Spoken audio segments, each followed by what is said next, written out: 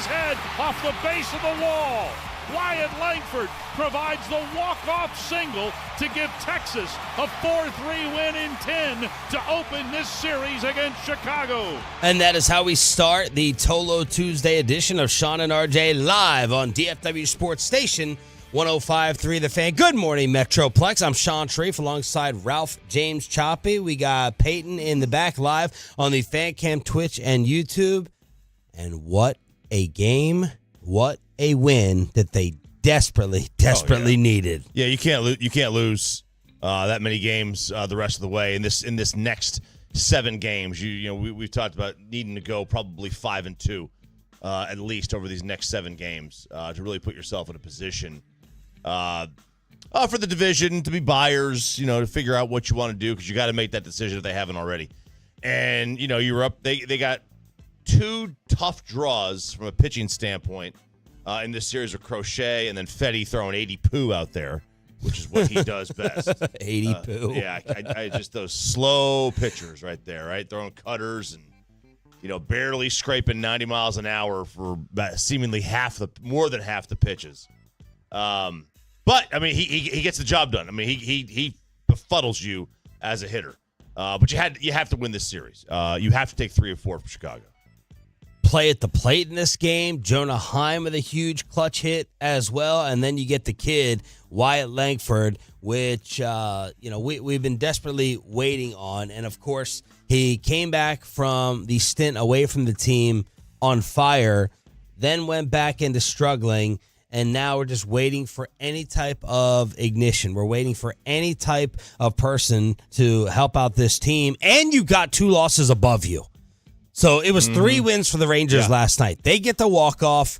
Houston loses to Oakland. Seattle loses as well. Oakland blanks the Astros 4-0. Angels over Seattle. So now you're 4 games back. Just like that, you're 4 games back. And take advantage of Chicago even more. Yeah, and, it was, I thought, a curious decision on the part of the White Sox manager to walk Josh Smith there to get to Wyatt Langford at the very, very end. Okay, why? Because Josh Smith is mired in a 2 for 25 or whatever. Well, 11 for his last 50. And Wyatt Langford, so he's having a career year, but Wyatt Langford's about to have a great career. And I would much rather face the guy having a career year than the guy who's just the overall more talented person. What? Absolutely. I'm shocked that you say that. Oh, no.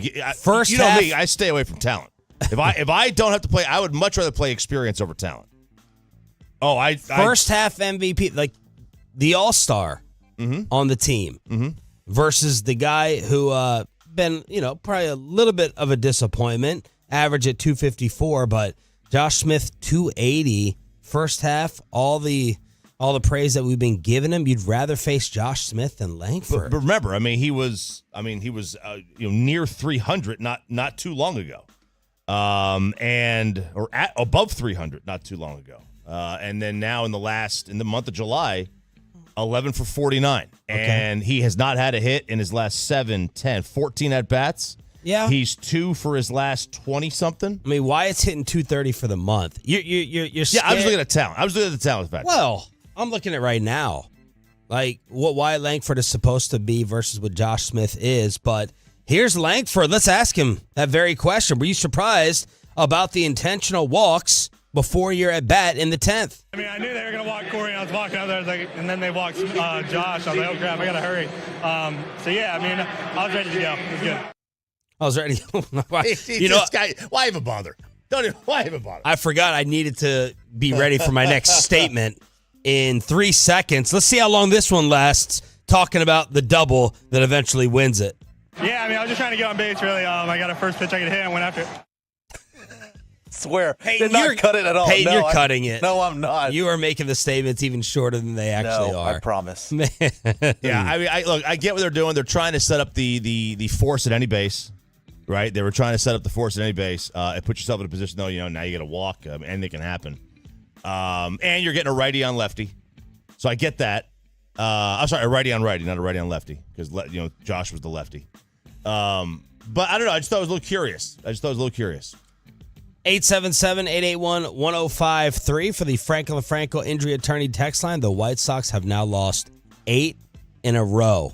And this is one of those games in which they're in front basically the entire way. You're just hanging on like, oh, it wasn't a playoff game, but it's like, okay, you start off losing the opener of this series, and then you lose another one along the way in the series, and it feels like night, see you later, start selling. Yeah, oh, for sure. I mean, you start losing this series, like, because now if you had lost that game, who's tonight? Is it Crochet tonight? He's one of the hottest pitchers on the market. Like, he's going to be one of the guys that's most sought after at the trade deadline. One of them, because he's got some, he's a good pitcher. There's some team control things there. So, you put yourself behind the 8 ball already in the series if you lose that game. And Wyatt had the 1-out double in the 9th, stole third, and scored the tying run on Jonah's clutch hit up the middle. Man, and his speed, like, it is on display. It really is. Like, he gets. That's another thing you have to factor in, right? With Langford doubling him up, you're not going to do it. Well, yeah, but there's 2 outs anyways. They were going to double. But any kind of slow chopper. Josh Smith on first. Josh is fast. Yeah. Seager would be on second. Now, yeah, you're right. It was 2 out. Yeah. Seager on second. Now he's going to get a bigger secondary lead, so it's harder to get him at third on a slow chopper. Plus, you probably wouldn't do that. So, it just opens up a lot of issues to be able to get on base and to score that final run. Because was it Jankowski was on third at the time, and he's super fast. So, like, you just put a ton of speed in the bases by making that move. It's just they were. I was just a little surprised. I was a little surprised by it. Jonathan Hernandez worked the 10th and got the last 2 of 17 strikeouts by 5 Ranger pitchers. White Sox matched their season high in their 38th game with at least 10 Ks. Ooh. 38 games striking out at least 10 times as a team. Yikes. And Boch was ejected. Yes, he was. For the 4th time this year. Yes, he was. He just kept going. He wasn't really, like, getting on him, too. It wasn't like a screaming match. It wasn't. Aaron Boone does those where he's, like, really, really screaming. This was not like that. This was just, like, kind of, the old man going at you, and he didn't stop. And, like, the umpire walked away. Once the umpire walks away and you keep going, that's some guys have a quick trigger. Let's hear from Bochy. Can a win like this? Bassick on the TV call was like, maybe this is the spark. We've been saying that multiple times throughout the year. Bochy was asked about it after. You hope so. It's been a little bit of an up and down year. No getting around that. With the offense, we're trying to get it going, and a game like this can do that. Hopefully, you can build on it. We have a. That have scouts at this game today. Dude, he's putting up Andrew Heaney type numbers, except better. The last time that he has given up over 3 since then, 2 earned, 1, 0, 0, 0. Was that good? And he's got 11 strikeouts alongside the column in the right to go along with some of these performances. Then he went 2 earned, 1, 2, 1, along with 10 strikeouts, 13 strikeouts. He had 3 double-digit strikeout games in the month of June. And so far this month, in 3 starts, he's given up 2 earned. Woo! Go Vols, baby. Oh, Vols? Yes, sir. Yes, sir. 25 years old as well. Yeah, he's young. He's good. And someone who gets him is, for the stretch run, it could be Baltimore that picks him up, Dodgers, Yankees. There's going to be a ton of teams that are going to be after him at the trade deadline. Team USA barely survives again. Did Jake Paul change your mind about the fight in Arlington against Mike Tyson? And let's take a little visit with RJ's Pops. It's a Tolo Tuesday edition of Sean and RJ. Just getting started. Glad you're waking up with us right here on The Fan. Coming up in the next G-Bag Nation, Rangers White Sox.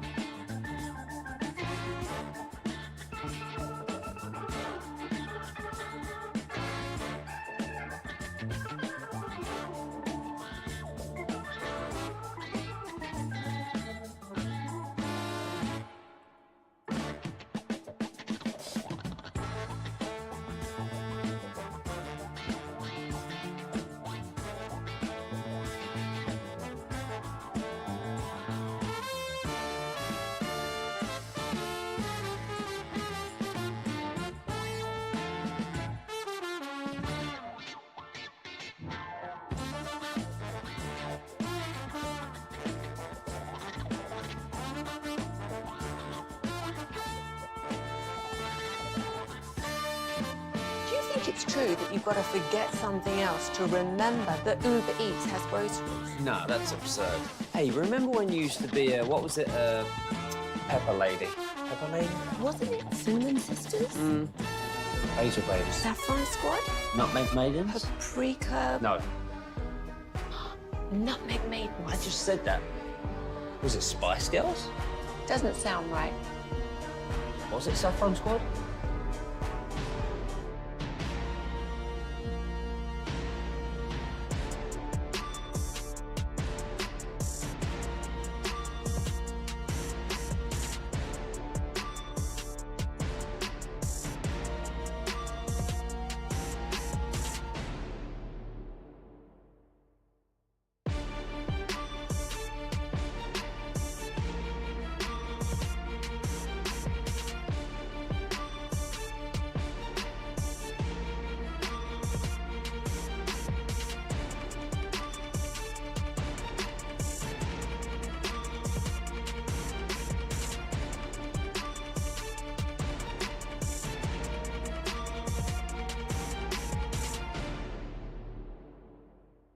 To learn more. IT is about trust. Davis.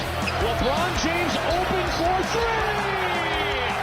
Talk about the moment. Capturing it. They had Raftery on the TV call yesterday as Team USA barely survives again, and it's LeBron James for the second straight game saving them. He scored 8 huge points. He big boyed Dennis Schroeder and Team Germany, and Team USA survives 92-88. Good morning, Metroplex. Loaded Tuesday edition with another Josh Abbott band ticket giveaway during the 7 o'clock expressway for you turning it on, leaving it on. Someone in the media says, forget CD first, forget Dak after that, pay Micah Parsons first. We'll explore that with Bobby Roberto Bell, our Cowboys insider, at 6. But you were not freaking out. You thought it was an overreaction with people making fun of Team USA barely beating South Sudan. How do you feel about this? It's a little concerning now because you lose. Now it's 2 games. It's still there's still exhibitions. So you wonder. I mean, LeBron played 18 or 20 something minutes. I don't think it wasn't a ton of minutes. Got benched in the second half to start against Sudan, along with the other starters. Yeah, it's like it's a little concerning when you start going down. You start barely beating up on these other teams. Now, Germany obviously is much better than South Sudan. At least you would think they are. Yeah, they have 4 current NBA players. Yeah, and like that obviously helps, but it's still not a good look right now. And the only thing I can think of is that they don't care. It's an exhibition and they don't care. That said, he scored the final 11 points for Team USA. That includes a steal and a couple of rebounds and those 11 points. Like, did we forget about him when we talked about best player in the world? Well, one thing can definitely be said. Bassick was comparing LeBron to Jordan yesterday while we were walking out of the studio.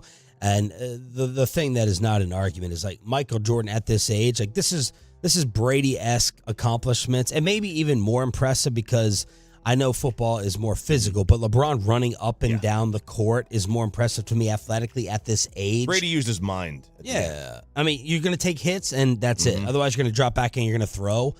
I mean, this could be, I have to go check Floyd and his boxing record at this age. I don't know how serious he competed. But this could be the most impressive, outside of golf, physical accomplishment of anyone in the history of sports with the way this guy is running around at this age. It's stupid. And Michael Jordan, I saw it firsthand in D.C. Michael Jordan would get waxed by LeBron at the same age. Totally different players. Destroyed. Jordan was a turnaround jump shooter at that point, right? That's it. Yeah, I mean, Yager had a really good late stretch in hockey, but he wasn't the best player in the world. He was a fun guy to go see. He was still putting up amazing numbers, but he wasn't, arguably the best player in the world at 40 years old. LeBron is. And we have just put now. Granted, for 82 games, I wouldn't want LeBron as I wouldn't pick him as the best player in the world for 82 games. But if I needed one game to win, I don't know that I'm going to pick anybody else in the sport. It's amazing how the alphas and the betas separate themselves, like during Olympic play.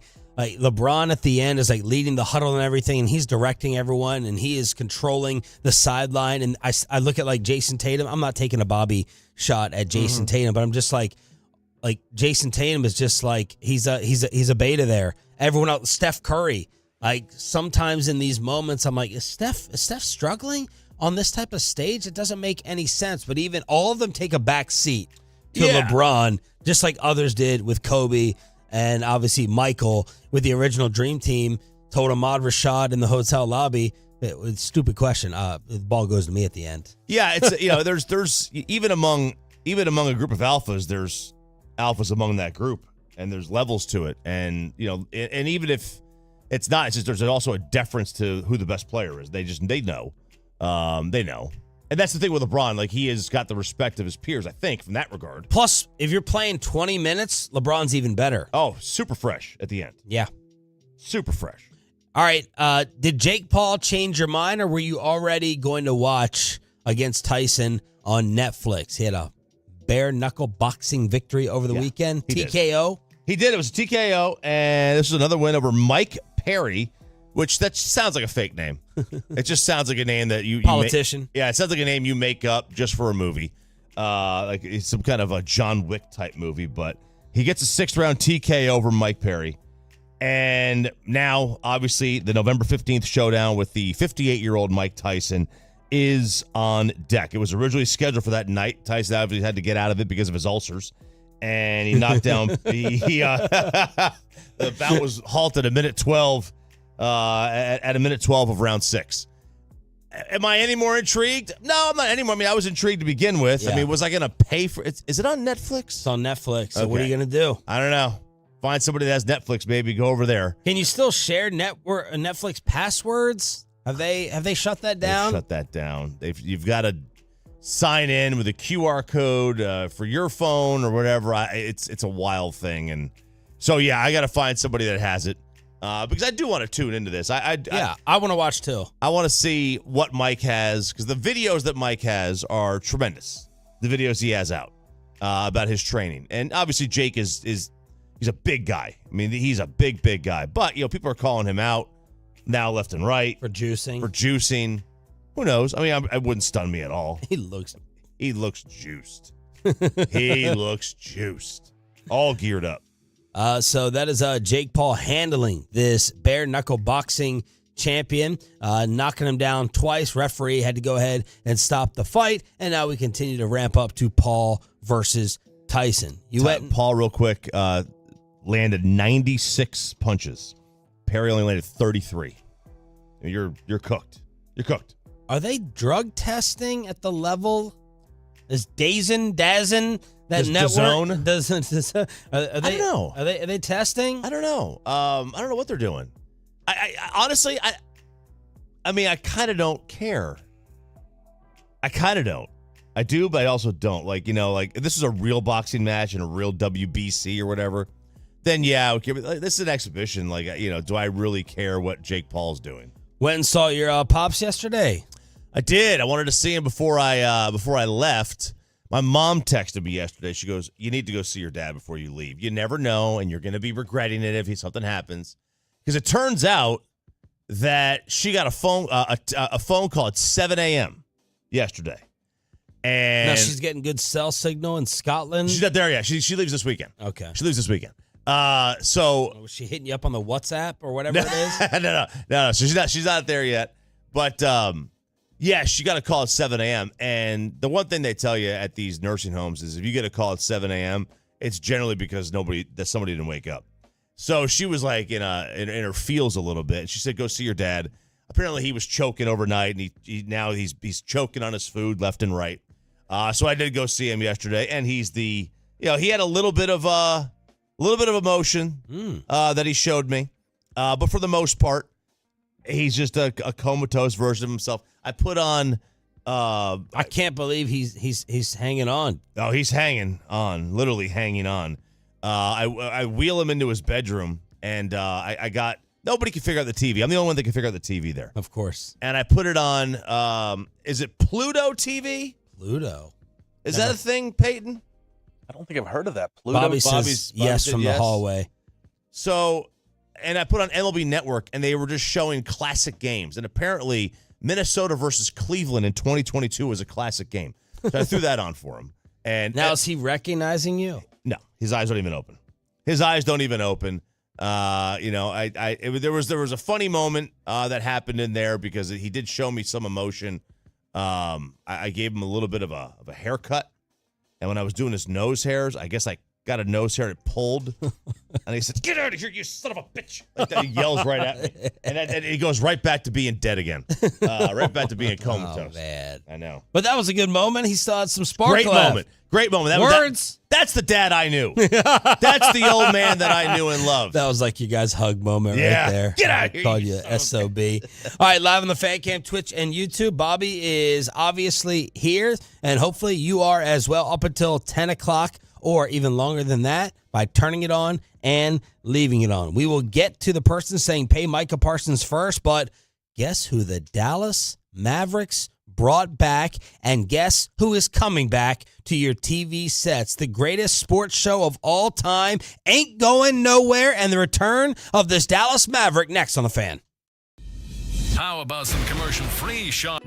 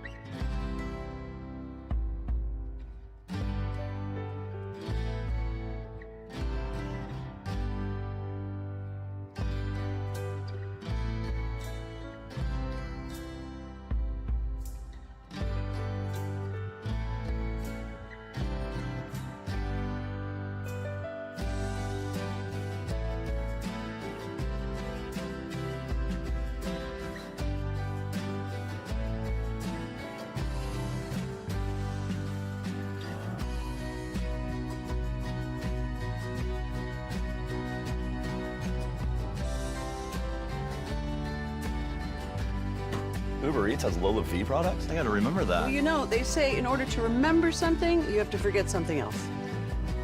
Okay, now that is a very cute haircut. That's like a little shag. I've never seen it before. Well, I mean, of course you have. It's the Rachel. Oh, is that your name? No, I mean like your name. No, I'm Jen. My name's Jen. Right, but I just mean like this is your... From our Hiley Mazda of Arlington and Hearst studios, this is Sean and RJ on 105.3 The Fan. Good morning, Metroplex. Shout out to the 6 a.m. Club, our best audience of the entire show.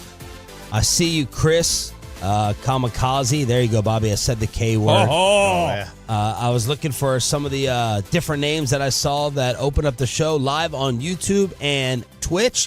Thank y'all for being the TV viewing backbone of the program. And if you're listening on the Odyssey app, you are appreciated. Appreciated. With Bobby Belt joining us as our Cowboys insider, I'm Sean Trafe alongside RJ Choppy. Nico continues to cook, as yesterday the Dallas Mavericks brought back Spencer Dinwiddie. Here's Shams Charania with the breaking news on McAfee. But this is someone that averaged 17 points a game for Dallas in 2 seasons. He was part of that 2022 Western Conference Finals team with the Mavericks, with Luka Doncic. That team had Jalen Brunson, and he can spot start. He can play as a starter at different points. He can come off the bench. He can play a 6-man role. He's someone that can play defense, shoot the ball. This is a big pickup, especially late in the summer for the Mavericks to go get Spencer Dinwiddie. He's already shown he can be ideal next to Luka Doncic. And the Lakers have had interest in all of these players. They had interest in bringing Spencer Dinwiddie back. They have a little bit of a roster crunch. There are 15 guaranteed roster spots.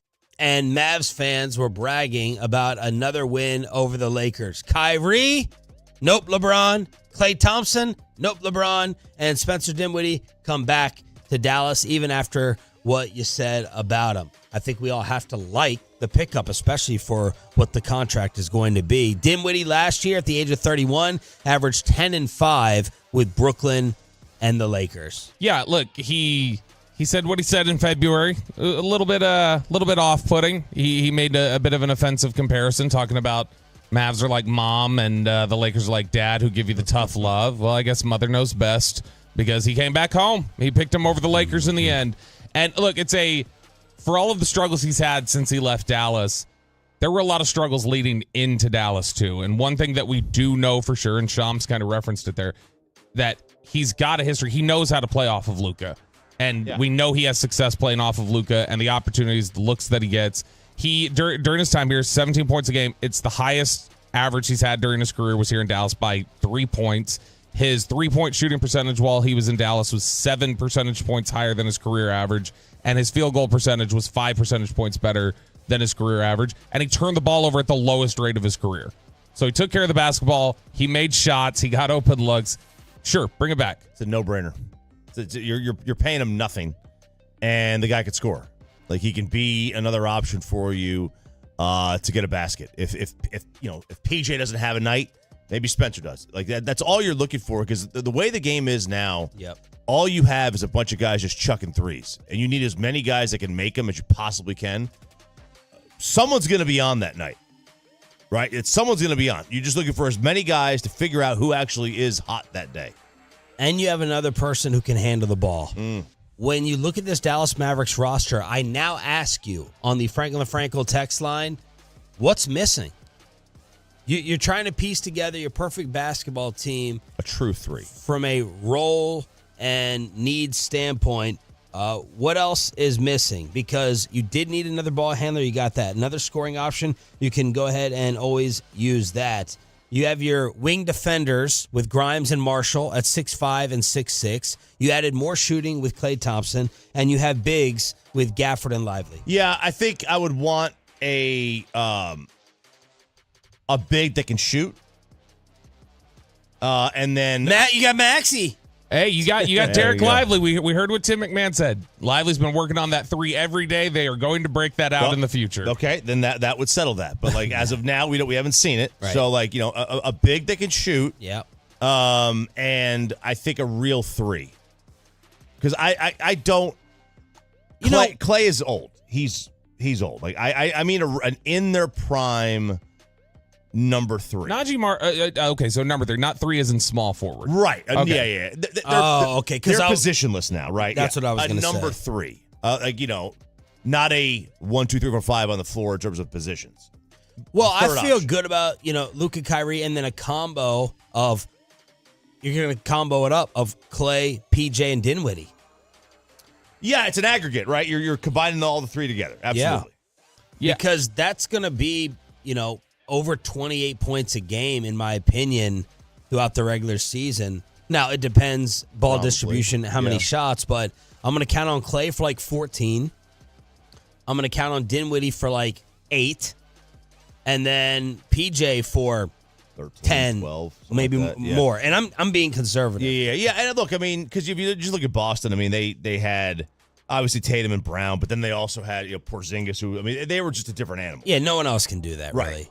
Because they've got 6 guys that can do it. So if I were to look at it and say, because then if you get a true big dog number 3 option, you may turn into the Phoenix Suns, who has nothing behind it. Fair. Yeah. I could argue you'd rather have this collection as your 3 than a big dog. Yeah. Now, I'm not going to sit here and be Homer and say, I'd rather have these 3 than Bradley Beal. Those 3 versus that 3. Yeah, but as the 3 and the 12 you can put behind them versus those 3 and the 12 you can. Yeah, absolutely. Now, if I was going to look at 2 things that give me a little bit of pause, I still don't feel like you have a really reliable bring the ball up the floor, like run the offense guy outside of Kyrie and Luka. Like if you need to give them a break or you want Kyrie to play more off the ball and have somebody step in for Luka when he's on the bench, you don't have that yet. You have guys who can do it, but you don't have anybody who's like that's a really natural position for them. And then the other thing is just the scores that you did add. You got to look at 3 or 4 scores now are 32 years or older. You've got a really old scoring core, and that can flip on you really fast. Assists-wise, Spencer Dinwiddie had 9 a night with the Nets early last season. By far his highest assist average in the league, really by 3. That's remarkable because they only scored 11 baskets a game. Yeah. Look, I loved his attitude when he came here. I thought we need him for like an every other week player show. That was my huge regret when he left here, and I heard an interview, and I was like, oh, man, this guy will say stuff. We need to ask the Mavericks. I don't think anyone has set that up. We do it with the Cowboys. We do it with the Rangers, with Coach, GM. I want a weekly with Spencer Dinwiddie. Yeah, he's really good. He's thoughtful. He's funny. He'll like you said, he'll say some stuff. He'll choose to just pop off a little bit. But he's somebody who I like the edge. I like that it's another person you can add back into the fold who has been with Luka through some pretty trying times. Like, going through that West Finals run and going through the back end of that. Like, I like that you've got somebody who's gone to war with Luka, essentially, and is somebody who knows how to play off of him, knows he has a chemistry fit. So often we talked about leading into Kyrie, how difficult it was to find the right fits with Luka. Well, here's one that does. Like, this is a guy we know plays off of him really well and has a good relationship with him, has a relationship with him that he knows he can work with him in the locker room, on the court, everywhere else. We were looking, because of Tim McMahon, at Dennis Smith Jr. as a possibility for this final spot. We're all good with Dinwiddie over Dennis Smith Jr., final spot on the roster, even though Dennis Smith is a better defender. Yeah, I don't need the J. Cole courtside appearance anymore, especially after he bowed out so easily from the Drake-Kendrick Lamar beef. I don't need that showing up here. But no, the Dennis Smith Jr. thing, there was a time I had such high expectations for him that were probably unreasonable. He looked like Derrick Rose athletically. Yeah, exactly what he looked like, just in terms of the way that he could get up and attack the rim. But it's just, that was a dude who I never felt like there was a time here in Dallas where between the ears he was tough enough. So now the Mavericks offseason in Clay, Grimes, Marshall, Dinwiddie. Out, Derrick Jones Jr., Josh Green, Hardaway. Depth, Luka at the point, Kyrie at the 2, Clay at the 3, PJ at the 4, Lively at the 5. Backups, Dinwiddie, Grimes, Marshall, Maxey, Gafford, Jaden Hardy, Exum, Omax, Dwight Powell. Cool. Let's run with it. Yeah. I can. That is as good of an offseason as you could have expected them to have, I think. Yeah, because they didn't have a whole lot to work with. Reasonably, the capital that they had, the space that they had, that's as good. Like the Nico gets an A. It's an A for the offseason because that's as good as it possibly could have gotten. And the NBA news continued to be as good as it could have possibly gotten yesterday. Turner Sports said, we're matching. We got the right to match. Amazon, give me that night of the week back. And the NBA, they don't care where it's coming from. No. They're getting $1.8 billion either way. Yeah, they don't care. They don't care. This is good news. You don't have to worry about changing apps to go from game to game. That was RJ's take last night. I mean, is that not the right take? That is the worst thing about streaming is that it's impossible to be a true sports fan streaming because you can't channel surf and commercial breaks. Like, that's the whole point of going to break is to go check out action somewhere else. And it's just too difficult. It's just too difficult to do. So, yeah, this is such great news. Keep it on the guide. Keep it on cable. So I don't have to go to a special app to open it. And what else? What else is great about this, Chop? Forget flipping channels. What else is great about it? Look, it's a good show. I don't care about the show. It's a good show. I would never turn it on if I wasn't going to watch the game. That's total opposite. I've watched that plenty of times and then changed it as soon as the show's over. Well, because the show's over because it's 2:00 in the morning when the show's over. But I'm talking about changed it as soon as the pregame is over and they go into their whatever their national game is. He's not going to give it up. He doesn't like it as much. It's fine. Yeah. They're old dinosaurs. But their chemistry is great. They're just old. Well, they call people out. I love it. Obviously, without Charles, it's nothing. Right. And that's the big follow-up. Is Barkley still going to retire after this upcoming year? Didn't he sign like a 10-year deal recently? A couple of years ago, yeah, but I mean, you can still retire. You can still retire, yeah. Look, I mean, he is the. He changes his mind too, like Brett. He's the Brett Favre broadcast. I was gonna say Jordan specifically because as much as he dislikes things about Jordan these days, he clearly has his fickleness for just committing to retirement. But because he's threatened this a few times, and it always conveniently is right when either a contract situation or a change in platform or however you lay this out. It's always when there's a shift where he could potentially make more money. Because I was viewing this upcoming season kind of like I do the day before vacation ends. Like I let it ruin my day before vacation because all I can think about is leaving and it ending. And I was going to be cherishing. Like I'm saving my dad's voicemails on my phone, being 87 years of age. That was very dark almost, I feel like. It is intended to be dark. Why would you do that?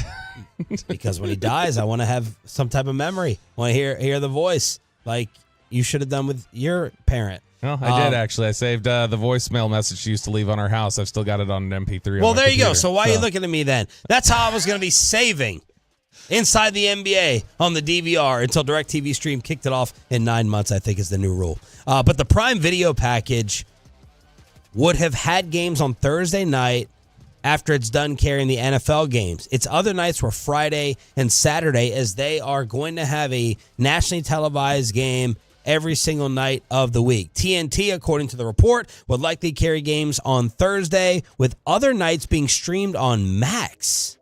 Oh, yeah. I guess it's all part of the same company.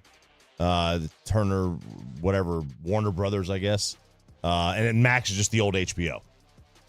So I'm happy. I'm thrilled. I'm happy too. This is, again, another example, though, of, like I put in my email last night, I don't understand. This is another, like, not only was somebody willing to pay it, now Turner showing, well, we're willing to match it.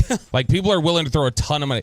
There was a story up in Sports Business Journal last week that said the Las Vegas NBA team that's expected to come through expansion at one point, the estimate right now is that it's going to be $7 billion to acquire, which would be $1 billion more than the Commanders sold for as a record in professional sports. Wow. And so many games. There's something here. Advertisers must be getting their money. Advertisers, league, the league wants to do expansion rapidly. All of a sudden, they're looking at there must be some sort of futures projections that people around the NBA are looking at that saying, this is going to blow up in 10 years, and you need to be ready for it.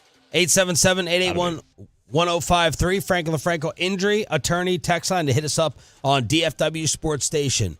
Are we going to be missing CeeDee Lamb and Trayvon Diggs. When we arrive to Cowboys training camp tomorrow in California and someone on national TV says, forget CeeDee and Dak, pay Micah first. That's next. Well,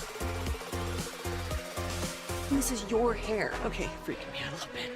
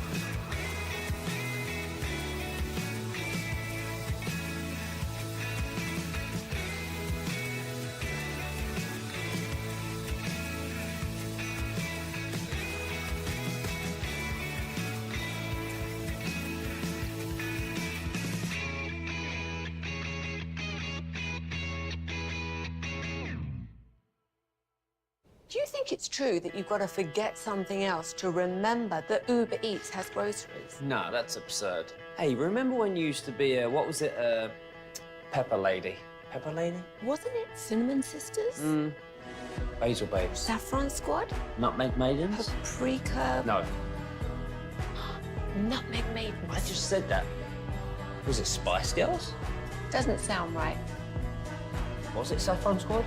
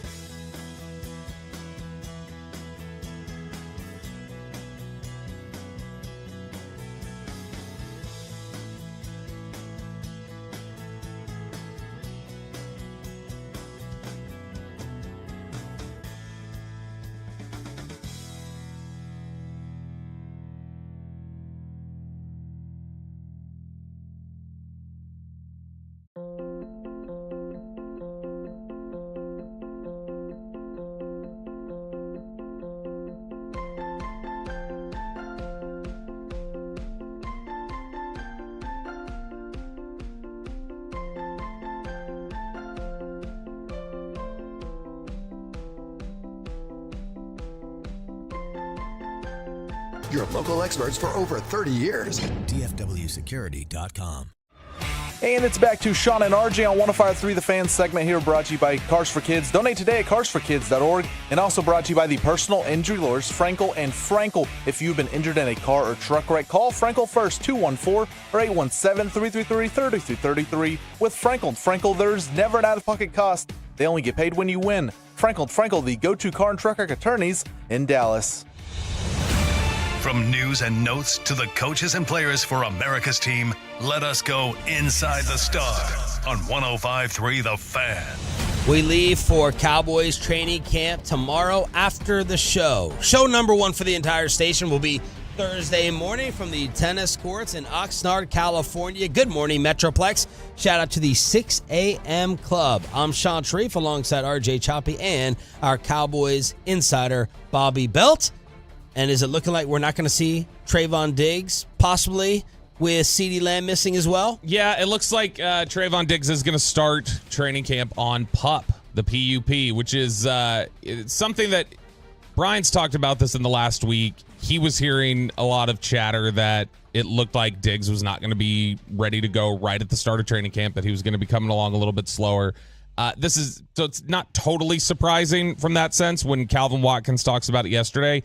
But it still puts you behind a little bit, and it does leave you keeping an eye on his recovery, I think, a little bit more. Because that happens second week of September, so we're a full 10 months clear of it, closing in on 11.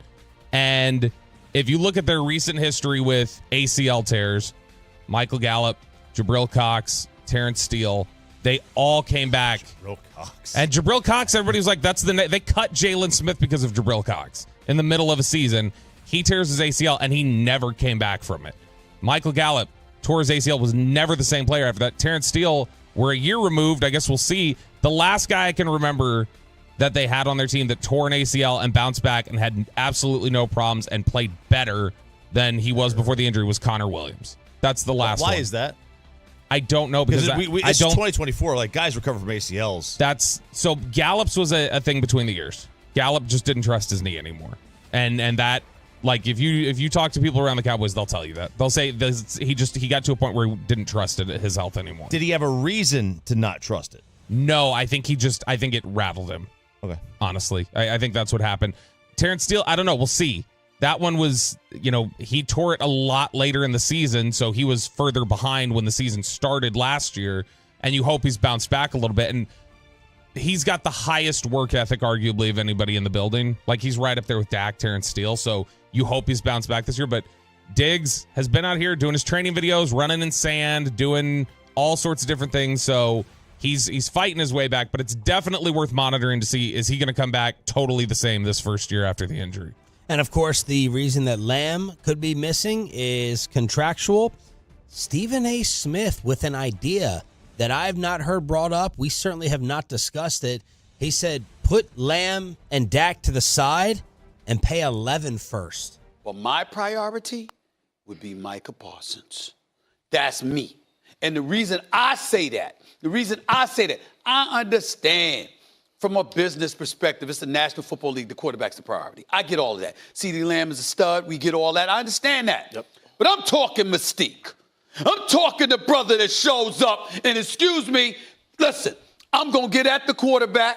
I'm going to hold it down on the defensive side of the ball. We going to make up for what we know the quarterback ain't going to give us. I just think that Micah Parsons, nobody's LT, and I'm certainly not implying that, and he's got to show up in the playoffs too. But Micah Parsons, to me, is that dude that personifies so much of what Cowboy fans believe they are.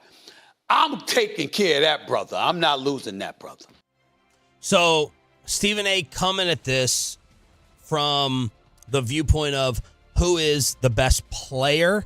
You could have a CeeDee Lamb argument, but, like, who right now would I put my money on to definitely make Canton and the Hall of Fame? I put it on Parsons first. Oh, if you had to pick one, for sure. If I had to pick one, that's where Stephen A. is coming at this from. But has Stephen A. not said for years about this Cowboy team, they're just substance. They're not substance. They're just style. They're just He's talking about mystique. Shouldn't he be talking about wins? Isn't that what he always preaches with his team? But I mean, he's always preached that because, to be fair, Stephen A. has always consistently said, like, you set a standard and you set a reputation that you just have not hit in 30 years. Like, he's always talked about the foundation of the organization, and that's why he rags them so hard, is because he says, you guys are not, it's not the 90s. You are not this team anymore, and you act like this is acceptable. Now, why would this be a take that we haven't brought up or a lot of people don't agree with? Well, it's the advantage of being local, covering him, and really going inside the stories pertaining to leadership, attitude, accountability.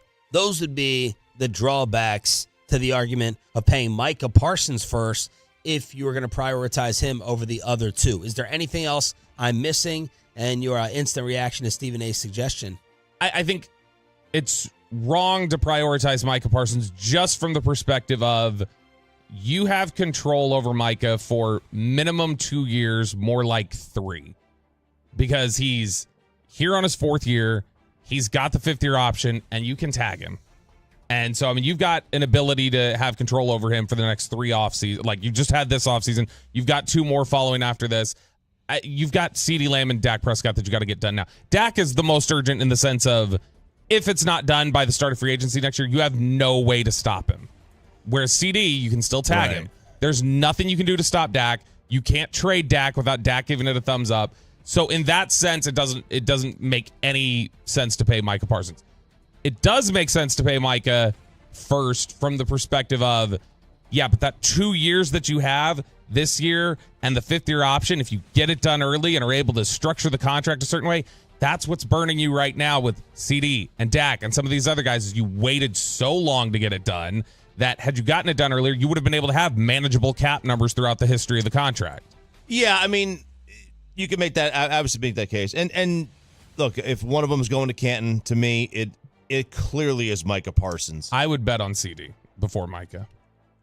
Oh. Okay. All right. Well, look, I mean, I'm not going to argue with it. I mean, I disagree, but I think that, to me, it's clearly Micah. Micah's also the first one that I would move on from because I think you can get such great value for him. And we all know offense drives everything. And on defense, I don't want necessarily stars on my defense. I want... Well, if offense drives everything, what would Lamb bring you back? 2 1s? Just like Micah, I think. Didn't Khalil Mack get 2? I mean, Micah, yeah. Micah I think could get you 2 1s potentially, or a 1 and a 2 that escalates or something like that. I don't know that I'd have to look at the return on receivers recently. I don't think. There's not been a lot of history in recent years of like top receivers, even young ones, going for 2 1s. It's just it's not become as consistent a thing. Tyreek, I had to go look. But either way, like we know offense drives things, and the new way of roster building is, don't pay superstars on defense. You'd rather have 11 C+, B- players on defense as opposed to 5A and 5D. Like, it's a weak link thing. So that'd be the argument there. Trade them, get a couple of 1s, and then restock. I mean, what we've seen, too, is that for all of the questions that did exist, I think, about CeeDee Lamb, given his frame and the type of position he plays, there's questions about how well is he going to hold up. He hasn't shown a single hint of being injury prone since he got to the NFL. Micah not showing being injury prone, but Micah is showing, like, does his size hold up for the trenches full time? Yeah. Like without wearing down like it does. And is losing weight, as Clarence Hill tweeted the other day, the answer to holding up? I guess Mike is looking at, or I guess Clarence was looking at explosiveness. He's I always said since he was drafted, like, yeah, he looks a little undersized to be going up against. It's a credit to him with what damage he causes up front. But I would think getting bigger would be the answer to that, not losing unless he thinks it's a cardio thing. Well, bigger is generally slower, smaller. So like now it's the, hey, yeah, if they get their hands on me, good luck trying to get your hands on me. You'll stay more elusive. Yeah, you might have better chance of getting bottled up if you do get tucked. But I'm more powerful and can box you and fight you for 9 rounds. Yeah, I think perhaps maybe he's like, I could put on 10 pounds and I still wouldn't be able to handle them. man, like, I still wouldn't be able to overpower them. So my best option, not the only, but the best route would be just to make myself even more difficult to get their hands on me. The most talented player of this group, like just natural talent, is Micah. There's zero question about it. He is a historically talented individual. And I mean, like I know we talk about how quick he is and stuff. Like, we're talking about him losing weight to be a little bit quicker. Like, I don't know that people remember. Do you know what he ran at 245 pounds? Do you know what he ran in his 40 at Penn State? 4.5? 4.38. He was a 4.38 guy at 245 pounds. He is a freak. Yeah. There's nobody like him in the NFL right now. There's that angle of it. From the CD side of it, though, the argument that would say take care of CD first is like if you're just looking at prioritizing contract status out of this, CD to me makes the most sense because he's shown all-world talent with all-world work ethic that has not consistently been there with Micah. That was Inside the Star here on Sean and RJ. We are your home of the Dallas Cowboys, in case you did not know. Meanwhile, Aaron Rodgers, once again explaining to us, you just don't understand things in life. This is Aaron Rodgers explaining missing Jets practice on Pardon My Take. The thing that I think people don't understand is that when I was in the NFC North and playing for that team years ago, there used to be a real thing called minicamp, where it was you had one of them usually. Sometimes it was right after the draft, but either way, it was 5 practices in 3 days, Friday, Saturday, Sunday. So 2 practices on Friday, 2 on Saturday, 1 on Sunday. Now it's not minicamp. They can arbitrarily put a tag on whatever week of OTAs they want to say this is the mini camp week, which makes it somehow more mandatory than the other weeks. But it was an OTA schedule. That's how it's, how words can be a little deceiving from time to time. You can make a story out of the fact that I missed a mini camp when it was really 2 OTA days. My mind is a Rubik's Cube right now. It's amazing. Not put together. No, I love this so much. I have come back with a bowl. and I've said before, I have so much respect for somebody who just willingly gaslights the hell out of me. Like, no regard for or any respect for our intelligence. They just blatantly lie to your face, and they don't even care. I have so much respect for people that can do that. Because truthfully, that was one of my goals in life, to be able to do that. And I just can't do it at the same level that he does. That is incredible gaslighting. I've barely seen anything quite like it. Phenomenal. Look, is there something to what he's saying in terms of the way? Not according to his coach, who called the absence unexcused. Did he have this conversation and explain to Robert Saleh, you don't really know what you're doing with the labeling of OTAs and minicamp? I am certain he probably He's insufferable. did. I am certain he probably did tell Saleh that. So insufferable. But is there something to the just general idea of minicamp practices that aren't what minicamp practices used to be? Sure. Nothing in the NFL is what it used to be. I'm sure he's right about that. It doesn't change the fact that just say, if you're that comfortable in your own skin and you're that comfortable telling people to just, jump in a lake like he seems to be, then just say, I didn't want to be there. You don't have to tell us, we don't know what the definition of a mini camp is, you idiots. That would lose the opportunity to explain how he's more intelligent. Yeah, that's true. How he's more intelligent. Where it is. That's where it comes into play. So there it is. Aaron Rodgers explaining. Dan Graziano had a line about this on ESPN that RJ appreciated. You know what's really comforting is that if they don't make the playoffs, he can just say, well, the media said we didn't make the playoffs. We actually did. They can say whatever we want, but we won the Super Bowl. So you know that. So now he's all set. Yeah. Perfect. It's a good line. It's a good line. All right. You got one, Dan. That's right. That's my line, Bobby. Did you stay up for the awesome walk-off that the Texas Rangers needed so badly? And how about Colleyville taking over the baseball headlines last night as well? That's next on the Home of the Champs. But let me get you set up with the Tolo team of attorneys. I have Frankel and Frankel Hurt.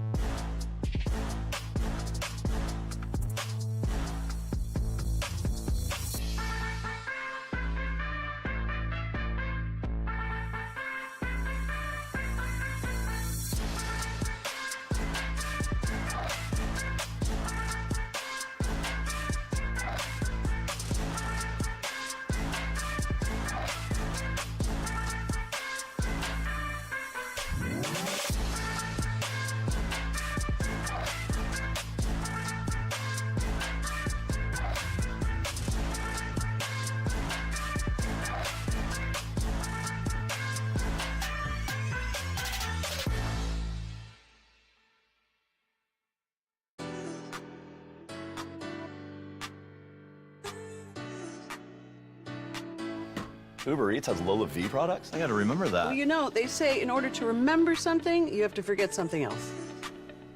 Okay, now that is a very cute haircut. That's like a little shag. I've never seen it before. Well, I mean, of course you have. It's the Rachel. Oh, is that your name? No, I mean, like, your name. No, I'm Jen. My name's Jen. Right, but I just mean, like, this is your haircut. But that's hair on your head. I'm not saying this is your hair. Okay, freaking me out a little bit.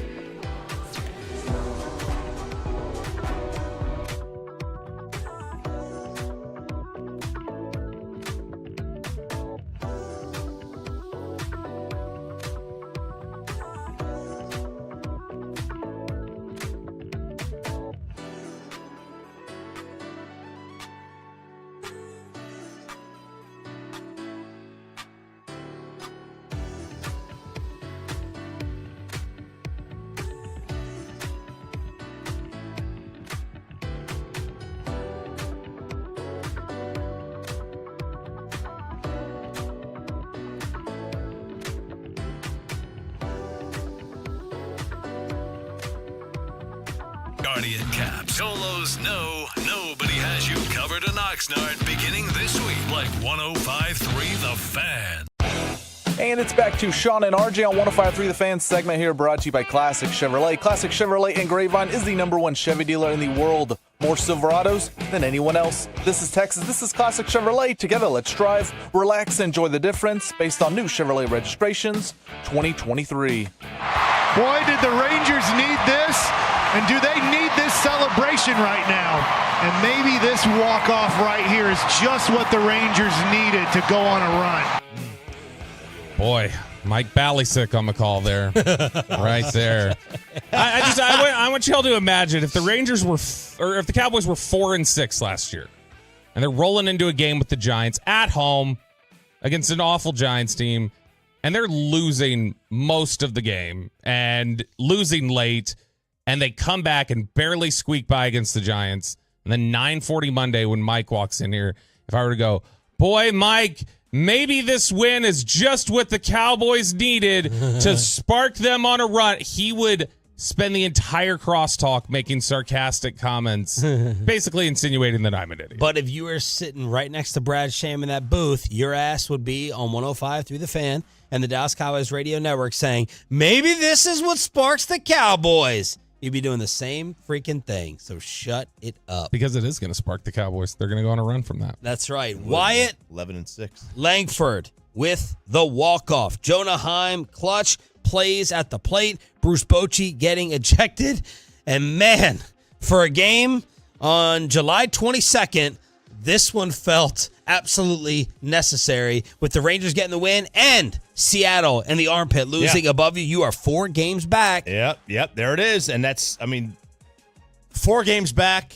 If this is July 31st, I don't know a team sells 4 games back. I don't know that you're selling. You know what I mean? You're just not. Like that's Then they're making a mistake. You what? Then they're making a mistake. Well, they very well may be, but the defending champs who are 4 games back typically don't sell. Who don't have not had their arsenal right. Being, more pitching. More pitching and, Josh Young and Evan Carter. Generally, the Give me the rotation of the playoffs. That's the way we need to go about this. Let's forget about the offense waking up. Let's just disqualify them. Give me the pitching rotation in a series.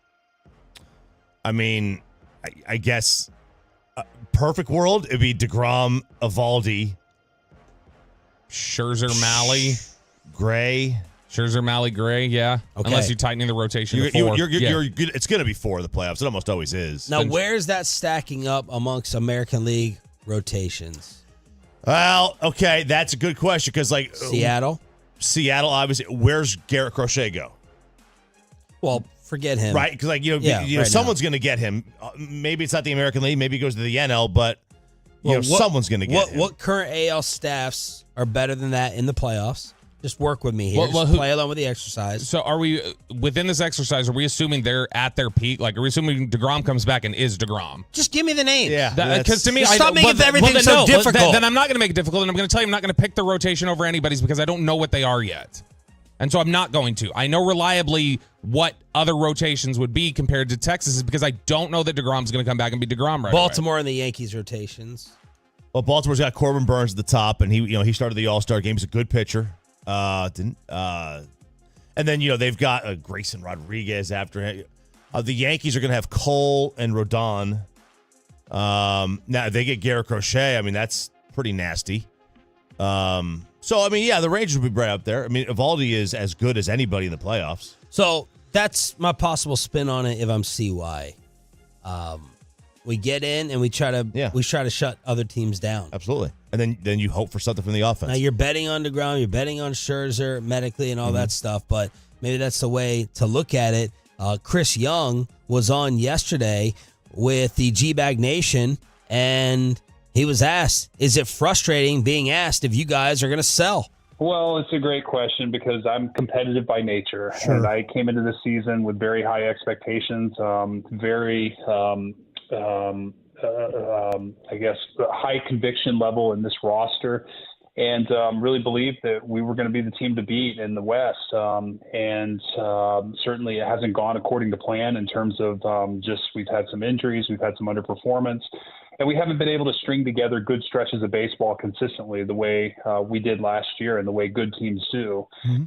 So when people ask those questions, and I even have to think about us potentially being sellers, that's not fun for me. That's something that I'm very frankly not proud of, and the competitive aspect of my character comes out, and I don't like it. But the reality is it's my job to not only evaluate the present, but to evaluate the future and make decisions based upon what's best for this franchise this year and 2025 and beyond. And that's part of the decision that I'll have to make here at some point. Yeah, and was that with KMC? That sounded like Broadus. Okay. I couldn't tell whether it was Broadus or Bassick. Yeah, look, CY is not in a position where, for one, I guess it wasn't the host saying, "You're the best, Chris, you're the best," so it couldn't have been Bassick.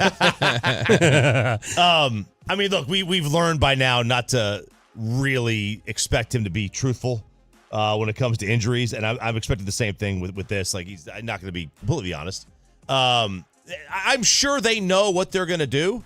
Maybe they're just waiting for like A, how they're playing, or B, where they are in the standings. They could play poorly and still pick up games if the two teams at the top are even worse. And to be 4 games back, and I think being the defending champs changes a lot of things. Like my assumption is that Chris Young feels like he owes it to the team to let them defend their title. I think a lot of general managers may not be his choice. It may not be. But short of adding a ton of payroll, I think that he would look at it from the standpoint of they're going to get a chance to defend their crown. I don't know, because and I think you can also defend it while being minor sellers. Mm-hmm. Yeah, you could sell. You could trade Leody Taveras. Yeah, that you're not selling anything. You're not changing one game of your ability to win. Yeah, but if I tell you, if you're looking at holding on to this playoff run and saying get into the postseason and then anything can happen and we can be any of these things, are you willing to sacrifice potentially a top 20 prospect in baseball if packaging somebody like Evaldi and Yates together, or Evaldi and Robertson, if that gets you back a top 20 prospect in all of baseball, are you willing to sacrifice that just to say, well, we need to let them defend their title? Does Nate Evaldi get a top 20 prospect back? I think Evaldi and Yates could get you that out of Baltimore. Okay, both of them. All right. If you package them together, not individually, but if you package them together, I think it could. What was the Rangers' record at this time last year? They were 40-20 at one point, and then they went on a stretch where they didn't play very well. So I think they were probably 50. They were probably, 8 games over 500. Let me look. Okay, right now 48-52, 4 games under and 4 games back in the American League West. He not only had Wyatt Langford getting it done on this radio station, Colleyville representing with some drama last night. Well, that's not going to make Junior happy, any of his teammates, and any one of the fans here tonight. That will stir him up. Royals TV, as Bobby Witt gets plunked, the Royals respond, and Bobby Witt Jr. was a single shy of the cycle in the 4th inning yesterday for Kansas City. He is on such a heater right now. In his last 16 games, he's hitting over 500 with an OPS of about 1,400 in his last 16 games. Pretty good. So that's a heater, man. That's a heater. It's pretty good. He's a total stud. He's exciting to watch. It's a shame he's in Kansas City right now because not right now. No, but just a shame he's in Forever. Kansas City in terms of the fact that that's where you're gonna put one of the game's biggest stars is languishing with the Royals. But what did you make of the drama with them hitting him and then the clear response? Got to respond from the Royals. Got to respond. You think Arizona hit him on purpose? I would think so. It doesn't make any sense to hit him on purpose. And I didn't see the rest of the game, so I don't know. Did they buzz other guys throughout the game? Did he slide in spikes up? I don't know, right? I didn't see that part. Did he take 40 seconds to run around the bases? How about this stat? They just great. showed this graphic on ESPN. Notable home run trots this series. Yeah, this series. So the Yankees and Rays have been going back and forth, and Jose Siri for Tampa has been doing these super long ones. So the Yankees have kind of retaliated. On Sunday, Arozarena took 33 and a half seconds to get around the bases. Siri took 32. Judge 31. Caballero 32 seconds. And then yesterday, Siri took 30. And Juan Soto said, screw y'all, 37.7 seconds around the bases. If Bobby Witt did that, okay, fine. Yeah, and I don't know. Again, I don't know what Bobby did. I don't think he did anything like that. But I don't think that was intentional. But it absolutely was the retaliation from the Royals. Yeah, and they had to do it. They had to do that, and they did it in the right spot. They hit him I think it was in the hip. That's where you hit him. You don't go high. Just let him know. I don't know. It might take me just normally, trying to go at a deliberate pace. It might take me 30 seconds to go around the bases. So I don't know how fast my home run trot would be. What were the Rangers at this time last year? 59 and 41. Oh my. They're 18 games above 500. 3 games up in the West. 59 and 41. I'm just going to go to baseball right now. The standings right now. That is, that's about what the Orioles right now are 60 and 39. The Yankees are 60 and 42. Cleveland is 59 and 40. Philadelphia's much better. Milwaukee's 57 and 43. The Dodgers are 60 and 41. That's about as good as you're going to get. Yeah, Texas was never I'm trying to see. They weren't below 500 a single time last year. No, they were 3-0 to start. And that they got to 500 early in the season, but even after that point of the 100-game mark, the closest they got was 12 games above 500 was as worse as they got. We got a little college football kegger and some xenophobia taking place with Team USA. That's next on Sean and RJ 105.3 The Fan. But let me go ahead and get you set. Oh, man, Hurtado's just in the news. I don't know whether my guy Brand...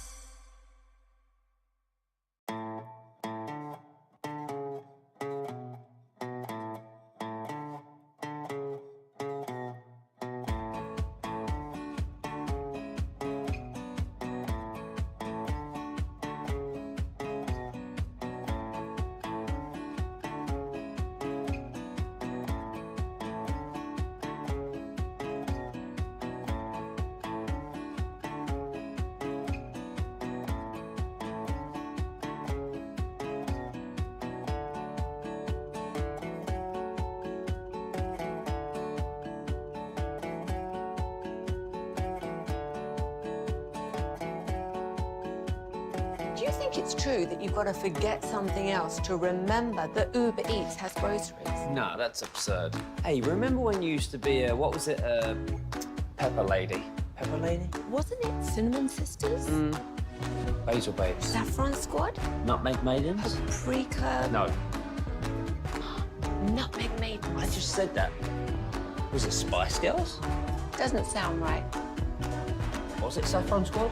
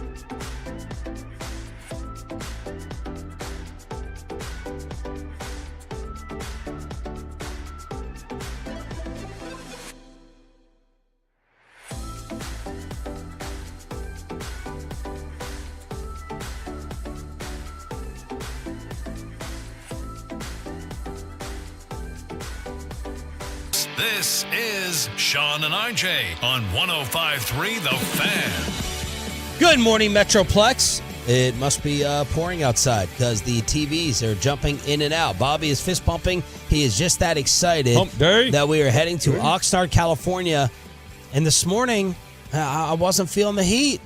I was like, we might as well just stay here and do training camp and do, some type of field camp with Brian Broaddus commentating the entire time because it felt decent this morning. But the rain is coming down in the Metroplex, so be careful out there. Entire morning squad with you. Sean Sharif, RJ Choppy, Bobby Bell, and Philip Russell live on the Fan Cam, Twitch, and YouTube. And Nico Harrison continues to get it done.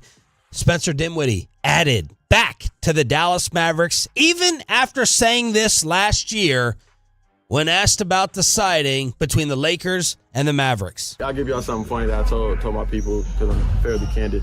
The two situations kind of felt like this, right? Let's say you were a kid, you got your ass whooped by the bully. Dallas would have been like your mama being like, it's okay, baby, don't worry about it. Lakers are like, your dad, now you better go out there and fight till you win. You feel me? And I just felt like that was what I needed at the time. You feel me? So I'm a big believer in kind of doing what you need to do at whatever time it is, and so that's how I felt about it. Still makes zero sense to me, but that's okay. I said he would regret the decision, proved to be right, but we go ahead and flush all of that because the Lakers, in his analogy, they're not Pat Riley.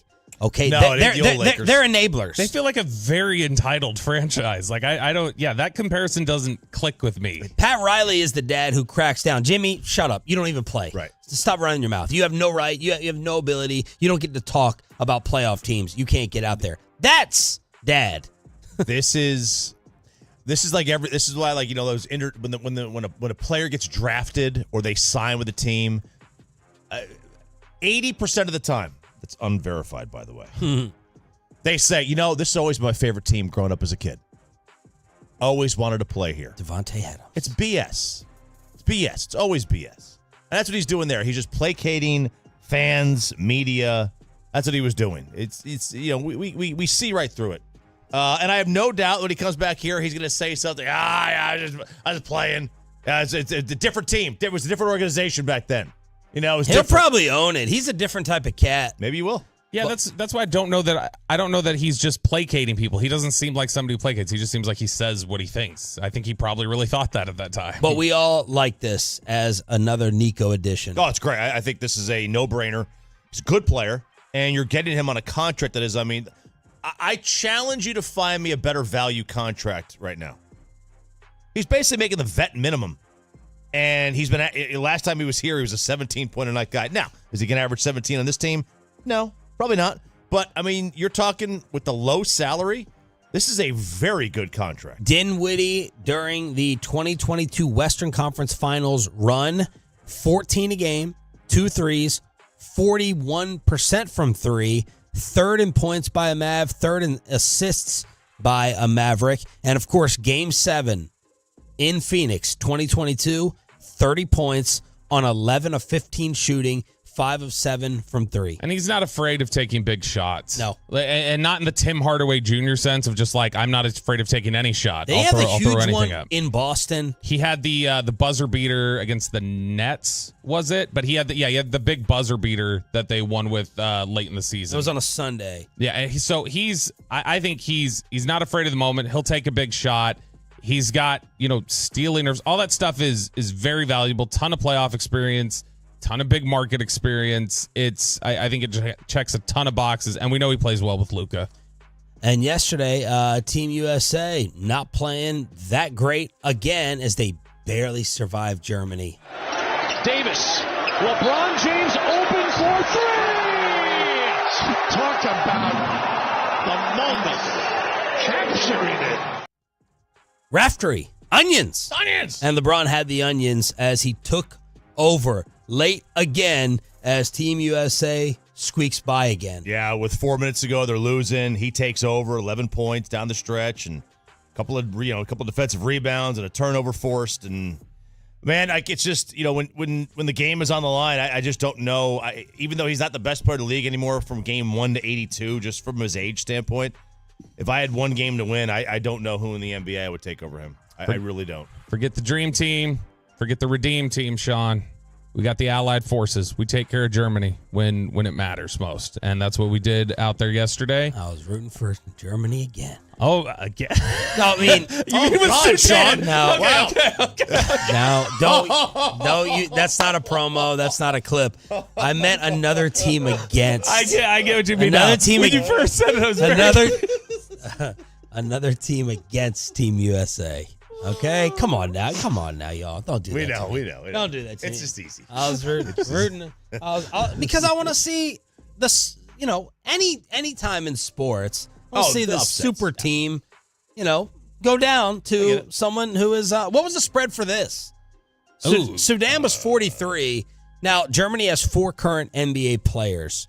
Brian Windhorst said they're known for excellent team chemistry. 16.5. 16.5. Like the Sharks hammering the unders in these games. But you also have some other controversy besides what I just said, as Gilbert Arenas reacted to the U.S. barely beating Sudan by 1 point when they were favored by 43. Here's Arenas. Got the males almost lost to some Africans. We almost lost to them. And the king had to save. The king had to save us. I know the LeBron haters are mad. We almost lost to them. the Ahi tribe. This is crazy. Man, Embiid over there, damn throwing the game. He throwing the game for his cousins and shit. We're not supposed to be losing to Air up there. Come on, man. Cool Runnings? We're not supposed to lose to the Cool Runnings team. They don't even have, they get their shoes from America. We got to ship them shoes. They don't even have basketball rims, dog. Manu Bull, I seen he had to walk, an hour and a half to go shoot basketball. We losing to people who don't even, they got baskets in the back. They shooting on peach baskets in dirt, no shoes.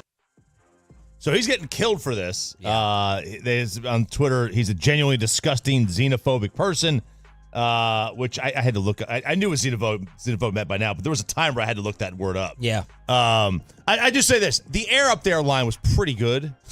That made me chuckle because it's a great movie. But he did go quite a bit too far. Embiid responded, "I'm Cameroonian. If it was that negative, it's just disappointing because you see what African basketball has done for us to be in this position to be able to make some sort of impact." So that was Embiid responding. What South Sudan did, I don't think we could quantify. They, again, do not have a single indoor basketball court in the entire country. I don't know if I believe that stat. I mean, that's the story. This is the stories. I'm trying to remember. That was one of the players afterwards said we don't have any indoor courts in our country. I don't know if it's accurate, but I mean, Luol Deng is building the first one. Wow. He's paying to have it built right now. They're practicing outside, probably on metal nets. Those metal nets you see at the park. Yeah, like that's what they're doing. So look, this is all part of my theory that you can joke and be, xenophobic, whatever you want to call it, with certain races and cultures and not with others. Like, you can do it with Italian. You can go, oh, there's a meatball. It's funny and everyone laughs. You do it with a Russian, Stallone reference, from Rocky. Oh, from Rocky IV? You can get away. You can get away with those. Break you. Slushy Indian jokes. Turning the mirror on me. A lot of people don't get offended and worked up and freak out over that. You can make that joke. I can't. Well, I'm just saying. Everyone does, a little Italian, Jersey Shore accent or references, and they're fine with that. So there's a quadruple standard when it comes to this topic. I've always believed that, and it's true. Yeah, is it enforced? Like if you go here with like Chinese language references, you're probably going to get in trouble. African American, you're going to get in trouble.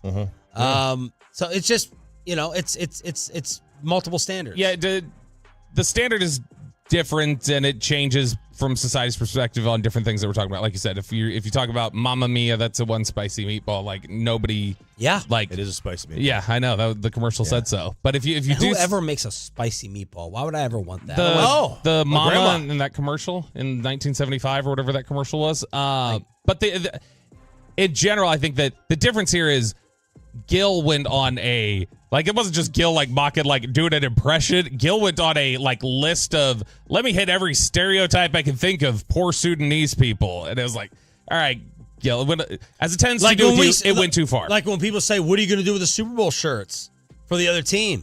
Yeah, you're going to send them fill in the blank. Yeah, people laugh at that. Gil, I don't know if Gil, if Gil was, and Gil can't get in trouble either. He's doing his own thing. He's uncancelable. He is because he doesn't care. Yeah, he doesn't care. That's the thing. You're because the Wizards overpaid his ass. Yeah, you're rich enough and you just don't care. If somebody from Sudan said that, then they're not in trouble at all. They're just Joel Embiid, if he said that about his country, Cameroon or whatever, he was not in trouble. I don't know if Gil thought he was protected anyway, but he's not from there, and that plays a role. All right. We thought we had a college football flex yesterday that did not work out too well. It did not. It did not work out too well for the ACC. They tried to. They're having their media days, the ACC media days, and they're trying to brag. And they have a banner up that says it's got all the logos of all the teams, including SMU, who is in the ACC, and it says toughest non-conference schedule in the country, and people are having their way with this. Because at face value, it's like, hey, that's what, that's good. Our teams go out and seek out the toughest, most difficult competition in the world. However, nothing is as it seems because they're bragging about having the toughest non-conference schedule in the country, which means, A, their in-conference games are not as tough. You know, the SEC or Big Ten would brag about the toughest in-conference schedule, but it also means that the other 5 conferences or other 4 are seeking out the ACC because we want to play against you. Because it means we know that we have a bunch of wins coming up if we play a non-conference schedule. Nobody schedules the Big Ten isn't going to run to the table to schedule the SEC and vice versa. They're not going to waste their time with it. The SEC is going to go play the ACC and the Big Ten is going to go play the Big 12, and that's how they're going to try to do it.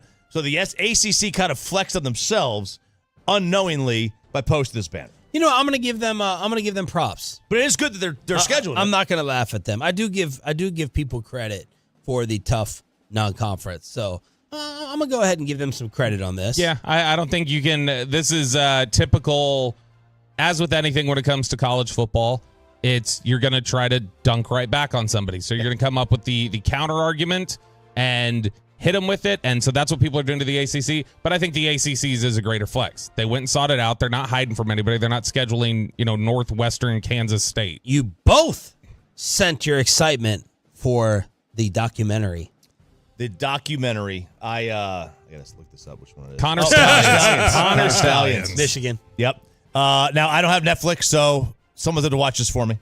But this is the Michigan sign stealer from this past year, who was seen on the sideline of Central Michigan.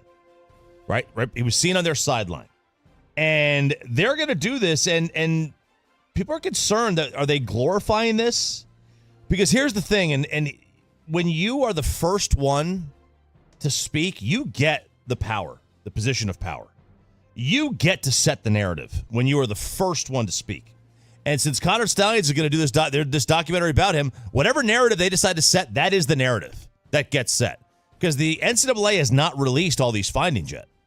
Yeah, I think they would probably say there's been so much said about us and about Connor Stallions in the media for 9 months now, that this is fair for me to now get my chance to talk about this. There's been tons said about me and a narrative established about me.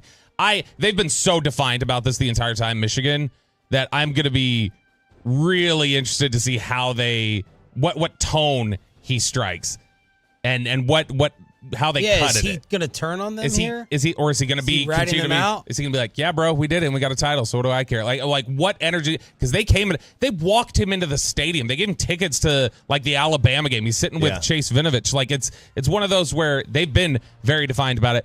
And I still say that the name Connor Stallions sounds like it co-stars in movies with Emily Willis. I think it's fair. I don't know what approach they're going to take. Is this him doing it? Is he like the official, like the director or the producer of it? No, probably not. But they do need to answer some questions. A national friend of the show says you better not pay Dak Prescott, and RJ says Dak has his excuse because of this supporting cast. Little Inside the Star as we are one day away from leaving for California. Cowboys training camp right around the corner. More Inside the Star next. Let's get you over to Zerez. National Carpet Cleaning Month is the month of July, and you can head on over to Zerez and get that carpet clean. Clean Way, Green Way, Zerez Way. RJ Choppy Fan Special 3 rooms pre-treated, clean, and sanitized for $99 and $75 off your air duct cleaning at Zerez, locally owned and operated, based right here in Dallas, Fort Worth. Support your local DFW-based business with Zerez. Get your carpet professionally cleaned, which you want to do every year from Zerez. They did my carpet, they did my tile, they did my hardwood.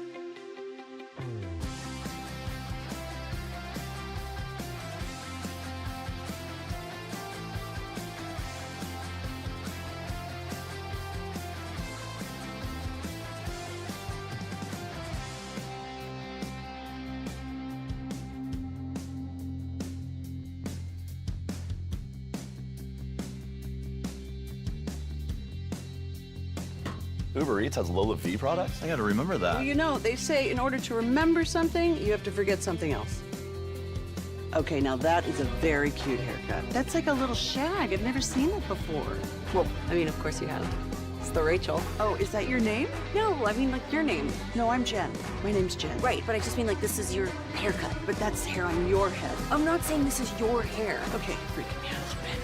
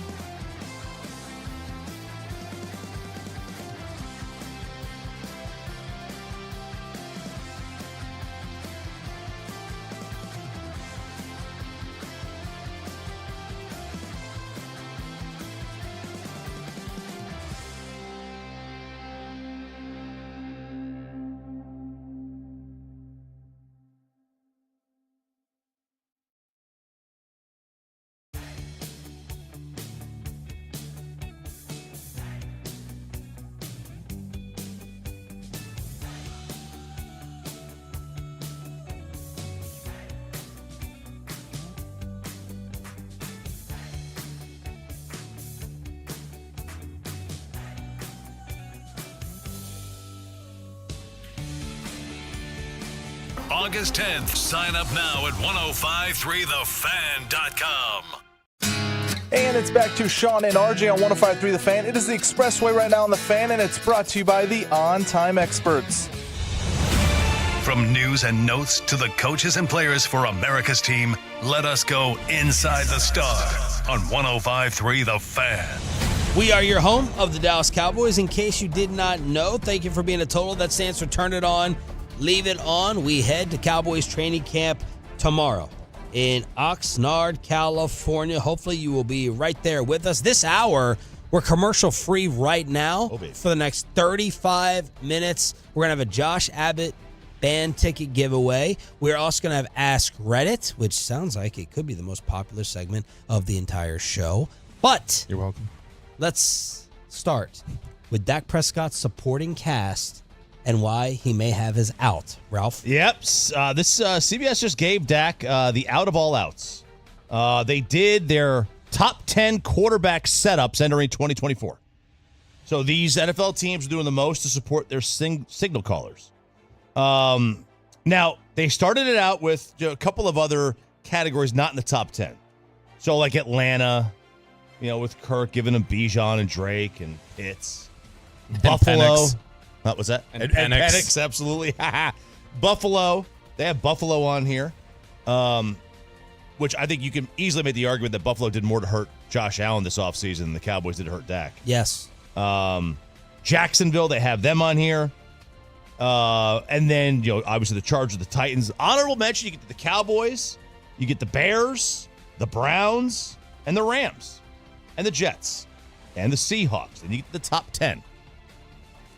And I start looking at this, and I'm like, okay, they are setting this up to give Dak Prescott his out this year. That's how they're setting this up. Now, I don't necessarily agree with how they set it up in the list, but because I think the Cowboys' setup is still very, very good. But ahead of them, they've got Green Bay. Jordan Love, top playmakers, Josh Jacobs, Jaden Reed, Romeo Doubs, Wicks. So they're saying Green Bay has a better supporting cast for Love than we have? Yeah, because they add playmakers, your top 2 blockers, and your top coaches. Okay? Yeah. Shut up, Bobby. Okay. Shut up. All right. Shut up. Fill in the blank. For the Cowboys, they have obviously Zimmer and McCarthy. That's how they didn't put Schottenheimer on anybody. Are their tackles? Are their two best offensive linemen better than our two best? Zach and Tyler? Probably not. But I mean, there's a ton of questions at tackles, and so that's an issue right there too. Yeah, they have for the Green Bay Packers, they have Jenkins and Myers listed as their top two blockers. Number 9, Cincinnati. Their top playmakers, Moss, Chase, Higgins, Gesicki, Orlando Brown, and Ted Karras are their top blockers. By the way, side note, will this finally be a leaf that falls Jerry's way, as the Bengals owner came out yesterday and said, yeah, that Jamar Chase extension, that's probably not getting done right now. Will that help with the CD negotiation? Isn't Mike Brown notoriously cheap? Not according to Broadus.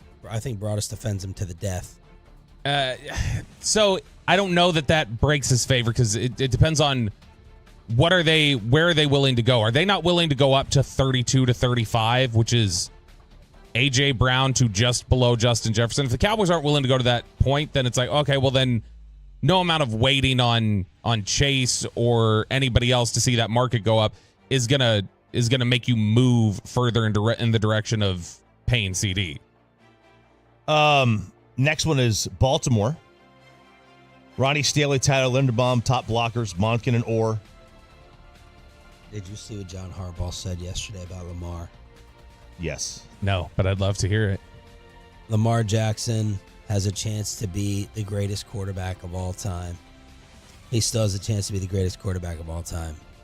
My word, John. He needs to show that he can be a quarterback of all time. He's winning about 4 more MVPs. Top playmakers, Derrick Henry, Zay Flowers, Mark Andrews, Isaiah Likely. Is that remotely close to the Cowboys? Say the players again. Zay. Henry, Zay, Mark Andrews, Isaiah Likely.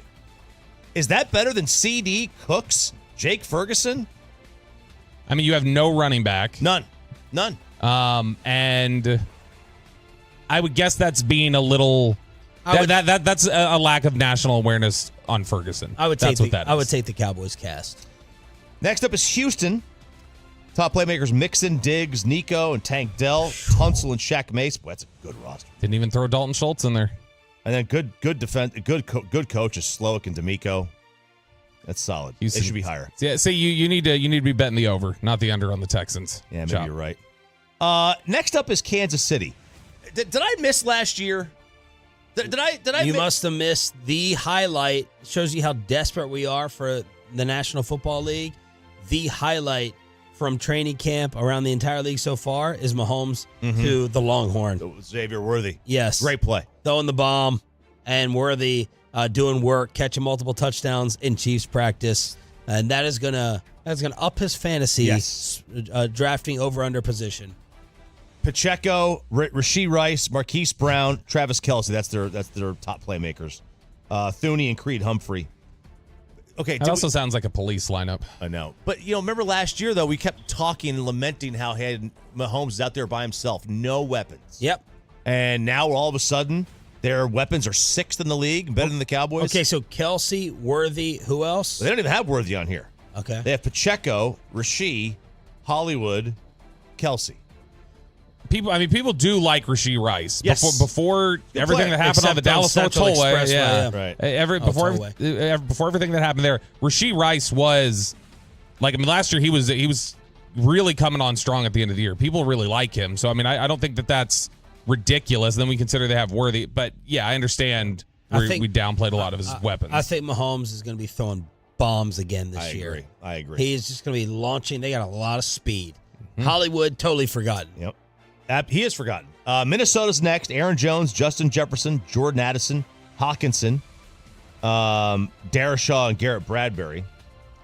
Boy, the quarterbacks. They got Darnold and J.J. Slash. They got 2 of them. We'll have to see if Jordan Addison's available after he got arrested for drunk driving last week and then was seen on Instagram 2 days later drinking a little Mai Tai. Posted, I think it was a mimosa. I don't know. It was an alcoholic drink with an umbrella. One chop we would have seen on vacation. Miami is a little low here. They're at 4. I think they're way better than 4. Tyreek, Waddle, Odell, and Raheem Mostert. Woo! And we haven't even talked about Devin Acham. And are they getting dinged for their O-line? Who do they have? Armstead and Austin Jackson. They were banged. See, the problem is they were banged up on their offensive line last year. They were hurt. So it's like they in theory had good offensive linemen, but they were hurt all last year, so their blocking was not good. These are the best supporting casts around the NFL compared to Dallas. Number 3, Philadelphia. Lane and Landon Dickerson are the top blockers. Saquon, AJ, Devontae, and Dallas Goedert. And then obviously Kellen and Vic Fangio. Yeah, big check in the coaching department over Dallas. And then I would look. I mean, those are if Barkley's healthy, that's a name. AJ Brown's a name. Devontae Smith is a name. Like those are good players. Goddard's good. Yeah, the problem is just it's not. And I mean, their offensive line is really strong. Now, how does it look when Jason Kelsey's not in there? How does that impact their cohesion? I guess is a question. But I mean, Philly does have really good skill players. The separation here is Devontae because Lamb is better than Brown. And Ferguson, I think, is better than Goddard. I mean, he had, 300 more receiving yards last year. Goddard may have been hurt, but I'll have to double check. He was, yeah. I'm not offended by it. I'm not offended by it, no. Yeah. But, are the Cowboys in the honorable mention of Philadelphia at 3? Is it that big of a jump? Especially when you're only counting the top 2 blockers? Well, you're getting the Saquon headline points. Yeah, you are, but again, Saquon, we have no running back. Right. Nothing. Saquon is Zeke 2 years ago, in my opinion. Wow. That's strong. 3 years ago. He would take offense to that. Man, he does not like people talking trash about his position. No, he doesn't. San Fran, number 2. I mean, no issue there. For now. Because what happens with Ayuk? If he's not there, then where are they? Then they'll put Ricky Pearsall out there, another awesome skill player, and pull it out of their you know what. And then number 1 is Detroit. They got Montgomery, Gibbs, St. Brown, and Laporta. They list 3 top blockers, Decker, Ragnow, and Penny Sewell. Yeah, I mean, that's the best offensive line in football is Detroit. That's still not enough of an out, though, to have the Cowboys honorable mention, for Dak excuses. Dak excuses is when they had the core and the weapons right before the Amari trade. Oh, 2017. That's an out. 18. Yeah, that was bad. That's when you're running Deontay Thompson and Allen Hurns out there. That was, and then just saying, this will be just the same. You go have a lot of success with an offensive line that can't block. So the Cowboys ended up where on that list? Honorable mention. And this is according to who? CBS Okay. Sports. Who should definitely not be above them, in your opinion? Definitely not. I don't know how you put Baltimore ahead. I mean, Zay Flowers, Mark Andrews, Likely, and Derrick Henry. I don't know how they're... Zay was balling for them, though, right? Yeah, Zay Flowers is a good player. Mark Andrews is a better tight end than Ferguson. Derrick Henry's better than what you have at running back. Throwing a second tight end Likely in there is a little odd. But, I mean, Likely's a decent player. I agree with you, though. Baltimore behind us. Could you make a case about Cincinnati? Probably not. Nope. Because they got 2 real, true... Cooks is good, but Higgins is he's Higgins much better. So I think that one. And quite honestly, maybe probably Green Bay, because I don't think they have a true one like CD. See, it's but I mean, this is similar to what Brian said going into the game last year when looking at the tape and watching Green Bay. It's you don't know the names, but when you watch the tape, it's those are good players. They are good. The year before. You just don't know them. It's probably a lot of people, like we just mentioned, are not holding up Ferguson yet because I don't think they know really who Ferguson is yet. Pop quiz. Where's Aaron Jones? Aaron Jones, Minnesota. He's Minnesota. Good job. Because I was like, they got the Cowboy killer. Oh, no. They traded him out for Jacobs, right? Yes, Josh Jacobs. That's the way it ended up. So there it is with the supporting cast. Not an excuse for Dak to still not put up points, in my opinion. Yeah. By the way, when you mentioned the Hollywood Brown thing, and how we've kind of forgotten that in Kansas City. I think the reason we've forgotten that is because if he didn't produce with potentially the greatest quarterback of all time in Baltimore, what's he going to do with Mahomes? The second. Absolutely. It's Tuesday. It's Expressway. Brian Broaddus is excited. Let's ask Reddit. Do you have a question, Kelly? Yeah, I have a lot of questions. Number 1, how dare you? That's right. It is Ask Reddit time. 877-881-1053. 877-881-1053. That is the Frankel and Frankel Injury Attorneys text line. You can weigh in on some of these things with us as well on the Twitch and the YouTube, and we'll kick them around the studio here. This is where we go over the most viral questions over on Ask Reddit from the past week and get some of the thoughts from the guys in the studio. RJ Choppy, what show doesn't require needing to, quote, get through the first few episodes or seasons before it gets good? Because I feel like half the shows I watch, people are telling me, well, you got to get through the first few. It takes a little while. Started for me with Better Call Saul. I'm like, when? When is this? When? I never finished it. 6 years later. Boy, Dexter.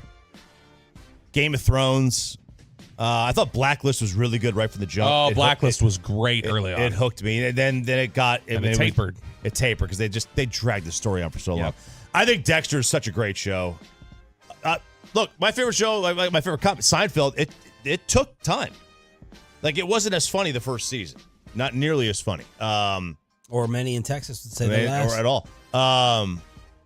Curb, it didn't take any time right away. It was great.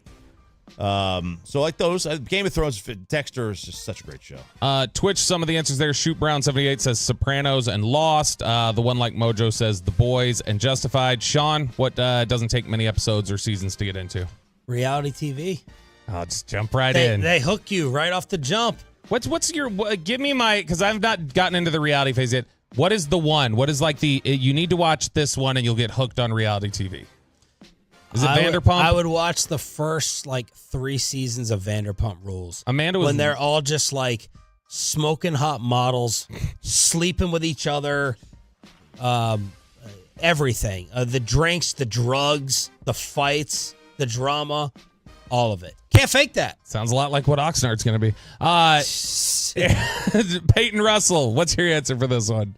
So just because I'm so late on starting it, I just started Stranger Things this weekend. I'd never seen it before, but I'm 5 episodes in. The first episode got me hooked. Stranger Things is pretty quick. Yeah. Some of the answers on the fan text. 631 says The Wire. The Wire hits you really fast right out of the gate, like in the first scene. Never saw it. I must have been in a bad frame of mind or something, or it was too close to home in Baltimore. But I turned it on, and I turned it as quickly off as Yellowstone. Not like I hate this, but I wasn't hooked by anything. It's so good and so real because it's so real. It's very dark and it's unsettling in a lot of ways. The second season is awful. They go off to let's make the storyline about illegal shipments at a dock, and it was lame. It wasn't very good. The boss hitting us up with 24, which is one of my all-time favorite shows. I can't believe I forgot that. And they got a movie that they're talking about coming out with, and maybe they don't know if Kiefer's going to be the main character, and he better be the main character. But it's in development now with 20th Century to have the movie 24. Hell yes. 24 was another good one, and that little beep boop like that effect was iconic. Over on the YouTube, Mario says The Office. Tolo Chris says Workaholics. We're doing Ask Reddit here on 105.3 The Fan. Peyton Russell, in honor of CrowdStrike, what was your biggest work F-up? Okay, so this one happened here. This was when Ruben was first hired as a board op. We were working nosebleeds, and I said, all right, Ruben, go, pull some clips of, what Zach and Eric send you. And this clip had a bunch of cussing in it. And I said, all right, edit it out, do all that. He didn't edit out a single cuss word, and I played it on air. And so I hit the dump button twice, Eric hit it twice, and there was still cussing happening. So you were out of dump? Yeah, we were out of dump, and finally I just faded the clip down. But yeah, it was a big issue here, and could have lost my job there. But Ruben, thank God you're an engineer now. Choppy? Mine was at training camp, and it was the first one where I had to engineer the training camp. Oh, I thought you were going to tell a practice story here. No. It was the first one I had to engineer the training camp, and I got Pacific and Central times screwed up because the way the press conference was going to be. And fortunately, I was staying on the property, so I was able to sprint, but I had missed the start of the press conference. And they're like, dude, where is it? And fortunately, somebody from another station had clicked it on for us, or for me. But I missed it. I would have missed the entire presser. And it was I think it was Bill, either Bill or Wade. I can't remember which one. I'd overbooked a studio recording at my other job when I was 22. And people are always asking during the week, like, hey, can we tape a segment? Or, hey, we need to do this. Or, are you free? And I'd booked something not knowing that somebody else had already reserved the studio to be in use at that time, screwed it up, caused an issue to where we weren't able to record that segment with the client that I was dealing with. And that was kind of like the last in a series of issues they had with the company, not related to my stuff, but it was kind of the straw that broke the camel's back. And that was a $20,000 a month client that then sent in their notice and canceled. And that was held over my head and reminded to me for several years as, yeah, well, I mean, you remember you did this, so we just really need you to be on. Yeah, I know, I'm on top of it now. Believe me, I will remind myself every single time after. You don't have to do it for me. Sean, are you perfect, or did you have any big foul ups? Besides Bayou. I think, commercial read that a sponsor, I think, took a little bit too personal. I was being very honest during the show, which I'll lose sponsorships if it means I would have to BS and be Bally-Bassic. It was this segment, wasn't it? I think it was this segment. Oh, this segment. It was Ask Reddit. Yeah. It was Ask Reddit. So the sales department would say that was my biggest screw up, Eric, and Zach would say it was my biggest gift. Oh, yeah. Well, there you can figure it out. We're doing Ask Reddit here on 105.3 The Fan, 877-881-1053, 877-881-1053. Sean, what is the most useless thing that you still have memorized? Man, I was testing myself the other day with the Greek alphabet because you had to recite the what? You had to recite the Greek alphabet to get into your fraternity. You still your handshake? I don't remember a handshake. And you had to remember everyone's like info. Like, what's my info? Like, you had to know where city, hometown, like telephone number, all that stuff. But I could not get to the Greek alphabet. So what is the dumbest thing I memorized that's useless? I guess my parents' original home phone number. So that's where it's similar to that. I've got Alpha, Beta, Gamma, Delta, Epsilon, Iota, but I'm done. Alpha, Beta, Gamma, Delta, Epsilon. You throw a peyote in there? I haven't sounded like it. For me, it's the numbers of like childhood friends. Because back in the day, it was obviously like you would write down the phone number, you would keep it, and it's like that's the way that you still had to call people to communicate with them. And like when I go back old enough, Peyton, this is really going to blow your socks off. I go back old enough to the most useless phone number I remembered. You can't dial anymore because it was 7 digits. Like I've got a 7-digit number that I still have memorized from my childhood. Do you know what 7-digit dialing is, Peyton? No idea. Do you know what 7-digit dialing is, Sean? You look very back on landlines, like before. Local dialing, you didn't need the area code. When I first moved here, you didn't need it either. Yeah, and 99, 88, something like that. 98, 99, they ended up adding 10-digit dialing, so you had to put the area code. That's when all those area codes blew up, and so, because the area just started expanding so fast. So smaller, I think there's still some smaller areas of the country that still have 7-digit dialing. I don't know. That don't need it. For me, it's the alphabet backwards. You cannot do it backwards. ZYXWVUTSRQPONMLKJIHGFEDCBA. That's pretty good. I can't fact check him, but that sounded right. Sounded good. Holy crap! That was very. That was very good. Been prepping for that DUI for a long time, Sean. Okay. Wow, that was very good. I'm very impressed by that. Peyton, what's the most useless thing you still have memorized? So in elementary school, we had like school lunch codes that you had to type in, so like they were able to access your account so you could pay for lunch. And I still have mine memorized to this day. Okay, like how long is it? It's 6 digits. All right, what is it? 141609. Okay. See, I would read the phone numbers off that I have memorized, but I think there's a potential that you could just throw an area code in front of them. They're still right. Because I was so worried that because if you don't remember it, they don't give you lunch. You have to call your mom or dad or whatever. They have to give the code. So I was like practicing over and over again. I cannot forget this code. I got a lecture from the guidance counselor when I was in school. I think it was early high school. Like, you don't know your social security. You can't function as a human being. At what age do your children know their social security code? Do either your boys know it?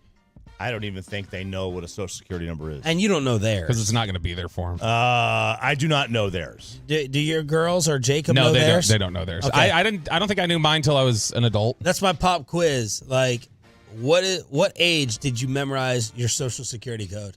I'm like, I'm a sophomore. Like, Can you recite, like, without, have you entered in your debit card number enough that you just know it? Oh, that's a good question. Kristen still can't. Because you don't let her spend the money. No, she thinks that she don't control the cash. She thinks that she's the only one with a separate bank account. She thinks it's the. I only know my 3-digit PIN. She thinks that it's. Oh, the CCV. Yeah. She thinks it's something where, like, she thinks she actually saves money. Because she's like, if I don't have my wallet near me and I don't she's like, it prevents me from buying stuff. She's like, but she doesn't remember. I, like, by accident will almost immediately remember my debit card number from how often I have to key it in. Yeah, I know it. I know mine. Why don't you just have it set in your computer? Every purchase I make, the credit card pops up. I only have to remember the PIN. So, like with Amazon, that's kind of banked in there. But if there are a lot of other websites. I try not to save it. Like energy bills, anything else, I don't store my debit card number on there. I just key it in every time. And so that's your what fault. One of the answers over on the Twitch, Opie World says the names of the 50 states in order is the most useless thing that he still remembers. Over on the fan text. Like alphabetical order? Yeah, alphabetical order. 817, the Dallas Times Herald phone number. My goodness, the Times Herald, I think, has been defunct since before I was born. Remember that one. Yeah, we'll find out. All right, we're doing Ask Credit here on 105.3 The Fan. And, man, I think this is a good one to start with Sean Sharif on. Sean, what's something socially acceptable, not in your eyes, but clearly in society's? What's something socially acceptable for one gender but not the other? I told you, taking your shirt off. Yeah, okay, that's a good one. That is a good one. I mean, nipples are nipples. Nipples are nipples. That's a T-shirt. That's a T. You know what? I disagree. I like certain nipples better than others. Right now, that is a T-shirt. You know what I mean? Okay, some like have a little bit more roundness, some extra tissue, and all of a sudden it's a crime. You know, should be able to be nipple free. Nipple free. Let him breathe. I agree. I think we should all stand in solidarity and all go free in the nipple today. Free the nipple. As a matter of fact. Chop, what's your answer for this one? You breastfeed in the airport? I can't sit there shirtless like that? Yeah. I mean, it's double standard. It's very good. Very good point. Very good point. Oh, man. Riding in the passenger seat. Socially acceptable. What's not socially acceptable about it? like allowing Sarah to drive instead of you? Yeah, I judge. When I see guys in the passenger seat, screw you. I feel like I know so much about them. I know where they stand on a bunch of issues. Even at I know where they stand. Even at 12, You're a clown. Even at 12:30 on a Friday. Well, no, that's different. Like, you're DUI. You're driving home. It's a designated driver. Oh. I just mean you're going to the grocery store. Oh no! If you both have your faculties about you. If I have 3 hours of shopping ahead of me right after the show, on one of the drives, Amanda is going to be driving. Some really good answers over here. 254 says it's socially acceptable for guys to urinate outside, not for females. Very good point. Yeah. That's a good one. Let's see here. 469 smoking is a double standard. Yeah. Another one here, 972. Dipping. Oh, 100%. 972 visible toes at a formal event. That's true. That's a double standard. I would like to have my toes out. Yeah. Peyton, the dogs. The dogs. Peyton, what's a double standard? And I'm terrified what you're going to answer here. Well, mine would be farting. I think girls do it out there in public or even private. You know, it's disgusting. But if a guy does it, it's like, oh, you're a guy. You're being a dude there. I don't think I've ever heard a girl just fart in public. Like, guys do it. Like on purpose? Like on purpose, just like let one rip in public. Yeah, that's not typically. It happens by accident. accident. You're pregnant. Here was one of the answers off of Reddit that I thought or was... Amy Schumer. It says, as a former bartender, being grabby. Says everyone says men are overly forward. Yep. In my experience, drunk middle-aged women are the worst demographic for this. Mm-hmm. And nobody says anything about it. There's a lot of, like, if you just go to a gym, you'll see a lot of guys like refuse to do the workout where they're doing the legs like this. They're squeezing the legs together. It's called the adductor machines. Like, a lot of guys won't do that, or they won't do the glute one where you gotta stick there and stick the leg way up. Yeah. And go like that. They won't give one of those. Yeah. But or the little cat the cat cow. Yeah, that one. Yeah, that's the one. All right, we're doing Ask Credit here on 105.3 The Fan. Peyton Russell, who's the most badass person in history?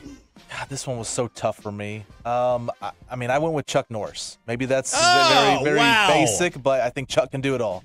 Chuck Norris is my answer. Chuck Norris is the answer. And we will get your thoughts here. I'm sure this is one that's going to flood it. But over on Twitch, YouTube, and the fan text 877-881-1053. Most badass person in history, RJ Choppy is. All right, this guy was not a badass. This guy was a absolute lunatic. One of the worst people ever to live. But right here. No. I didn't realize this. I had learned this recently. Is it Genghis or Genghis Khan? Genghis. When he died, they don't know where he's buried. When he died, his guards killed all 2,000 people that were there. And then he had other people come and kill the guards. And then all those people, when they got back to where they were, killed themselves. They all committed suicide. What? Like, the fact that he convinced all those people to do that is like, holy cow. And he's one of the worst people ever to walk the planet. I mean, I think he decreased the population by like 10%. Wow. That's how many people he murdered. Regular Bill Gates out here. Right. But that's pretty, like, holy cow. Mario says on YouTube, Mike Tyson, Tolo Chris, Jean-Claude Van Damme, Daniel with a Tiger Woods vote, Gasol, John Jones, and Willie with MacGyver. JS with Rambo. Yeah. Hookem72222, I don't know how many twos are on there, says Bruce Lee is the answer. Opie World likes your answer, RJ. We've got some Bruce Lee on the text. I used to think it was Bear Grylls. Oh. I was in, and I was fooled, and I was tricked. When I found out the helicopter would come pick him up and drop him off in the Ritz-Carlton overnight. What a loser. I love that show. But did you ever watch it? Yeah, I did. I loved it. But that just means it's all fake. 254 says Wyatt Langford. 469 says Chris Kyle. 214 says John Wayne. My answer for this has always been the same for forever. It is Tank Man. Tiananmen Square protests in 1989. The guy who stood in front of the tank and was like, he knew they were taking him out. Like, he knows, stand in front of the tank, I am going to die. And he didn't care. He stood there in front of them, wouldn't let the tanks get by, and then he crawled up on the tank and knocked on it, open this thing up. I want to talk to you about what you guys did yesterday. So Tank Man, to me, that's a dude who knew he was going to die. I was like, I don't care. I'll stand here with my grocery bags right in front of you and stop you guys for as little as that takes. And that's an image that still 35 years later lives on. Okay, last one here in all likelihood on Ask Reddit. We are answering Ask Reddit at 877-881-1053. RJ Choppy. Bobby Belt. If people were charged for every piece of litter they dropped, how broke would you be? I don't think I'm a litter bug. You should see the inside of my door. It's just filled with trash. Let's say it was $1. $1 for every piece of litter. How much do you think you've built up over time? Does gum count as litter? I'm going to say no. That's the only thing I throw out. Or what about like an apple? If you throw an apple out because it's compost. Food. Compost. Yeah. Yeah. Not much. I don't like. I think it's very. It's poor taste. I don't like the litter. Maybe over my lifetime, $35. Yeah. If it's maybe like something a gum wrapper or like the plastic from the top of a gun wrapper, and it's stuck on my finger, and I can't sit there and throw it on the floor. That's it. And when or like maybe you toss something in the trash and it misses, and you're just like, I don't have time. I got to keep going. Yeah. And you go, I will say, when I was younger, not so much anymore. When I was younger, I may have racked up about $50. Yeah. Because there were times where, like, I need a cup holder and I have 2 drinks there from previous cup holders, and I'm like, one of these just has to go out the door. I'm sorry. The cup? Yeah, like the Dang, like a fountain drink or something. Wow. Where I said early on, I stopped doing it. I started cleaning out my car more consistently. But I had a tendency to mess with Texas from time to time. Peyton?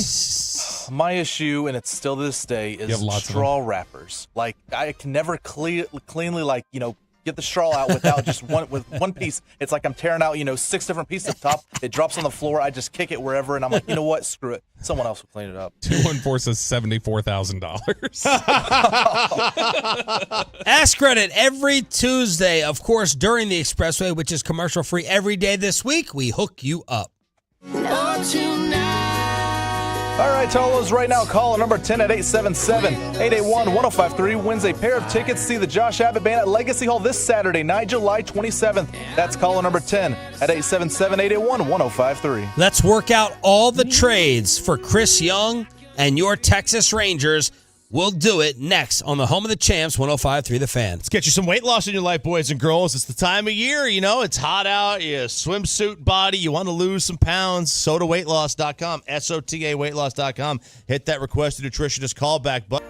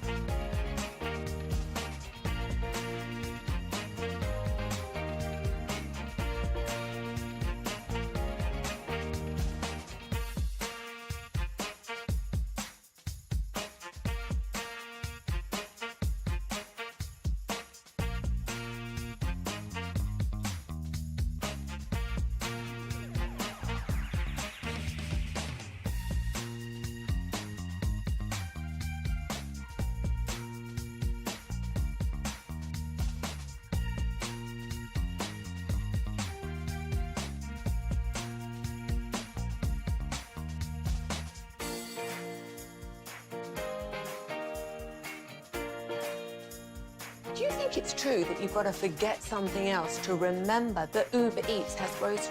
No, that's absurd. Hey, remember when you used to be Pepper Lady? Pepper Lady? Wasn't it Cinnamon Sisters?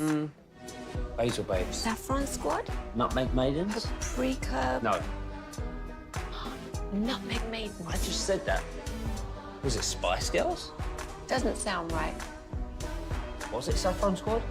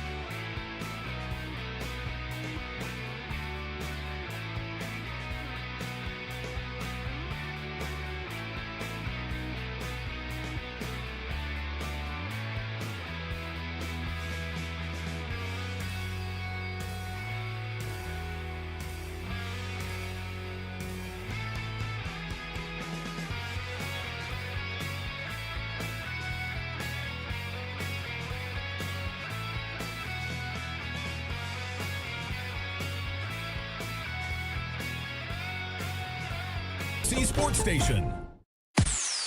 From our Hiley Mazda of Arlington and Hearst studios, this is Sean and RJ on 105.3 The Fan. Swinging a drive deep into left field. Benintendi going back. It's over his head off the base of the wall.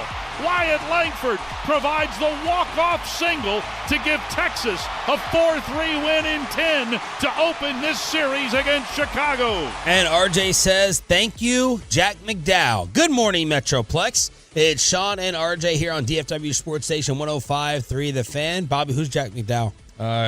He was a pitcher for the Twins and Indians? No, Jack Morris is that Indians? Well, it would be the White Sox because that's who they're facing. And it's the Guardians, by the way. Show some respect. It would have been Gilbert. The Indians, though. Hello. Show some respect, Arenas. I'm being historically accurate. You can't forget history. You're doomed to repeat it, Sean. A huge win for the Texas Rangers last night. The Astros, the Mariners both lose, so the Rangers are 4 games back. And Choppy, you were surprised that they pitched to Wyatt Langford instead of Josh Smith.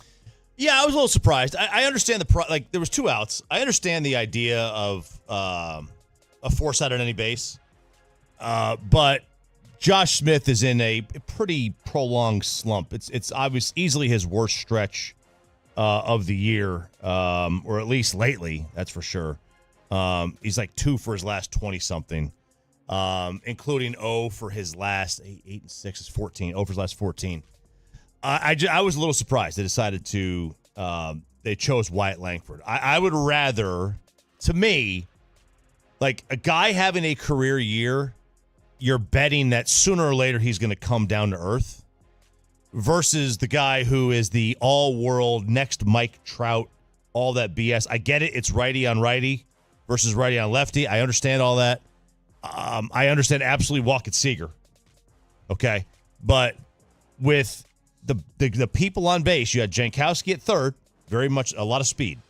Seager at second, who would have been able to get a good secondary lead. Josh Smith at first, he's got speed. And then Wyatt Langford, obviously he's got speed. I mean, you were going to put yourself into a position where any chopper was going to be a very difficult out to make. A ball well placed in the hole was going to be a very difficult out to make. And then you're having a really good hitter up there. I was a little surprised. I don't think it was the worst thing in the world. I understand the move. I understand why you would load the bases up because, you want to create a force at any base. I just would have preferred to pitch to Josh Smith if I was the White Sox than Wyatt Langford. Yeah, but I mean, Wyatt's had his own struggles out of the break. Sure. But he's a better player overall. I think he's a better talent.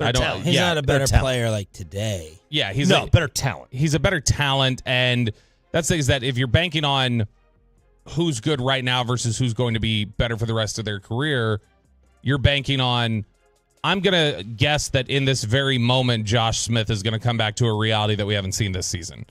Versus, you know what you've gotten from Wyatt Langford. You would have to look at that and say, I'm going to run away from or be afraid of the idea of him clicking that into place. Either way, you're banking on something that's not a present reality. You would be saying that Josh Smith is going to come down to earth, so I'll pitch to him, or Wyatt Langford might become this player all of a sudden right there in that moment. I think there have been plenty of times where teams have looked at Wyatt Langford and felt like they've got a beat on how to pitch to him. And Josh Smith has the entire year had an on-base percentage 100 points higher than his batting average. He's patient. He gets on base. He makes contact. It's just, I think that I totally understand the thought process of why they went that direction. Yeah, it's 2 for his last 24. That's clearly his worst stretch of this season. Yeah. That's.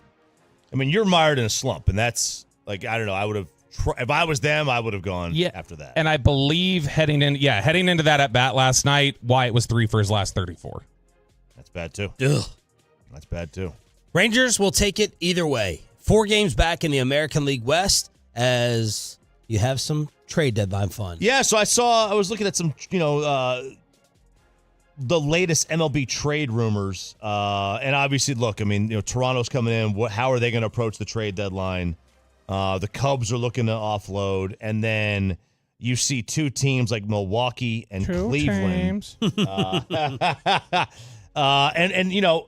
I noticed that Milwaukee was looking to add maybe another one. They already added one hurler, and now they're looking to get another one. Maybe the guy we saw last night, Eric Fetty, out there throwing 80 poo, as I said earlier today. Fetty Wap. Maybe he's somebody that gets moved. 80 poo. But I don't like poo humor, but that's I was gonna say you're changing on me. Listen to you. That's what the kids say. That's what the kids say now. He ain't throwing hard. He's out there throwing 80 poo. But Milwaukee, I don't want to move Evaldi. I don't. I mean, I understand what you're saying. You can get a lot back for him. I just think I want him for next year. But if you get indications that he's going to decline his player option should it vest, he's going to be a free agent anyway. Maybe you pull let's trade him and try to sign him in the offseason. Because, it may lower if it's known that he's going to decline his player option, it might lower his value. Obviously, it will lower his value. And I assume the next team would want him to agree to pick it up. I don't know that that's a requirement necessarily because it's not for the Jets and Hassan Reddick, as the news is in that Hassan Reddick is not showing up to Jets camp after they acquired him from Philadelphia, and you'd think that a deal would have gotten done. Well, they thought they had an understanding of we're acquiring you here and you're going to show up. And they thought that was all worked out. And the Jets are showing you that things aren't always consistent over there. But specifically, there is a history of... Maybe Aaron can explain to them what holdout means. Yeah, because they don't understand. We don't know the English language. I still think there's a deep history, though, of people still paying through the nose for gun for hires. Yeah, you might just be able to get more. Like I think that if you've got it depends on the team, obviously, who would be. I think a team like Baltimore would be totally invested in the idea of fine, 2 months, fine. We've got plenty of depth here, but this is a window for us to win right now. We need this guy. I think there are teams like that who are more willing than maybe others who will say, nah, I need a little bit more of a long-term commitment. So, and the Rangers could do the Red Sox did try this. They traded Lester to Oakland. They thought they were going to be able to re-sign him. He winds up going to the Cubs. The Yankees traded Chapman to the Cubs. They were able to re-sign him. Yep. So you're able to trade guys, then get them right back. Another team I think that you could the other team that they were talking about is New York, desperate for a closer. Maybe you dangle Kirby Yates or Robertson, who's been there before, knows he can handle the market. Maybe those are two teams you could take advantage of right now. Maybe Cleveland, too, with Evaldi if they need another starting pitcher. Chris Young was on the station yesterday as the manager and GM are every single week, being your home of the World Series champs. What about some reinforcements coming back with Josh Young and Evan Carter? Yeah, I was just outside watching Josh. He hit batting practice today. The next step for him will be a live batting practice off a pitcher, and then at which point we hope we can get him out on rehab for a few games. And my hope is that, roughly 10 days, if everything goes smoothly, that he could be back. Evan is also making great progress, feeling really, really good. He'll take his first batting practice session tomorrow, at which point I think we can start to accelerate his progression as well. And my hope is that, shortly after August 1st, Evan will be back. So we're trending the right direction with both those guys, and we need them desperately. They're big parts of our lineup, obviously two pieces that we were depending on this year.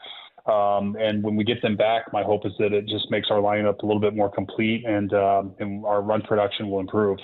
Chris Young said that 2 months ago, the exact same thing. In fact, 2 months ago, I remember exactly where I was picking up my boy from school, and I'm like, oh my gosh, Josh Young is coming back. It's around the corner. Now, maybe the setbacks and all that, I don't know, but Chris Young said that 2 months ago. Boy, isn't it odd that you've got two more significant injuries in Josh Young and Evan Carter, that the timeline is just always shifting. They have never been right about a single timeline, ever.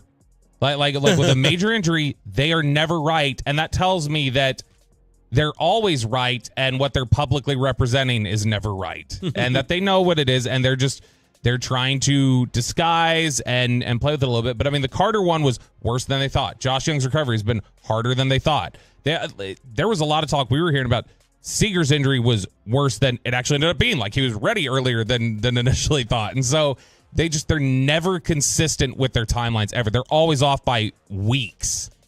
Odds sent to me from Vegas via Bet Online on the favorites to win the World Series. Let's see how far down we have to go till we get to the Rangers. Who's the favorite? Let's go Philly. Good job. Because after winning 100 games last year, the Dodgers went into the postseason, strutted in, and they struggled out. Swept by the Diamondbacks, loaded up in the offseason, and from the day they signed Ohtani, they were the World Series favorites until yesterday. And that changed. 17-5. That's plus 340 for Philly. Dodgers are 2 at plus 350. Who's third? Baltimore. No. Yankees. Yep. Good job. Yankees 6-1. Then Baltimore. Bob at 7-1. Who's after the Orioles? Houston. Nope. Milwaukee? Cleveland. Nope. Atlanta. Atlanta 10-1. Cleveland and Houston tied at 14-1. Then Minnesota 20-1. The Mariners 22-1. Milwaukee 25-1. Padres 33-1. Red Sox 40-1. Stop me when you hear value. Kansas City 50-1. Mets, Cardinals 55-1. Diamondbacks 60-1. The San Francisco Giants and your Texas Rangers are 80-1 to win it all today, according to Vegas. I do think Houston at 14-1 is decent value. They've got, find me the American League team that wants to run into them. Yeah. I mean, seriously, if you're Baltimore, Bassett yesterday was I still don't think they're good. I don't think they're a great team, but I'll tell you this. They've destroyed the Yankees in the playoffs for about 10 years now. You think they really want to run into them? You think Baltimore, who's never done anything, wants to see Houston? I don't. Minnesota? Cleveland? I'll tell you, man, I would not want to see Houston in the Certainly playoffs. wouldn't want to play them in Houston. No. I know that. Are they because they're cheaters, right, Bobby? Yep, that's you got it. You got the reference. Yeah, Good job, Chop. 877-881-1053. The Franklin Franco Injury Attorney text line here on DFW Sports Station. Did one of y'all send an ESPN baseball list?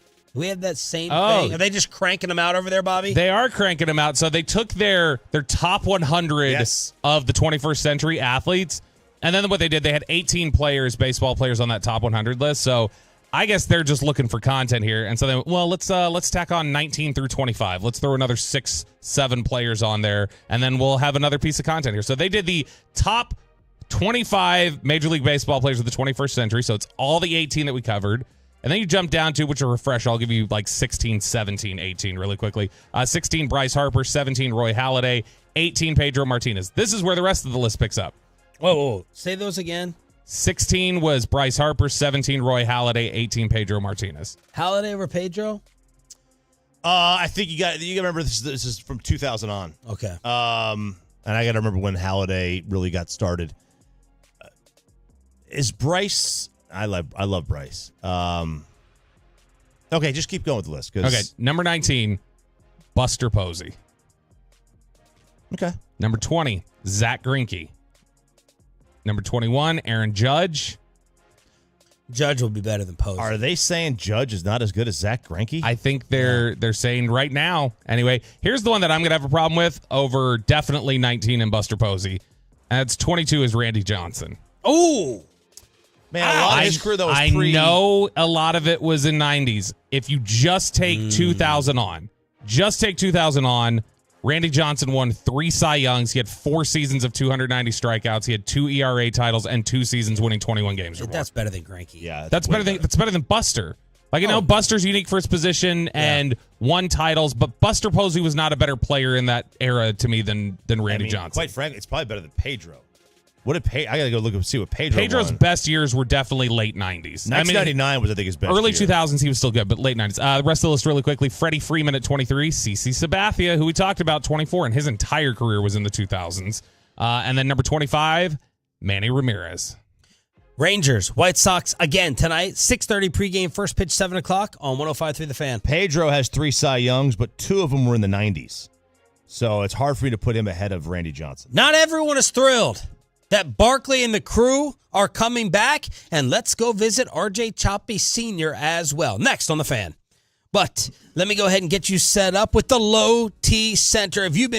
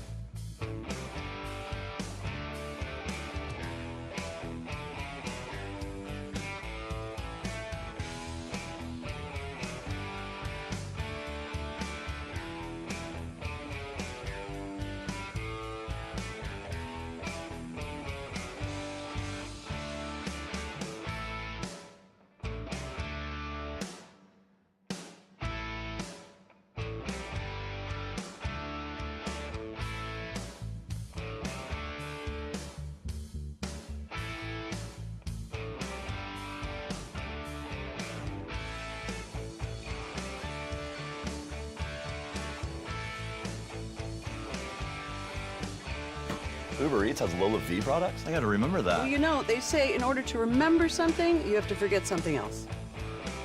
Okay, now that is a very cute haircut. That's like a little shag. I've never seen it before. Well, I mean, of course you have. It's the Rachel. Oh, is that your name? No, I mean like your name. No, I'm Jen. My name's Jen. Right, but I just mean like this is your haircut. But that's hair on your head. I'm not saying this is your hair. Okay, freaking me out a little bit.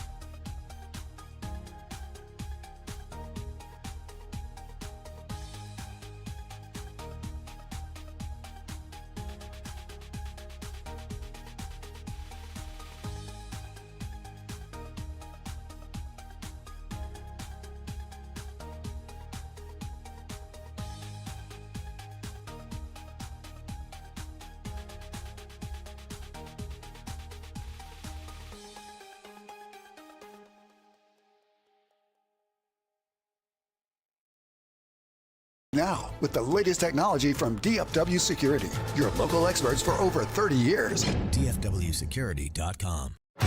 And it's back to Sean and RJ on 105.3 The Fan segment here, brought to you by state-of-the-art weight loss. That's soda, Cars for Kids. Donate today at carsforkids.org. And also brought to you by the personal injury lawyers, Frankel and Frankel. If you've been injured in a car or truck wreck, call Frankel first, 214 or 817-333-3333. With Frankel and Frankel, there's never an out-of-pocket cost. They only get paid when you win. Frankel and Frankel, the go-to car and truck wreck attorneys in Dallas. It looks like our beloved Inside the NBA has been saved. As yesterday, Turner Sports reportedly matched Amazon. And they're like, nope, you are not taking the NBA from us. So they matched the $1.8 billion offer to keep Barkley, I think, Shaq, Kenny and EJ, Ernie Johnson, by the way, taking a personal leave of absence from Turner's baseball coverage for a private issue. But let's see if Charles recommits to more than just a year after he announced his retirement after the NBA Finals. He said, I got one more year left, and I'm not going to go anywhere else to do this show. Well, now it sounds like they don't have to go anywhere else. And there is someone besides RJ Choppy who does not care about this news. Charles Oakley, Michael Jordan's bodyguard. This is a ways back on Scoop B Radio, and Oakley was asked about Sir Charles. Charles Barkley, a contemporary of yours, said that after this season coming up, that he's not going to do any more TV. Do you buy it? Who give a about Charles Barkley? He need to go to the gym and worry about his health. But his mouth is going to get him in trouble. But, I mean, he's a clown, point blank. He looked for attention. He didn't, the stuff he said now, he would never say back in the day about no player. But somebody would have hit him in his fat mouth. All time, what? When has Charles ever censored himself? Charles who? Barkley. Oh, he wouldn't be saying this when he was a player. I don't remember he said how a lot when he was a player. Yeah. That didn't just start in retirement. But a couple things here. First, Charles Oakley is supposed to be an all-time badass. And number two, he's Michael's boy. And, of course, Michael and Charles don't speak anymore. So it's not surprising whatsoever that Oakley is going to Barkley. And Charles Oakley, he would beat Barkley's ass today. Is Oak and Jordan are they still tight? Oh, yeah. Yeah? Oh, yeah. The whole clique. Quinn Buckner, Ahmad Rashad, MJ, Charles Oakley, and I think Ewing. That's Michael's posse. Have you seen Oakley lately? I've seen Charles walk. Oakley is looking like Jack Frost out here, man. Look at look at that gray. Barkley won't say anything serious back to Oakley, I don't think. Oh, he's still fit. Yeah. On TV. Yeah. That's a well put together man. Oakley looks. Yeah, he looks good. Wow. He'd kill him. I'm stunned. I know that hair is amazing. But I'm trying to think who people.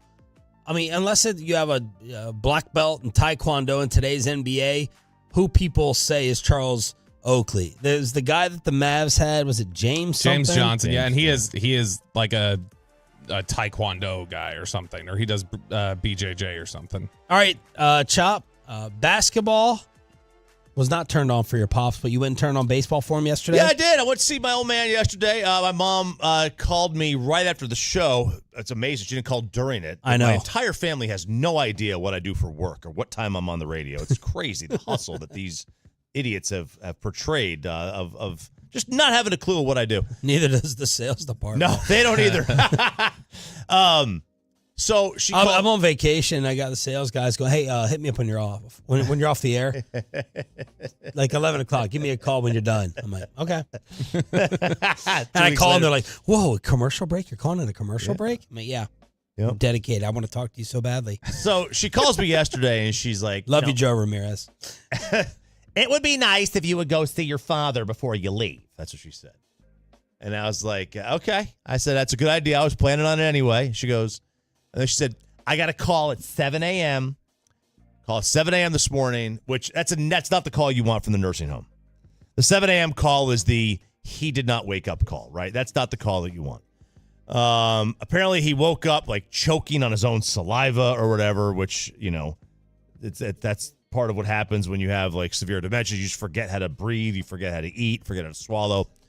So they're putting him back on, you know, the pureed foods. They had gotten him off that. They got him back on regular food.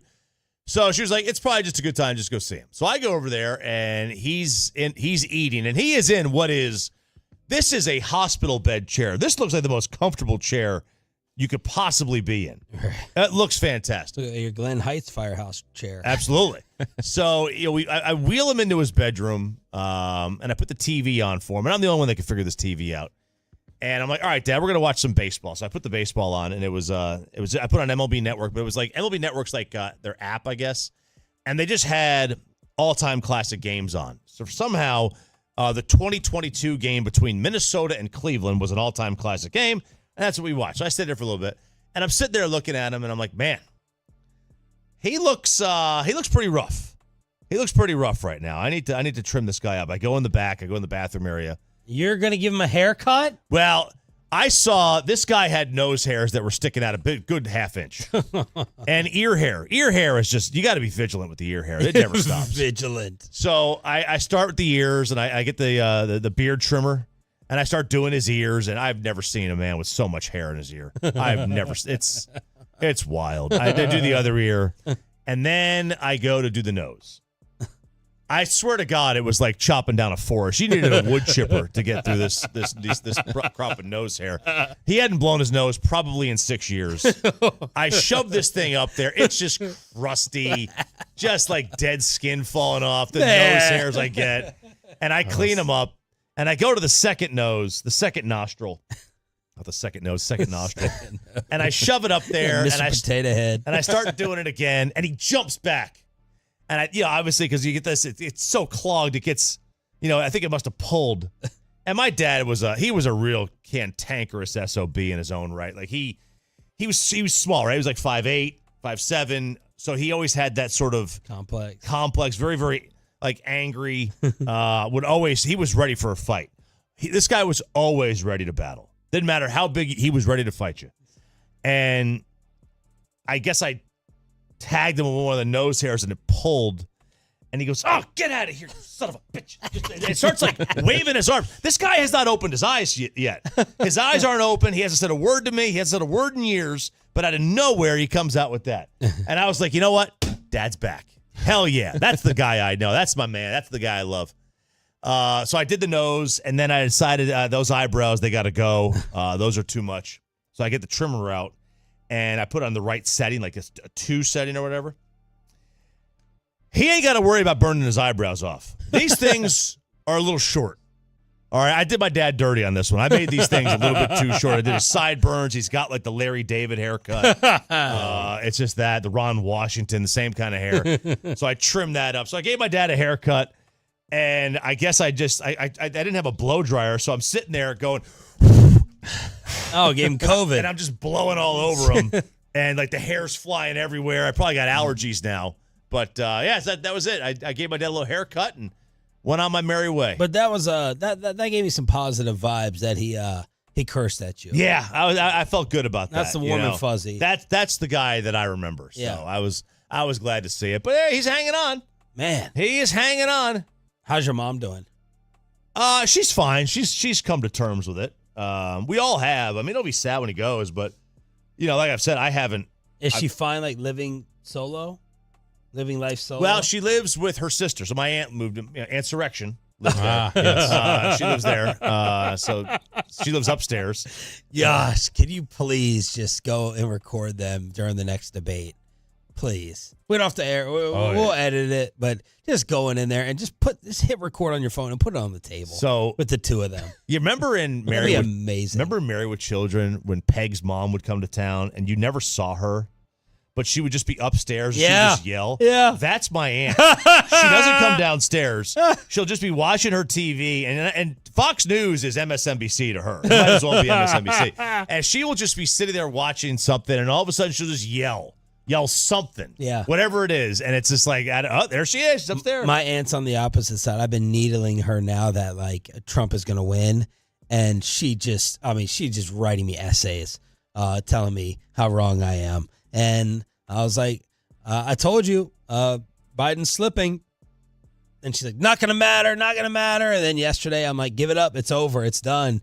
And she's the opposite of Insurrection. Yeah. We need a name. We need to record the two ants. You need to record her reaction to you saying, how's it feel to know Trump is going to win a third time in a row? And then Chop, you need to ask your aunt, say, where exactly do you think Joe Biden is? Oh my gosh! Oh my gosh! The same people who had Damar Hamlin gone. It was just his image. They're saying Joe Biden's gone. Joe Biden's dead. He's really dead, bro. They're not even trying to throw a Biden hologram out there, though. I heard Biden on a Kamala conference call yesterday. She was at an event, and I think they had Biden in through the speaker. Well, did you see the controversy that people are saying? They're saying she after when Kamala's trying to talk back to him, she goes, Joe, I know you're still there on the phone. And people were like, she stopped herself from saying the recording. She knew that was a recording and that he was not live on the phone. I'll tell you, I've been you swing. I know you swing. I've been all in. I've been all in with political coverage over the last 2 weeks. Like, that's all I want to keep on TV. Yesterday, it made me sick with how ugly it got again. It got bad with the personal attacks. I think your guy from Tennessee called Harris Bill Frist DEI. He called her a DEI candidate. Is it Bill Frist? It's this tall looking hick, the stupid Big Bird looking freaking hick who called her a DEI candidate. Oh, the Dale Earnhardt Incorporated. You see what they did to the Secret Service head yesterday? The only time I've seen bipartisanship We were on the Chris text. The girl, the lady in the pink, whoever she is. Yeah. Like, that is the most insufferable thing I've ever seen. Like, what a loser. Like, just, you don't. Yes or no? Yeah, you don't go to there is no such thing as a yes or no. Everything has a context. You're in a hearing. Yes. Do you want to hear what's going on, or do you want yes or no quotes? Dude, I can't stand those people. I hate them. There. And I couldn't watch that either. If you're on a Senate hearing committee, I instantly hate you. How are you experts at everything? They're not. How are you experts at like every single thing? So you're like this big badass. It's the top bleacher theory. I'm above you. Yeah. So you know about steroids. You can cross-examine me and like try to embarrass me in front of the entire world. Ruining college sports. You know about college sports. You know about Secret Service intel and security. Now, look, I'm not saying they're wrong about everything because the Republicans and the Democrats were both agreeing yesterday that the Secret Service director needs to go. Yeah. They both agree you need to go. But that girl in the pink or purple, oh my God, I can't say what I have for her on the radio. They're experts. I really can't. They're experts at grandstanding. That's what those Senate hearings are. Yes. When they had, I watched the entire Boeing guy, CEO. Like, now look, that guy, he's got to go, the Boeing guy. But there is context to a lot of this that they just don't understand. You don't understand. Nobody knows what it takes to run an airline. Right. They don't know what it takes to run an airline. People in Congress have never had a job. They've never worked. It's a joke. They're just elected officials. It's a joke. I'd love to take a baseball bat to all of them yesterday. Yep. All of them right across the face. It's insufferable. It's so bad. I had to turn it off. See, I don't need to start Vanderpump.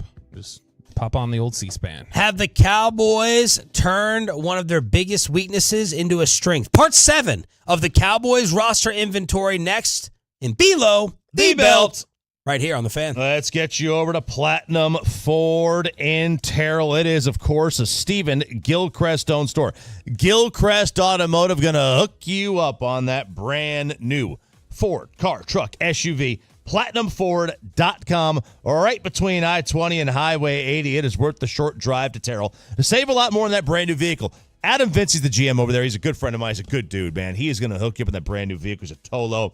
Tell him you're a Tolo. Tell him I sent you over for the endless summer savings, and you can get into that brand new 2024 Ford F-150, 1.9% APR for 72 months. Save $6,500 off MSRP. Maybe you're looking for the Ford Edge, 2024 model, $5,000 off MSRP, 0% APR, 0% for 60 months. You get to use somebody else's money for 5 years to be able to buy that brand new Ford Edge. They got Ford Explorers at great prices, Ford Escapes, the Expeditions, largest selection of Super Duties in the state, F-450s, 350s, 250s, full-size Broncos, Raptor F-150s, the all-new Ford Lightning Platinum.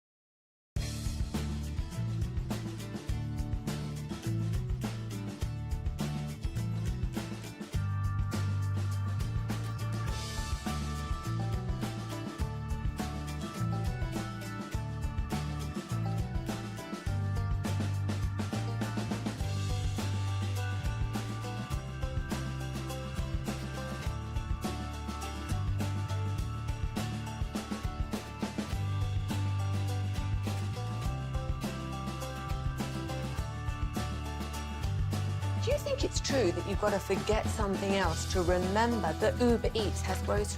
No, that's absurd. Hey, remember when you used to be a, what was it, Pepper Lady? Pepper Lady? Wasn't it Cinnamon Sisters? Basil Babes. Saffron Squad? Nutmeg Maidens? Paprika? No. Nutmeg Maidens? I just said that. Was it Spice Girls? Doesn't sound right. Was it Saffron Squad?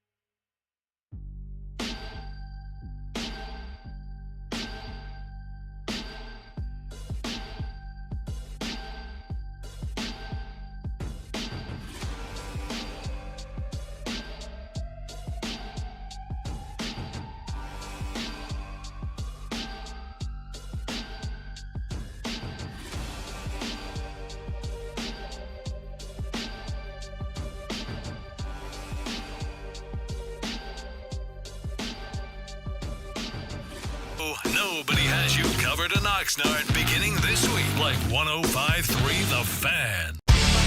And it's back to Sean and RJ on 105.3 The Fan segment here, brought to you by Classic Chevrolet. Classic Chevrolet in Grapevine is the #1 Chevy dealer in the world. More Silverados than anyone else. This is Texas. This is Classic Chevrolet. Together, let's drive, relax, enjoy the difference based on new Chevrolet registrations 2023. The great Bobby Belt. You ruined the morning show. Don't make me take off my belt. Don't make me take off my belt. We're not. Over to you, Bobby. Let's answer all the Cowboys questions. I promise to answer every question during this segment that the fellas have for me here as we talk about the Cowboys roster. We continue to do Cowboys inventory. Bobby was just complaining in the commercial break about like Sandler being difficult. Like, all right, Jared, what do you think about this Rangers question? He's like, well, it depends. What's this? What's that? What are the circumstances? And I was like, welcome to my world. That's how Bobby is.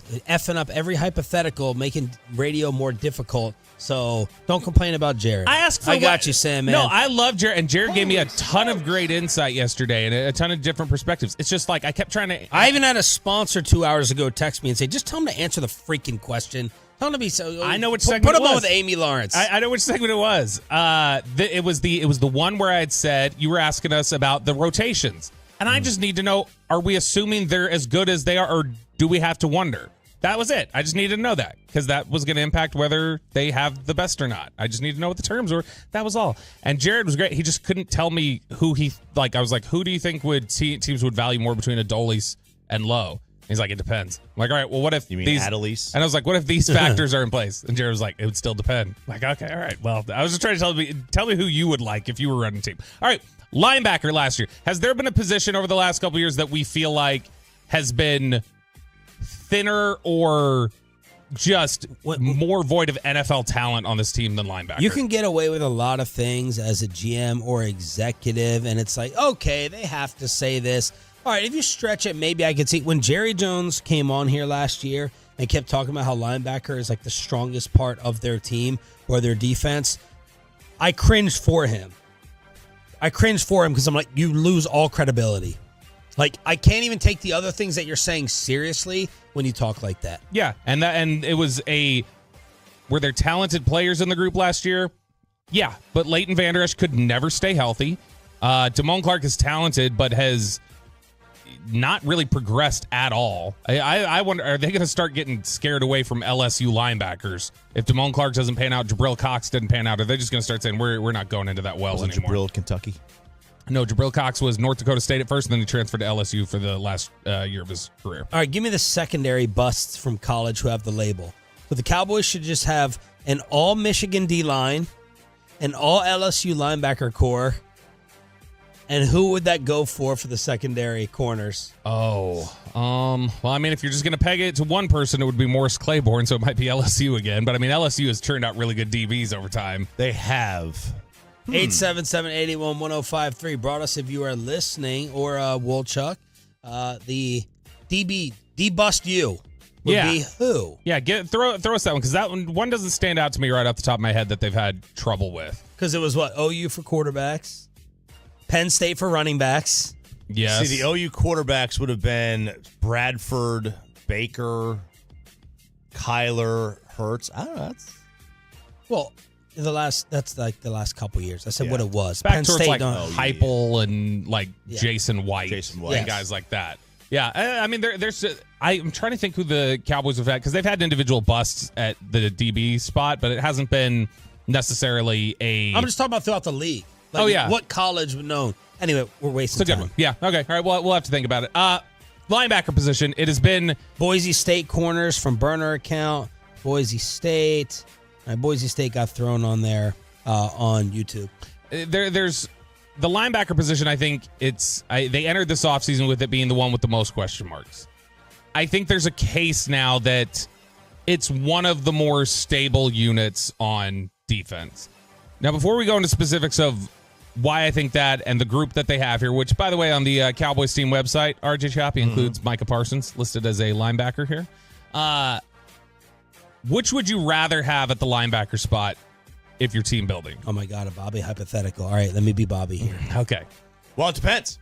Well, you know what? And I'm going to lay it all out for you. Are they healthy, or are they taking into account their injury history? I will lay it all out there for you. Lay it all out. Would you rather have all things generally equal, would you rather have freaky athleticism shown no instincts, which is Damone Clark, or would you rather have minimal athleticism or limited athleticism but shows instincts and ability to see it and get there and compensate potentially for some of that athleticism, which is maybe where Eric Kendricks is at in his career?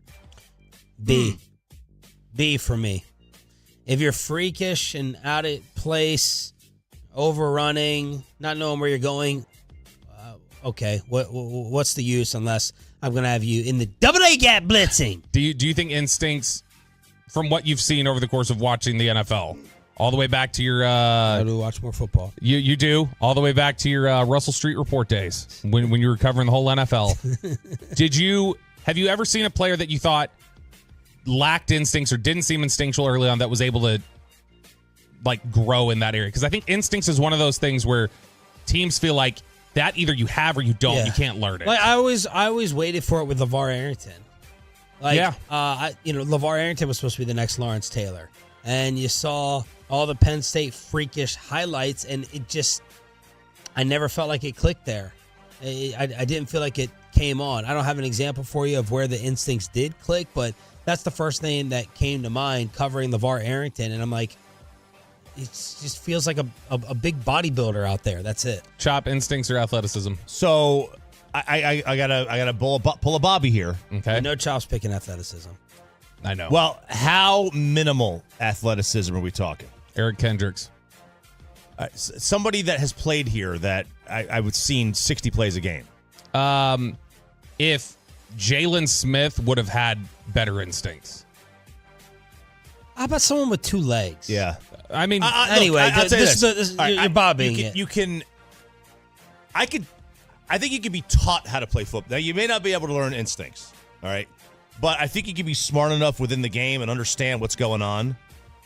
I would take the athleticism. Which is, I figured you would go that direction. Because you can't teach that. That's the question that the Cowboys are going to have in front of them right here in terms of if Damone Clark even makes the roster. By the way, real quick, Schefter says Dak's going to be the one that resets the market, going to get a deal north of 60. It might be more, way more. That from Adam Schefter with a quote I just saw on TV. Way more than 60. What is way more than 60? Is it 65? They're not going to go 10 million over market. This fan text you're going to see smoke emanating from the computer here in just a second. Yeah. The way the fan text is about to set on fire. He is going to reset the market. Yeah, he's going to have the number one contract, but I don't know. Way more than 60. So the Cowboys are going to outbid themselves by $10 million. Look, they are, as we've talked about, they might have to do whatever he says. If they want him, they do. That's just the case. Whatever he agrees to, they have no leverage. And people can say, they have leverage, they can walk away. Yeah, sure. That's not leverage, though. That's legitimately, you don't win a negotiation. You left the negotiation. If you want to negotiate with him and have him here, there is nothing he has to concede on with you.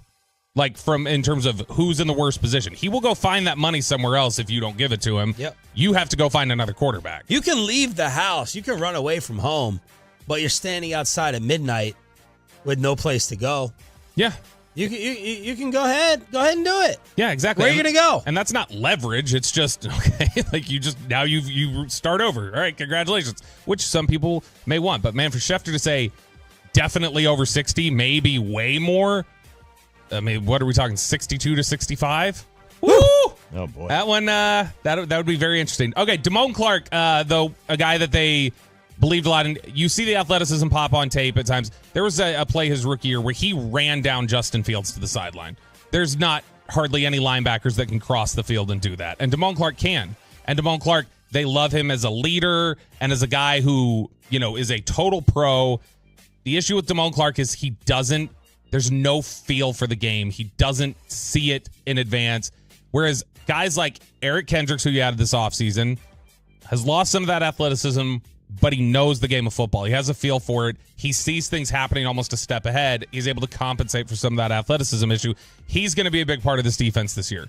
Maris Leafau, who they picked in the third round. A lot of people thought, out of all their picks in the first 3 rounds, that was the one that people were like, oh, I didn't even know who that was. That was a reach. That's a guy that when he has been out there at the mini camp and OTA practices has looked really impressive. And again, a guy who has fantastic instincts. Somebody who, during his high school and college career, has played safety, corner, linebacker, edge rusher. He's played essentially every spot on defense during his high school and college career. So it's made him into a really well-rounded, high IQ, naturally instinctual player. And I think you saw some of that during training camp.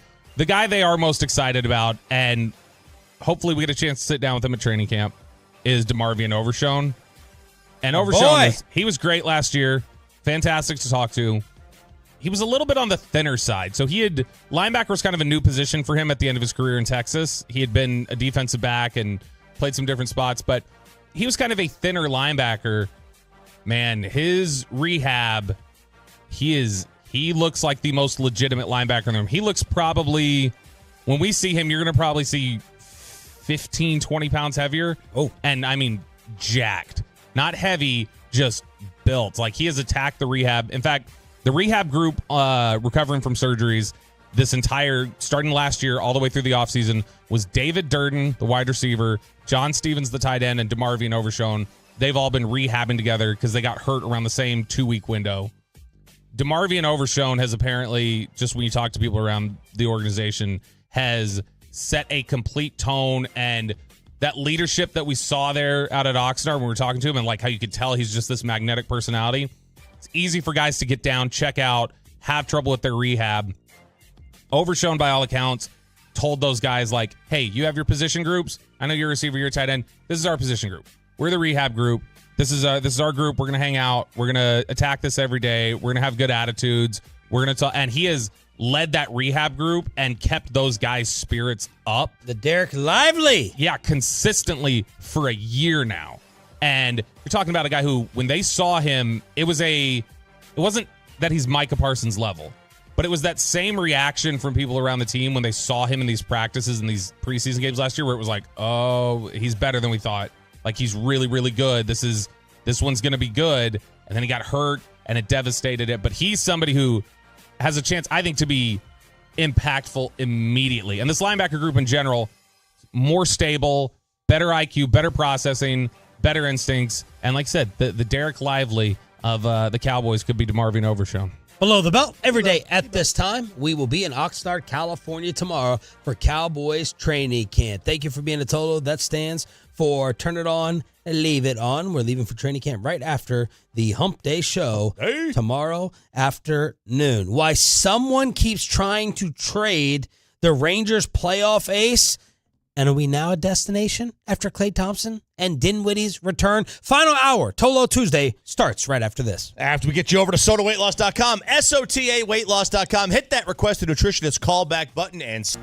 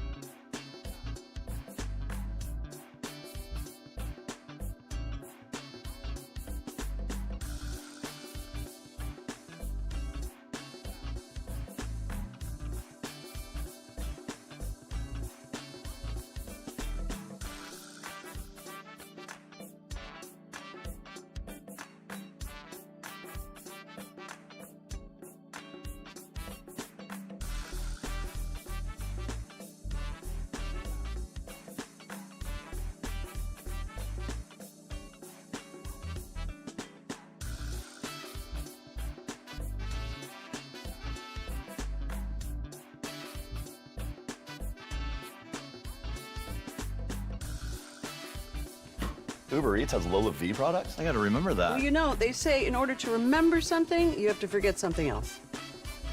Okay, now that is a very cute haircut. That's like a little shag. I've never seen it before. Well, I mean, of course you have. It's the Rachel. Oh, is that your name? No, I mean, like, your name. No, I'm Jen. My name's Jen. Right, but I just mean, like, this is your haircut. But that's hair on your head. I'm not saying this is your hair. Okay, freaking me out a little bit.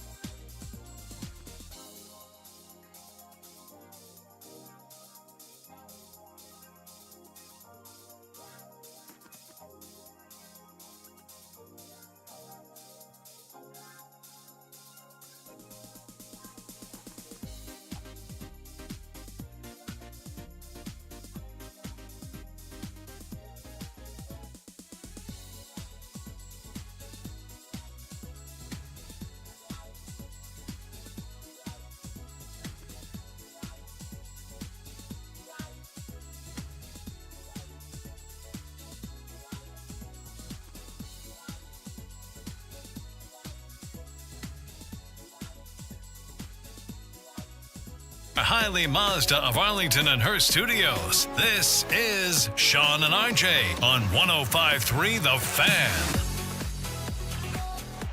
Langford the bluff, the set by Brebbia, the pitch to Heim, swung on, bouncing ball up the middle, it's a base hit. Langford scores, the game is tied. Low around to third.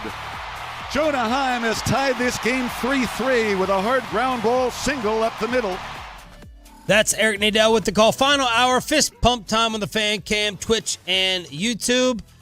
Had everything last night. Jonah Heim being clutch, plays at the plate. Wyatt Langford, walk-off win, and the Texas Rangers needed it. We will get into that and some more trade fun on your home of the World Series champs here on Sean, RJ, and Bobby. But first, a Spencer Dinwiddie return to your Dallas Mavericks. Shams with the news yesterday on McAfee. But this is someone that averaged 17 points a game for Dallas in 2 seasons. He was part of that 2022 Western Conference Finals team with the Mavericks, with Luka Doncic. That team had Jalen Brunson. and he can spot start. He can play as a starter at different points. He can come off the bench. He can play a 6-man role. He's someone that can play defense, shoot the ball. This is a big pickup, especially late in the summer for the Mavericks to go get Spencer Dinwiddie. He's already shown he can be ideal next to Luka Doncic. And the Lakers have had interest in all these players. They had interest in bringing Spencer Dinwiddie back. They have a little bit of roster crunch. There are 15 guaranteed roster spots. Another win over the Lakers with Kyrie, Clay, and now Dinwiddie. Everyone loves the move in terms of the money. Everyone loves it in terms of the familiarity. Everyone loves it in terms of the fit. I ask you on the fan text, you're Nico. What are you missing roster-wise? What are you missing in terms of help? You have your wing defenders, you think, in Grimes. Well, I'll start with Dinwiddie. You added another ball handler who can score. Is he your traditional point guard? No. But he can handle the ball better than Clay. Mm-hmm. You added shooting with Clay. You got your 6'5", 6'6" wing defenders, you hope, in Grimes and Marshall.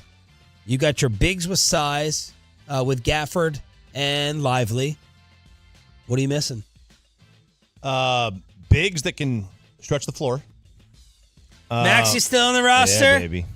Well, you didn't see what I was showing Sean Sharif during the break, did you? Oh, the Derek Lively Dallas Mavericks wide open jumpers. Throwing up the which look, I mean, if the Celtics are going to give it to him like they did in the NBA Finals, he's going to knock it down. Look, we got to start from a foundation somewhere. At least Derek Lively showing you if you leave him open in the corner, he'll hit it. It's he knocked down like 20 in a row in that video from the corner. The Pacers really beat up Boston. Boston playing that.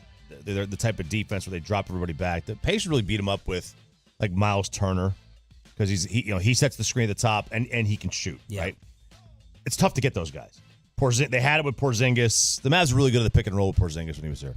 So a big they could shoot is one, and then the other thing is like in their prime third option, like Porzingis, tough to get, but these guys, not another superstar necessarily, but somebody that can really take over a game at times if one of the top two are not playing well. Short of that, I don't know that there's a whole lot you need. Yeah, I think that's the biggest thing is that you look at out of your core four scorers right now, which obviously it's Luka, Kyrie, drop, Clay, another drop to Spencer, but that's your core four scorers. Those are the guys that you feel like they can get you points. Yeah, I would even put PJ below Dinwiddie, though, I think. Like, he can do it, but I feel like Dinwiddie consistently every game, I know I can get something out of him, even if it's not efficient. And so the biggest thing is that out of that core four, talking about 3 of them are 32 or older. Like, it's an old group, and obviously we know the older you get, the more injuries can stack up. It puts you in a little bit of a vulnerable position in that sense. But they are also, the way their contracts are lined up, this new era of the second apron, this might be kind of the window right now for Dallas. Look at this Nico offseason compared to Jerry. I mean, he couldn't be more polar opposite. It's crazy. And Nico Harrison looks like he's putting on a clinic. Looks like he is. Yeah. What are you smiling at? Hey, man. I was going to say, yeah, but Nico's press conferences start on time. I was thinking about this yesterday. I was saving it. Jerry Jones really wanted to do something mature, and it wouldn't be impactful, but significant in terms of the move. Jerry should just let them do the press conference tomorrow without him. Sure. Are you new here? What a symbolic move that would be if Jerry's like, y'all can do it without me. You got Steven and you got McCarthy. You can throw Will McClay up there if you want. I don't have to be there for it. Of course, that is -% chance of happening. But that's what I was thinking yesterday with the Cowboys presser, as RJ's writing out some big sign. This is why he can't do that. Ford? Yeah. Why not? Because it's the sponsor. It's the sponsor of the stage. We're on the built Ford tough stage. No. And he's got to say it a million times. No. That's not why. Here, I'll write out for you in big letters why. That's why. And I'll write it back right here. It's Jerry's ego. That's because of all the money he's getting. That's right. It's not because of the money. It's because of the spotlight and the attention that he needs and craves and desires. Well, and you're right, but also And I'm kidding, by the way. I was kidding when I made that joke. It's just a joke. Everybody is equal opportunity jokes over here. You don't have to apologize to the fans. You apologize to whoever's listening in Frisco or in California on the Odyssey app. That's what I'm doing because I know they listen all the time. And so no one listening cares or has a problem with you picking on them. No, I know. But I mean, in general. But that's really what he should do. The press conference. He should be like, you all do it without me. I'll fly in Saturday. Press conference was originally Wednesday, right? Okay, so Wednesday. Let's say he does do that. And again, you maybe this speaks to ego, but I do think it speaks to just in general what we're talking about with the team and the answers that we're getting. How many cuts do you think we're playing from the Steven and McCarthy alone press conference? Not a lot. How many are we playing on Monday morning after Jerry's done it on Saturday? More. We're going to play the whole show probably. Like I mean, we're going to play them every hour. There's going to be so much. We're going to be talking Sunday night about our prep emails, and we're going to be like, how much prep email do we need to even send? Because so much of the show is going to be Jerry said this about all these things. What's your point? So what I'm saying is that the idea of just in general, the coverage of the team, what we even consider relevant about the team, it's not even a thing of just like who's got the sexy answer or whatever else. It doesn't feel like it carries any weight of significance unless it comes from Jerry. There's nothing we can glean from it the same sort of way unless Jerry speaks on it. Jerry's not going to say anything of significance. I got news for you. Oh. Jerry is going. No, he's not. He's going. It's going to be about a joke. Maybe he's going to get hyped with a reporter. You're not going to say anything of major, huge news-making significance. He might. Maybe he has a semi-guarantee, or he comes up with a glory hole line. Jerry Jones should just be like, "Yo, man, Stephen Jones is sitting here, and he's been groomed for a reason."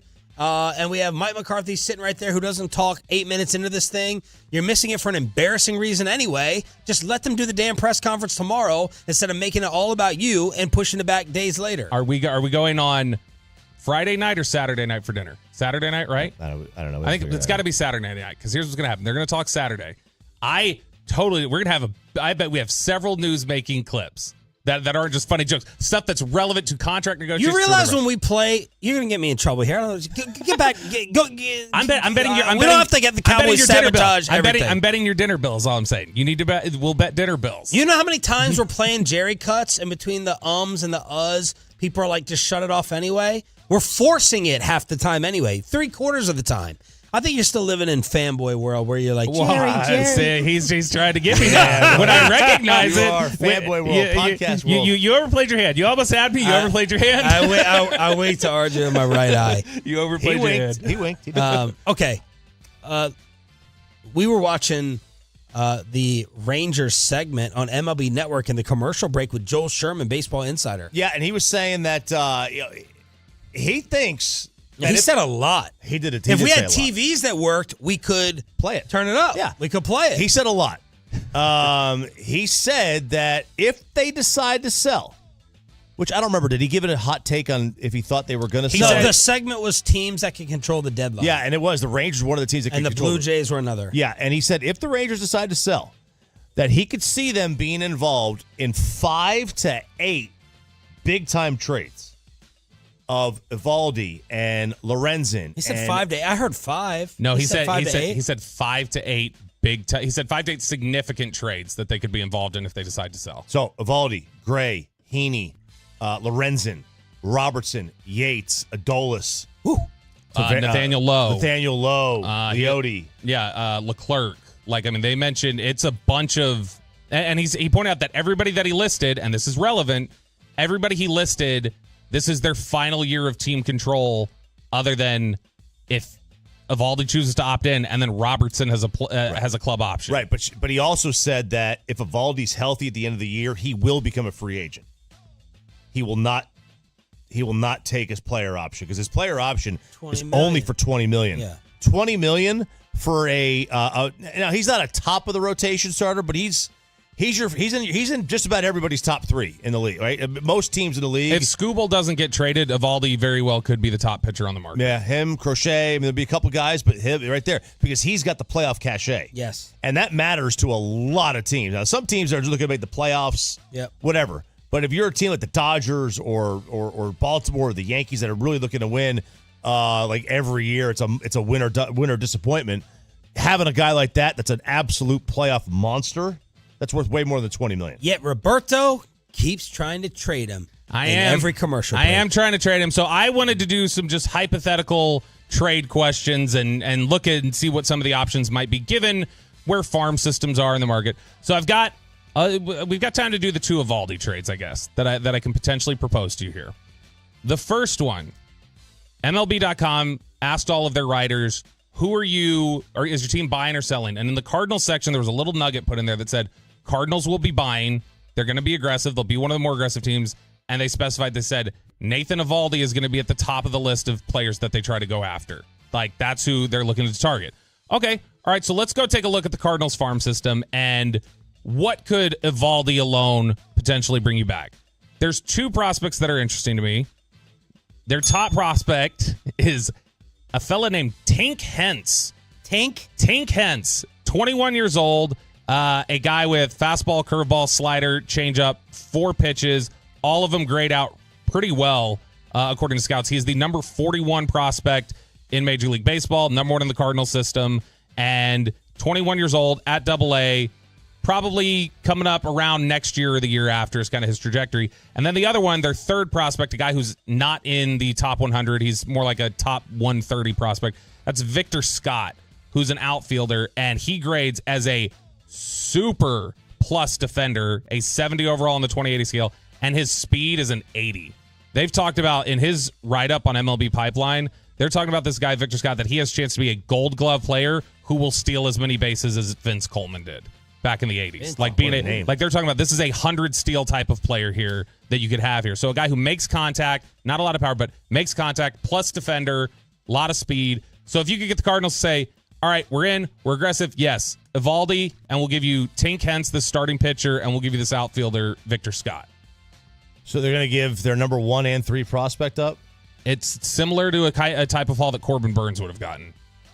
And obviously, there's a premium placed on mid-year trades, especially for teams that are in contention. Man, that seems high. I mean, that's great. It's great if they can get it. Boy, the Cardinals system stinks. They got 2 guys in the top 100. Let me give you another one then. This will be the big one that I would like to go for. Evaldi and Kirby Yates. The Orioles want starting pitcher. Orioles want reliever. And they want veterans. They want guys that know how to win. That's a big push for them. They think this is a window where they can win right now. MLB.com lists them as the most aggressive buyer at the deadline. They have a catcher there who could be a catcher or a first baseman named Samuel Basallo, and he is the 12th ranked prospect in all of baseball. And they say his hit tool is, people are starting to talk about, like, you might be silly to try and limit it. That's the type of hit power that he has. Not a great fielder, kind of average. Arm is good, though. But catcher or first baseman is what you're looking at there. They've already got Adley Rutschman, obviously, there in Baltimore. Do the Orioles say, all right, you give us a plus reliever, a plus starter with October experience for a guy that we have a log jam at, and we've got plenty in the top 100. All right, that's not even our number 1 prospect. That's our number 2 at a position that we have settled. Samuel Basallo. If I told you you could get that, if I told you you could get the 12th ranked prospect in baseball for Kirby Yates and Nathan Evaldi, are you pulling the trigger? So Evaldi is a free agent after this year? Well, he has a player option if he hits 300 innings that vests. Okay. But for $20 million. And if not? He'll decline it. Okay. So he'll decline that. If he's healthy, he'll probably decline that. So in order to say no to these deals, we have to re-sign a 34-year-old Evaldi to the market. Market's going to be high. Market's going to be high. So it's not a crazy idea to do that. No. With Baltimore, I wonder how they have to make a decision. How long is Adley going to catch for? Are they going to DH him eventually? Well, they don't know if Basallo can catch full time. That's still being determined. He'd be catcher or first baseman, left-handed hitter. He's 19 years old. He was the top international signing a couple years ago. Okay. I mean, yeah. And are you doing this more so, Bobby, because of his free agency, or you are not trying to have them as a contender next year, or you don't believe they are? No, I think they can be a contender. I think there's several moves you can make to invest in the farm system and also get players for 2025. Yeah, that are cheaper for Ray Davis. Do you want? You sound like you work for Chris Young right now. His whole presentation and everything. Would you want to try to re-sign Evaldi in the offseason, which you could absolutely do. Even if you trade him, you could try to re-sign him. Now you're going to spend $35 million a year on him, if that's what the market is for. It could be 30. Someone says, forget about paying Dak. CD, go ahead, hold out. Pay Micah Parsons first. That's next on 105.3 The Fan. But let me get you some better help. HELP.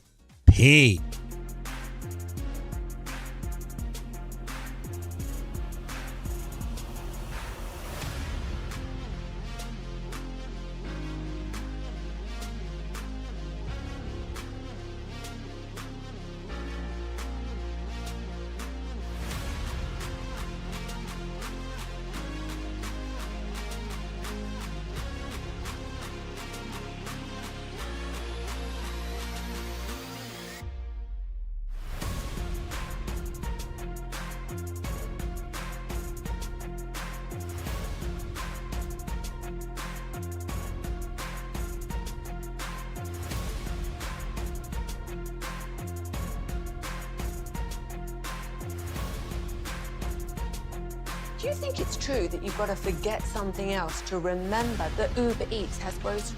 No, that's absurd. Hey, remember when you used to be a, what was it, Pepper Lady? Pepper Lady? Wasn't it Cinnamon Sisters? Basil Babes. Saffron Squad? Nutmeg Maidens? Paprika? No, Nutmeg Maidens? I just said that. Was it Spice Girls? Doesn't sound right. Was it Saffron Squad?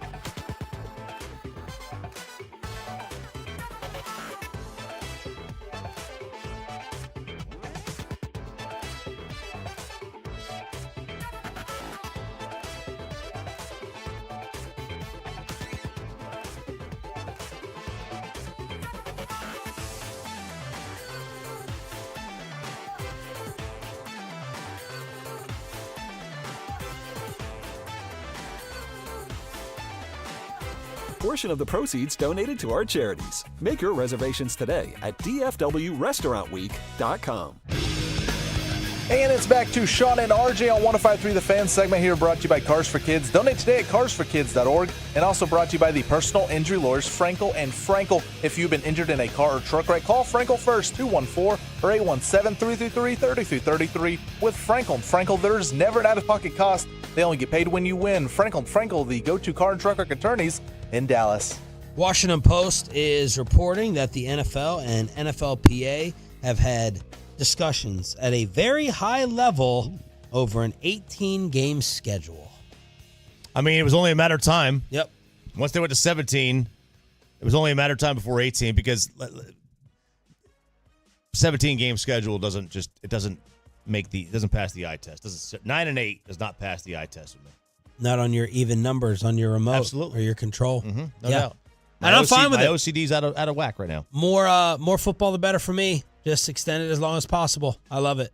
Yeah, I mean, do they just end up eliminating another preseason game? And I mean, you would have to start wondering about, because I know this has been a question the last couple of years, like, has the quality of play been impacted by the lack of ramp up time that they were getting? Like, has that week that they've potentially lost or some of the other stuff, has it affected like some of the quality of play? Maybe, but if it's the new norm and everybody's dealing with it. No. That's the other thing that's laughable when Jerry comes on here and he keeps talking about the super importance of the preseason games.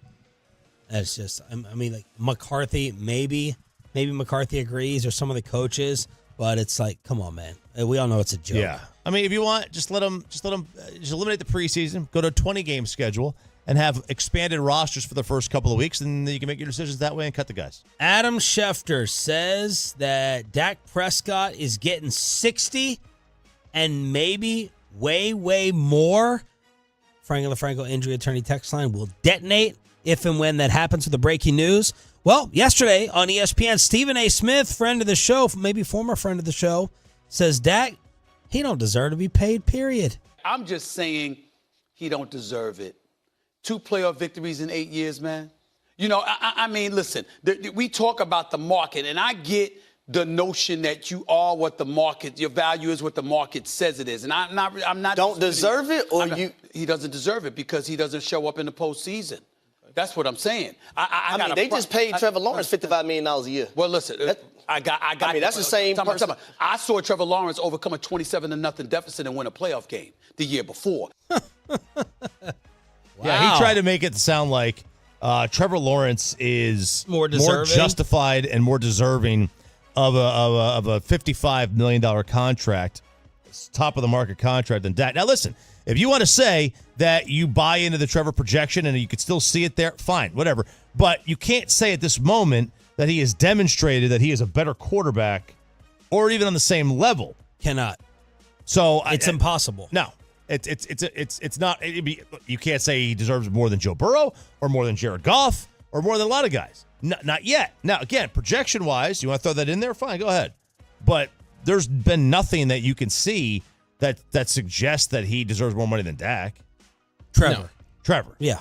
No, not at all. Like, I mean, even at this point, like, I think people's projections of what his ceiling are have adjusted significantly. And now people are wondering, like, okay, how much more does he even have to tap into? Because I think there's a question about, obviously, he had the ability, but I think people have looked at him and said, there's some things that I just don't know that he can overcome that might just naturally limit his ceiling now. So, look, that's separating Stephen A's point against, like, versus Trevor, which we all agree is absurd. But you want to argue, like, no, I don't want to give him $60 million. That's fine. I'm going to sneeze. Oh! Big sneeze. Bless me. Yeah, bless you. Appreciate it. Thank you, guys. Because I'm tight. Man, late. You got to wait, though. Because what if you're a multiple sneezer? Yeah, we were trying to see how much we needed to bless you. Because if you give the first bless you and then you sneeze again, I mean, I'm going to do it twice. Yeah, we're not just like easy with our bless yous. Yeah, you guys hand them out like email compliments. So if you want to sit there and say, no, you know, I don't want to give him $60 million, fine. I can understand.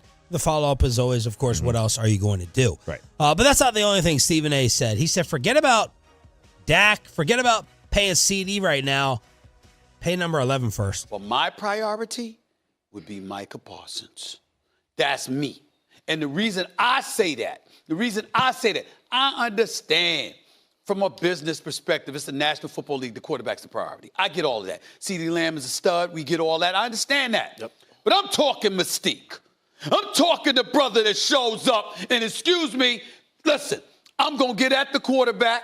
I'm going to hold it down on the defensive side of the ball. We going to make up for what we know the quarterback ain't going to give us. I just think that Micah Parsons, nobody's LT, and I'm certainly not implying that, and he's got to show up in the playoffs too, but Micah Parsons to me is that dude that personifies so much of what Cowboy fans believe they are. I'm taking care of that brother. I'm not losing that brother. Now, I have not heard anyone suggest this. We have not even talked about it as a possibility in a segment. But what Stephen A is doing, he's just saying, who's the best player amongst the three? Mm-hmm. And that's what he's boiling it down to. If you had to pick one that's making the Hall of Fame, I'm picking Micah, then Lamb. Dak's not going to make it unless he wins a title. But Micah's probably the best player amongst the three, and that's what Stephen A is doing. Unfortunately, what he's missing is a lot of the stuff that you hear behind the scenes, or you don't even hear it anymore. I mean, it's very in front of our faces with the podcast and Malik Hooker and his comments. The leadership, the intangibles, the attitude, all that stuff fading. Stephen A did mention that. He's got to show up in the playoffs as well. But how about him bringing up the idea of paying Parsons first because he's just the best player? All right, so Micah is that dude. He's right. I also think if they were to trade Micah, that he would probably give you the most in return. Now, maybe Dak would because you're going to get a quarterback. But I'm talking about from Lamb or Parsons. I think Parsons gives you the 2 ones. Yep. But Stephen A is also suggesting the Cowboys sign him for the very thing that he complains the Cowboys do anyway, which is all be about the style and not the substance. And you're just signing the guy because he is the superstar. He is that. He's the aura. He is everything the Cowboys want to be. Like, that's not a reason to sign somebody. You sign somebody because of great value. Yeah. Micah's great value because he plays a position of premium importance, even though they don't list him as that on the website. They do that, I think, to keep his contract down. Is he great value at $35 million? Who's better value at $35 million, Lamb or Parsons? Lamb, I think. Because the position, I think, holds more importance. Why is Micah bringing back more in trade? I think it's harder to replace. It's rare traits. We had the Florio article earlier this offseason that we had debated about, like, is the receiver market going the way of running backs where people just go, they're a dime a dozen, I can go get them. Pass rushers are not the same in that sense. It's rare traits. I think, honestly, the opinion around the league is if Micah became more consistent, if Micah tapped into potentially some better like work habits and became a little more disciplined within his role and everything else that he's supposed to do, I think people around the league think work habits, like, not that he's not a hard worker. No, I think he puts out effort. He boxes in the off season. Right. The sumo wrestler. I don't think it's a matter work smarter, not harder. Like it's doing the right things, I think is the question. If he were to do those and become more consistent and become more assignment sound, I think people around the league believe it shouldn't be a problem for him to get 25 sacks in a season. He should be able to do that and consistently churn out 20 to 25. There was somebody outside of Dallas that I talked to last year that was like, if Micah taps into everything and reaches his fullest potential in terms of the work that he's doing and the being assignment sound and everything else, that they were like, he would immediately that first year break the sack record in a season because it's just that impossible to block. He's beating guys right now just with being a freak a lot of times. It's not even always good technique. It's just he's a freak. Tom Pelissaro says that Bill Belichick would like to be one and done, media for 1 year, then return to coaching. Well, Rich Eisen asked him, what type of fit would the hoodie be here in DFW? Where is that going to be? I think that it's going to depend on a lot of different factors. I know that everybody's been connecting him to Dallas because he has a relationship with Jerry Jones. I don't see that. I'm not saying it won't happen. I'm saying I don't see that as a fit. Number one, yes, Mike McCarthy's in a contract year. He's won 12 games each of the last 3 years. They got to do better in the playoffs. He knows that. Everybody knows that. I don't sit here and say I think Mike McCarthy's not the head coach of the Dallas Cowboys in 2025. But also, even if he's not, I don't really see Bill Belichick functioning in an environment where Jerry oversees personnel, where Jerry gives press conferences after games, where Jerry runs everything the way that Jerry wants to. I mean, Jerry split up with Jimmy Johnson after 2 consecutive Super Bowl wins. If him and Bill Belichick can't be 100% on the same page, if Bill Belichick's walking to the podium at AT&T Stadium and being told, yeah, Jerry just was outside saying he didn't like that play call on 3rd and 7. How's that going to go over? I cannot imagine that this is that's gonna come out well. Well, let's fact check here. Jerry doesn't really do that anymore. When we ask him about a game situation, he might be like, yeah, let's really get that passing game going. He's not going to sit there and second guess Mike McCarthy with a 3rd and 8 call. He doesn't create that type of public drama anymore. Comes on the Fan twice a week. Us every Tuesday at 8:30, KMC Friday at 10:30. Personnel, that's Will McClay. Again, an old misnomer. Now, how many headlines and how much controversy does Jerry Jones create while speaking during the season? I think it's gotten down to very little. So I don't know how much of that would bother Bill. The most controversial things that Jerry Jones has done recently with his interviews is when he said, oh, Dan Quinn, he'd be a hell of a coach here. Oh, Dan Quinn would be fantastic and awesome. And that was out of season. And I think it's more out of season. Yeah. I think it's more out of season than in season when Jerry causes something. He will try to turn up the temperature a little bit at times, but he'll make headlines. And I agree. And I think it's more about Steven and Will saying no than Jerry to Bill. Saying no to Bill? Yep. Look, I think so Mike doesn't like when Jerry. I don't think Mike likes when Jerry comes on the radio at all. I agree. Bill will not like it. Bill will not want it. I don't remember what the deal was when Parcells was here and Jerry was speaking. Yeah, did Parcells do a weekly radio show? No, not that I remember. No. He did his regular press conferences, but that was I remember when Campo was here, there was no podium press conference. You just got him walking off the practice field. It was not set up. Bill started that. Huh. And it was he had he would sit down at the table because Bill was low key performative too. Yeah. Oh yeah. He would sit down at the kitchen table. He loved and holding have a court talk with you. Yeah, he'd have a talk with you. So yeah, I don't know what the deal would be and how Bill would like that. I know Bill Belichick would hate Jerry on the radio, and he would probably say, "Hey, look, you want me here?" Maybe he says, "This is my stipulation. You stay away." Jerry's going to say no. One of his stipulations, according to Pelissero, though, is quarterback stability. Wherever he goes has to be quarterback stability. So if he's going to be here in Dallas, that would seem to equate Dak has to be here too. Let's crosstalk with the fellas. Mike Bassick has already been in studio calling us in commercial breaks. Let's find out what about with the KMC Masterpiece next on The Fan. But first, let me go ahead and get you set up for the official site. Have you signed up yet?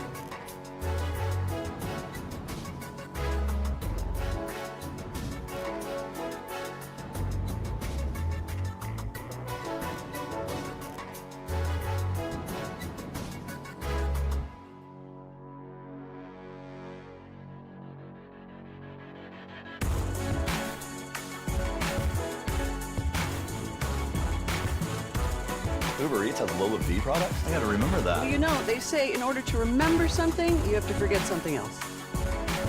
Okay, now that is a very cute haircut. That's like a little shag. I've never seen it before. Well, I mean, of course you have. It's the Rachel. Oh, is that your name? No, I mean like your name. No, I'm Jen. My name's Jen. Right, but I just mean like this is your haircut. But that's hair on your head. I'm not saying this is your hair. Okay, freaking me out a little bit.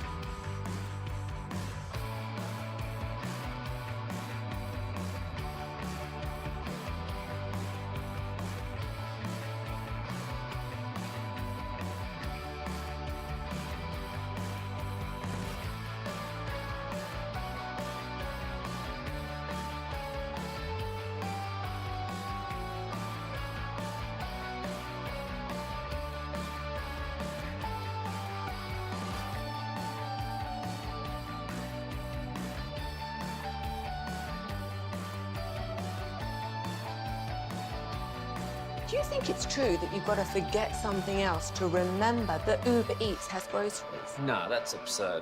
Hey, remember when you used to be a, what was it, Pepper Lady? Pepper Lady? Wasn't it Cinnamon Sisters? Basil Babes. Saffron Squad? Nutmeg Maidens? Paprika? No. Nutmeg Maidens. I just said that. Was it Spice Girls? Doesn't Fan Bowl 2024, August 10th. Sign up now at 1053thefan.com. And it's back to Sean and RJ right here on 105.3 The Fan segment here, brought to you by Classic Chevrolet. Classic Chevrolet in Grapevine is the #1 Chevy dealer in the world. More Silverados than anyone else. This is Texas. This is Classic Chevrolet. Together, let's drive, relax, enjoy the difference based on new Chevrolet registrations 2023. Boy, did the Rangers need this, and do they need this celebration right now? And maybe this walk-off right here is just what the Rangers needed to go on a run. Mike, I want you to imagine. Oh my gosh! Last year, heading into the Giants game, I want you to imagine the Cowboys were 3-5, and they play an awful Giants team. They trail for a lot of the game. They come back, then they trail again. They almost blow it, but ultimately they beat a bad Giants team. And then I walk here on Crosstalk, and I see you at 9:40 on Monday, and I say, Mike, I think maybe this is the exact type of thing that this team needs to make a run. Well, were the Cowboys the defending? That's right, Mike. You got him. You got him. Yeah. Where they built up, where they had some credibility with the fans. I hear what you're saying. I will say this: I think a lot of teams should trade for him. I ain't trading for somebody throwing 80 poo up there, Mike. Yeah. Well, he throws the same speed as Kirby Yates, and you guys just said how valuable Kirby Yates is in the trade market. Dawn. By the way, I was thrown off beyond belief. I can't remember. I think Simeon was up. 3-0, dude throws a sweeper. 3-1, dude throws a sweeper. He didn't throw anything but sweepers. 3-0, anything but what a time to be alive. Like, that would make me lose complete faith in humanity if I'm the hitter. No trust issues. No, I would have so many trust issues if I'm up there and somebody throws a 3-0 and 3-1 sweeper. I thought early on in this year, I thought that it was 50-50. You get a fastball on 2-0, 3-0, those counts. And I asked Sandler to look it up for me.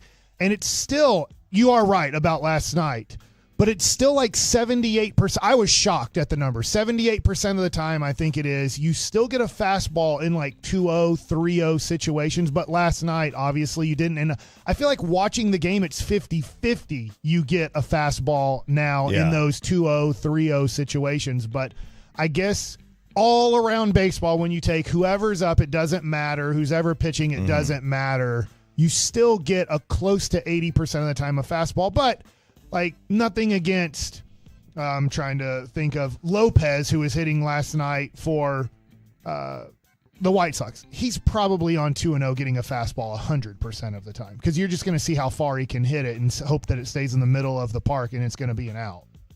Corey, what's coming up? Guys, right out of the gate, CY wants the Rangers to make some trade deadline decisions for them.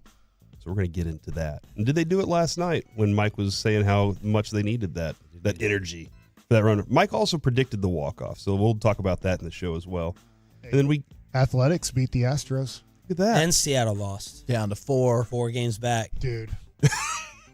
Are y'all ready to buy in? Mike what? Mike Ballysick. Mike's toe that Bally lie. Are y'all ready to buy in on the Rangers? Like, not at all. No, I'm totally ready to buy in on 2025. What would be the thing that would convince you to go, you know what? I'm back in the game. If all of a sudden they started hitting a baseball consistently, which they haven't done for 4 months. That's a fair point. I mean, White Sox sweep? Heaney, we threw this out earlier. Heaney has gone every start since like April 10th, allowing 3 earned runs or less, and he leads the American League in losses. Yeah, he's been a tough luck loser. He's been a tough luck loser. The issue is, though, like, I don't know. Let's just say they get to the end of this White Sox series and they're 2 or 3 out, which would take, obviously Houston and Seattle to lose 2 more games. I don't know if they decide to sell. Then they decide to sell. I don't know that I can remember a defending champ that's 2 games back that decides to sell at the deadline. I don't know that I can remember that ever happening. They are in a tough position because you're right. And also Bobby's right. Yeah. That for a 100-game stretch, they have not proven that they're going to go on a run. You're literally basing it off of 2023, and it's a whole new season. So it is really tough to look at this team and go, I think they're going to get to 86 wins, which in this division, I think that 86 and 76 will probably win this division.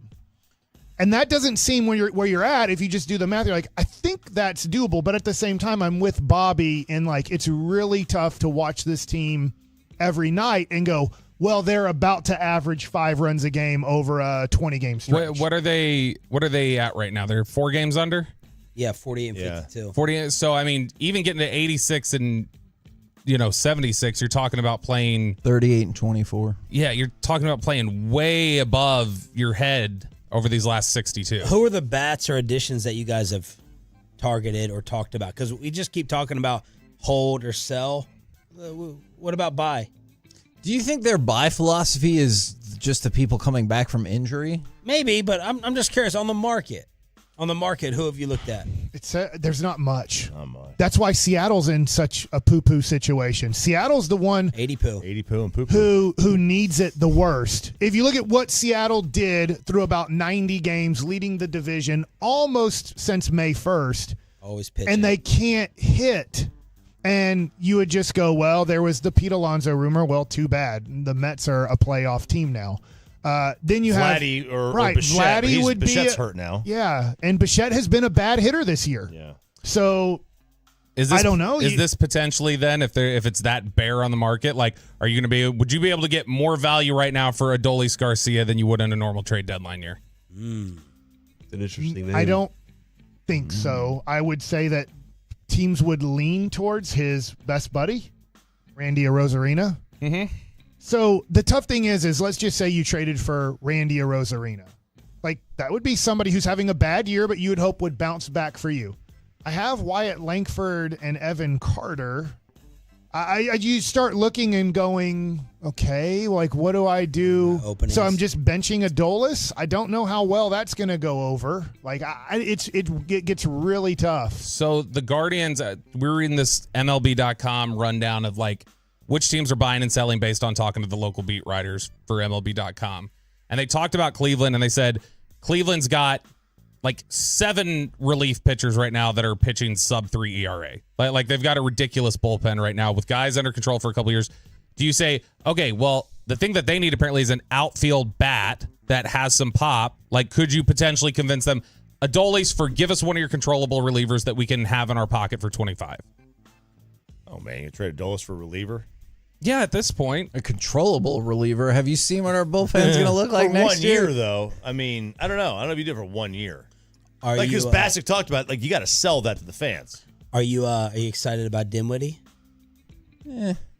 Oh, I want to go back to Corey's call of it yesterday, where he was the least enthusiastic. What? We had people call in on the Odyssey app. You took Spencer Dinwiddie calls? No, well, on the Odyssey we app. had on the Odyssey app, and so they try to recreate Corey's apathy towards the move. I just don't see how many minutes are there. Like, whose minutes is he taking? Do you bench Exum? Do you bench Hardy and just say you guys are watching the game now? Oh, I'm definitely playing him over those two. Okay. I mean, he's going to get more minutes over those two. I mean, for sure. who is he though? Is he the guy that was in? Spencer Was he Dinwiddie, was he the guy that was in? sense. Was he the guy that was in L.A. or is he the guy that was in here and like showed for the course of a season's worth of games that he can play well off of Luka and shoot efficiently? And then said we were soft. Yeah. Okay, Kevin, the bygones be bygones. Look, I mean, that wasn't the past. Have you met Have you met any bygones? Guys, look, I think y'all know a lot gets said in negotiations, all right? And that's all that they were doing over there. In his 5 playoff games, did you see what he did this year in the playoffs for the Lakers in his 5 playoff games? Nope. 3-1-1. Do you want to bet that he plays more and scores more than Hardy or Exum? Oh, Put it on the wall. I don't want to bet. I'll do it. I'll consider doing it combined points of Exum and Hardy. That was neat. To what Dinwiddie's. What is it? You're doing what? Oh, my God. We're negotiating. We're talking it out. I would rather play Hardy than Dinwiddie. I think there's way more potential. Now, you could do it like, in a way, you'd do it quicker than this. You could do it like Roddy B. They tried to force Roddy B down everybody's throats in 2011. Trade for And Carmelo then Anthony. by the time it got to playoff time, Rick dust chip. Carlisle, genius coach, said, I can't play him. I've tried so hard to give him minutes upon minutes, and with Jason Kidd, because he's not a very smart basketball player, so I'll put him with one of the most smart basketball players in the world out there. And by the time he got to the playoffs, he said, I'm going with Deshaun Stevenson. So try that with Hardy. It's 11 cents a day. I'll tell you everything you need to know about Roddy B. I would like Hardy to get 20 minutes off the bench early on in the season. And if you get 40 games in and you're like, man, it's just not working out, then you can switch to the veteran guy. The Republicans and Democrats. Oh, my God. They both got their way. The Secret Service director has resigned. Kim Cheadle. Oh, Bye-bye. really? Yeah. They got her out. That was ugly yesterday. We got her out. One of the worst hires ever. They got her out. She oversaw one of the worst shootings in American history. Well, it's like someone on TV said yesterday, you have one slip up as the Secret Service director, and it's fireable. I mean, that makes sense, right? You have one job. Like, don't. If you have a chart around the office, it's like this many days without incident. Your dad's a doctor. What kind of doctor is he? Cardiologist. All right. Well, if he accidentally makes a mistake in surgery, I'm pretty sure he's getting sued and might lose his license. But here's my But if Shoppy that is forgets a tough to flip job. a switch so that you can get Bill Parcells' press conference going, then everything's fine. Corey, thank you. What a dedicated. You did that? Dedicated. I did. Well, I didn't. It was I got the time zone screwed up because I was in California. It was my first trip. I was engineering out there. It's tough. And the way it was, obviously the press conference started at this hour, but I was reading the schedule back at the ESPN station for this hour, so I was like, oh, I got 2 hours here before this thing starts. Oh my God. I'm playing devil's advocate, okay? What was Cheadle responsible for with the screw up in protocol? The safety of me. Did she not? Did she? Was it her complicated question? You know what I'm saying? Like, did she decide to delay? Is it her fault they didn't notice the guy or react to the patrons in the crowd pointing him out? I'm just asking questions. It's the famous quote from A Bug's Life where Kevin Spacey tells the Queen Ant, when she goes, "It's not my fault," and he goes, "First rule of leadership: everything is your fault." There you go. Just like the Dallas Cowboys practice. That's what it is. You're right. Same exact thing. We're back tomorrow with the final show before Oxnard. Mike, screw you. Can't wait for this Rangers run, Mike. Multiple reasons. The KFC Masterpiece is next on The Fan. How about some commercial-free Sean and RJ? And now that's some quality breakfast for your brain. It's our commercial-free Expressway, mornings at 7:20, right here on The Fan and our Odyssey app, presented by Comerica. This Odyssey Sports Minute is sponsored by Bosch Power Tools. What hard workers deserve. This is Bart Winkler with an Odyssey Sports Minute, sponsored by Relief.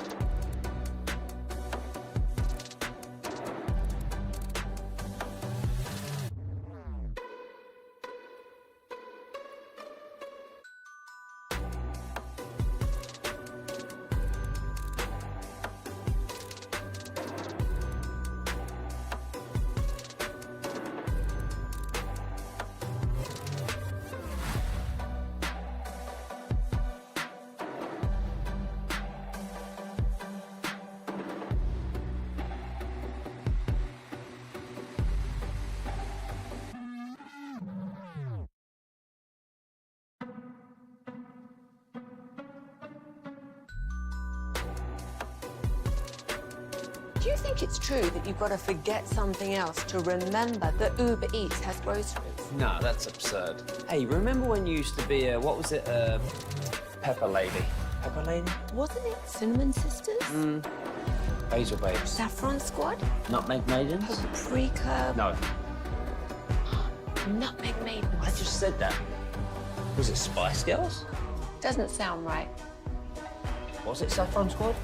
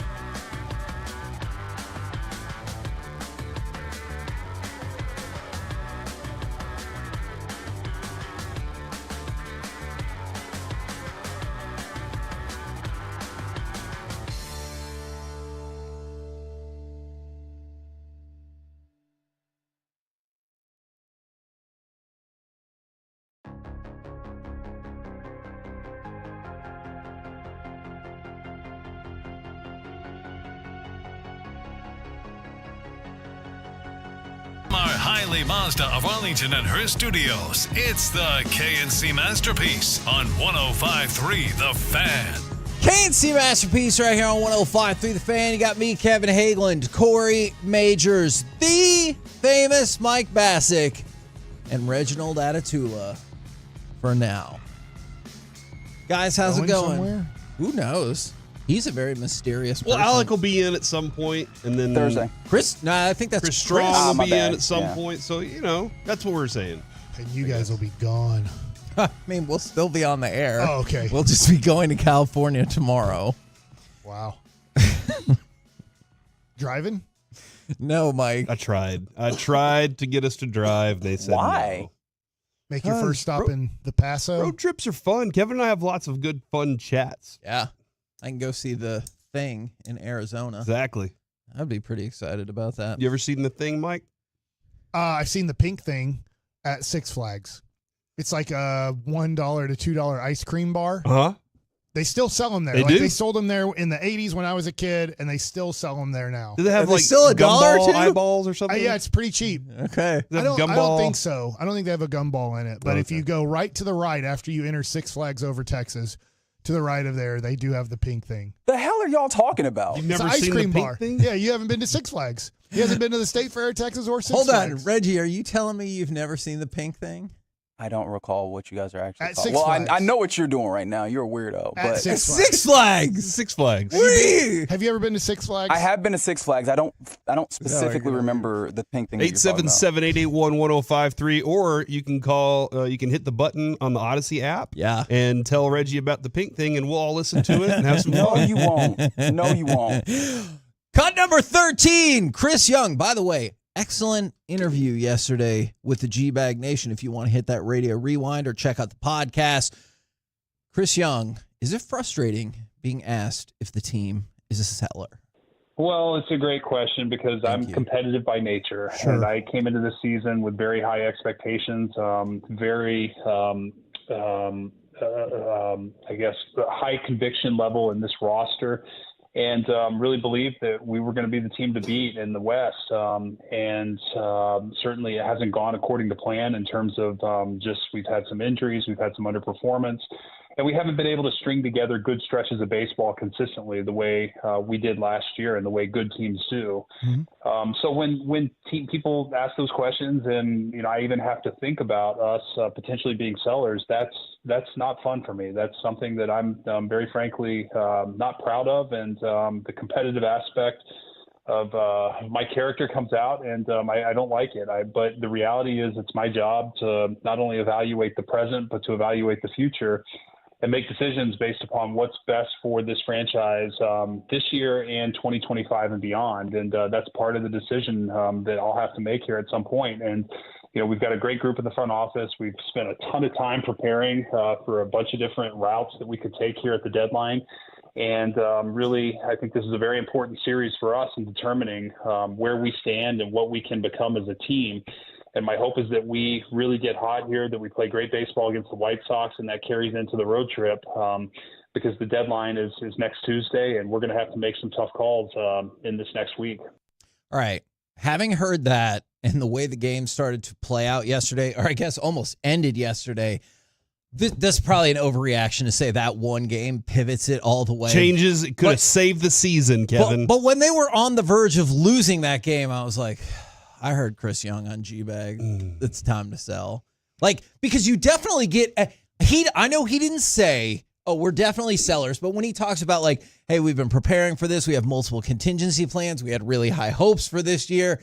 There is a lot of verbiage in there that leads you to believe they are prepared to sell if need be. Yeah, I went back on YouTube last night after the Ranger game because I didn't get to hear the Chris Young interview. I was at the ballpark, and I listened to it after the game. I was on a high with the walk-off win from Wyatt Langford and the team, and I was like, wow. I didn't expect that answer when Broadus he said, hey, how frustrating is it? I'm trying to paraphrase exactly how the question was, but how frustrating is it that they're putting you guys in as a seller? And he didn't go, it's frustrating because I think this team is going to do great things. He's like, I get it. He's like, I get it. And then you just heard the answer, and he was specific. Chris Young was honest. Chris Young is really smart, and he doesn't want to give up on this season. He doesn't want to give up on this team.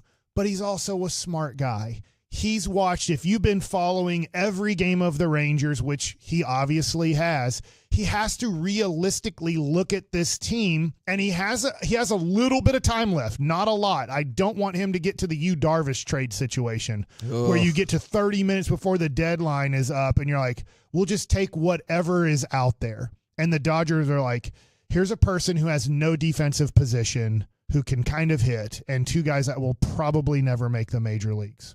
One of the worst answers we ever got was, we love our boys in blue.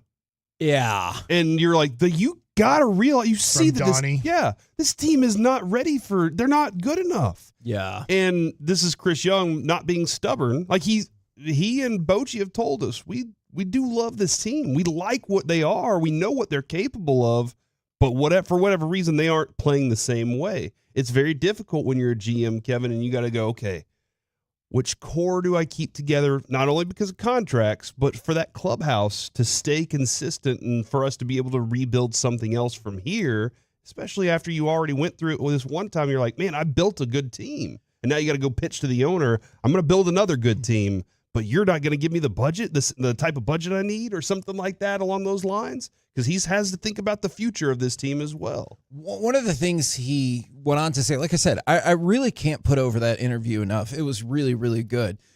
Chris Young said, it seems like every time we take a step forward, then we take a step backward.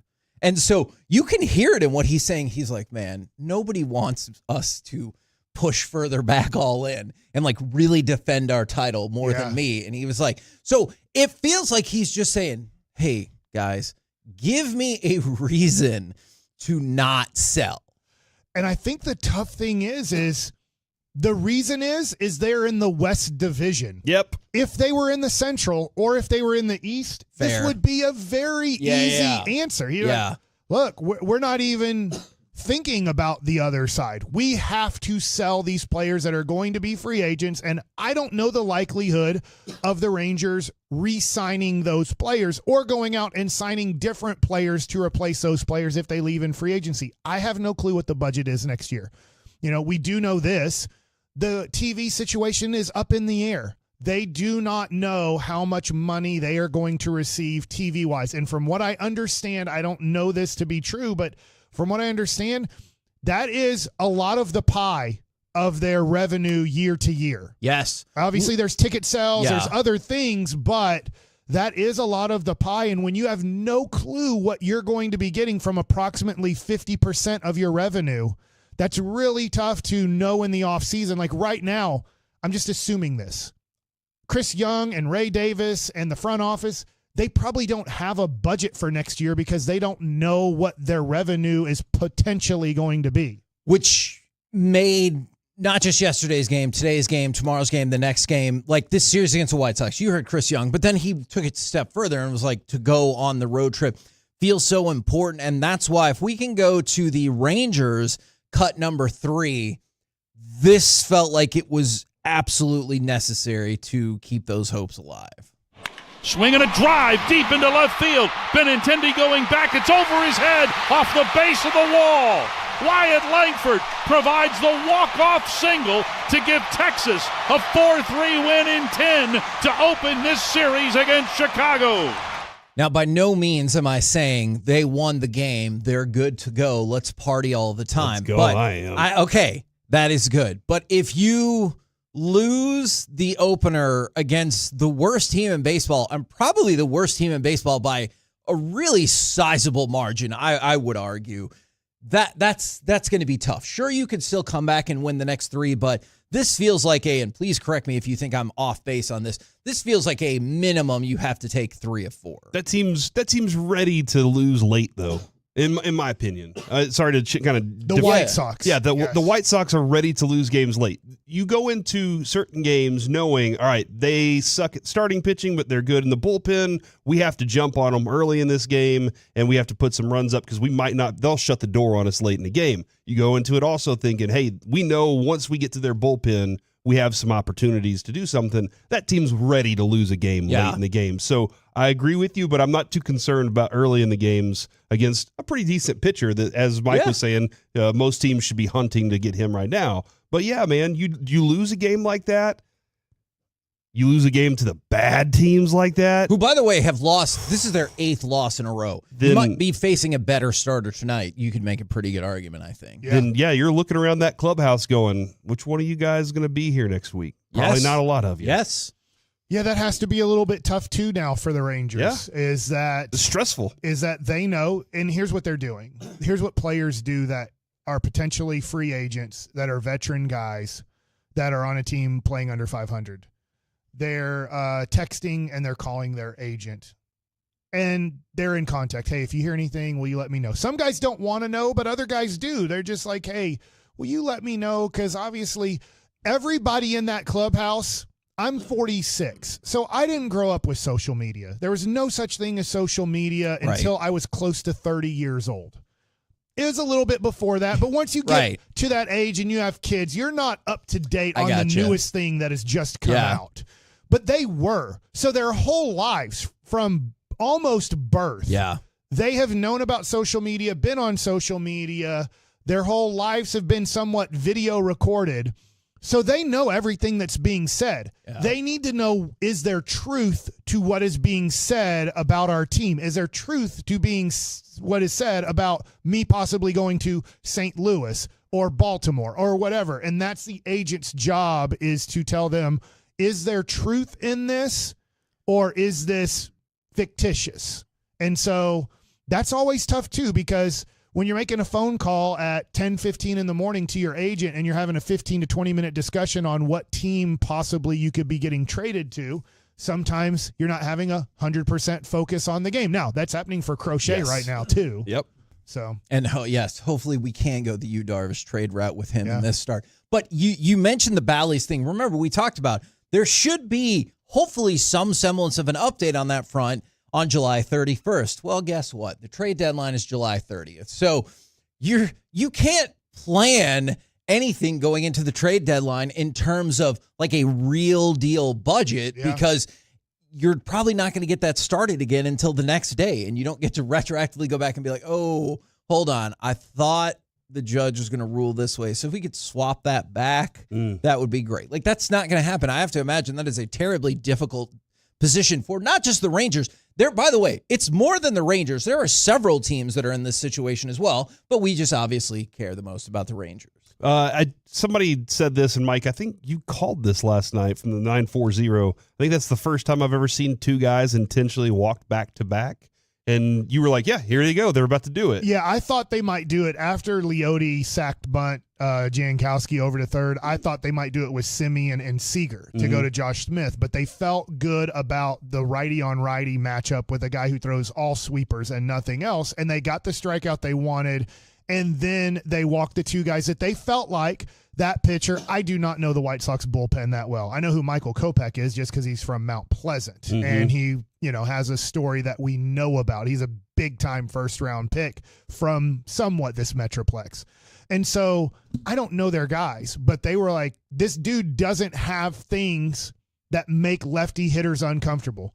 Who would ever want to pitch to Seager? If you look at the Rangers lineup, who would ever want to pitch to Seager with the game on the line? Sure. Nothing against Josh Smith, but you're going to move on to Josh Smith. And then you look at Josh Smith and you go, well, he's hitting well. He's a lefty. And this guy doesn't throw change-ups or sinkers that would make maybe Josh Smith very uncomfortable in the dish. Let's go ahead and walk him, and let's go righty on righty. He just struck out the all-star in Marcus Semien. Let's have him face a rookie. Let's put a rookie in this situation to try to win the game. And luckily, he got a hanging breaking ball, and he took advantage of it.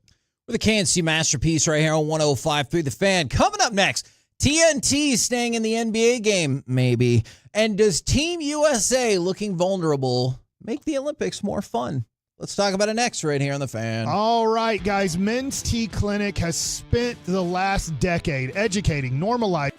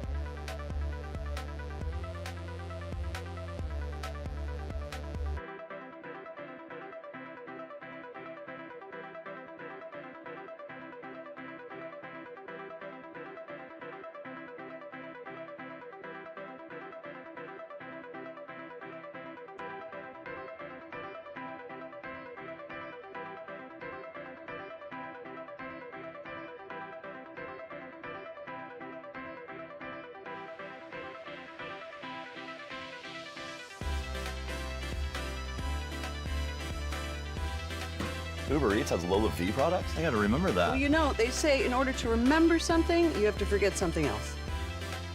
Okay, now that is a very cute haircut. That's like a little shag. I've never seen it before. Well, I mean, of course you have. It's the Rachel. Oh, is that your name? No, I mean like your name. No, I'm Jen. My name's Jen. Right, but I just mean like this is your haircut. But that's hair on your head. I'm not saying this is your hair. Okay, freaking me out a little bit.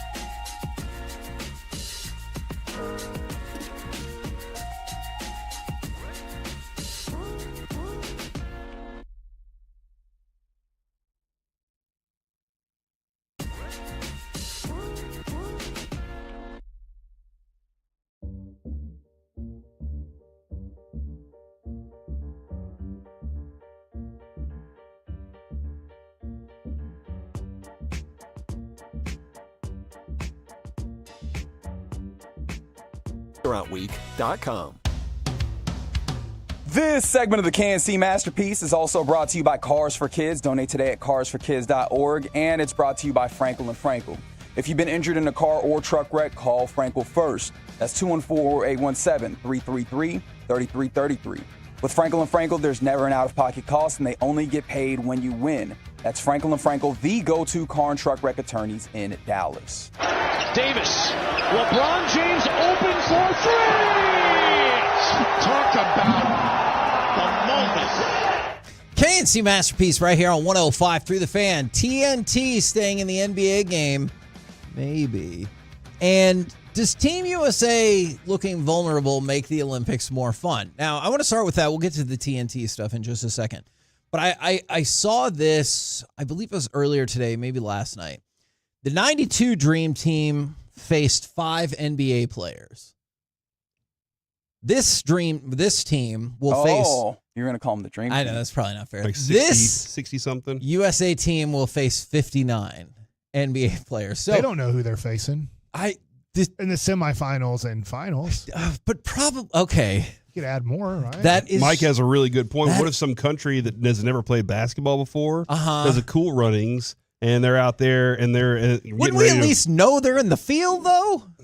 That you could face them? They might not it's just a team drops down from the rafters like Sting. Okay. Yeah. Are there any teams that don't have NBA players?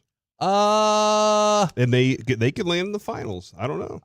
I know South Sudan has Wenyan Gabriel. Luol Deng. Okay. And Luol Deng doesn't play no more. I was going to say, but I don't know if he counts since he's not in the NBA anymore. But the point is, at least, you guys are jerks. At least 12, I just helped you out. 12 times as many. Deng was in the same draft as Devin Harris. He's like 50 years old. He was looking pretty good. All due respect to Devin Harris. So does that make the Olympics any more interesting, knowing that like you might need to really watch these games because they can lose several of them? I think that now when you watch the Olympics in men's basketball, it's interesting because women have a lot of professional players around the world too, but the women seem to still dominate international play, but the men don't dominate international play anymore. So yes, the USA team will always be favored against whoever they play. Sure. At the same time now, there's only like a 55% chance that they win the game or a 60% chance. Like they are not going to have easy games. Maybe there is a game where they play outstanding and they win by 20 or so, but there's a chance that they lose to any team now around the world. Now, they went 5-0 in the exhibition schedule. Barely. That is true. They beat the aforementioned South Sudan by 1 point. They were 45-point favorites. They beat Germany last night by 4, and they open up. How did Dirk do? He was not in this game. I'm so sorry to tell you. Isn't he the same age as Luol Deng? Hey, I don't know why that's happening the way it is. That left Shrimp out there I rocking it. don't believe that was the case. Why not? Either. At least I did not see him out there. The U.S. men's team starts for real, 10:15 a.m. on Sunday against Serbia. Now, I thought Mike had a great take on it. Corey, is that the way you feel? Because I do enjoy watching the United States like crush opponents and win, but with how much more varied the world is now in terms of talent level and NBA experience and stuff, that feels like that specific instance is never coming. Yeah, I mean, I think I'm not rooting for the underdog against the U.S., Kevin, but a team that rolls out and has one NBA star and they're like trying to beat the Americans, together. That is interesting. It's a good movie from Disney. Like it's one of those things. So if the USA loses, you're going to be like, do you believe in miracles? Yes! What happened in Friday Night Lights? You were sitting there pulling for the Euless Trinity or the Odessa Permian team, right? They lost. They lost to Carter. So you could still lose to the big dog. Okay. Or was it Carter? Or Yeah. It is crazy though when I know this is a long time ago now, and people might not even remember the same, but when Carlos Arroyo for Puerto Rico scored 36 points or whatever it was and beat the United States, you're like, Carlos Arroyo barely plays in the NBA, and he is destroying us right now. Time to shine. It is interesting. You get a Dennis Schroeder, who you're like, he's a nice player in the league, don't get me wrong, but he's a role player in the league, and then you put him on Team Germany, and he's playing as well as the stars in the NBA. And it feels like that happens every cycle that you get the Olympics. There's always just some role player for the NBA. Then when they get to play for their country, they turn into, prime Michael Jordan. Shout out to Patty Mills. Okay, let me ask you this then. When you see that performance, do you ever look, because Dennis Schroeder jumped to mind, do you ever look and go, man, we could have got him? Because my thought is always, who the hell do you think you are? Because my projection was, we could have had this player on our team, man. That's what I yell at sometimes when I was at Maverick games. I'd start playing like Andre Miller. That's Andre Miller. Yeah. Who does Andre Miller think he is tonight? I went to a game where he might have had 52 points. I'm like, you're not that good. Start playing like yourself. From the 903, U.S. men's hoops will lose at least one game. You can book it. Now, let's go to as a booker. Yeah, I don't hate America. I didn't read that one. Yeah, I did not read that one. That said I hate America. It's tough because if Devin Booker has a game-winning shot, I'm going to root that he misses it. Even if it's in the gold medal game? I can't root for Devin Booker. Oh, my gosh. All right. Yeah. So now maybe because I think it'll be funny when he misses. Okay, and you'd be like, "Good job, chicken head." Yep. Let's go to cut number 6. This is Steph Curry giving you a heads up that, like, hey, you need to watch out. I've learned we're beatable if we don't execute the details of what teams know they have to do to beat us, which extra possessions, not taking care of the ball, fouling too much. It has nothing to do with our offensive game.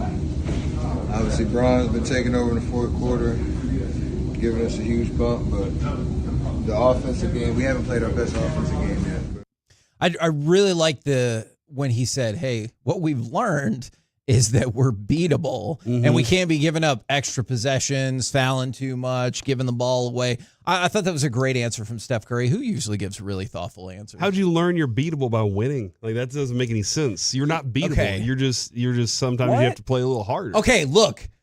I didn't lose. I kind of get what Corey's saying, because there's a high school football coach I used to interview, and one time, like every week, he's a powerhouse high school, and I asked him one time, is there any part of you that's glad that you lost this early in the season because you could learn some lessons? And he goes, no, we could learn the exact same lessons and win the game by 40 points. And I was like, I don't know if I think that is accurate, but he had also won multiple state titles. So I was like, okay, well, you probably know what you're talking about. They're not beatable. They just got to play. They won by 1 point. They still won. That's not beatable. Will you mark that so whenever they do, if they do lose in the Olympics, we can have then they'll be beatable at that point. I mean, they're undefeated right now, and you're undefeated. You're not beatable. Lost. Yeah.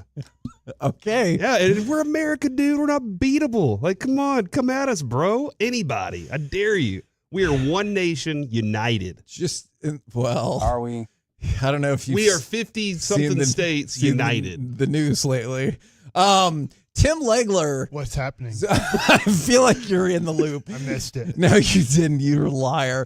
Tim Legler said the problem is a lot of these international teams, they look like actual teams instead of a collection of all-stars, which obviously they play together a lot more. They train together a lot more. Well, and how much of that is because of what Team USA is? Oh, for sure. You're like, okay, how do we beat them? I mean, just look at Russia, right? Yes. How do we beat Russia eventually in hockey? It's never going to happen. Yeah. And then it finally happens, and you're like, whoa, hold on. And so we have to commit more to becoming those types of teams that can compete against America. Last week, as you guys were traveling around the world on your vacation, Reggie and I had to work. And Reggie, we were watching one of the games, and they ended up pulling away tremendously in this game. But there was a play where we were watching during a commercial break where Joel Embiid got a pass around the elbow of the free throw line, and he immediately threw it out of bounds. And he was trying to be a team player. Joel Embiid and the 4 other guys on the court, Reggie, they're used to when they get the ball, it's now go time for them, and they're trying to figure out, well, I'm Joel Embiid, I'm awesome, but on this team, I'm supposed to move the ball, and Steph Curry and LeBron and Kevin Durant and all this stuff, and I think it makes it really tough on these guys that they're trying to be a role player when they've literally in their life never been a role player. Yeah, I mean, that's definitely a part of it, and some of that is it speaks to the idea that they haven't played together even within the cycle of the Olympics, right? When you look at the team that you sent to the FIBA World Cup, it did not look quite like this. And some of the team players that you did send to the FIBA World Cup, guys like Jason Tatum, Anthony Edwards, when they're in that second unit hums. And so, like, you compare that to other nations where their top unit is the same team that they send to all these different competitions, and you wonder if some of that is like there's a congealing that happens. They come together as a squad more over these years, where USA, they come together for a camp and they try and get themselves to the same place. Because we did that for a minute, right? With the Redeem team, Coach K and Colangelo, they're like, hey, this is a 2-year commitment, so you need to be at all the places. And then we won, and then we won again. And it's also hard to expect like all these folks to be like, hey, give us all of your summers, even while you're competing in the NBA and these types of things. That is very fair. Now, Corey, I want to get your immediate feedback on this text from the Franklin Frankel injury attorney text line from the 940. I told my nephew I will eat my hat if the United States does not win gold, and now y'all are scaring me. You shouldn't eat your hat. It's impossible to do that. Yeah, it's gonna. I don't think you can digest it. Okay. I don't think you can chew it. There's nothing that your saliva and your teeth will not make it like swallow a hat. Can you put it in a blender and swallow like pieces of a hat? Hat smoothie, huh? How long has it been since I'll eat my hat? Has been. I've never heard it. You've never. It's that. That's it. That's a very old timey phrase. It is. I lit a hat on fire once. I remember that. I mean, I know that bees don't have knees, but we have a saying like that too. Why That's do people the bee's make, knees. Yeah. No, I understand. I'm not lost on the saying you're referencing. I killed a whole bunch of wasps the other night. It was awesome. You can see the dead wasp. They don't have knees, and I think they're similar to bees. Okay. They don't like each other. They fight over the same flower. The expression was created in the God help us 1920s all. by an American cartoonist named Tad Dorgan, who also graced the language with such corny superlatives as the cat's pajamas. Oh, yeah. The cats don't wear pajamas. The flea's eyebrows. No, what? The canary's tusk. Wait, say those last two. I never heard them either. The canary's tusk and the flea's eyebrows. I don't know the flea's eyebrows or the canary. He was trying too hard. He was like, I'm going to make something stick. Love it. No. Do you? Yeah. I want you to the go flea's home eyebrows. and Is tell. that a good saying or a negative saying? Like, don't be the flea's eyebrows. That sounds like the right way. That's the flea's eyebrows. I want you to go home and tell Sue that she looks like the cat's pajamas and just see if she's like, what the hell are you talking about? Like, I really want to No, I think she's heard cat's pajamas. Okay, before. what about the flea's eyebrows? I think she would take it as a negative I thing. could see that. What did I do wrong today? It was originally, all right, sorry about this. It was originally the be all and end all. Okay. And it turned into the B's and E's, and then it turned into the B's knees. So that's kind of where that all started. Now, one more quick note for you guys. There was a lot of headlines yesterday about TNT submitting matching NBA rights offer to that of Amazon's package. And people were like, okay, that means TNT gets to keep the NBA. Not necessarily, all right? From The Athletic, Andrew Marchand, he had some really good insight on this. He said the NBA now has to negotiate with TNT, and it could be problematic. And what TNT might actually want out of this is, hey, just buy me off. You know, like look, they might legitimately want the NBA, but they might be like, hey, if we just match this, I think there's a good shot.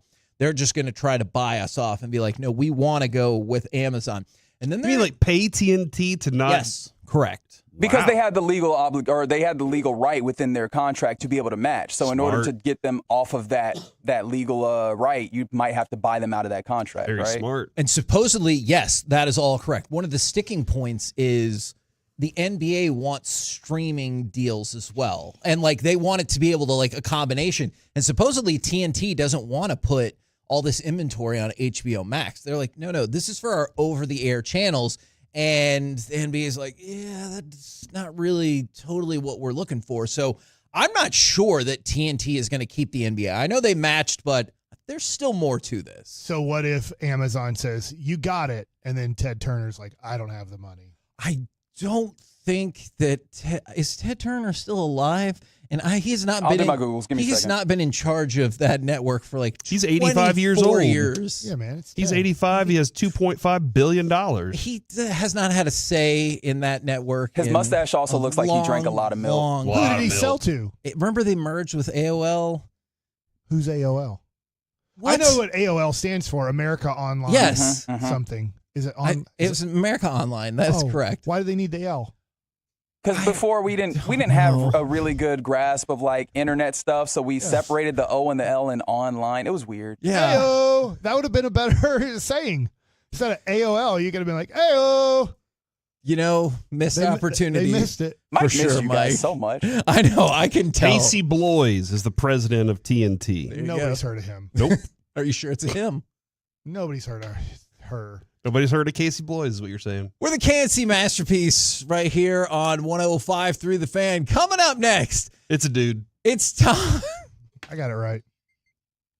It's time for Baseball Nuggets and Business Breakdown with Mike Bassick. Let's just keep churning those trade rumors. Churn, churn, churn. Eric Chiafalo.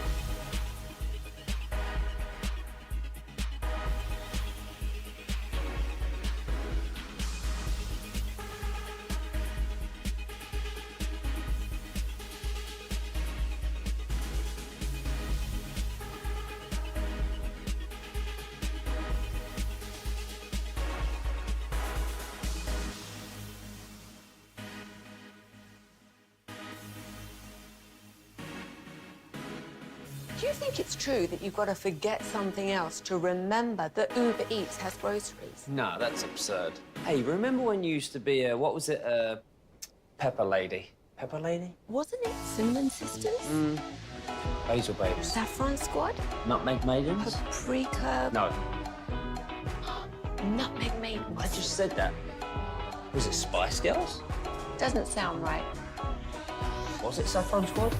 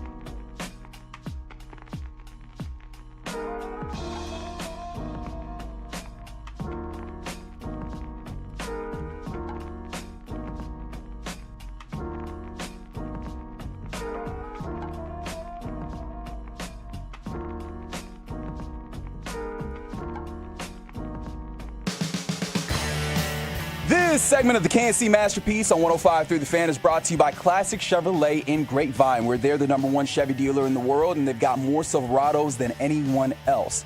This is Texas. This is Classic Chevrolet. Relax and enjoy the difference based on new Chevrolet registrations 2023. K&C Masterpiece back here on 105 through the Fan. Right now, it's time for some of that baseball nuggets with Mike Bassick. All right, so the Rangers get a huge win yesterday, and I get it. What Bobby Belt was saying in Crosstalk, if you weren't listening, he was kind of comparing This is a fair analogy It's to very a point. fair. Yeah. It's very fair. I am not knocking Bobby here. It's a very fair point, and I don't know if the Cowboys schedule does set up this way, but he gave an example because we all think the Giants are going to be a bad team this year, and I agree. The New York Giants in football is they're probably going to win 5 games this year. Maybe they'll win a few more, but they're probably going to be right around a 5-12 team. So if the Cowboys were 3-5 and they beat the Giants in overtime at home, you wouldn't go, they're turning it around. And in a weird way, that's true. And that's how I think some Ranger fans are looking at last night's win as you played a team with 27 wins in 102 games. Does it make sense? Sorry, Mike. Does it make sense if I tell you that's not the way I'm looking at it? That's just the way I'm desperately hoping it is. You know, like I know you're right, but I'm like, just please let this be the time. And Bobby is right in trying to compare it to football. I would say that if the Rangers were just the opposite record, which isn't much better, but because they're close to 500, if they were 52-47 going into that game and they win that game the way they did and it gave them a 1-game lead in the West, we would look at it differently. We would go, well, whatever. We'd still be thankful that you're in this division. Because I'm looking at the Tigers. The Tigers are 50-51, and they know they're completely done. Yeah. Because they have 3 teams in Kansas City, Minnesota, and Cleveland who are playing such good baseball. They're like, look, we're barely at 500, just below it. These teams are 10 to 20 games over 500. Do we really believe that all 3 of these teams are going to play bad?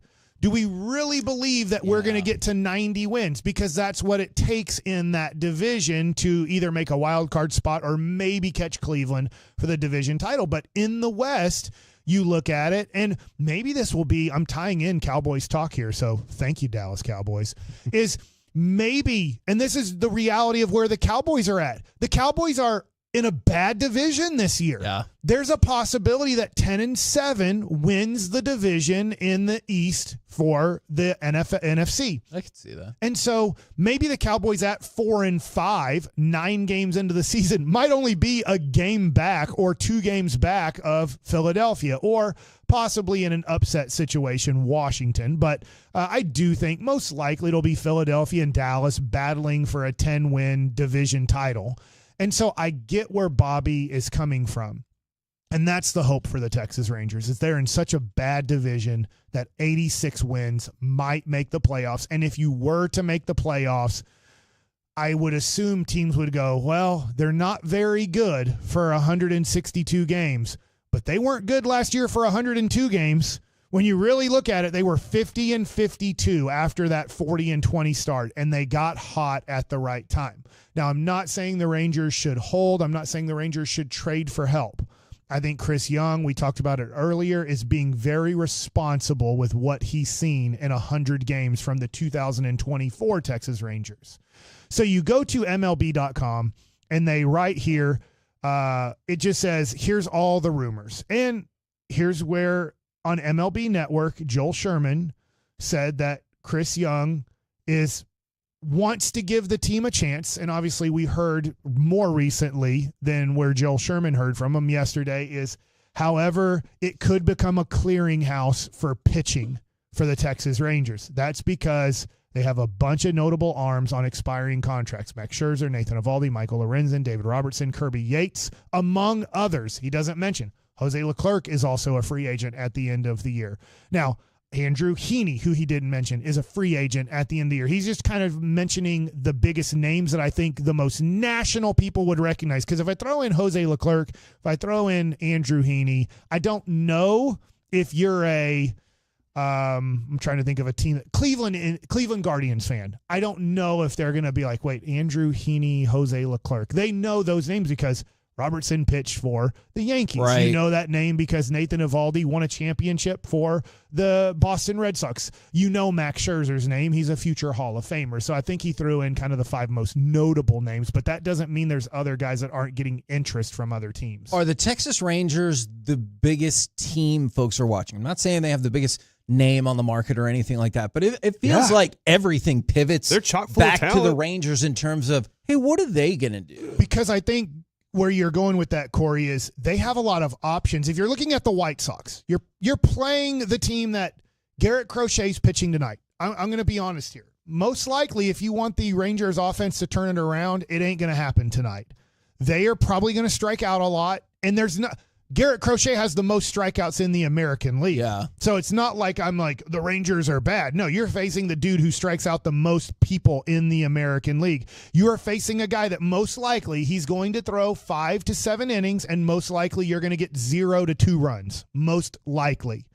And you're probably going to have to win this game in a way. You're probably going to have to win 2-1 or 3-2 tonight. That's probably going to be the way you're going to have to do it. And you're probably going to have to score off of the relief pitchers more than Garrett Crochet. I hope I'm wrong, but just looking at the Rangers, looking at Garrett Crochet, you're looking at John Gray needs to go out there and throw 5 to 7 innings of shutout baseball to really give himself a chance to get a W on his record.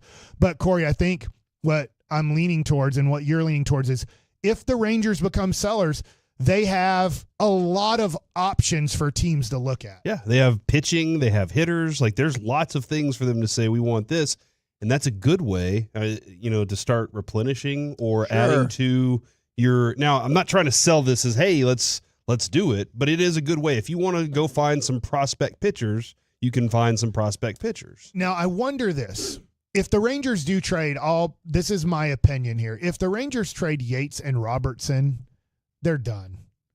Because now you get into a situation like last year where now you have you still a got game where Sporzy and you're winning Leclerc. 3-1 in the 8th inning, and you're what like, got you the I don't World Series. think we're going to get 6 outs here without giving up runs. They're the guys that shut down. Usually, I get it. Last night, Kirby Yates gave up a solo home run. For the first time this season for the Rangers, you got to game 100-something, and in a tie game or a save situation, Kirby Yates wasn't perfect. Sure. What if Kirby Yates is Will Smith and he did good the first half, and then the second half he falls apart? Don't say that. I don't think that's the case. I will say I don't think that's the case. But at his age, you could look at it in that negative light, but I don't think that's the case. In fact, I think Kirby Yates has pitched himself into, I won't say a multi-year contract at his age, but he's going to get a lot more money next year in the offseason than he got this year in the offseason. Here is part of the other part of the article for MLB.com on the Rangers. I'm going to add to this because it says they could welcome back Jacob deGrom and Tyler Mahle within the next few weeks. They're wrong on Jacob deGrom. Yeah. He's not going to be added till September-ish. Yeah. Tyler Mahle, though, is probably 3 weeks approximately, give or take a week, as long as everything goes well, to adding to this rotation. I'm wondering this. I'm just throwing this out there. This segment went quick for me, and maybe I talked too much. Is when you look at, if you were to trade, I'm just throwing this out there. If you were to trade Michael Lorenzen and Andrew Heaney in a deal, well, that might help out another team. But could you look at it if you're Chris Young going, well, Mahle is replacing one of those guys. I have to go one time through the rotation that I'm throwing Dane Dunning back into the rotation. Yeah. Dane is in your bullpen right now. I throw Dane Dunning, or maybe I throw in Jose Urena into the rotation. He did pretty. So he did pretty well. You have two guys in Dunning and Urena that you can put back into the rotation, and then Mahle is supposedly coming back about 2 or 3 rotations through again. Mally's coming back into your rotation. I don't know how good or bad he's going to be off of his major injury and major surgery, but I wonder if Chris Young looks at it, I can maybe help out 2025 and beyond, trading a couple of starting pitchers, and yet not feel like I'm killing the 2024 season. That's an intriguing idea, and maybe that will make everybody happy. We're the KNC Masterpiece right here on 105 through the Fan. Coming up next, the great Cowboys fan survey results and how the answers differed from Corey and Mike. We'll do next right here on the Fan.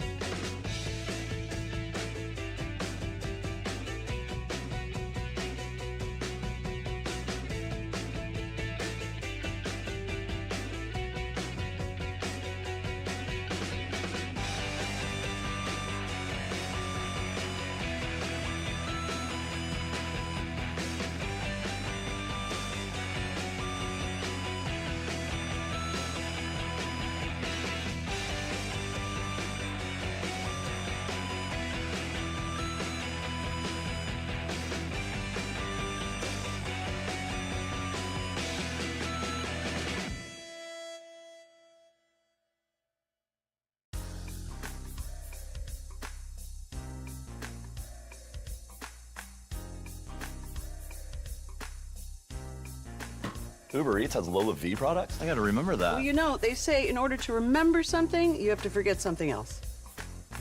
Okay, now that is a very cute haircut. That's like a little shag. I've never seen it before. Well, I mean, of course you have. It's the Rachel. Oh, is that your name? No, I mean like your name. No, I'm Jen.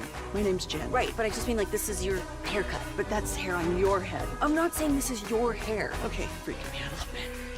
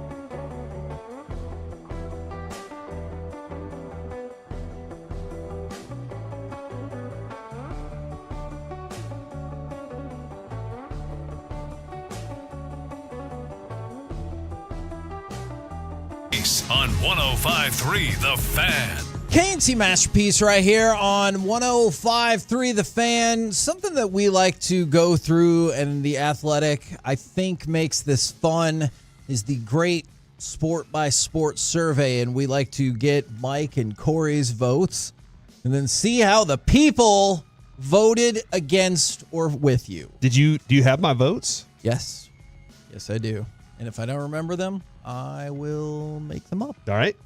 I've been very negative and pessimistic this year because I've had a hard time trying to fight back, seeing that they were like, the Cowboys said, you know what, we think this roster is good enough.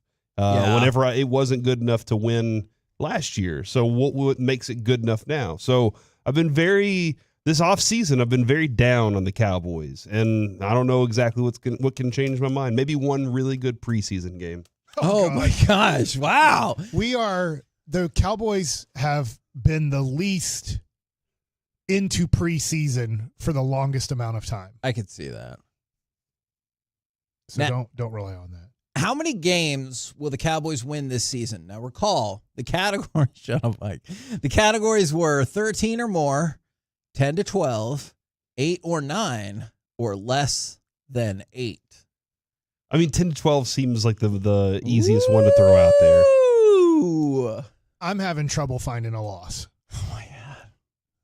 Dak's brother.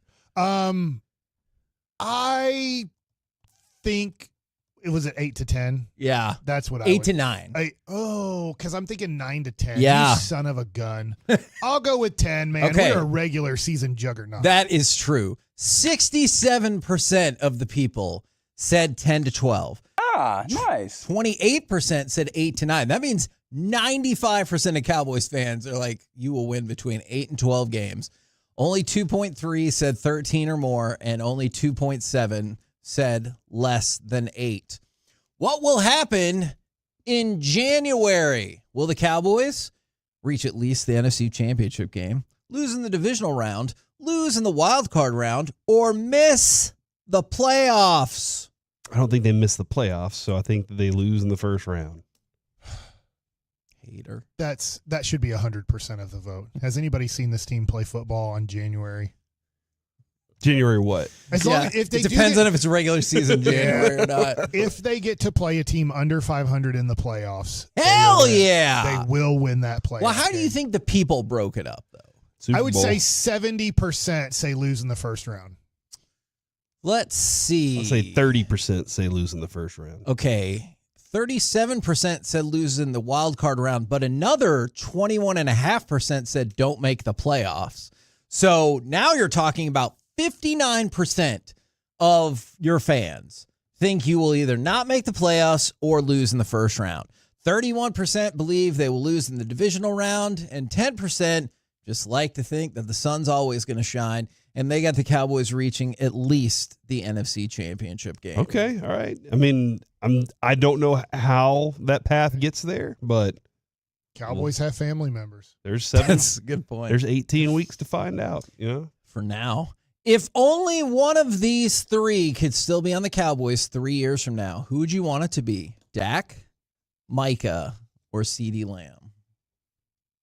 I think I said CeeDee Lamb. You did? Okay. Yep. That's what my notes say. You don't have notes. What? Look at all this paper. That's a lot of paper. There's no notes on there. Just print. I think all three will be on the team. Okay. I really do. But you only get to choose one. But if I'm only choosing one, if I'm Stephen Jones, I have to let the Leafs fall first. Right? Until the Leafs fall. Stupid. So he's saying he can't do business during spring and summer. Yeah. I'm not. Because I don't think you're reading that correctly. What if it's an evergreen? Then the leaves never fall. And then you just have to. And if it's a pecan tree, the leaves don't come back until the last freeze has happened. Or it could have just been a freaking metaphor. Mm-hmm. I say CeeDee Lamb. Okay. Mike, if you had to pick one. Micah and deal with it. 52.5% said Micah. What? 34% CeeDee Lamb. Oh, that doesn't leave a lot of percent. 13.5% left for Dak Prescott. People are down on Dak, dude. Like they are just down on Yeah. Dak Prescott, and they think he's the reason this team can't go any further. He's not the only reason, but man, does he poop when it's playoff time. And I mean, the team was bad. The team was bad in the last playoff game. Everything was bad. Yes. But Micah is one of the, I mean, like, what's 3 straight All Pros? Yep. And been right there in the category of Defensive Player of the Year every year. Like, Yep. it makes a lot That's of true. sense. But you also are relying on that dude to be the leader. This is an interesting point from the 682. I know this is not the first time you've heard this from the 682. They voted CD and said, I honestly don't think Micah gives a crap about winning, only his own stats. That's kind of where I feel. And from the 214, another for CD Lamb. Then from yet another 214, it was not a metaphor because they haven't done anything and the leaves stopped falling a while ago. That, you make a fair point. All right, on a normal letter grade system, what grade would you give the Cowboys off season? Corey, let me check my notes. A D? You said a C before. Okay. So you've adjusted. How do you don't have I my just told notes. you I checked my I'm notes. pretty sure I gave him an F, but maybe that was the Rangers. I'll say a D, somewhere in that range, because they got a tackle in the offseason. F. Okay. They had to take their picks. I guess they could have just never put in a pick, and they would have just got skipped until the draft was over. But like, what else did they do? Theoretically, a D. They got Kendricks. They added a linebacker. I'm not kidding when I tell you this. Hey, and don't forget, Trayvon Diggs is coming back from injury, so they added him to the roster too. I'll have a Trayvon Diggs question for you tomorrow. All right. I'm not kidding about this, and I know you joke about family members. 3 people said that the Cowboys, 3 people, not 3%. Humans? 3, I think. All right. Said the Cowboys get an A for the offseason. Jerry Jr. Steven. Okay, if not, I would like to know these people and meet them and have lengthy conversations with them just about life in general, but then also about the Cowboys offseason and understand how they came to that. How's the decision. offseason supposed to go? Like what makes it an A? Because that was not an A offseason. Yeah, Zeke. Forgot about Zeke. All right. G. C. That's the letter after F, right? Yes. Yeah. 6.3% gave them a B, 25.7% a C, about 39% a D, and 29% an F. So 68% of the fans gave them a D or an F for the offseason. That feels about right. Who is the most overrated player? It would be like in the offseason, if the Rangers don't make the playoffs and struggle, it would be like in this offseason, the Rangers don't do anything, but they bring back Joey Gallo. Mm-hmm. Hell yeah. They're like, guys, there's probably a few Joey Gallo humongous fans out there is like, A. The Mavericks don't do anything next offseason, bring back Tim Hardaway Jr. Can't spell Ezekiel without an A. Yeah, say so. I don't think it's spelled with an A at all. There's a Z. There's lots of E's in it. Who is the most overrated Cowboys player? By who? By the fans I or by don't the know. Cowboys? Because it's Zeke. Yeah, the Zeke is by the Cowboys. He's still 2016 Zeke, but they refuse to give him the He ball. did not make the top 5 in this vote. So I guess, I don't know, by other people. Most overrated? Yeah. I think that Dak's going to get quite a few votes from these fans. Oh, actually, I lied about Ezekiel Elliott, too. I'm sorry. All right, Zeke's my vote then. Ezekiel Elliott, number 3 okay. on the board, followed by Trayvon Diggs and Deron Bland. Oh, in your face. All pro cornerbacks. Number 1, by a wide margin, Dak Prescott. Number 2, Micah Parsons. Okay, that makes sense. We need to show that to him, right? So that will motivate him. I don't know. Cowboys fans even think you're overrated. He might just be like, they're stupid anyway. What do they know? I could see that. From the 214, calm down, guys. When does the NFL offseason actually start?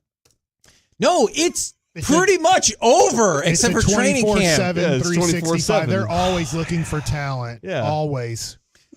I don't know if it's football talent, but I think they're always looking for talent. I don't know what that is supposed to mean. Yeah, you do. Yes, I do. Don't explain it, though. Who is the most underrated Cowboys player? Now, Corey, according to my notes, the really short guy, right? You 'Cause you said can't see him. Osa Odigizua. Okay. I'll take that one. Now you trust my notes. It sounds like somebody that I would say, somebody that's not talked about enough that makes some really good plays. Mike, what says you? Who's the guy that would have to run in between the guys? Deuce Vaughn? Deuce Vaughn, man, because he's underrated, not under sized. Yeah, because he sometimes you're like, where did he go? And he runs in between Zach Martin's legs, and you're like, wow, that was a good play. So if you see a bunch of short people, Mike, are you like, wow, this is a really underrated group here? Yeah, I think so. Oh my God. Number 5 on the list. Jake Ferguson? Oh, Jake Ferguson is number 1 on the list. Number 2, DeMarcus Lawrence. Get ready, people. This is how the world works. Number 3, Dak Prescott. What? So Dak Prescott is the most overrated per and the third fans, most underrated. is the most overrated player and the third most underrated player on the team. I don't know if the Cowboys have said it this offseason, but he did get second in MVP voting. I don't know if I've heard that yet from like Stephen Jones. I don't know Saturday if they're going to say that in their press conference. Yeah. They probably won't, but he did get second in MVP voting last year. And this is where it's tough Which because means he's the second best quarterback, and that means Patrick Mahomes sucks because he didn't finish in the top 5, I don't think. For the 817, somebody said Dak about 20 times, but I don't know which question they're answering because it could be the overrated, it could be the underrated. Might just be a Dak chant. That's true. Number 4, Oso Odigizua, and number 5, Tyler Smith. I could see that. Like, Tyler Smith doesn't get as much love as he probably deserves, but he's an offensive lineman, and, I bet 2 years from now he doesn't go to training camp, and then we have a whole conversation about Tyler Smith's contract. Yes, I could see that. And Dak's contract. I know. Oh, because he's going to sign a 3-year, $180 million deal. I can't rule that out. I can't. Now, Mike, I know your answer on this is definitively a no or a really sarcastic yes. 15-2. Will the Cowboys reach the Super Bowl in the next 5 years? Oh, man. Shut up.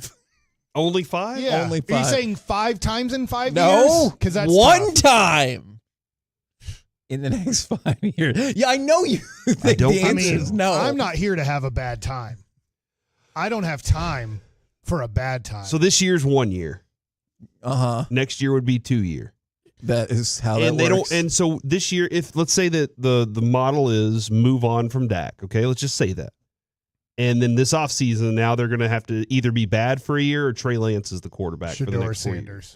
years. I don't have. I will actually get to that question in a second. With Dion as the head coach. Oh my God, Mike. Maybe, honest to God, maybe. Mike, do you think this is fair feedback? I don't think Dion. I've already put this out there real quick. I don't think Dion's coaching Colorado once his kids are done playing college football. I could see that.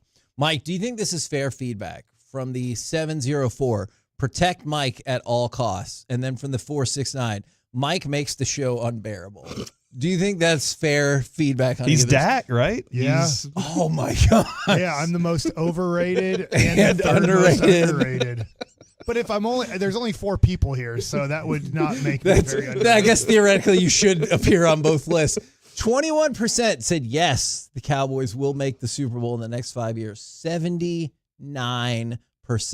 said no. Yeah, because there's no true feeling that this roster's built for it, and there's a lot of lack of faith that the Cowboys front office actually can build a champion. Well, even if a roster is built for it, I think there's an argument to be had about them underperforming whatever their roster is built for over the last 4 or 5 seasons. Yes, I agree with that. To the person who said I'm unbearable, I get it. Thank you for listening. I have the question back to him. Oh, my God. How do you keep rooting for this? What do you want me to say, man? Root for our show. But I've given up on it. I know who Jerry is, and I know what Jerry wants, and I just can't go down that path with him anymore. I do. Who will be the Cowboys? Last one for you.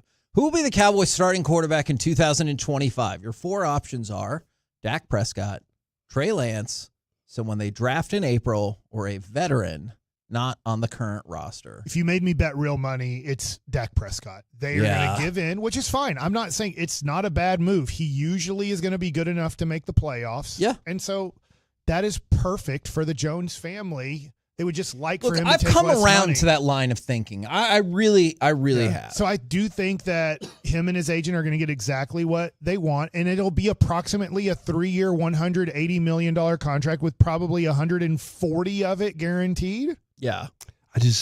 I don't know how it's Trey Lance. The reality is probably Dak. I just don't know how it's Trey Lance, even though I can see Jerry being like, because I'm going to will it to be that way. And they're not going to be bad enough to get a top 10 quarterback. I agree. So it would have to be a veteran. See, I could see that. My order would be Dak, veteran, Trey Lance, draft. I actually think draft is last. But the people said 21% veteran, not on the roster. 9.5% someone they draft. 24% for Trey Lance.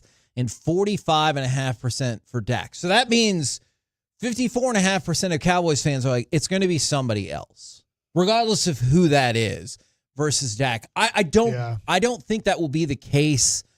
And if that is the case, then you need to move Dak now. That is a no-brainer move. If he's not going to be your quarterback, then you need to move him down the road. I know people are like, you got a no trade clause. He'll accept a trade to a team that's going to give him all the money. If they don't make the playoffs, I do think, and it's for further down the road conversation, I think there's a possibility Jerry kind of takes over the team again for a second and does whatever he can to get Shedeur Sanders, and then does talk to Deion Sanders about being the head coach. Can you imagine the hit and the publicity? And it will be C-block. All the eyes are on it. We'll talk more about this during the C block, actually. Okay. I'm definitely interested in that 1 o'clock. Coming up next, though, bold predictions for the second half of the MLB season. Why'd you do bold like that? Because they were in my notes. Okay. Including a big one about the Rangers. Let's do that next right here on The Fan.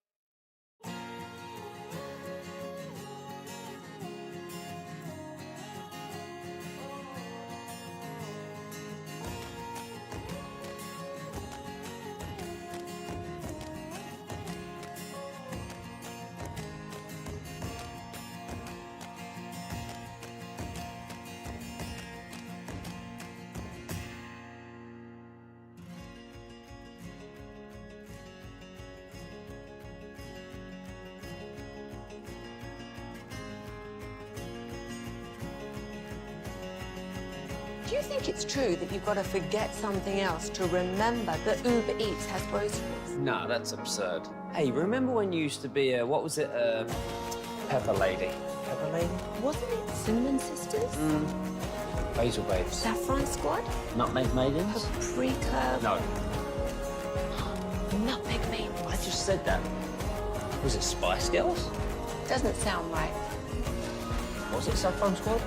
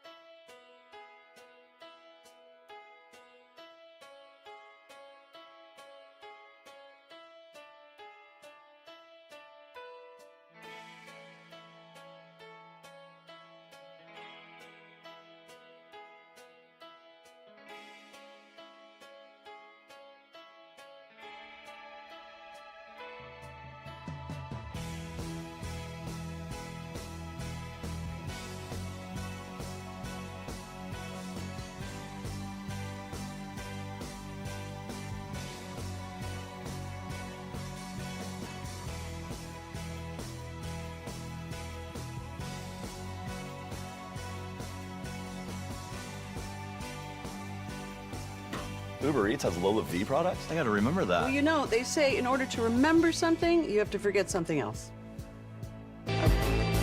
This segment of the Can-See Masterpiece is also brought to you by America Can Cars for Kids. Donate today at carsforkids.org. It's brought to you by Window Nation, and it's brought to you by Frankel and Frankel.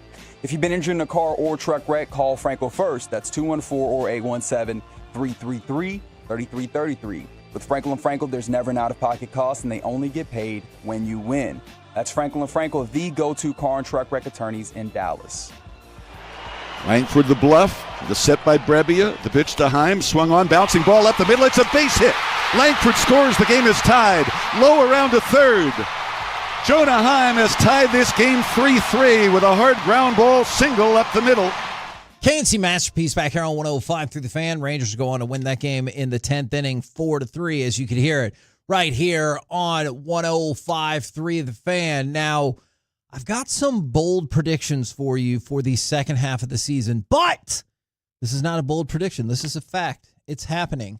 Fan Bowl 2024, Saturday, August 10th at Hurtado in Arlington. And I know you're like, I'm in. But guess what? Hold on, did you say at Hurtado? Hurtado in Arlington. And you might be like, I'm already in. No more need for the sell. Guess what? I'm not done. They're going to have an air-conditioned tent set up. And now you might be like, now I'm definitely in. Air conditioning. There's also $3,000 in total prize money at stake, and you can sign up for free. Not for you, Corey. You are ineligible for the prize money. What about me? You are also, well, hold on. You might be eligible. What? I don't know. I love it here. I don't know. August 10th. I'm not sure. I'll have to get back to you on that. Corey, you're not eligible to win any money, but there is pride I'll go anyway. On the line. RJ is the defending champion. I won once. RJ? Yeah. I thought Ruben won. That's my information. Hold on, let me check my notes. I don't know. My notes say RJ is the defending champion. And remember, I won a title even flukier than that of the Rangers when I one year won Fan Bowl. What are you doing right now? I'm just kidding. I love the Rangers. Wow, are you saying the Rangers are a No, fluke? you don't. You're the reason why they're in this predicament. What? Selling off their wins so that the Mavericks can make the finals. We don't forget. Oh, yeah. And We they know what only you had did. 100 games left to make up the ground. Still your fault. You tried getting rid of Leote before the season, and he heard it, and he was like, I don't know if I can play well anymore. And And then he hit a home run. So from the 940 Hurtado and Fan Bowl on my birthday, I'm in. So if you're friends with that person from the 940, go celebrate their birthday with them. And if you're not, consider becoming their friend. Yeah, eat some cake. All right. Okay. Bold predictions for the second half of the MLB season. Would you like me to start with one for the Rangers, or would you like it to build up to that? Build up to it. All right. Bold prediction number 1. The 4 best MLB records will all come from Eastern Division teams. Now, obviously, not all American League or National League, but I would assume then that means Baltimore, New York, Philadelphia, and Atlanta. Not Atlanta. Atlanta's are they cursed? Struggling. Did you see that? Like Ozzie Albies got hurt. They brought in Whit Merrifield to help, and he got hurt practicing before his first game with them. Oh, I didn't Yeah, see man. he Like got I think hurt. they're cursed. And Max Fried's out for a while after dear. pitching in the All-Star. He pitched Sunday and got hurt. I think that if they wrote this article at the All-Star break, they didn't know that obviously Ozzie Albies and Fried would get hurt. So I would say no. It came out yesterday. Wow. This person needs to update their brain. Well, maybe In they're your thinking face, someone else. Anthony DeBundo. Not a real name. Yeah, that's what their name It is a bold prediction, but Cleveland has a great record, right? Yeah, but aren't they in the Bold Central? prediction number 2. Cleveland will not win the AL Central. Get out of here. I at least feel like that answers your question. I'm not saying you have to like it. Because those Royals are about to go on a run, baby. And they've been playing really well. And Bobby Witt Jr. looked Bobby Witt awesome Jr. yesterday. comes home for a little while and comes back to life, baby. I'll tell you what, there's an argument, and I get that Aaron Judge is very up, like has most of the first place votes. The start of this second half, you look at Bobby Witt Jr. with his amount of triples at 10, doubles at 27. It's a tough place to hit home runs. I get Aaron Judge would hit home runs everywhere. Bobby Witt Jr. is starting to make a case for MVP of the American League. Yeah, Mike, I actually wanted to ask you this because I saw Nick Wright, and I don't know if he was joking or not, but he's like, Bobby Witt, clearly the best player in baseball. And I was like, how far off is that from being true at this point? He's in the conversation now. Is he top 15? 100%. That's Top 10? easy. Easy. 5? That's where it becomes tough. All right. But you're looking at Aaron Judge for sure. The tough thing about Ohtani, and I get he's MVP favorite. The National League stinks this year with MVP votes. He's a designated hitter. Like, he does absolutely nothing on defense, and he's not pitching this year. And he's great. He's one of the best at it. But I just look at Bobby Witt Jr.'s position, shortstop. You'll get Gunnar Henderson. I think that he's way up there. Mookie's usually up there. Mookie's a top 5 player, but he's hurt this year. Acuna last year established he's a top 5 player in the game, but he got hurt this year for the rest of the season. So I do think when you take those injuries into account, I do think now Bobby Witt Jr. along with, let's say, Juan Soto, Gunnar Henderson, Aaron Judge. I'll throw Ohtani in there because of the popularity and how great he is hitting, but you would love to be like, well, he either pitches or plays defense. Now, for people that were asking, I appreciate that. 1053thefan.com/events is how you can sign up for FanBowl. I would recommend doing that sooner rather than later. Did they say who would overtake Cleveland? I know you said Kansas City, but I didn't know if they said they're not going to win it because Minnesota or Kansas City. They're just saying one of those teams will play better in the second half. They think the White Sox are going to make a run. All right. If the White Sox won out, they still wouldn't make the playoffs. Yeah. That actually, believe it or not, I think he's right. that is possible. If the White Sox won the next 60 games in a row, they would finish the season at 87-75. So that's not a lock to get in. I think you probably would, but that is really Seattle sad. won 88 last year and didn't get in. They said either way, they think it will be one of the other teams. Now, you mentioned Bobby Witt, which leads us to bold prediction number 3. Aaron Judge will defeat the home run record of Aaron Judge. If he were to do that, would he just win the MVP again? 100%. Because he'd stay healthy and he played center field. True. Dude, now, I guess Grisham plays center field for them a lot, too. He occasionally goes over there, but his OPS right now is 1.11. Here's the deal, is he is so injury prone. Yeah. That there's still that possibility that he misses 2 weeks to a month. If he does that, I do think that Gunnar Henderson and Bobby Witt Jr., one, he would not get to 63 home runs. The other thing is Gunnar Henderson and Bobby Witt Jr., I think, are making a strong case that if Aaron Judge misses 3 weeks here in the second half, I do think it puts Gunnar Henderson and Bobby Witt Jr. into a strong conversation for MVP. I'm countering that, Kevin, and saying there's no way he breaks his record. Okay. He's at 100 games played already this year. True. With somewhere near 62 left. And he's got half the home runs. He actually has 60 left. He's got 35 home runs this far. He only needs 63. 63. What's the math on that? 28. 28 in the next. I don't think he can do it. Can't do it? Nope. Okay. Put it on the wall. Oh, okay. Next. Aaron Judge can't do it.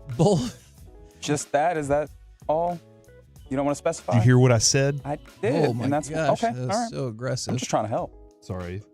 You're going to think this one is absurd. Ohtani wins the home run crown. You're going to think it's more absurd than that. Oh. Bold prediction. The NL West race comes down to the final weekend. Here's a reminder. The Dodgers currently lead the Padres by 8.5 games. That's a bold prediction right there. But the Dodgers are really hurt, right? Yeah, that's the thing fair. is if they don't make a trade, I could see them slipping because of now Glasnow and Kershaw I think are coming back here pretty soon. Yes. But I saw where James Paxton. I'm confused. I need to know more about this on the bottom line on MLB.com. He was just released by the Dodgers. He's 8-2 this year. He has was his ERA like 4.5? Yeah, that doesn't sound bad. I mean, I get it's not great, but it's not bad either. Like, so he has a little bit below average ERA and he's 8-2. Yeah. I mean, the guy had an eagle land on him. That has to be something. It says right here, Glasnow's starting Wednesday. Okay. That sounds against the about Giants, right. and then Kershaw is going to start Thursday. Yeah. Well, there you go. That's Now, only a day away. Like Annie. bold prediction. Wednesday or Thursday? Wednesday is a day away. For Thursday would be 2. Annie didn't make a song about 2 days away. Back to you, Kevin. Are you okay, Annie? Annie, are you okay? Yeah, Daddy. Are you okay? Daddy Warbucks. Do kind of wish a smooth criminal would come in here and take me out of my misery. Bold prediction. Wyatt Langford will hit 12 home runs in the second half and run away with AL Rookie of the Year. You'd miss us if somebody killed you. I don't predict the 12 home runs, but I do predict he's going to win Rookie of the Year. It wasn't for you. It was Rookie of the Year, huh? Yeah. If you look at Hill for the Yankees, he's coming back. I think he's pitching tonight, for the Yankees. But he missed some time, and he put up a 6 ERA, like a low 6 ERA in June. So he was a little bit of the front runner. And so I do think Wyatt Langford, and in a way, I hate this, but in a way, Evan Carter missing the majority of this season. It doesn't split the vote. There's nobody going, well, who was better in Texas? Was it Evan Carter or Wyatt Langford? You don't have competition with your own team. So I think Wyatt Langford's going to win Rookie of the Year. And for the future, as long as he stays healthy, that should help out the Rangers because then you get the 31st or 32nd pick in next year's draft. And right on cue, somebody had texted that in and asked that question. But the real Rookie of the Year, I mean, if MLB did it right, which was only make one, it would be Paul Skeens. He's just a pitcher. Because MLB does it dumb, and they're like, let's split everything up. Let's do it by conference. That is, sometimes I do think that's odd. Yeah. The NFL, 1 MVP. NBA, how many MVPs? Do you think one? One. Do you think if we ask, the only one I can think of is for Rookie of the Year in the NFL, they're like, oh, we can have offensive. Oh, yeah, offensive and defensive, yeah. Do you think if we asked Boach that, he'd be like, and that's a good question. That Or do you is think he'd be pretty like, stupid. I've always because thought that. baseball's tough and that's the way it is, so shut up. Would you have switched it when they did interleague play? Probably so. That's the most logical time. But you only played a few, so I would say I would have I think you have an argument to switch it. I'm not saying you should, but when they decided you're going to play every team in baseball, which this is only the second year, am I correct? Yes. So I would say last year would have been the first time where you're like, we can just have a MVP. Yeah. I could, but they didn't decide to. Yeah, I also do not believe that is going to happen. We're the KNC Masterpiece right here on 105.3 The Fan. Coming up next, it's time for Gridiron Gravy. Now, this is a sports documentary I've wanted to see for a long time. Let's do it next right here on The Fan. How about this $29 service call gimmick? I'm just... It's like a little shag. I've never seen it before. Well, I mean, of course you have. It's the Rachel. Oh, is that your name? No, I mean, like, your name. No, I'm Jen. My name's Jen. Right, but I just mean, like, this is your haircut. But that's hair on your head. I'm not saying this is your hair. Okay, freaking me out a little bit.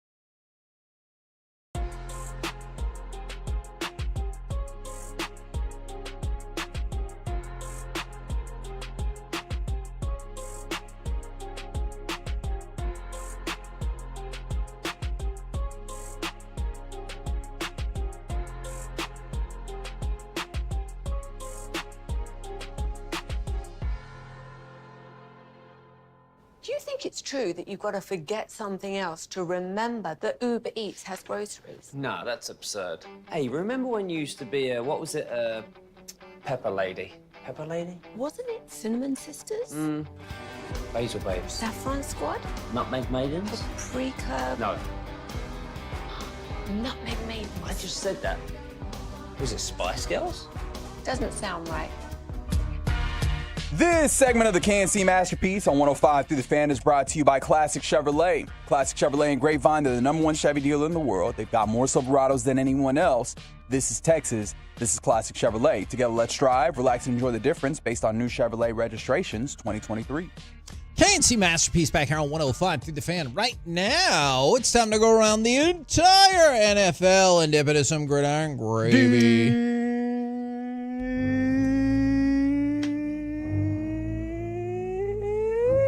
That was excellent. Now, I'm going to get to the sports documentary in a few minutes, but first, I want to thank WFAA for giving a really interesting breakdown of the first day of the Jerry Jones paternity lawsuit. I didn't think this would be that interesting, but Jerry Jones, I think, is supposed to testify today. Here are some of the allegations that have flown back and forth throughout one day of testimony in this trial. Remember, Jerry Jones is on the prosecuting side, and it is Alexandra Davis and her mom Cynthia that are the defendants in this case, because the allegation is they violated agreements that were made 25 years ago when Alexandra Davis was 1, but her mom entered into this deal. The attorney for the defendant said Alexandra Davis is Mr. Jones' daughter. Mr. Jones knows she is his daughter, and he is a bully. So that's where we start. Cynthia Davis testified that Jones said to her friend at a 2019 Christmas party that he had 2 daughters, Alexandra Davis and Charlotte Jones, and loved them both the same. How? I'm sorry. Go ahead. Yeah, continue. That's what she said. Now, after that, Alexandra Davis said that she told Jerry that she only wanted to speak to him for about 15 minutes right when she was turning 21. The prosecuting attorneys point out that she then asked for $20 million to exit his life entirely, at which point the mom said that figure came from, quote, the fact that Jones had recently paid $20 million to the illegitimate child of his son, Jerry Jones Jr. Wow. Oh, hold on. What? Wait, so Jerry Jones Jr. has another Can you child? repeat that line right Yes. Did I hear that right? Did you just say what I think you just said? This is the accusation. So Alexandra Davis is supposedly the daughter of Jerry Jones, but they love just as much as Charlotte. That is supposedly that was said, but but her mom agreed to she signed a confidentiality agreement, and the mom said that they asked for $20 million to exit his life completely because allegedly Jerry Jones Jr. had an illegitimate child, and they gave that kid $20 million to go away. A lot of money. It is. Is it enough? We continue. Cynthia Davis, who's like, let's just let it all burn down, also testified that Shai Anderson, Charlotte Jones' ex, had already learned about Alexandra Davis being Jerry's daughter from somebody else. And allegedly, they gave Shai some of this information while he was going through the divorce with Charlotte to try to damage the family. This is very messy. No freaking kidding. Yeah, that thing was tough. So who's presiding over this? Montel Williams? I don't Maury Povich. I believe it is in a legitimate court of Judge law. Joe Brown. I believe it's not that kind of court case, but the testimony feels like People's Court?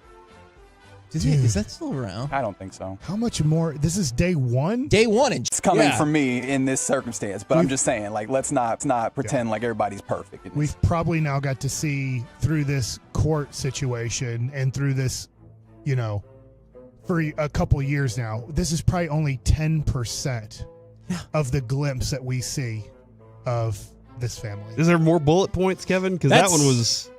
Yeah, that's amazing. That's fascinating. That's what I have. Thanks, WFAA. Yeah, that's what I have for now from day one. And if Jerry is scheduled to testify today, and remember, we're not getting the welcome to camp presser tomorrow because of this ongoing legal conundrum. I don't know. That's what really makes me mad. I just wonder, and I'm just being honest here, I just wonder, is that common with, billionaires? I guess Jerry Jr. technically is a billionaire through his dad. Yes. Is that they give $20 million to people they get pregnant that aren't their spouse? I don't know, but that is the allegation being made, which if you have that kind of money, I could see how you might think that's a price tag. Somebody asked, isn't the confidentiality agreement with the mom, but when it was signed, it was, and to all parties involved, which at the time included Alexandra Davis, even though she was only one at the time. And remember, a different judge ruled last week that was legally binding, and that did not violate any laws. From the 616, can we vote to have Steve Harvey be the judge? I would watch that. He has a judge show. Did you know that? He does? I don't understand I only how saw him on Family Feud. It's definitely happened. He was kind of a judge on Family Feud. True. That's true. He was an assistant to the judges because he'd go in judges. True. Survey says. Yeah. So he was really more just a jester. But he does have a judge show. It's a wild thing to see. His name's Judge Dredd. I think that's as an aside. If I'm on your Family Feud team and you give a stupid answer, I'm going to be like, what the hell? No, you got to clap and say good answer. I won't. I will not. And it's going to get me. Can you booted ever off the tell team. whenever they don't think that it's a good answer? Like they're like, or they just always. Yeah, depends on the family. I feel like the delay between the answer and the clap gives you everything you need. Yeah, I'm going to say stick of gum. All right. What would you most like for Christmas? Your answer is a stick of gum. You're like, yeah, good answer. Idiot. All right. So there's the drama for now. I'm sure this will continue to go on and on for some time. The documentary is about Steve McNair. So I don't know if you've seen some of these, maybe all of them, of the Untold series on Netflix. They have several that are really, really good. I can't say I've seen them Are they all, good? though. No, there's a few that I think are really good. I don't know. I already have like a question when it comes to like Netflix and documentaries in general, because it feels like they're more concerned about just having content up than they are, like, I guess what you consider documentaries before kind of the streaming time. I would agree. I'm going to go look at the list of titles again, but there's at least 2 or 3 that I saw that I was like, that was really interesting. And I guess to be fair, I keep coming back to like the Johnny Manziel one and then the Florida Gators one, where it's like, we're not getting to the root I actually of the didn't things even here. watch the Florida one. Me neither. I watched the Manziel one, but it was filled with a lot of nonsense. So the murder of Air McNair is going to debut on August 20th. And I have to admit, I never had heard this other theory before. I had always thought that he was killed by his girlfriend. Taking a nap on his couch or Something like right? that. Or her couch. I guess there is another theory that may or may not be in this documentary that both of them were actually executed because of something else. Something completely different? I don't know what that other thing is. I swear I had never heard that in my entire life. So they're going to air that out in this documentary? I'm not sure, but I would think that theory would at least come up then. But I definitely want to see this documentary because I remember like how shocking. I mean, it's still shocking now, but like how shocking that was at the time. Yeah, I'd never really heard that part of it. Yeah. So August 20th, the murder of Air We'll be back McNair. in DFW by then. That is true. All right. Maybe. Okay. Well, let's. Oh, because of the crowd strike thing? Oh, I don't know. The computer system. no, said so. I know you what never you're know. talking It's about. causing lots of delays. I in am airplane aware. Flights. So the NFL released the first 20 players from their top 100 list. So 100 through 81. This is the one that's voted on by the players, right? Correct. Okay. Number 94, your guy, Trevor Lawrence. Finally. I saw that my guy dropped 3 spots from 94 to 97. Terry McLaurin. Yeah, my guy's making $55 million a year. Yeah, my guy's quarterbacks stink. Aaron Rodgers is number 92. Devontae Smith, 90. Hassan Reddick is number 87. Get that money. Fun fact about that, Hassan Reddick is not reporting to camp until he gets a deal done. So just a side note there. Didn't they just trade for him? Yes. Saquon Barkley, 86. DK Metcalf, 84. I'm just giving you some of the more prominent names on there. Kirk Cousins is 81, and I can't remember if I said this already. Aaron Rodgers is 92. Do you believe that Kirk Cousins is better than Trevor Lawrence? Oh, the Trevor Lawrence? Do you think he's better than Aaron Rodgers? I don't. Okay. Really? Yeah, I don't think Kirk Cousins is better than Aaron Rodgers. Well-known Kirk Cousins hater. Yes, that is true. I forgot about that. Kirk If they're Cousins. playing at noon, Kirk Cousins is pretty good. And it's not the national game. That's true. It needs to be a game that's being watched by hundreds of thousands of people. And then... Yeah, you put them on where you know millions are watching, Kurt's going to have some trouble. I don't know about Trevor Lawrence still. I mean, that feels like a fair takeaway. He hasn't lived up to. He was on a really great Clemson Sure. team. So do you just go, well, he was a great quarterback on a great team, and he doesn't have the team around him yet. And that's still kind of the thing. That's I mean, a long I time still for them to believe try to the build. The talent is there for him to be great. Yeah. He got drafted by the worst franchise in football. Like, I'll give him that excuse. Coached by the worst coach in football history. Fingers Magoo. In NFL football history. Yes. I will give Urban Meyer his credit. One of the best college That's a good coaches in the point. last 25 years, but pathetic NFL coach. And then he had his new guy for 2 years. And for some reason in year 2, it got worse than in year 1. So I think that this is a big year. To be honest, Trevor Lawrence is going to be their quarterback. If they don't make the playoffs this year, they're firing their coaching staff. I could see that. Now, a couple more quick notes for you. Did you see Tom Brady was doing a jersey signing, and in the stack there was an Eli Manning jersey, and he signed it, and then he wrote F off. And then they took the jersey to Eli Manning. He laughed and laughed, and he's like, what to put?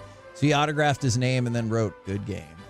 And so I just really enjoyed that. And also, we'll keep an eye out on this, but ESPN is reporting that the NFL and NFLPA have discussed the 18-game schedule, which we've already talked about a lot, at a very high level. So it could happen sooner than we think.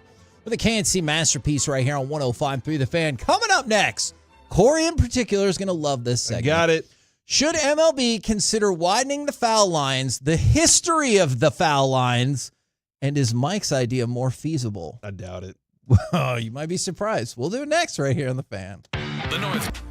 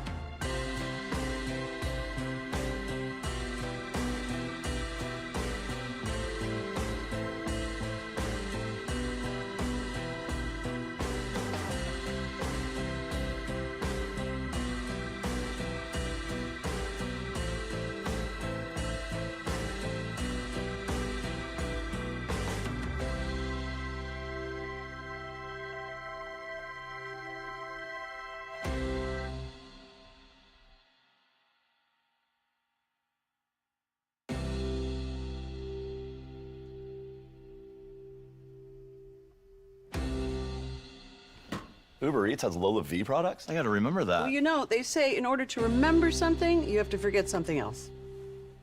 Okay, now that is a very cute haircut. That's like a little shag. I've never seen that before. Well, I mean, of course you have. It's the Rachel. Oh, is that your name? No, I mean, like, your name. No, I'm Jen. My name's Jen. Right, but I just mean, like, this is your haircut. But that's hair on your head. I'm not saying this is your hair. Okay, freaking me out a little bit.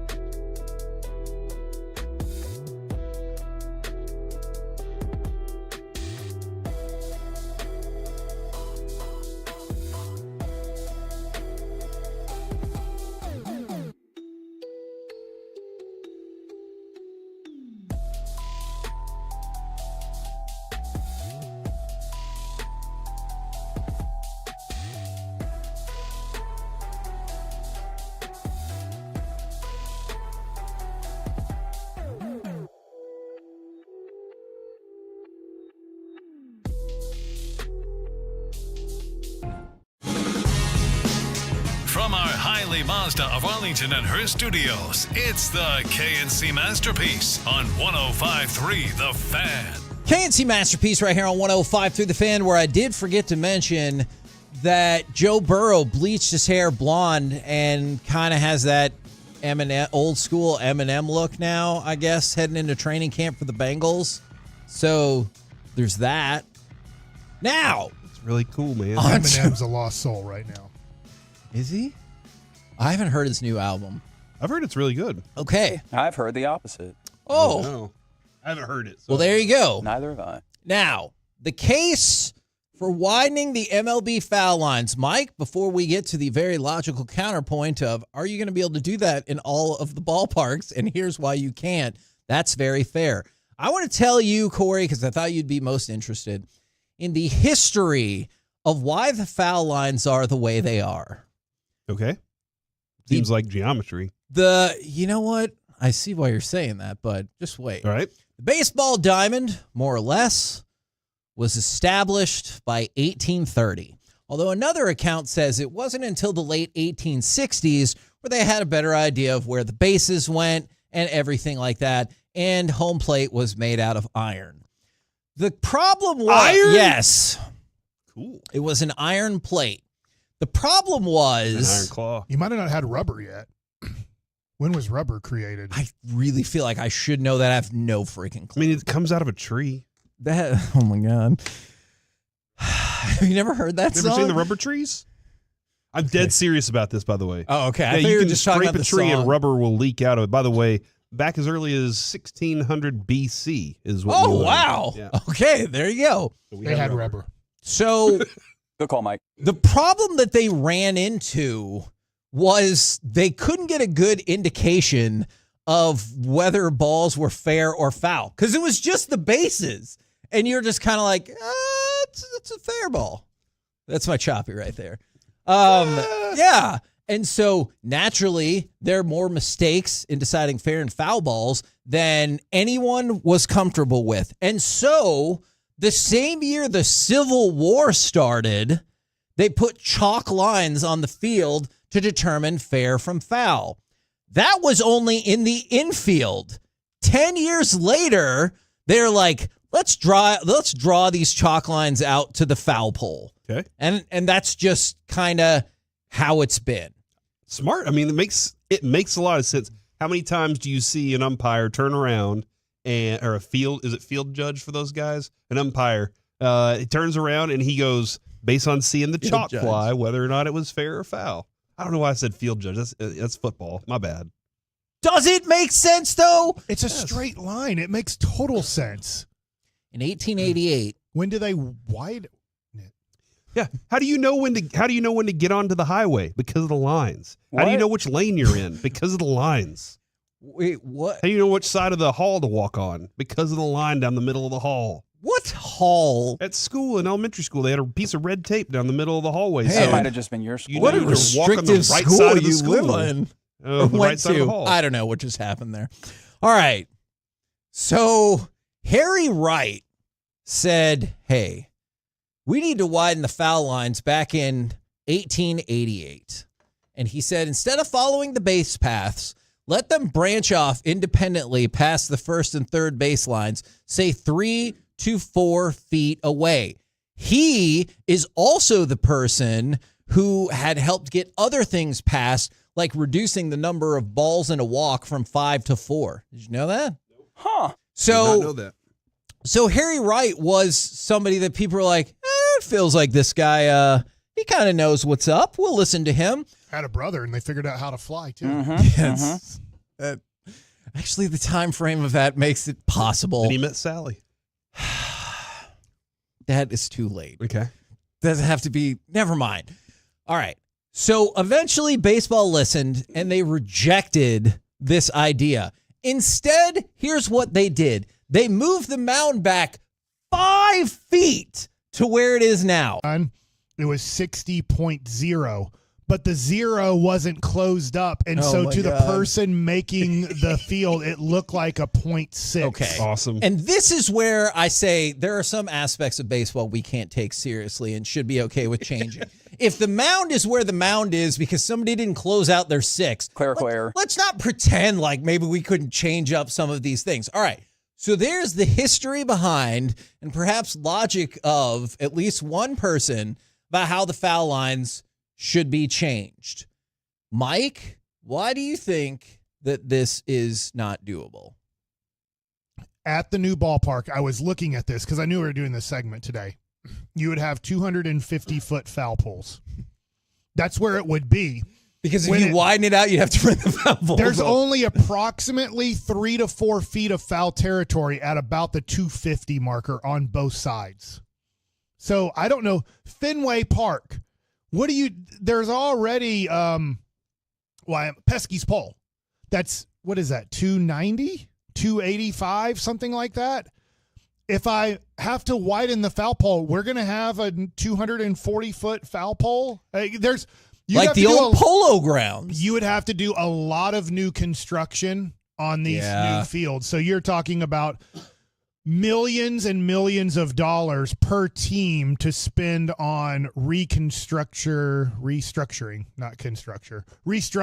the field.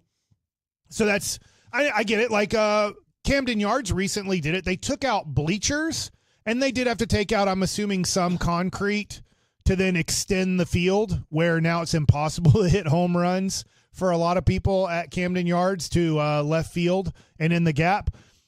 I don't see that being an issue. Like last night, for example, there was not one ball that got past the base that you saw just land a foot foul. Yeah. I don't feel like that is happening. I get it does happen because we're like, oh, that one was a foot away. But it doesn't feel like that happens a lot where you're like, dude, that's like 3 hits a game. Mm-hmm. So, and he talked about moving the mound back. And I agreed with him. I said, I don't know if moving the mound back 6 inches is going to make a difference. Because when you literally get if you look down and you just move your foot back 6 inches, it doesn't look like it's going to make much of a difference. And here's the deal. Does moving that pitcher back 6 inches, does that give the hitter that much more time to recognize the pitch and make better contact? I don't know, but I can't move the mound back too far because then it messes up throwing the ball to first base. Does that make sense? Yeah, yes. I think we would all agree the last move they made was 5 feet, and that is way too much. Yeah, and then they lowered the mound after 68, I believe. Bob Gibson and other guys had great years, so they're like, we are going to make the mound lower. Now, I don't know if this would help. This would be weird. It would change the game a whole bunch. I'm not saying they should. Would it help if there was no mound? What if the pitcher was throwing on flat ground? Man, that feels like something they would just lower it incrementally right before I guess going so. to that. I'm just. You think guys are throwing same speeds by like I don't know if they are. I mean, I think they would throw a little slower because you do have the ability where you're going downhill. I know you're not get running some momentum, but if you're running downhill, you're going to run faster than on flat ground. So I don't know. Maybe they do lower the mound to, if you don't want to move, maybe you move the mound back 6 inches and you lower the mound. I need to look at the standard. I'm honestly not sure. Is it a foot off it might be more than a foot, to be honest. It might be 18 inches. Okay. Height-wise, I don't know. I don't have the measurements in front of me. But if you move the mound down, the height of it 6 inches, and you move the mound back 6 inches. It's 10 inches higher than home plate. Okay, so that's not much at all. So maybe you just go 5 inches? Yeah.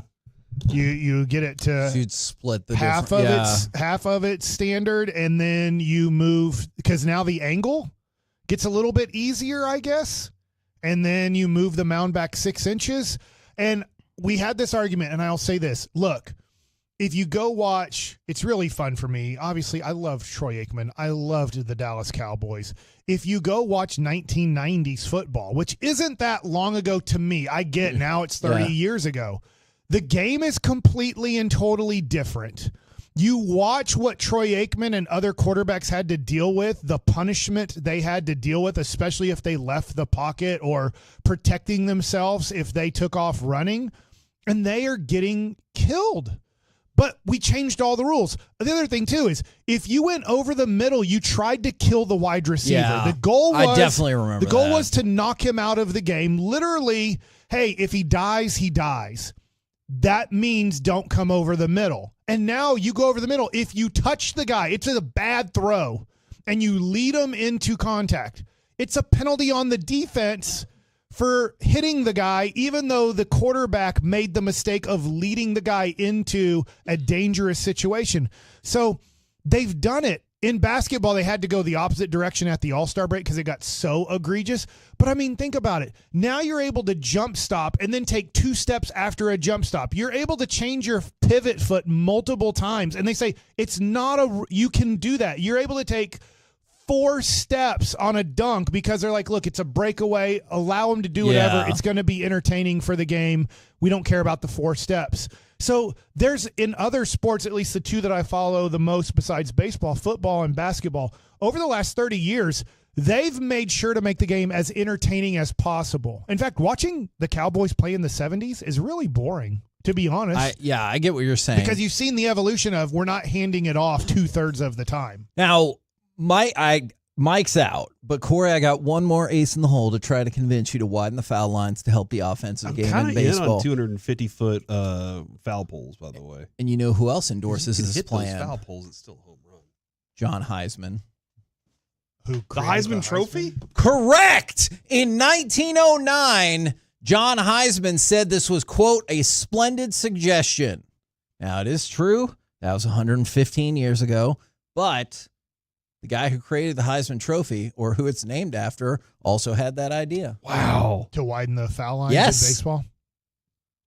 Does it start after the bases? Yeah, Yes. it'd be after the Correct. bases. You're not changing the... At what angle? Like, So- is it like 5 extra feet at the foul pole? Let's just say you reconstructed all the fields where they actually could make it 320 feet approximately to the foul pole. One of the things I heard is instead of continuing at the 90-degree angle, it would break off into like a 96-degree angle or something like that. Did they give like how many extra feet of foul territory, or fair territory it would be as you get to like the 300-foot marker? I'm not sure. I will have to double check on that, because then there are some people who are like, just go by that actual feet. Like they want an extra 6 to 8 feet in foul territory. Then I don't know what that angle would be. But that's some of the proposals, like to just balance it out. I'm not saying that's imminent or anything like that, but it was interesting to learn the history of it all too. It just feels like there's not enough contact in the sport that's going to matter as much to me.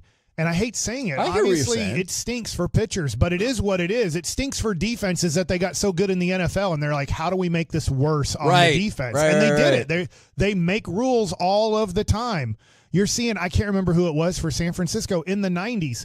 They are riding the receiver for a good 5 to 8 yards. And finally, they're like, we got to make a rule, because it used to be, and I forget, there was a Steeler who they made the rule for. He would just ride the guy the whole route. And they're like, we got to make it like after 5 yards, you got to stop this. And Yeah. now, like, you don't really jam receivers at all because they just have so many different rules. There's that dead zone where the neutral zone where they're like, don't get close to that. We don't want an offside. So it gives a wide receiver that freedom to have at least 2 strides before the guy can make contact. And the guys are so shifty and fast, it gets scary to try to jam a receiver after they take 2 steps. The KNC masterpiece right here on 105.3 The Fan. We head off to Cowboys training camp tomorrow. So the biggest Cowboys questions and storylines heading into Oxnard. What's number one for you? Plus, Mike likes it. Plus, maybe we'll get some of that feedback from the Odyssey app. All of it next right here on The Fan. Are you?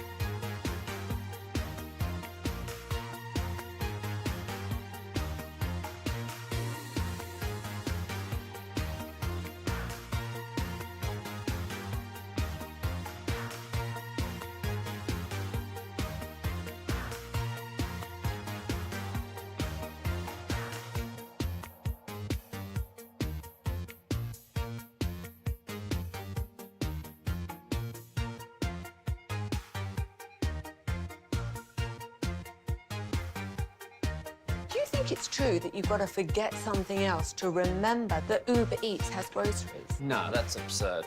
Hey, remember when you used to be a, what was it, Pepper Lady? Pepper Lady? Wasn't it Cinnamon Sisters? Basil Babes. Saffron Squad? Nutmeg Maidens? Paprika? No. Nutmeg Maidens? I just said that. Was it Spice Girls? Doesn't sound right. Was it Saffron Squad?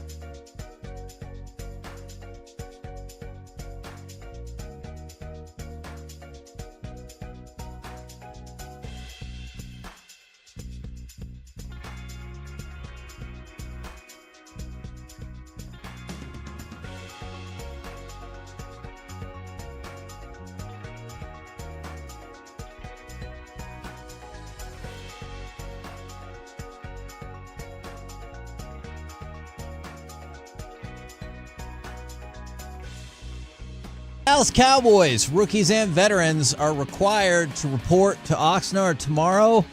So are we.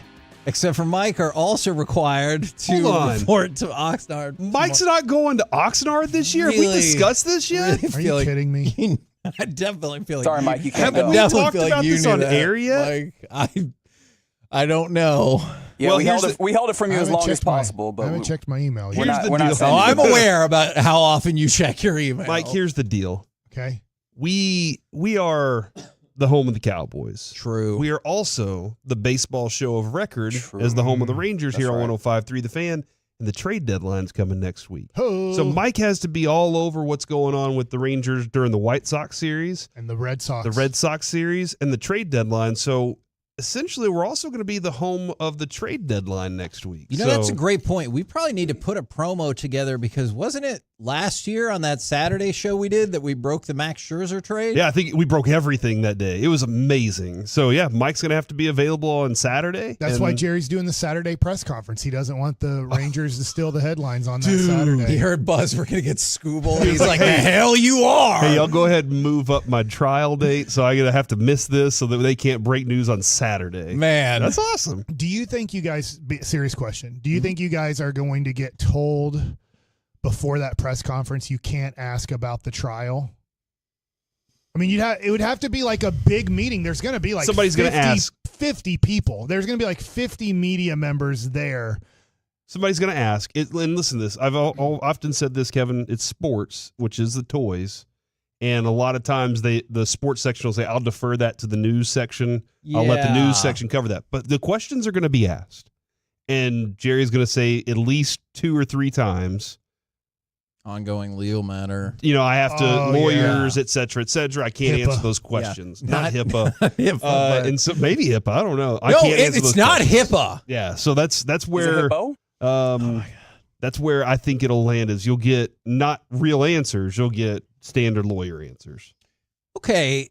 So my question for y'all then, serious, even if you don't have the highest expectations for the Cowboys this season, what are the biggest questions and storylines heading into Oxnard? What's number one for you? Because this is one I immediately dismissed. NFL.com said, does Dallas have to deal with growing pressure? I actually don't think that at all. I think the pressure level, at least externally. Now, I understand internally, whether it's Dak, McCarthy, or whoever, why the pressure level might be higher. But in terms of outside pressure you're getting, this feels like the least buzz on a Cowboys team in a few years, at least. Everybody kind of has them nationally. Everybody still has them as, look, they're right there in the mix of good teams. Yeah, 10-7 or whatever. Locally, a lot. I haven't experienced this much apathy towards the team, the offseason, everything that they're doing. I've never experienced this. And I'm not just saying me personally. I'm saying just the buzz around the town is not the same. Had a guy that I met a couple weeks ago. He was just like, so what do you think about the Cowboys? And I was like, what do you think? What do you mean? What do you think about the Cowboys? He was like, I don't know, man. I just don't have any faith in them right now. And I was like, oh. And that's like the more and more that's what I'm getting from everybody. So the pressure locally, I think, is not going to be that immense until you start to see whether or not this seems bad. And if this team turns out to be bad throughout the regular season, you're gonna get a lot more cries of, all right, blow it all up and start over. And that's what you're gonna start to see if they start out bad. So the pressure would be mostly from within to not start out bad and not finish bad either. I agree with you, but I guess there's always pressure just because they're on so many Sunday night and Monday night games. They are the Thanksgiving game. I get Detroit's probably better this year, but the highest rated regular season of the game of the season every year is that, or most years is that game. It's still the 11:30 game, and so your 3:30 game becomes the premium game. Then the next Thursday night, you're on Thursday night football. So I'm with you, Corey, but I guess as the Cowboys see it, they'll always be under immense pressure because they're always the highest rated and then put on the most primetime games. Going into training camp, I'm not saying what should or shouldn't be. I'm just asking what will be talked about the most. Does it have to be the contracts? Because you're going to have CeeDee Lamb, who's not there for a minute. And then Micah Parsons is eligible for an extension. Obviously, they've been trying to do the Dak extension for a while. By the way, on the CeeDee Lamb front, Calvin Watkins, I do believe, tweeted out moments ago, still, as they're preparing to leave, he's not no substantial discussions with him. So they haven't even, had a chat about it, is what they're saying. That's, okay, I don't want this to sound cynical. That's where part of me thinks that the very, very beginning of training camp is not worth a whole lot. Because they're like, well, we don't have to negotiate with CD yet. What's he missing? Nothing. And so, that kind of goes through my mind. But I honestly think the number one talking point around Oxnard or nationally or whatever is going to be the contracts. You can pick any of those three guys, but it's going to be the contract. Yeah. In a lot of cases, you want to get that done so you don't have to discuss that, so you can focus on football. You would think for most franchises, yes.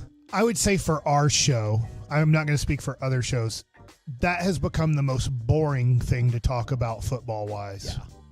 Contracts? Yeah, oh, is he going to get 31 or is he going to get 34? Is he going to get 32 and a half or is he going to get 33? It's like, okay, we get it. We know approximately what he's going to get. And the reason why that bothers me so much is I'm way more interested in the bigger picture of if you gave Micah his long-term deal now. Like, I don't care. He might say, I want $35 million.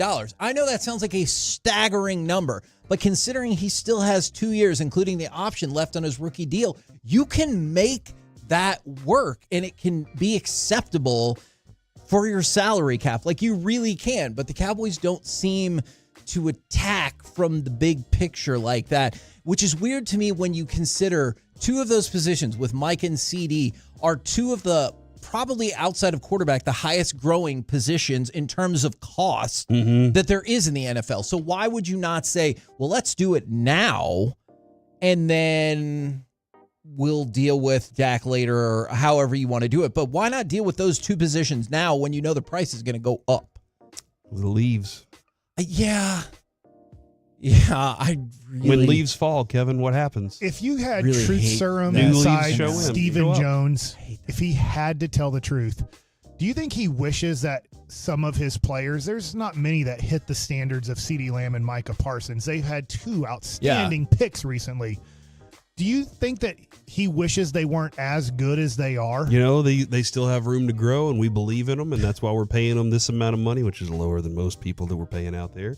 I don't know. Stephon Diggs. Sorry, not Stephon Diggs. Trayvon Diggs. Yeah. Like, he's like the perfect draft pick for Stephen Jones. It's like, he's good. He could even maybe get a little bit better, but we know he's not like a top 3 cornerback. Probably will never be a top 3 cornerback. Maybe gets on that in that conversation, but it's like, that's the perfect guy for Steven. It feels Whereas CD and Micah don't fit because you're like, I could see it. Yeah, they might be the best at their position. I don't know how to negotiate from this situation. How much do you guys or what you think other folks believe are interested in the return of Ezekiel Elliott? Because to me, that does not move the needle whatsoever because you have the weakest running back room. You don't have a lead running back. Your support staff behind Zeke is kind of questionable too.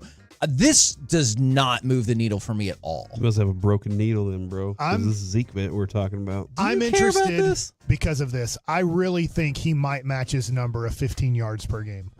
And I think he's going to be so bad that it's going to be comical.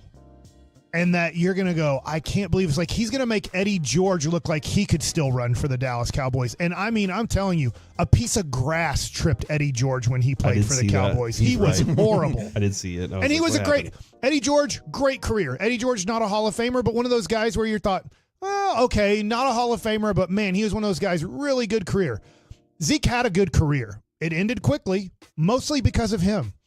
And now I think you are going to see one of the worst running backs in the NFL, and they're going to promote him as one of the best. And it is going to, I think, I'm interested, and I hope I'm wrong. I think it's going to be comically bad. Okay.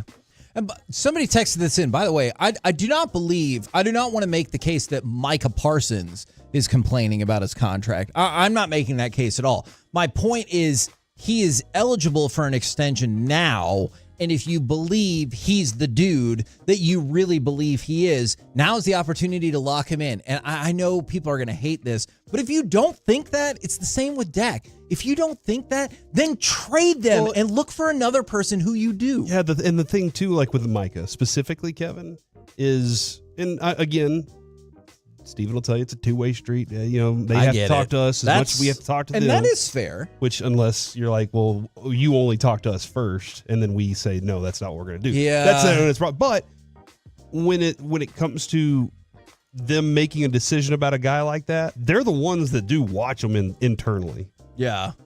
And try and go, is that really what we want? We see a lot of the things on the field and other stuff. There's stuff that goes on internally. With CeeDee Lamb, I don't know that's the deal. Does that make the indecision all the more maddening? That's what makes it frustrating. Yeah. It definitely makes it more frustrating because you're like, you start to believe there's something you guys are seeing about these guys that you're not willing to pay them. But then when you do pay them, And you're like, no, everything's great. Then why did you waste all that time in the first place? You made it sound like they weren't good enough to get the money. Yes. And now you're making it sound like that they're the best. And then you're not going to win. And so that falls back on you. How much are you intrigued by the potential offensive line battles? Now, you might think that primarily exists at center, and I understand that between Beebe and Hoffman, but how much are you interested in seeing the, pretty new look offensive line? They've definitely made some changes. I'm very interested to see what Guyton is. Okay. In this offensive line, because I know what he was at Oklahoma, and so I kind of have a good idea of that. How does he fit in? How dominant can he be at his size? How fast and athletic can he be? I want to see all those things compared to a Micah. Because last year we were like, hey, Micah maybe shouldn't practice because it's just blowing up y'all's plays all the time. And then Micah's out there going, be better, and I won't blow past you every time. Which is fair. So, this is a great opportunity. I mean, who was it? Tyron Smith. He had to go up against DeMarcus Ware all the time. So that was a great opportunity for him to learn at a young age. So I'm very interested in that, but definitely the center spot. And I want to see if Terrence Steele is back to being Terrence Steele. I gotcha. But it's going to take getting into the season. I mean, almost preseason to see if that's real or not. Competition real or envisioned for wide receiver number 3. Obviously, CeeDee Lamb, Cooks. You got Jalen Tolbert. Ferguson. Well, that is true, but I mean actual wide receiver. Jalen Tolbert, Jalen Brooks, the kid they drafted in the 6th round, Ryan, son of a gun, starts with an F. Fitzgerald, Patrick. It's not Fitzgerald. Florney. But Flournoy. you get the idea. Yeah. Those 3 as being your first thoughts, but obviously Jalen Brooks came up in the world How last much year. does Kevontae Turpin get mixed into the offense? That is a fair question as well. Are you intrigued by the wide receiver number 3 battle? Because a lot of people we've heard are concerned about the depth of wide receiver on the Cowboys. I need Jalen Tolbert to turn into something, dude, something useful. I need that to happen. I think there are a few, Flournoy's going to get his opportunity to play himself onto this roster, or maybe even to a third position because of weakness after the first 2. And maybe you're like, well, that's fine as long as the first 2 are good. You don't really need the third one to be an elite, third receiver or anything like that. It's a good option to have, man. When you have a guy that could make a 4th down grab as your 3rd or 4th receiver, that's a great benefit to your quarterback. So, yeah, man, I want to see what these guys are. I don't know if they'll ever turn into ones that could take over Lamb or Cook's spots, though. Luke Schoonmaker and Mozzie Smith, the second year for 2 players who did a whole bunch of nothing last year. And Schoonmaker's coming off of another surgery. What is your hope or anticipation for these 2 players? I think for Mozzie, you have to hope that he ends up being the guy that you thought he could be this year. I'll give him a little bit of an excuse because he was healthy last year. So he got the reps in practice. He got the reps. Which is important. But he was, listening to Broadus and other people who, he was late off of the ball. He'd get horrible jumps on the snap. And then he was very non-competitive. He was trying. I'm not saying he wasn't trying, but because he was so late, the offensive linemen were like, man, this is like going against a high school kid. Yeah. He's so bad at this that it's easy. And so hopefully this offseason, he worked his butt off on timing, on getting better, because he does have the talent. Yeah. It wasn't like the Cowboys took a dude who was supposed to be, it wasn't like, nothing against Quincy Carter. Sorry, Quincy. It wasn't like, hey, that dude was supposed to be like a 4th to 6th round pick. What are you guys doing? Yeah. Mozzie was supposed to be the end of the 1st, early 2nd round pick. So it wasn't like they reached on him. Everybody thought he could be an impactful player in the NFL, and he wasn't at all last year. So, yeah, a lot. Scooney he might end up being a dude who his body is not made for the NFL. That he can't stay healthy. There's too much physicality. There's too much ask upon him that his body can't handle this. So at this point, I would say Scooney looks like a complete bust. I hope I'm wrong. But his body can't handle the physicality and the adult nature of the NFL. The KNC Masterpiece right here on 105.3 The Fan. Wanted to throw another quick note at you.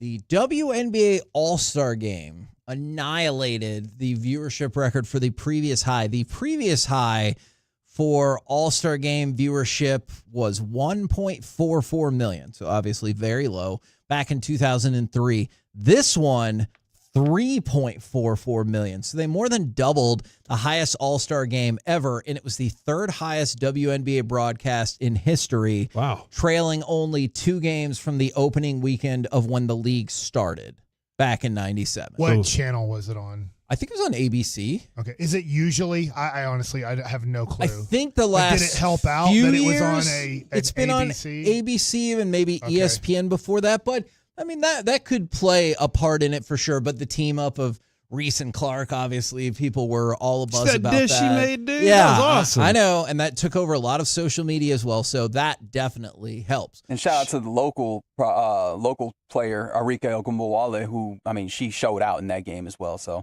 shout out to that Dallas win. She have 34 points. Yeah, man. Show trip next year? Where? I don't know where next year's All-Star Game is. I will check, but sure. But do you know where the MNBA's All-Star Game is next year, though? Actually, I don't. So there you go. They're the same. I'm busy for both. Okay. Baseball. Sorry. Now. I don't want to go watch.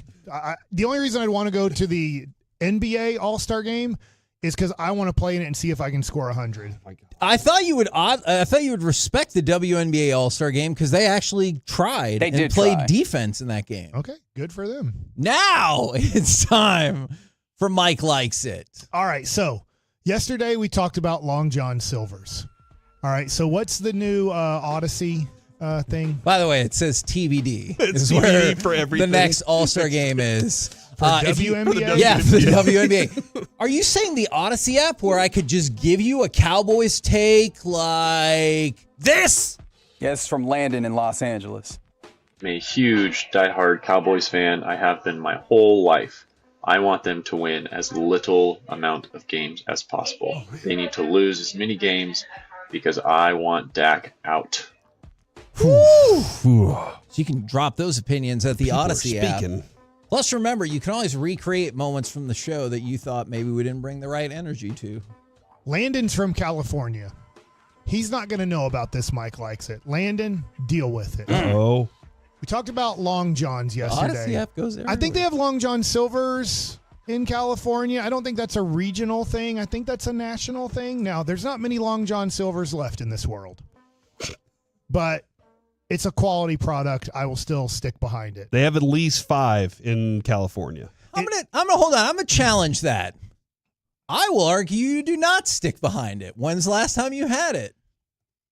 It's been at least 3 months, if not 6 months to a year. Okay, that is actually more recent than I thought you were going Okay. to say.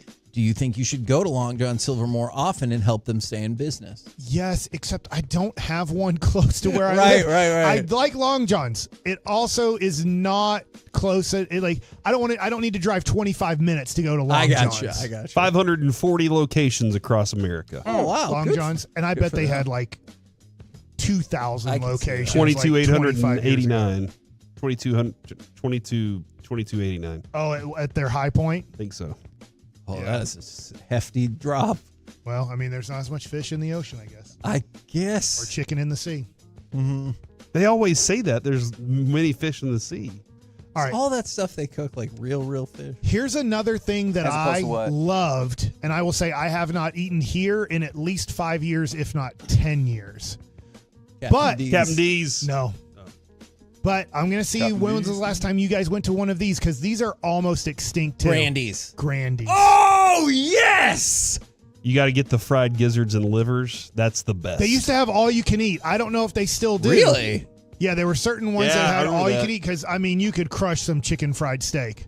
I bought a fake gold necklace in Duncanville from What? a guy at Grandy's when I was in high school. I'm sorry. Wait, hold on. Just one second. Can you just, I'm sorry, Corey. I know you have questions too. Can you back up just about 15 seconds? Will you say that sentence one more time? The fake gold necklace? Yeah. I bought a fake gold necklace from a guy in Duncanville at the Grandy's. He just came in. We were eating I was with my friend John, and we were eating the buffet there. It's near Redbird Mall. I think now it's called Southwest Center or Burlington Coat Factory. It feels like that's the only thing left. And so I remember eating at that Grandy's, and a guy came in, and he had some gold necklaces, and I bought one. It was fake. I didn't know. I was 16 or 17. It looked cool. How much did you pay? I'm going to guess $20. Okay. That's when you should have known. Really? You were like That's $20. fair. It might, yeah. I think a gold necklace costs $20. At most, I had $40 on me, but I don't even think I had that. But, I mean, it looked like a good, gold chain to wear. My kid, I don't know, watching sports at times, you see the guys with gold necklaces on. And you're like, I want a gold necklace too. Do you? Okay. I bought a gold necklace. Watching sports. Are you watching Okay. sports? I used to always think their chicken fried steak and breakfast were really good. Yeah. And so I haven't gone to Grandy's in a while, and I'm wondering, Either. they're dying. Like, I don't even know. If you want to look up how many Grandy's are, there can't be many. But that was a place yesterday as I got to the ballpark, I thought to myself, you know where else that I haven't gone in forever? And I don't know how many exist because I think most of them are gone. I've driven by quite a few of them that are dead and gone. Is Grandy's. Yeah. I can't remember the last time, because there was one in Garland, right over by Garland High School. I'm not sure if that one is still open. More than 45 locations spread across the U.S., they say. Oh, my God, that is not a lot. 45. If you have less locations than there are states, I don't know if you can say spread across the I don't think United they were States. ever On a their national website. product, though. That's the only thing is I think they were more a Southwest product. Okay. We're glad to share Like a our passion for delicious, lick-your-fingers, home-style goodness with everyone. Mm-hmm. Why did Grandy's fail? They had good fried chicken. They had chicken fried steak. They had green beans, mashed potatoes. They had it all. The Their health rolls craze. were solid, too. Health craze. There's McDonald's are everywhere. Yeah, but McDonald's is like, we'll make a healthy wrap. I don't even think they do that anymore. I think they're like, we're not making money off of this. As of March, there are only 23 Grandy's locations remaining. Oh, what? You just said it was 45. But 15 in Texas.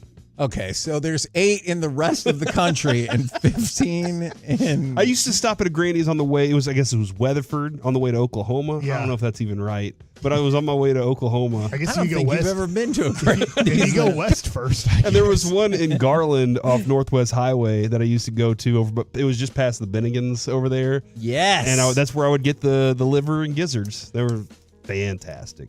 How do we bring back Grandy's? You need to go eat there more often and encourage others to go as well. Crap, if I can't find a Long John's, I don't know where I'm going to find I wonder if the Grandy's in Duncanville near Redbird Mall is still open. Let me ask you this. If There's a somebody came up Whataburger to you next to it. again For the selling chain? gold chains, would you buy it? Be like, I bought one from you 30 plus You think years it's the ago. same guy?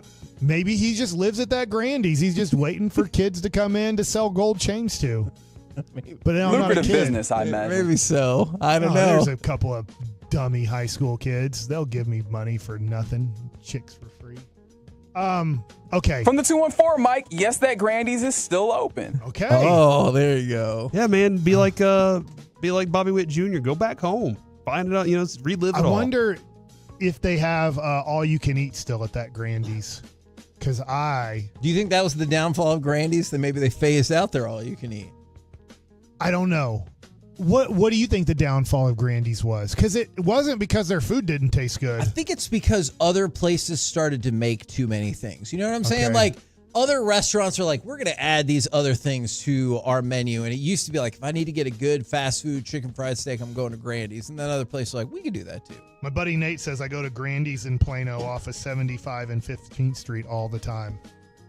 There you go, Corey. So there you go, Corey. If you need to take the Oh, family yeah. to Grandy's. Yeah, that one's on the east side. And Does it have a red roof or a green roof? Because they keep I changing. thought it was a green roof. And It's now what it's it used to red, be. I think some. I got a report too that Grandy's over by Garland High School is still open. So I'm more confused because we've got an influx of feedback that all these people know these Grandy's It's are got open. a red roof. It's a red roof on the east side. Yeah. Okay, so here's my question.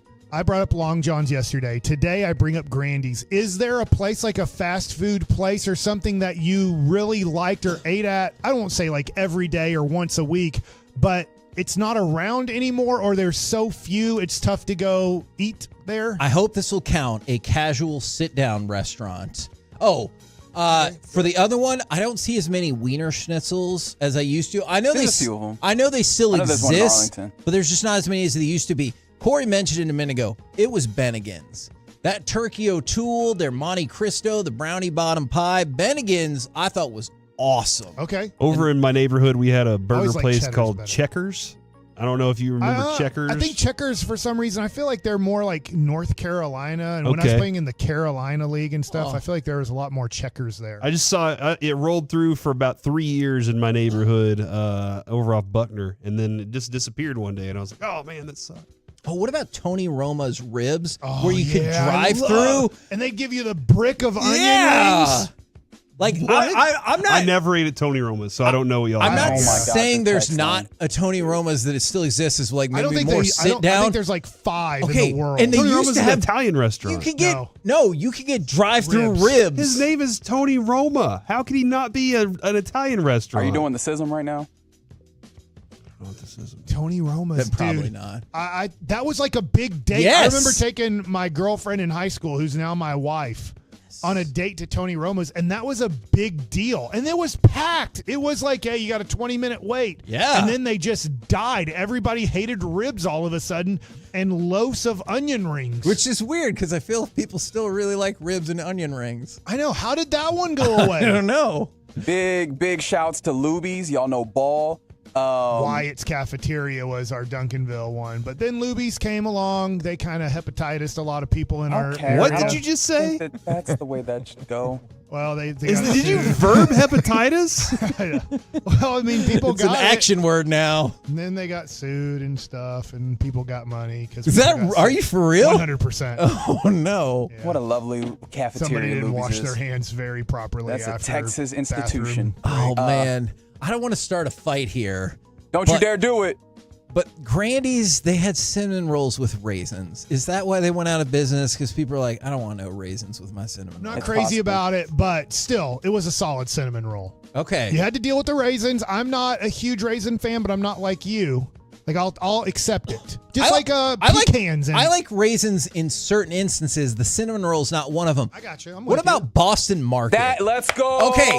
Boston Market, I feel like I learned recently that the Boston Market in my neighborhood is no longer there. Boston Market's out of the game. Because there was one over by Concrete Mall, like speaking of things which have obviously changed. But there's a Boston Market like driving to my house if you're going a certain direction that has been abandoned for years, and the sign's still up. They're like, screw it. Boston Market, the best part about they sell chicken, but it was never dry. Here's my idea. There's so many strip malls that are dying. Let's buy one of those. It probably costs $50 a month. Bring back all these rrestaurants. Just and in the fourplex, we're putting Long John Silver's, Tony Roma's, Grandy's. Do you want a Bennigan's? Bennigan's or Boston Market? Bennigan's. I'll take Bennigan's. Bennigan's? I need Okay, Boston Market, though, man, their cornbread's amazing. See? That's something we Is agree. it smart to just make a giant food court?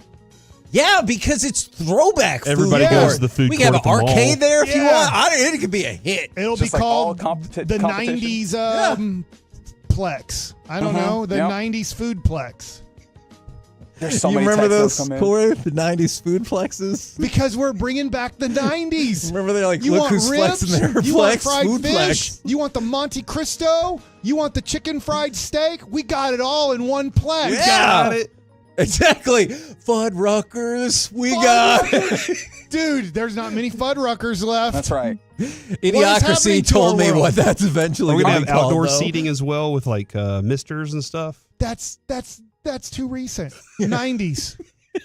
We're going back to the 90s. Are we worried that You gotta wear jabots and Hell stuff like that when you Tight roll carry- the jeans, man. when you go out there. Are we all at all worried that we're trying to create a business venture of a whole bunch of failed restaurants? That died. Yeah. That's a very fair point. They didn't. How did they die? I We all don't know. liked them. It would be I wild. don't It know. would be wild if that one section, everybody's like, "Oh my gosh, it's thriving right now." See, How is it okay. thriving? It'd be the one place. Hold on. I have a thought. I know we got to go. I have a thought. They failed because we were too young to have our opinions heard. It was our parents would decide. But now we're all of the age with income where we get to make these decisions and keep them going. I have income. I know. We're the KNC Masterpiece right here on 105.3 The Fan. Coming up next, it's time for the C Block starring Corey Majors. Do you have a football crush, or maybe we get into something else next on the Fan? All right, before we do that, let's talk about Men's Tea Clinic. Now, they started over 10 years ago. Tony Roma's was dead by then. Maybe the person was.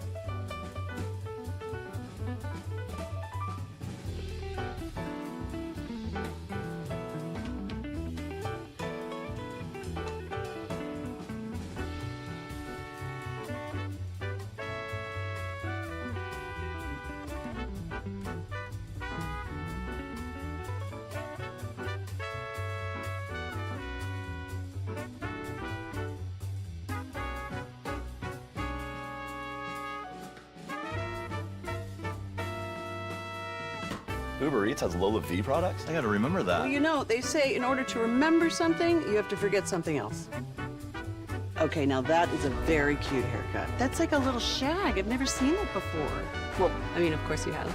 It's the Rachel. Oh, is that your name? No, I mean, like, your name. No, I'm Jen. My name's Jen. Right, but I just mean, like, this is your haircut. But that's hair on your head. I'm not saying this is your hair. Okay, freaking me out a little bit. Let's take it easy.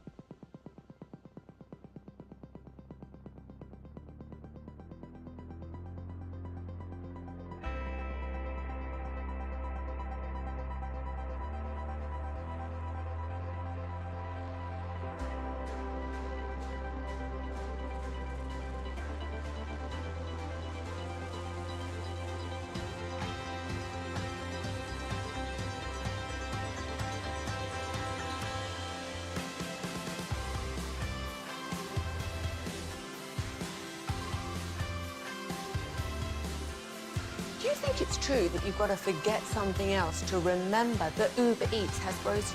No, that's absurd. Hey, remember when you used to be a, what was it, Pepper Lady? Pepper Lady? Wasn't it Cinnamon Sisters? Basil Babes. Saffron Squad? Nutmeg Maidens? Paprika? No, Nutmeg Maidens? I just said that. Was it Spice Girls? Doesn't sound right.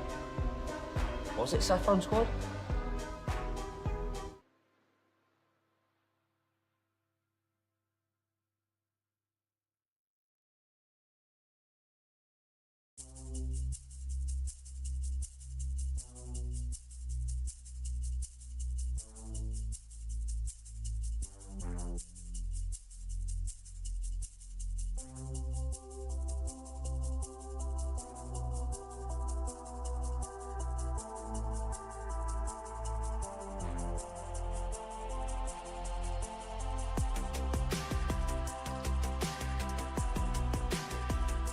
From our Hiley Mazda of Arlington and her studios, it's the KNC Masterpiece on 105.3 The Fan. KNC Masterpiece right here on 105.3 The Fan, and it's time for the C Block starring Corey Majors. All right, Kevin, so we have been going to the Odyssey app, which somebody suggested this morning.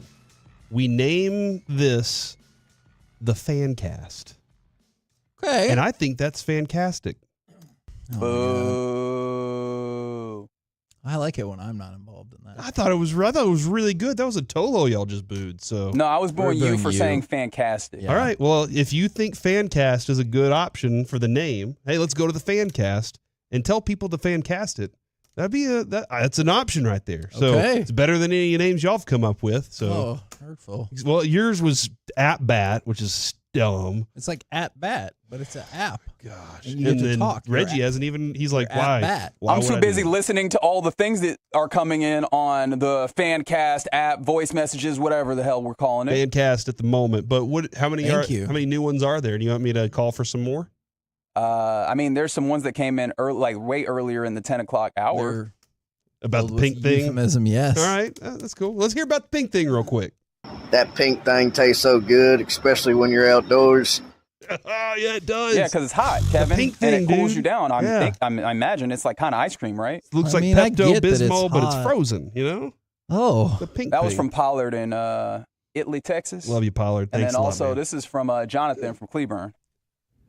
I have no doubt that Reggie has seen the pink thing. I'm sure he's seen multiple pink things just this weekend. Yeah, just I told him that I told you guys earlier that I've not been to Six Flags and seen that there. This weekend. Yeah, because I didn't go this He weekend. had many for sure. things he was busy doing, so. He's very private about that. I'm not sure. So we'll see how things go. And from the 817, thank you for recognizing the greatness of Fancast. From the 214, also ToloCast. And then also from the 214, I like what you're doing, Corey. I don't know what that's about. Oh, I accept. sometimes I do. Other times, not so much. I saw this morning on Eric Nadell's Twitter, Kevin. Is it at the Kessler? Make sure this is today. So Oh, no, no! it leads to a very fun story, I There's a believe. couple more fan casts in here that I need to get to. All right, go ahead. Well, I mean, you do your thing first. I think that this is probably going to be about food restaurants. Well, guess what? Is it gone? That tweet disappeared. Oh, no! Why did it disappear? He deleted it?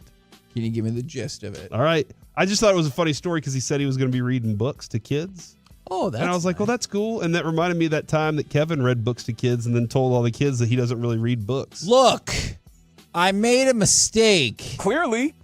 I was reading to the kids during Reading with the Stars. Very loose. Kevin was a star. Very loose definition of that word. And one of the kids asked me, have you read all the Harry Potter books? I didn't think it through. And what I said was, no, but I've seen all the movies. And then the alarm system went off in my brain and was like, nope, fix this. And I go, oh, just because I've been waiting to get into those books and I'm like, really want to dive in and take the time to read them all. Which one's your favorite? Mm-hmm. And like they said, Chamber of Secrets, and that is drilled into my memory because I was like, what a stupid thing to say, Kevin. Good job. That's the time that Kevin told kids that reading is dumb. That was not I mean, the kids were really nice and happy I was there otherwise, but Did you autograph any books? I really screwed that up. Yeah, a couple. That's not your book. That's weird. Why are you autographing books? Because a little kid asked me to. You should have said this isn't my. I didn't write the book. I just read it to you. And Would then you ask? shut it and go, would you "Welcome ask your to the mom real to read the world?" book? Would you ask your dad to autograph this book? No. Okay, what would you do if they looked at you and go, "Yeah, but they're not my hero"? Oh man. For the record, that most definitely did not happen. I was just curious as a hypothetical. Somebody said, "What is this app?" It's the Odyssey app, and you just go click on the little microphone, and you too could send things in like this from Jay and DFW. We used to stop at Luby's all the time, going out of town. That was the entire message. I like it. Going out of town, only going out of town. That's right to the point. To this day, my wife hates Cracker Barrel. Why? I'll tell you I do why. too. Because she said her family forced them to stop there on every road trip vacation they were ever on. She felt like she never had a choice. And I was like, okay, well, that's probably not fair. Let's go back as an adult. We went like a year ago, and she goes, still terrible. Oh, wow. I like Cracker That's Barrel. crazy. She was against. Last 3 times I've stopped at Cracker Barrel. You buy a rocking chair? I didn't eat at Cracker Barrel. What? Because there was too long of a wait, and I was like, this is stupid. And I got overwhelmed in that toy shop. Yeah. It's overwhelming, dude. There's all these sounds, the restaurant sounds also, and then your kids, you're like, stop touching things. Stop picking up all the things.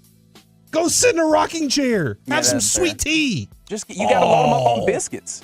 Could these messages be tolograms? All right, the telephone? Well, you applauded the brevity of that one, I guess, tologram from Jay. How about the lack of brevity from this one tologram by Nathan from Plano? Kevin, I've been thinking about the gas station thing, and I have so many questions.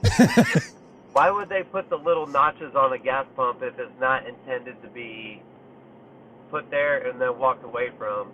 And do any of these people who don't go into the stores, do they put the pump in and then get in their truck or car and then come and then let it pump?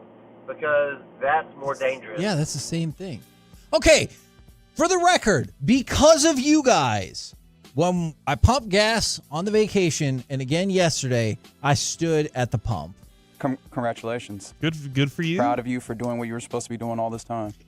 And I did eventually see that sign that said, don't walk away from the pump. Because you were looking for it this time. Yes, I looked for it because like the shutoff valve doesn't always work and everything. 817 says they love the Tolophone's So Tolophone's good stuff. Tolophone's pretty good. I like that. I like that one. It's pretty good. All right, so over the weekend, I started diving into Receiver, the Netflix.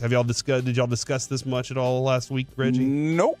The Netflix series Receiver, which is just like Quarterback, which is just like any other sports reality show. It's Hard Knocks, just in a different form. Oh, you think that they're not being as forthcoming as possible? I really like it. Okay. I really do like it. I enjoy it a lot. And I think Justin Jefferson, Devontae Adams, Debo, Kittle, and I don't know if Amon-Ra St. Brown. By the way, that dude's fascinating. Dude is fascinating. They speak German in that household. Yeah. He was What? Yeah, when he was a kid, his mom was like, you have to read a German book every day that I decide before you go to school. We speak German, we do this. He's talking German with his mom. She lived in Germany. She was born and raised there. His dad was Mr. Strong Guy, Mr. Olympia? Mr. Olympia, I don't remember what it was. Super strong man, dude. In your face. Like 2 or 3 times. Lots of really cool stuff about him. Also, his pop's name is John Brown. Yeah. And I know you're wondering, Kevin, isn't his name Amon-Ra St. Brown? Yeah. Just decided to add that in there when he was born. Yeah. It's actually Street, not Saint. All right. I don't think that's I was true. inclined to believe that. I didn't know you could just. I feel kind of foolish now. I guess you could just add whatever to your name. Yeah. Kevin What would Street you add? Hagelin. What would you have? Yeah. What? President. Because then everyone have to say President Hagelin. And I just think that You would name your kid President? I thought about that. Or Mr. or Mrs. I always thought it would be a fun bit. Here's the thing, though. Along this journey of Receiver, I have developed a football crush on Devontae Adams. Ooh. I think Devontae Adams epitomizes what a number one receiver is. And the dude has personality to go with it for days, too. In the show, you'll find out that not once but twice he's shown up with the same fit as Max Crosby, like the exact same thing. But in addition to that, when he separated his shoulder last year from the AC joint injury in the middle of the game, he goes in there and he's like, the first thing he's asking, how do I get back on the field? What do I need to do? It hurts, but how do I get me back on the field? Goes back out on the field, has like 8 catches. With a separated AC joint. Just destroys everybody. Like immediately, I got the shot and I'm like, oh my gosh. But the personality on him just, you know how last time with quarterback, I was like, man, I didn't like Kirk Cousins. Yeah. But I'm starting to understand him more, and that's why I'm starting to get like what's going on. I'm rooting for him a little more because this dude just has no faith in himself. With Devontae Adams, he has all the faith. I'm the best route runner, but he's not one of those that's like, I'm pushing this in your face and I'm just rubbing it in. He's like, I work really hard to be this good. I am this good because of all the work I put into it, and I expect y'all's level of play to be as high as mine. He hates the Raiders too. You can tell that from the first get. He does not like that what they're doing because he's like, he said, I don't have much time left. I'm getting closer to the end than I am to the beginning. Okay. And so I don't have much more time to hoist that trophy. That's all that I'm thinking about right now. And I know he got paid bukus of money to go play for the Raiders. But in addition to that, like I'm watching this guy and I'm like, God, man, he is what you want as your number one receiver if you can just have the rest of the team around him. So I'm starting to develop that. And I'll ask you out there, 877-881-1053, and on the telephone. I like which it. we'll listen to all your answers on the telephone. Who is your football crush? Do you have a football crush? You know, because Devontae Adams has become mine.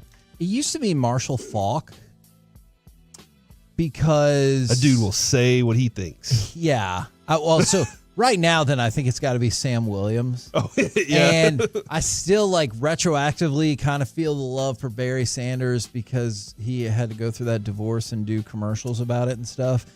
And I was like, man, it's tough out there for everybody. And so I appreciated that. But right now, it's got to be Sam Williams and Deuce Vaughn. I could probably go away from the Cowboys as well because Mike is continually making derogatory remarks about the size of Deuce Vaughn in a loving fashion that I want to see Deuce Vaughn be awesome. And then I know Mike's going to be like, yeah, because nobody can see him coming up to the line of scrimmage. Like, I just think that's a really cool story. And then Sam Williams had the most fun, and then we got in trouble for being too loud during McCarthy's presser that nobody was caring about. Yeah, that is true. So those are probably the two that All right, and that's the C block, ladies and gentlemen. We're the KNC Masterpiece right here on 105.3 The Fan. Coming up next, the Cowboys' huge Week 1 challenge and how the outcome could dictate the rest of the season. Plus, I have a special bonus story for you that this audience will love. We'll do it next right here on The Fan.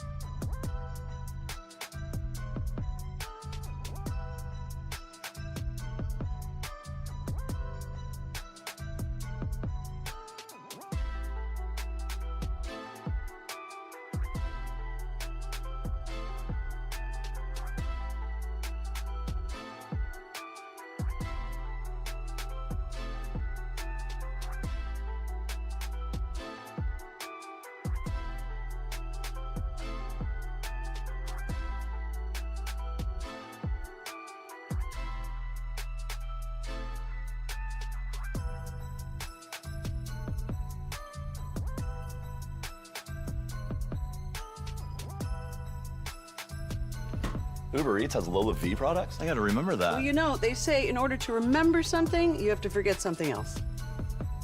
Okay, now that is a very cute haircut. That's like a little shag. I've never seen it before. Well, I mean, of course you have.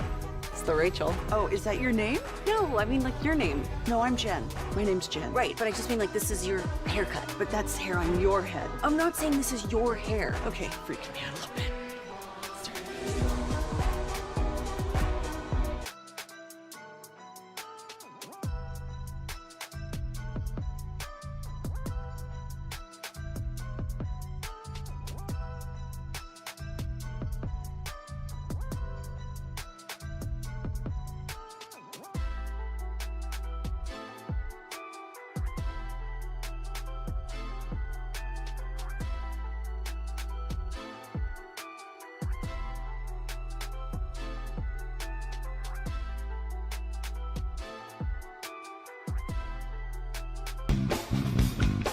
This segment of the KNC Masterpiece on 105 Through the Fan is also brought to you by State-of-the-Art Weight Loss, that's soda. It's brought to you by Cars for Kids. Donate today at krd-fm, and it's brought to you by Frankel and Frankel. If you've been injured in a car or truck wreck, call Frankel first. 214 or 817-333-3333. With Frankel and Frankel, there's never an out-of-pocket cost. They only get paid when you win. That's Frankel and Frankel, the go-to car and truck wreck attorneys in Dallas. Minshew stands on the goal line and waits for the shotgun snap. He stands 3 yards deep in the end zone. Under pressure from Miles. Ball out. Fight for it to the end zone. Miles got home again. Who's got it? Browns do. Touchdown. KNC Masterpiece back here on 105 Through the Fan. Wanted to dive into a specific aspect of that very first Cowboys game for this season. Do you want to do that first, or do you want to get into the ridiculous sports story? We should definitely get into the Cowboy stuff first. Okay. All right. Good. Very important. I'm glad you guys are on point today. All right. So Cowboys open the season against the Cleveland Browns. They're good. They are good. Allegedly. Most specifically, their front seven. Now, we didn't get a chance to talk about this last week because we were out. NFL front seven rankings per Sharp Football Analysis, they have the Cleveland Browns at number 1 on the list. And we talked a lot already for the Cowboys about offensive line changes and offensive line competition. And I'm really curious if you look at this game one and think, this is going to tell us a lot, not just about the team, but specifically about how some of these front seven versus offensive line matchups are going to go. That's tough. It's a tough one to start off with, considering, Myles Garrett, who a lot of people are like, hey, he's not even the best in the league, the best defensive player in the league. Is he any good out there? The rest of the defensive front, what are they good at? I think it's a really good opportunity to see exactly what if your offensive line's good at running the ball or protecting Dak Prescott right out of the gate. I want to give you a quick example. So there's going to be a couple of seconds of dead air so you can get a feel for how fast this is. Myles Garrett gets to the quarterback in 2.5 seconds or less, 34% of the time. That goes like this. Hut. He's there. Wow. That's the amount of time. He gets there 1/3 of the time in that speed or quicker. And that is terrifying. And there was a whole bunch of ballots for this. They finished top 2 on every single ballot. And that team, not just Myles Garrett, that team can generate that amount of pressure 1/3 of the time on the snaps. And for the Cowboys, you've got Tyler Guyton, obviously new at left tackle. Left guard, Tyler Smith, feel good about him. Same with your right guard, Zach Martin. At center, it feels like the competition is Brock Hoffman and Cooper Beebe. That's going to be another change. So you're changing at least 40% of your offensive line. And then you brought up something a little earlier in the show at right tackle, Terrence Steele. What version of Terrence Steele are you getting? So you could make a pretty decent argument that there are questions about 60% of this offensive line, and you start the season, a season where I do agree with Mike. There are plenty of things about the Cowboys I don't agree with him about, but when he says it feels like fans are looking for a reason to maybe be negative or maybe give up, getting smashed, even if it is against the best defensive line or front seven in the NFL, that's going to give a lot of people reason to be like, I told you. But it also could give you a lot of reason to hang your hat on something, Agreed. right? Be like, holy crap, look at how good they're supposed to be. I mean, Agreed. Zadarius Smith, Dalvin Tomlinson, Shelby Harris, that front line right there, if you can go up and match up with them just a little bit and you have maybe you win that game and you come out on top. Like, that's one of those where if you do that, you can hang your hat on that until the next week. And then even beyond that, as you get to Baltimore, because Kevin, that division plays what I've always considered the most boring football in the NFL. It is hit you hard. They beat you up. They are physical, and it's great. Like, it really is. But it's always one of those that, like, God, it is a 13-7 game right now, and we're in the fourth quarter. Yeah, and it's been like this like almost the whole game. What's been going on? So it is one of those, that whole division plays that way, and Cleveland is kind of built at this moment to play that Steelers-type ball that we've seen for many years. You bring up a really intriguing... Can their quarterback and their offense do enough to put actual pressure on the Cowboys' offense to match? Right. I really thought you were going to say not get suspended, which is also a fair question. But you're right. I do think I would have a lot of enthusiasm. Not just that Cleveland's automatically going to be a good team. I know Derek Holland will yell at us and be like, obviously they're going to go to the Super Bowl. But if you did a good job with a 40% new offensive line and a 60% questioned offensive line, neutralizing such a devastating front seven, that's the kind of thing that you need to hype fans up continually this season. Like you just said about Guyton.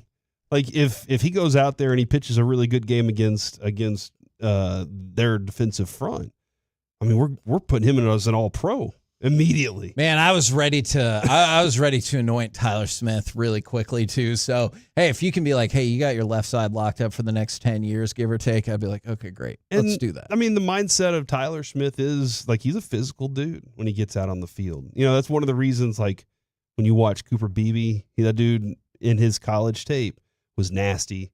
He had a streak that you were like, okay, I like that. And that's why a lot of people are rooting for him to take over that center spot. But, you know, this is going to be a camp where you get to see that opportunity. Can Brock Hoffman be strong enough to square up with some of these big old beefy dudes they have in the middle of the Browns line? Now, on the flip side, we talk a lot about the Cowboys pass rush, but there's also a lot of questions about defensive tackle.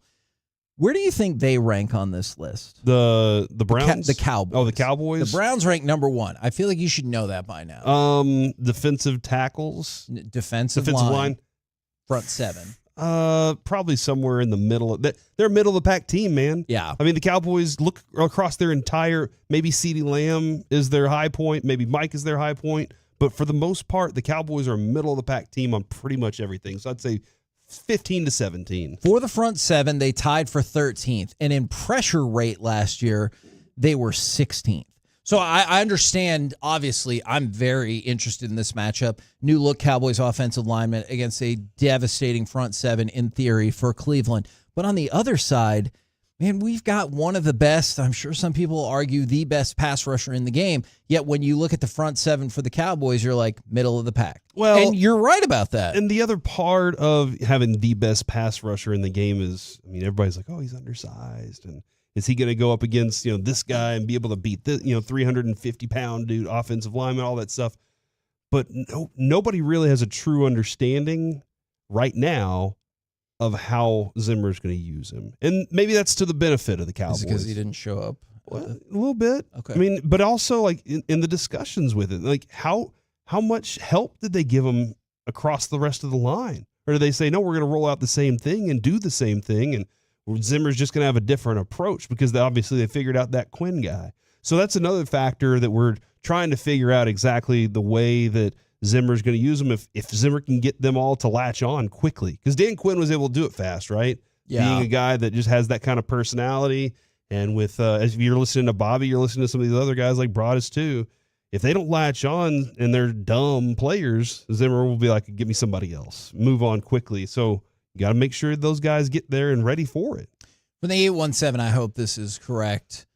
Don't worry, boys. Cleveland's going to Cleveland. And I really hope you're right about that. Now, KNC is also going to KNC. Are you prepared for an Olympic story? I love the Olympics. Now, we might do a deeper dive into the Olympics tomorrow or the next day, but what do the Olympic athletes get when they get to the village? Gold medals. Well, silver medals and then bronze medals. That's the eventual hope. And participation trophies. And then the shameful fourth place. Yeah. Cool outfits for the opening ceremony. Spandex. Depending on where you live. If you live in the United States of America, probably not all that cool outfit.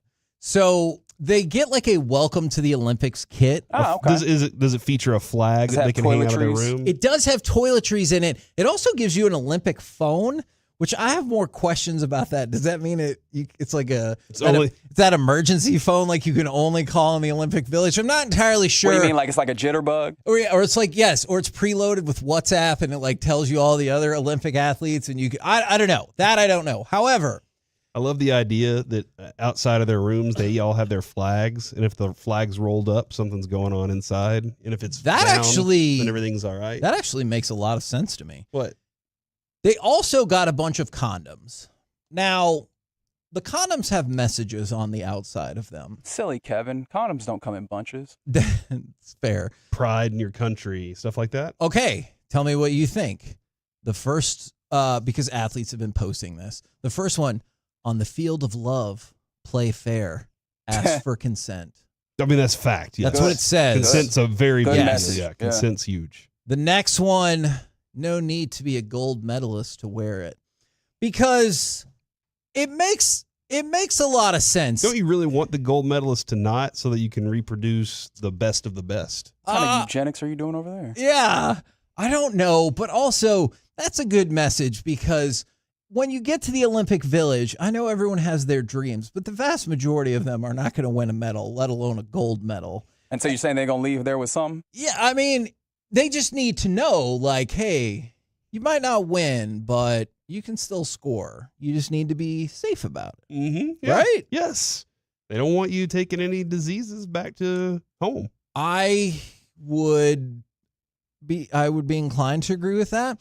Now, it looks like the welcome to the Olympics pack includes 4 condoms. So they're giving they're giving you, at least from the videos I've seen, and they're like, hey, here's what you think. Maybe you'll ask a friend who's very focused on competing. Well, that was almost unfortunate.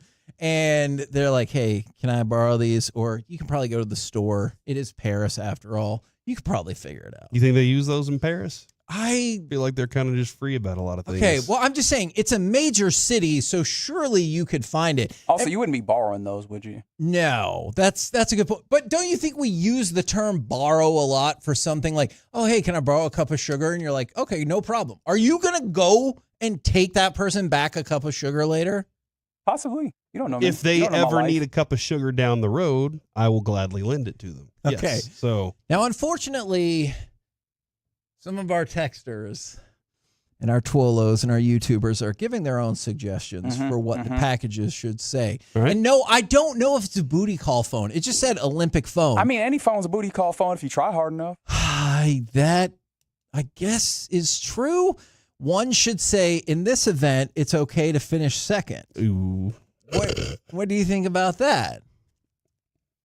That's an encouraging message. I mean, it's always okay to finish second. I mean, the silver medal is a great thing to accomplish. Just remember, though, the second place is the first loser. And I would argue a silver medal makes you feel bad. Hear me out for just 1 second. This has long been my philosophy about Olympic medals. You win the gold, obviously, you're pumped. If you finish third, you're like, I'm just glad I got on the medal stand because I get a medal and I can go back and show it to everybody. But if you're fourth, you're like, oh, I missed out. But if you get the silver medal, you're like, I mean, I knew I was going to medal. I wasn't in danger of missing out probably, but I didn't get the gold. Yeah. And everyone's going to be like, oh, what happened? And then you have to tell them that you lost. Seriously, if you met somebody who won a silver medal, I'd be very happy. I know, I agree. But is there any part of you that would be like, hey, what happened? Like, how close were you to the gold, and why did you? What's not? your story? Yeah, yeah. What's your failure story? Yeah. Like, why did you Nancy Kerrigan it? And then she's like, oh, because of Tanya Harding. You know, I could barely lift my leg. I guess that. Are we still talking about the medal, or are we talking about the other story? I'm not sure. She had a second place medal. Yes. Because she was injured. So that's her story, Kevin. Mm-hmm. Now we got to find out his story. Mm-hmm. Get it because it's history? Yes, I do. From the 817, they could be specialized messages for specific sports. Well, there's a lot of these texts we can't read. If so you're I think a we just go gymnast, to the it could Odyssey say, I hope you stick it. That is a gymnastics term, and that makes a lot of sense to me. Mm-hmm. Mm-hmm. Do you want to go back to the Odyssey app? Is this making you uncomfortable? What if we went to the teleprompter, the telephone, and had the telephones? We'll listen to all of them and then play them back. You keep saying we. Mm-hmm. That means not what all you three mean. of us combined. Yeah, as a group. You do the It'll work. get done. But isn't skeet shooting a part of the Olympics as well? I'm just asking about events. I don't know what's wrong with y'all.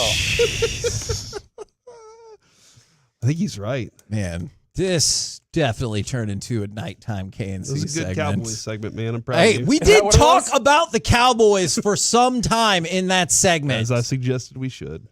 For the KNC masterpiece, I guess, right here on 105.3 The Fan. Coming up next, let's chit-chat with those fellas from the G-Bag Nation right here on 105.3 The Fan. Coming up Wednesday.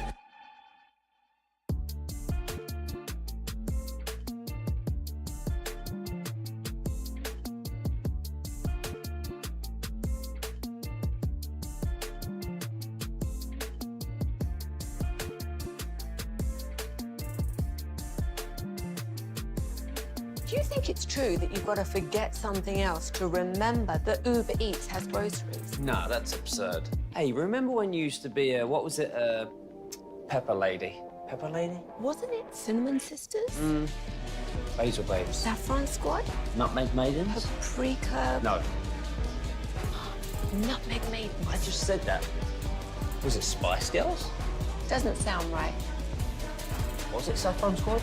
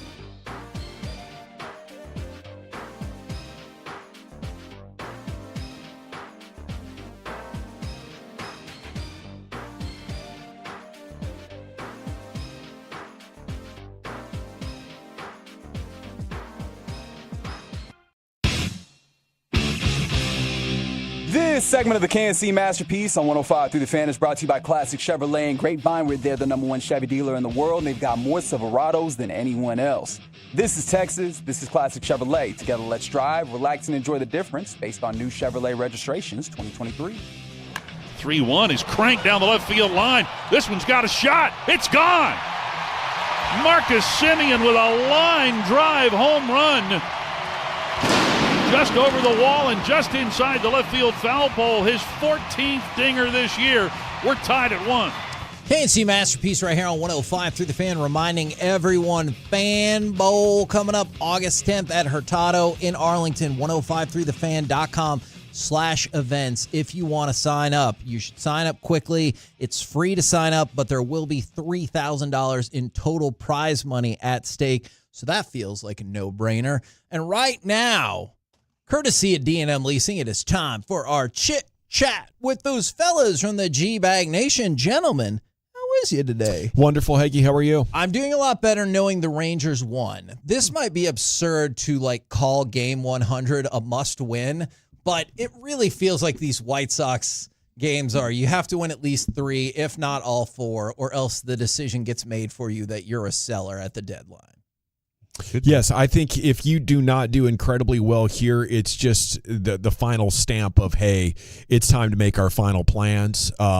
I think last night's game was huge. Obviously, these next 3 are as well. And, from what we gathered from Chris Young yesterday on the show, all options are on the table, and it even sounds like that man might be considering what's in their best long-term interest. It's just fascinating they've fallen this far. We hyped it up a couple of times. We played multiple clips. I thought y'all's interview with Chris Young was fantastic. The questions were fantastic. He was very forthcoming, it felt like, with information, especially to what Dawson just referenced about there's not like a plan. There's plan A, B, C, D, and it probably more than that. Yeah, and I think what he said with like, man, I'd love this to just be taken out of my hands. Yes. Just go out there and win. Just make the decision for me, and hopefully they do that against the White Sox. And he alluded to, okay, they'd go out and try and address offense, try and get another bat if they were to be buyers at all. Probably wouldn't be a huge name, right, like they did last year with Scherzer and Montgomery. Right. But it is, I mean, it got a little scary there. Thank God Wyatt Langford came up big with a big hit for you. No but kidding.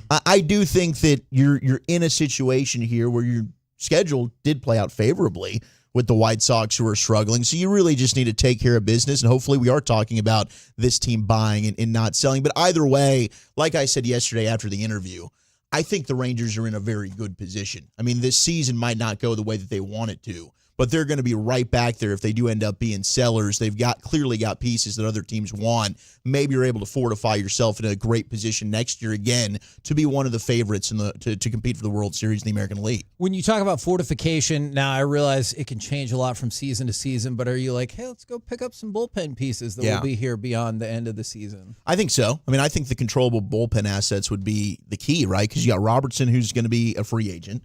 You've got Kirby Yates, who's going to be a free agent. Jose Leclerc is also a free agent. So there's so much unknown. And year to year, that is. I mean, the bullpen, I feel like, overturns the most maybe out of any area in Major League Baseball. But that definitely would be something that they could go ahead and capitalize on. You went out and found bullpen pieces this year.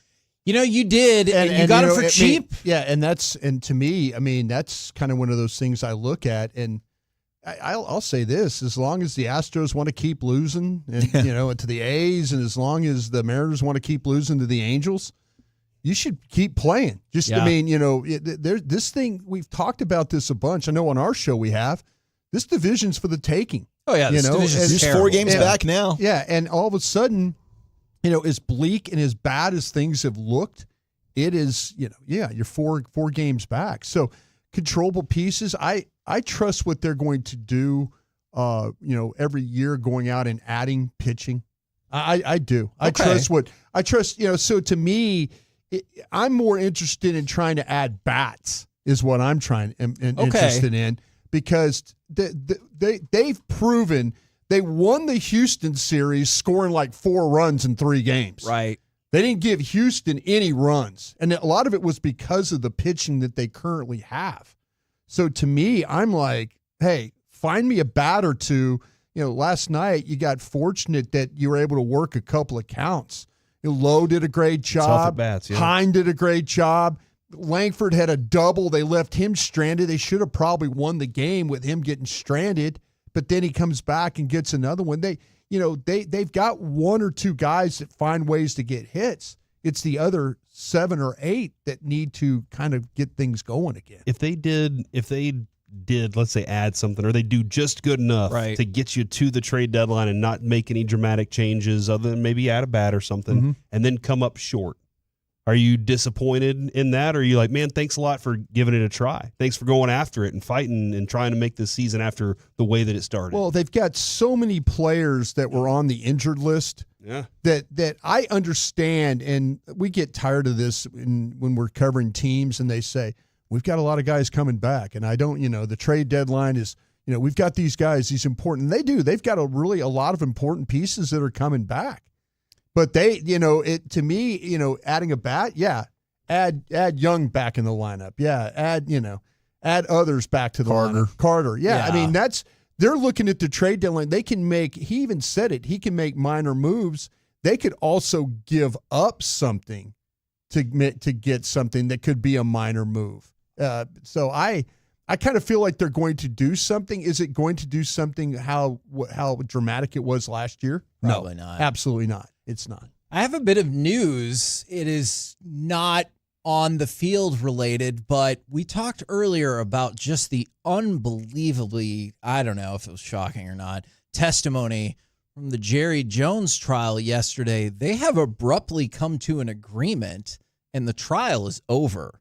So remember we said earlier. Presser tomorrow? Yeah, I don't think so, but maybe it's back on. It's all football now. It's all business. Yeah. So Jerry Jones was supposed to testify today. The Dallas Morning News is reporting that the agreement barred, get this, Alexandra Davis and her mom from suing or supporting any suit to establish paternity and to keep the terms of the settlement confidential. And allegedly, we've talked about this before, supposedly he's paid in about $3 million to trusts throughout that girl's life. But the primary takeaway is you won't, nor will you ever sue to get a paternity test. Oh, wow. So would that mean something was taken care of now so that we won't? Do you think they were worried about what could come out in this? 100%. You saw what came out yesterday was already shocking. They were like, hey, Jerry Jones Jr. had his own kid, and like you paid off $20 million. Hey, you guys floated some of the documents to Charlotte's ex when they were getting divorced. Like there was some really inflammatory stuff that came out yesterday. And Jerry Jones takes the stand. The first question is going to be, is Alexandra Davis your daughter? Yeah, and you don't want to be under oath lying about that. I mean, it just seems like a settlement came, where we're threatening to go nuclear. Nobody wants to see this. What's going to make this go away? But I think if I'm Jerry Jones, I could have done that a year ago. No kidding. Just make it go away because the more we've talked about it, I assume he's doing this to protect his family and his reputation, and that's why you go on the offensive. But the number one thing that could have done that for him is a long time ago, just writing the check for $20 million like he allegedly did for his grandson. But do you think they needed to wait for all the leaves to fall? Yeah, leaves to fall. Before he can make that deal. Need the leaves. Well, that's what he was saying by I'm going all in. That's what he was saying. I'm going in all in here. This is where I'm going. Gotcha. So that's a pretty all in on not claiming my daughter. That's pretty stunning turn of events right there. I think it's eccentric billionaire material here is what we're looking at now. Probably right. Where it's just like, man, I have so much money. I guess we'll get around to doing this at a certain time. It's the same way he handles Cowboys contracts. Yes, it really, really is. What do you guys got coming up on the program today? Pure Gold, as always, thanks for asking. We're going to talk with the great Andrew Heaney at 3:20 Rangers Player Show. Coming off a good and got the dub for the team on Sunday. Looking forward to that. He was really good then. Roll home with the G-Bag Nation. Listen to Andrew Heaney. We'll be back tomorrow, 10 a.m. to 2 p.m. right here on 105 through the Fan. Say goodnight, Kevin. Good night, Kevin. Love you, Zach. Hey, guys. I just wanted to let you know that a particular phrase has become quite used amongst my friend group, sometimes just for exasperation or sometimes when we order this particular food. But I just want to let you guys know that, oh, the potato will live on with my friend group forever. So thanks for that. If you're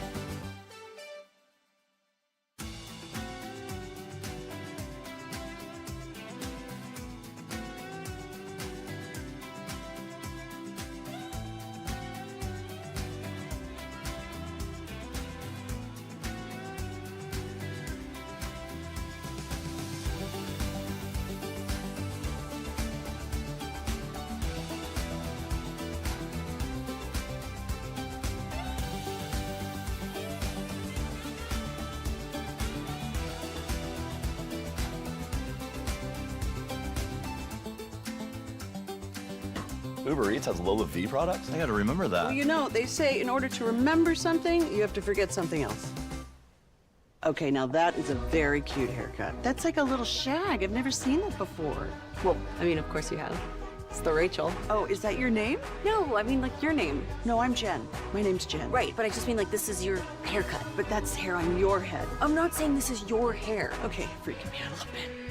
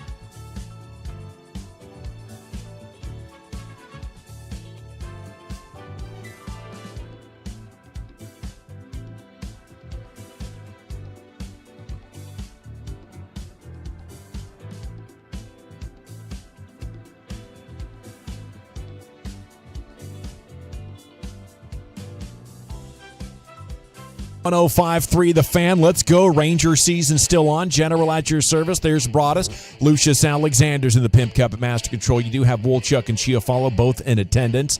And, of course, Carter Freeman coordinating your video. You can watch us at 105thethefan.com, Twitch, and YouTube. Ranger sentiment hanging on by the skin of its teeth. Late inning drama.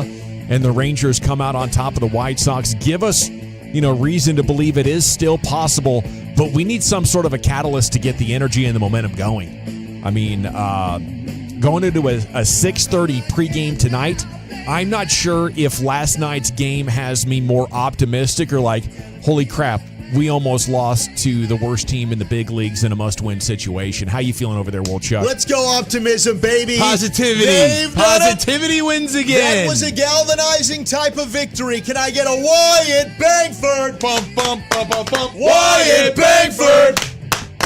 Wyatt Langford. Let's go. Just what the doctor Got ordered. very tricky there. I was thinking, oh my goodness, who is this guy, Kirby Yates? He's been our best reliever all year long. Is he about to blow this thing? I dropped a couple of F-bombs. I thought he was going to blow this thing. I'm not going to lie. All it took was Bruce Bochy getting himself ejected, arguing like the old great Hall of Famer he is, just getting fuel to the team. And now the sweep is on, baby. They're back. And you gained a game last night on the division, so all is great in Ranger land. I love it at 877-881-1053. The Frankel & Frankel injury attorney text line is open for you. What do you think of these guys? I mean, that's 2 in a row, Brian. Yeah, that's awesome. I tell you what, I just couldn't believe listening to Eric and them, and Hicksy broadcast the game and how bad the White Sox hitters are, and they're like, they're sitting there. Young, he's hit 15. Oh, there's a drive. I'm like, no. Wait, what just happened? No. He's their worst hitter. He's like 4 Say for it ain't so, Joe. 61. Say it ain't so.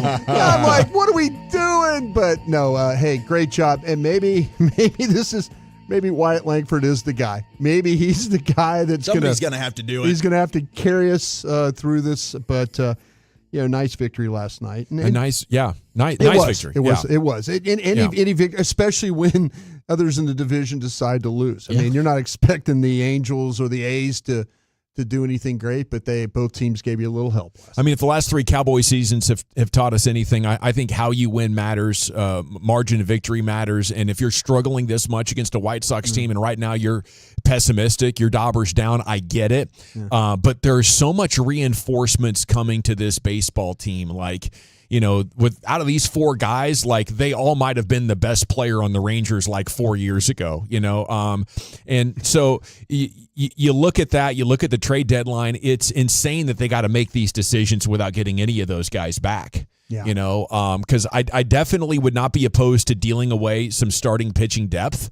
I think Jacob deGrom could be that shot in the arm, but as long as they don't move on from their bullpen pieces, Robertson and Yates, I'm going to think just about anything is possible, considering how last season ended in the run that they went on.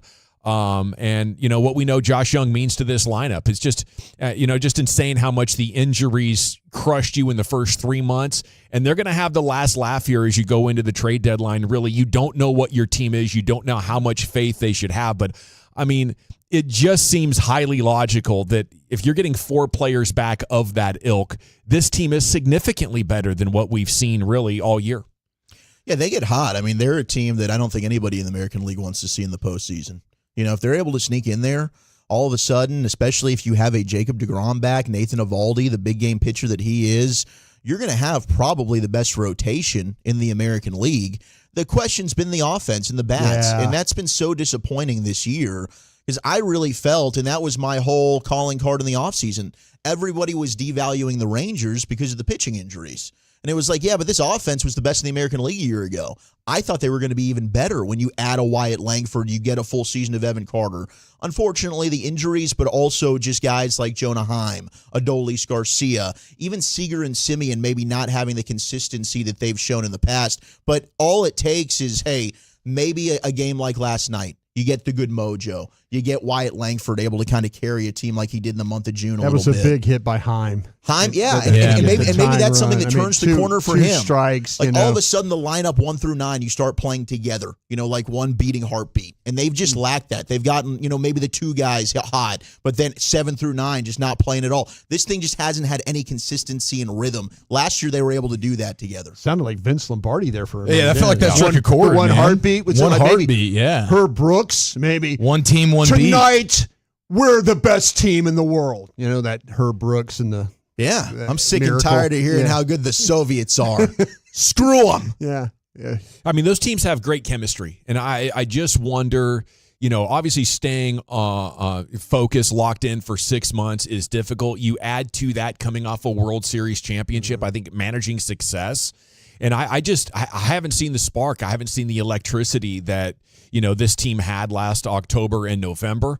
And, I just don't know if they got that it factor. like last year's team does. But, that's kind of what we expect Bochy to have his finger on the pulse of. But, I mean, even with the Giants, he was unable to sustain that in back-to-back years. There's definitely something that makes you hungry about failure and something that makes you satisfied over success. And that's why whether it was the Lakers or the Bulls, after 3 in a row, that's just about it. It's time to look for the next challenge, or just the personality, like who gets credit, who's really in charge here. Those like silent issues that you sacrifice and put to the side for the betterment of the team on your way up the mountain, those become oftentimes too heavy to bear on the other side.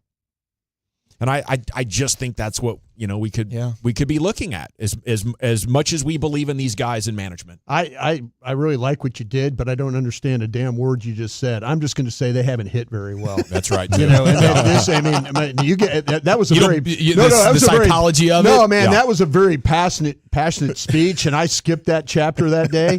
And I appreciate you because you do come up with some wordsmithing stuff. By the way, Brian, that's good. You were right last week calling BS on my rash that I got from the pool. Turned out it was poison ivy.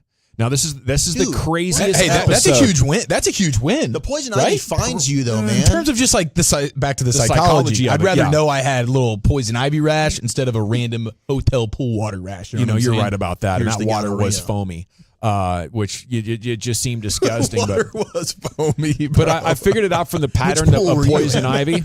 So what happened here, just so we're clear, I was weed eating, spinning around. You wearing pants or you wearing shorts? I was wearing pants. Always wearing pants. Long shirt, long sleeve shirt, because I didn't want that poison ivy on my forearms, which is where it usually starts. It just jumps on you. The weed eater finds him. The weed eater, purifies or purees whatever you're knocking out. It gets into the air and got up my shirt. Dude, airborne ivy? Airborne ivy. It might be time to retire the lawn. Assisted by a weed eater. Are you ball sacking us right now? I'm not. So you trying to avoid humiliation all of Oxnard about the motel pool rash you're dealing Next with? thing you know, you're going to tell me out West Nile. Next time in, I need knee-high boots, I think gloves, and 2 shirts, the bottom layer tucked in. I think you got to go full Breaking Bad hazmat, brother. And I got to tell you what. They got those costumes. You can actually pull it off pretty easily. Yes. One of these costume stores. It might get a little hot, on the It's going to get outdoors, toasty. But maybe I can make a breathing hole for it that I could be safe from. Toasty better than itchy. And I even have this special poison ivy soap that I shower with after I do yard work now. It's supposed to knock off all of that oil. Shower gloves? I have not shower gloves, a shower soap for poison ivy. It's like a special shower gloves. We'll get the shower gloves. We'll get the oils off. It's the newest invention. It's unbelievable how poison ivy has my number. It really does, though. Yeah. Gosh, I'm so sorry. Yeah. You don't have any family that's getting this. Your daughters aren't susceptible. They'll get it, but it'll be just. But you're getting light. it airborne. Yes, that's like the top of tier of vulnerability to anything. I don't know if anybody is as sensitive to the poison ivy as I am. I have the record for it. There's a study. They're going to pay you $600 a week. They'd like to hold you over for some tests. Yeah, dude. And let you. It's I couldn't believe it when I finally figured it out. I'm like, wait a minute, this rash isn't going away within 48 hours. Should I go to the doctor? I'm like, oh hell, that's poison ivy. How interesting that the ivy takes the toughest route, because they could just swim on up to your face, right? It's just open air face, but they decide to get into your crevices of your shorts and your pants. They're counting on poison ivy's counting on him rubbing his face with his hand. Yeah. That's what they're counting on right there. Yeah. They're like, let's attack like this area here. He goes, dumbass will like scratch and then rub his face. That's what happened. Yeah. No, it's happened before. That poison ivy will get all sorts of places. I mean, the good news is with this level of defense I'm playing against it, at least the breakouts are very minor. What the soap? What kind of, does it have any smell to it? Is it like? I don't know. Is it just like Lifebuoy or like old school 1970s? I wish we could get like an anti-mosquito soap that I could use during the summers. You having a bad issue with that? These mosquitoes are just, they're the lighting of the candles, or you guys have tried a lot of crap. You guys are doing too much yard work. Crap. I've gone to bug spray this summer, but every time I spray that on me, I feel like my life gets a month shorter. Like just smelling bug spray, I'm like, there's no way this isn't. Oh no! Yeah, off spray is to kill your offspring if you're spraying it on them. Jeez, I'm serious, dude. Spray and takes a knee out there, like, oh, this is it. the final day. I swear to God. It's like so many chemicals in one spray. He's writing his will out at God knows what you're breathing in there. Calvin Watkins with the Cowboy Report as the team getting ready to leave for camp. The organization hasn't had any substantial contract talks with receiver CeeDee Lamb. Person with knowledge of the discussion said reports are he's not going to report as Zach Martin did last year. It is possible Scooney and Mozzie will avoid the PUP and start camp practices, although we are expecting Trayvon Diggs will not be practicing immediately. We talked about this before this report came out last week. We were mentioning that Diggs was probably going to go on PUP, but that sounds like the only one right now they're boarding the airplane and heading out that way. No surprise with CeeDee Lamb. I think that's the clear one that you sign. I mean, his work ethic, his skill level, his passion. I mean, nobody's perfect, but I think CeeDee Lamb is about as close as you can get to it as far as like, hey, here's a guy that deserves every dollar that he's asking for compared to the market. So I think this thing will be done like Zach, like 3 or 4 days into camp last year. Yeah, Saturday. Do you think so? It'll be done by Saturday. Wow.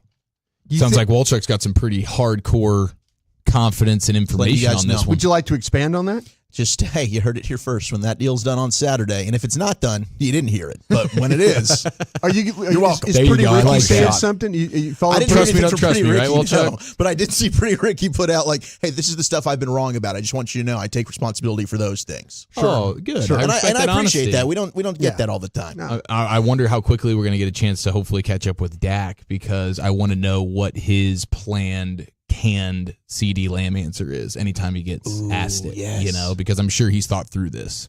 Okay, my guy is going to be holding out. I'm going to get peppered. What's my canned answer? Hey, we reached out. As a show, I know you were with your gals, but we reached out as a show. We're trying to get him as a guest. Trying to get Dak. Full-time guest. I mean, we're trying to get Dak to we threw his name in the mix. We're going to see if it throw it in there, man. We did. Mix it up. Throw it in there. We had a big swing here. Sprinkle a little Prescott in there. We took a big swing, and we might get poison ivy. We don't know. I think his canned answer needs to be something along the lines of, I'm not totally sure where CD is right now. I just know he's open.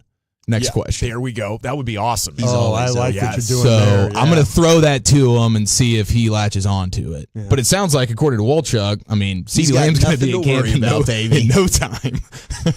Insider. Saturday, dude. Give it a couple of days. When he does the State of the Union to all the fans in the city of Oxnard, CeeDee's going to come running out. CeeDee's going to walk out. He's going to sign. Full pads. And it's not even a full pad practice, by the way. If you're going out there, it's just going to be one of those walkthrough deals. No, but CeeDee Lamb's going to be in like Sunday game day, ready to go, and then Jerry's going to grab the skin and boop, flip that pill right to him. Touchdown. Is this to deflect what's going on in the owner's life right now? Hey, that's you think a little diversion, Brian? It's like Wag the Dog. What was that movie? It's like you worked in that building before, Brian. I think you wagged the finger. You walked the dog. You walked the dog. No, there's a movie. Finger. There was a movie called Wag the Dog. It was a diversion. They created a fake war to make.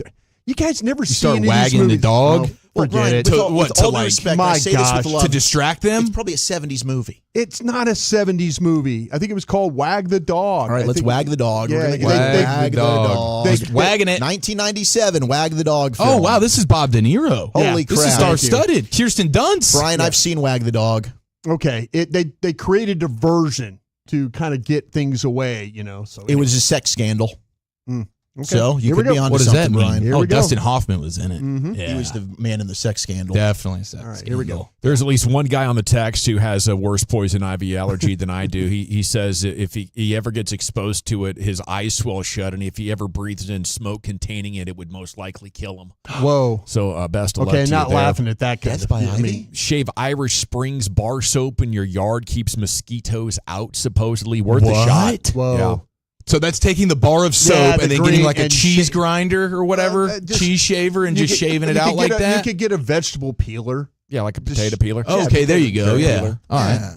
There you go. I'm sorry, I acted like you didn't know what the hell I was talking about. I thought you were going to hit me with the full-fledged dumbass like you did a couple of weeks ago. Apropos. Okay. I almost said it, and then I thought, I can't do that. Hey, that's you again. getting better 1% every single day. I respect that commitment. We got a long time at camp. I don't want to start off badly. I don't know. Last year we were fighting with each other. Oh, do we need to should we relive? We're about to be at the anniversary of the piss poor moment. Sean Payton and the piss poor. we are. Might have to relive that tomorrow before we hop on the bird. We'll live the G-Bag of the day coming up for you here in about 14 minutes. Where are we going next? Well, speaking of a piss poor segment, let's do the Chuck Wagon. The Playmaker 3-peat advice, Olympic food, and cocaine sharks. That's next. Sounds great. Window Nation's semi-annual sale is also amazing.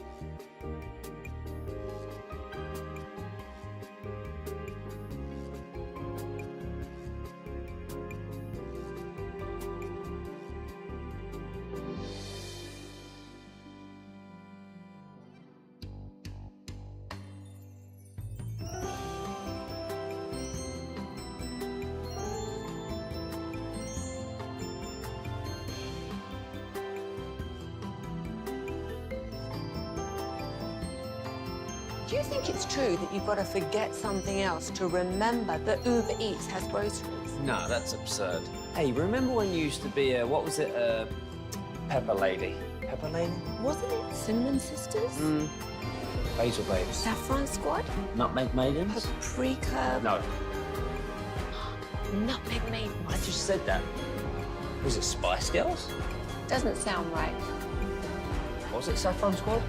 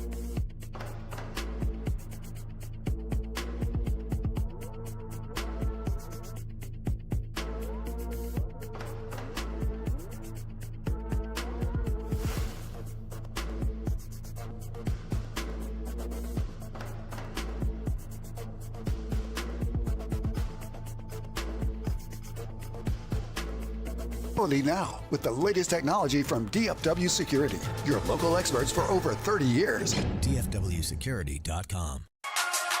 Yeah, buddy, it's time to jump in the chuck wagon. Segment's brought to you by Window Nation. It's brought to you by Cars for Kids. Donate today, carsforkids.org. And it's brought to you by the Frankels. Life's unpredictable. Accidents happen. If you're hurt in an accident and it's not your fault, call the Frankels for a free consultation. 214 or 817-333-3333. Go to frankelfirm.com. Here's Wolchuk.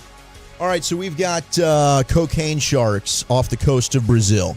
If you are going to be traveling anywhere near Brazil, just be aware. Researchers have discovered these cocaine sharks. Apparently, they've had a study that was conducted from September 2021 all the way until August 2023. In the study, they analyzed 13 Brazilian sharp-nosed sharks that were captured off the coast of Rio de Janeiro, and they discovered that every one of the sharks was dissected and studied, and there was a presence of cocaine.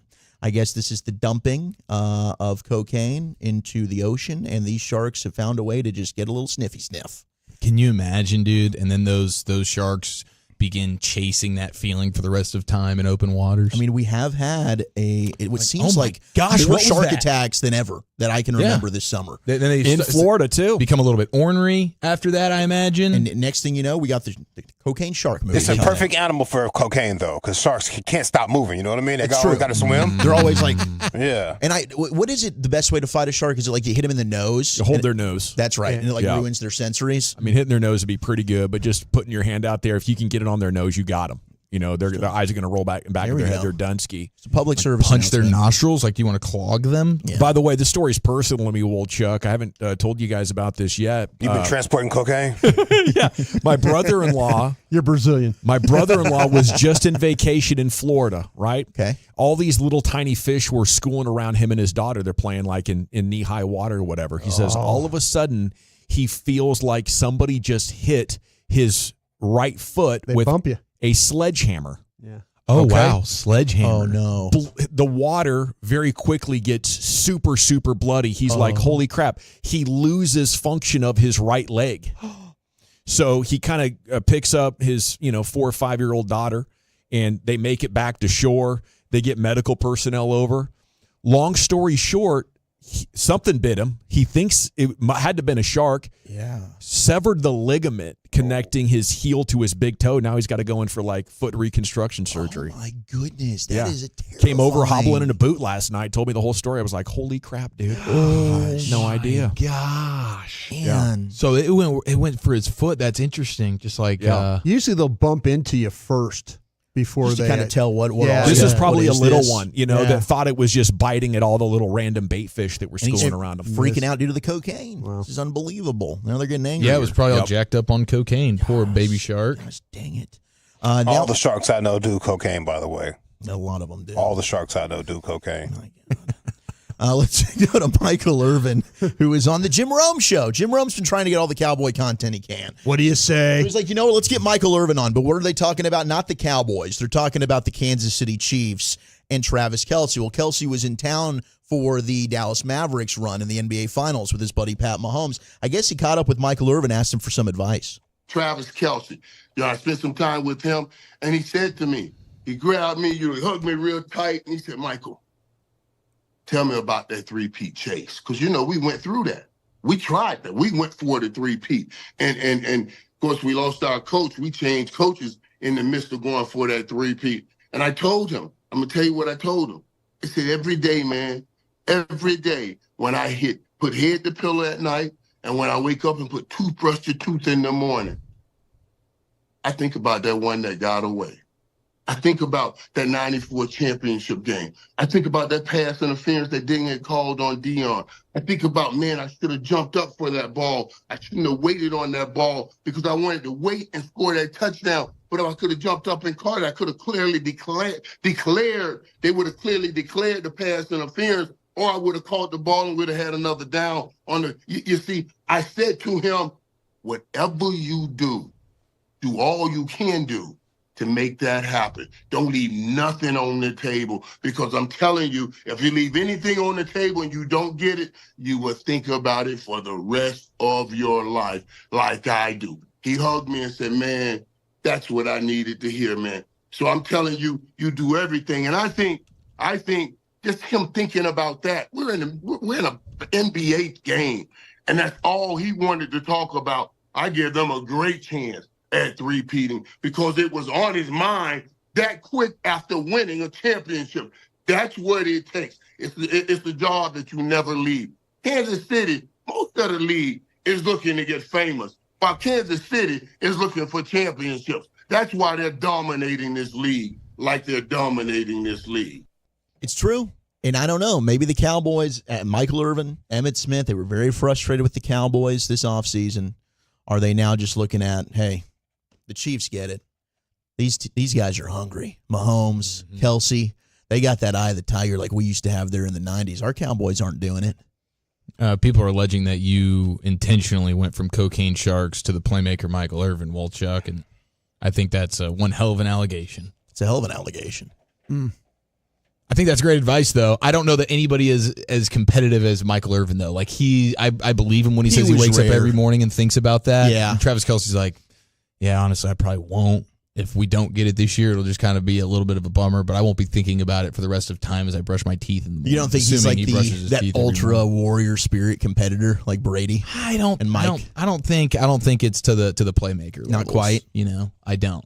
But that's the type of energy you need fed through that entire locker room right maybe now. Mahomes might have that, but not so much Kelce. I wouldn't deny anything. I don't about know. Mahomes. Maybe we're lacking a little bit of that there at the Star. You absolutely are. I think you look back at what kind of an owner, what kind of a coach they had back then. It was an owner that needed to win to make the business successful, and a coach that all he did is win, and they didn't care what was in their way. They were willing to smash it like a bug in order to make championships happen.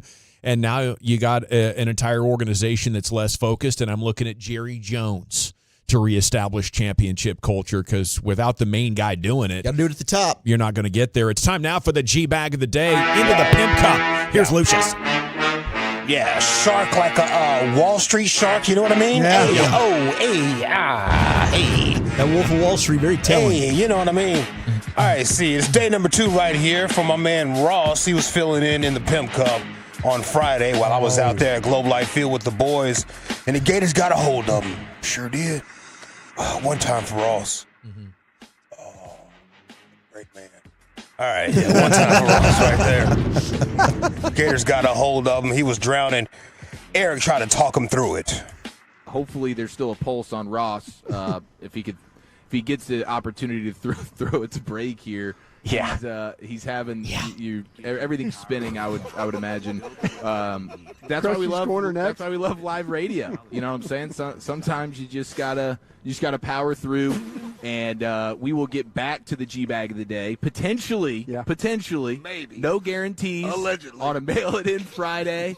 That was a historical G-Bag of the day here. Appreciate you rocking with us live at Globe Life Field. It is the G-Bag Nation. Brian Broaddus is going to give us a Krusty's Corner for the ages coming up next. Guys, coming up Monday morning on Sean and RJ. How do guys the second half of their season against Baltimore? And Josh Abbott Band ticket giveaway during the Expressway. It's a Monday morning with Sean and RJ.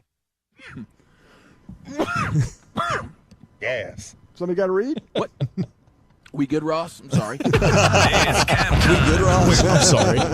Good, Ross, man. What's going on, dude? That's me. A little hit ski over here, bro. That boy Ross. I called for some G back in the day audio, and they got quiet in a free clinic. I was like, hello, where you at, bro? Ross was like, oh, wait, y'all can't hear that? Yeah. I told him that yesterday. I was like, can you hear it, fool? Right. Wait, what? That's my man. That's my man. Let's see. Woolchuck sent me this one yesterday. Cubs manager Craig Counsell was his name? Yeah. He was not a fan of this question right here. Hey, come on. Come on, guy. Earlier in the game, just like the at-bats, thinking like the 7th inning with Morrell, there's a tying run at second. He's looked like he was swinging for the lake there. I don't know. What do you think about some of those? Come on, Jesse. Come on. Come on, guy. That's your comment? Well, yeah, I'm wondering about. I think that's a bad take. I think that's a bad take. He's swinging for the lake. That's a bad take. It's a bad take. Why is that? Come on. Why is that bad? He's having a good at bat, trying to hit the ball hard. It didn't work. The pitcher made a good pitch. He made an out. Okay. Yeah. Come on.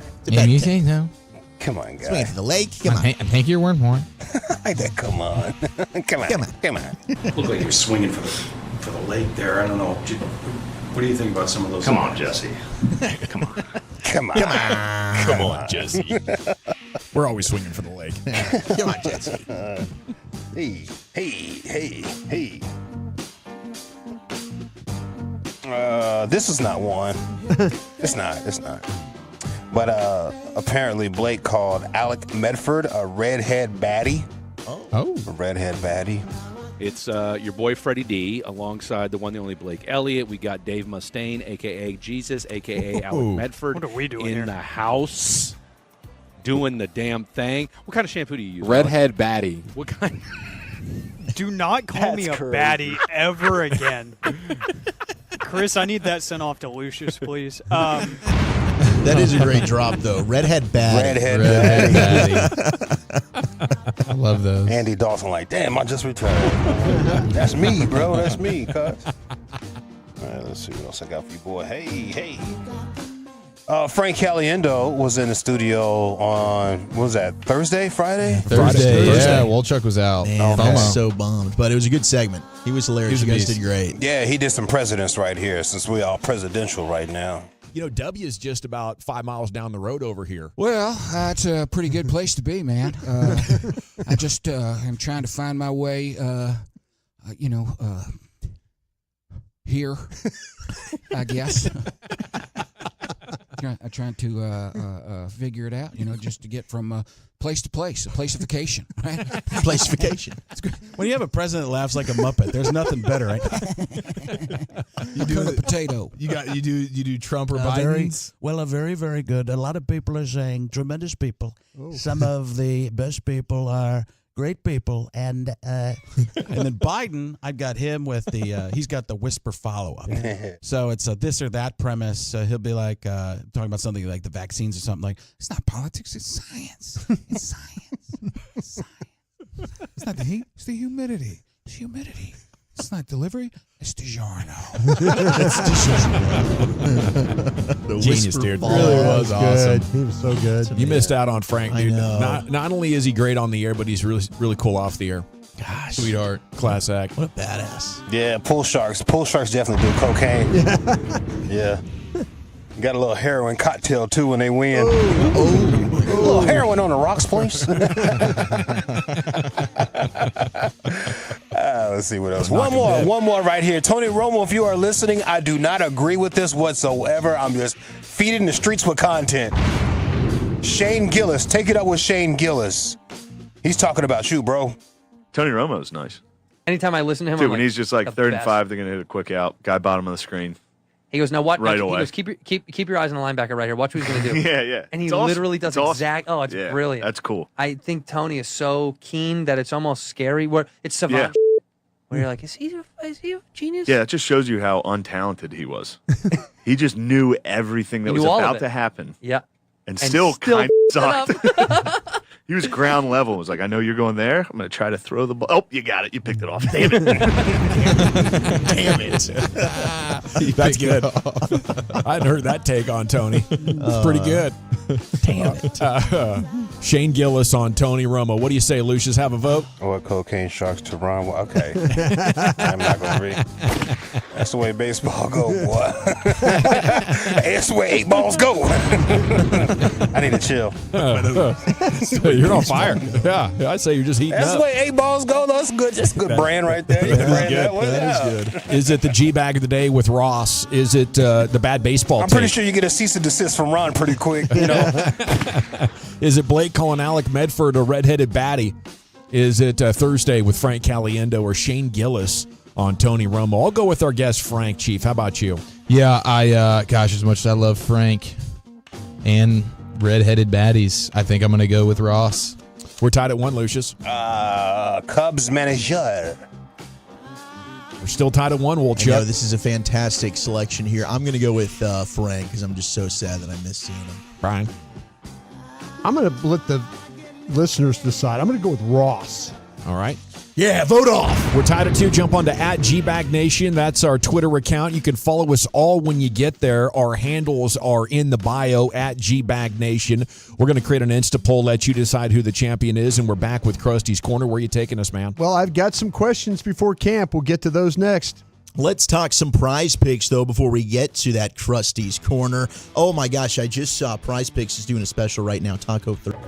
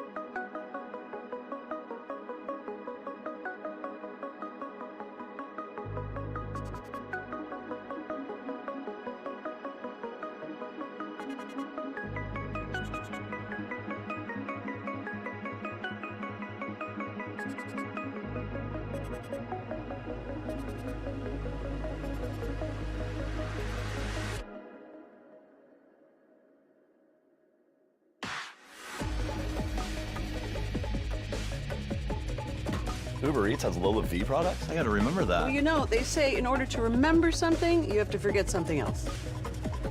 Okay, now that is a very cute haircut. That's like a little shag. I've never seen it before. Well, I mean, of course you have. It's the Rachel. Oh, is that your name? No, I mean, like, your name. No, I'm Jen. My name's Jen. Right, but I just mean, like, this is your haircut. But that's hair on your head. I'm not saying this is your hair. Okay, freaking me out a little bit.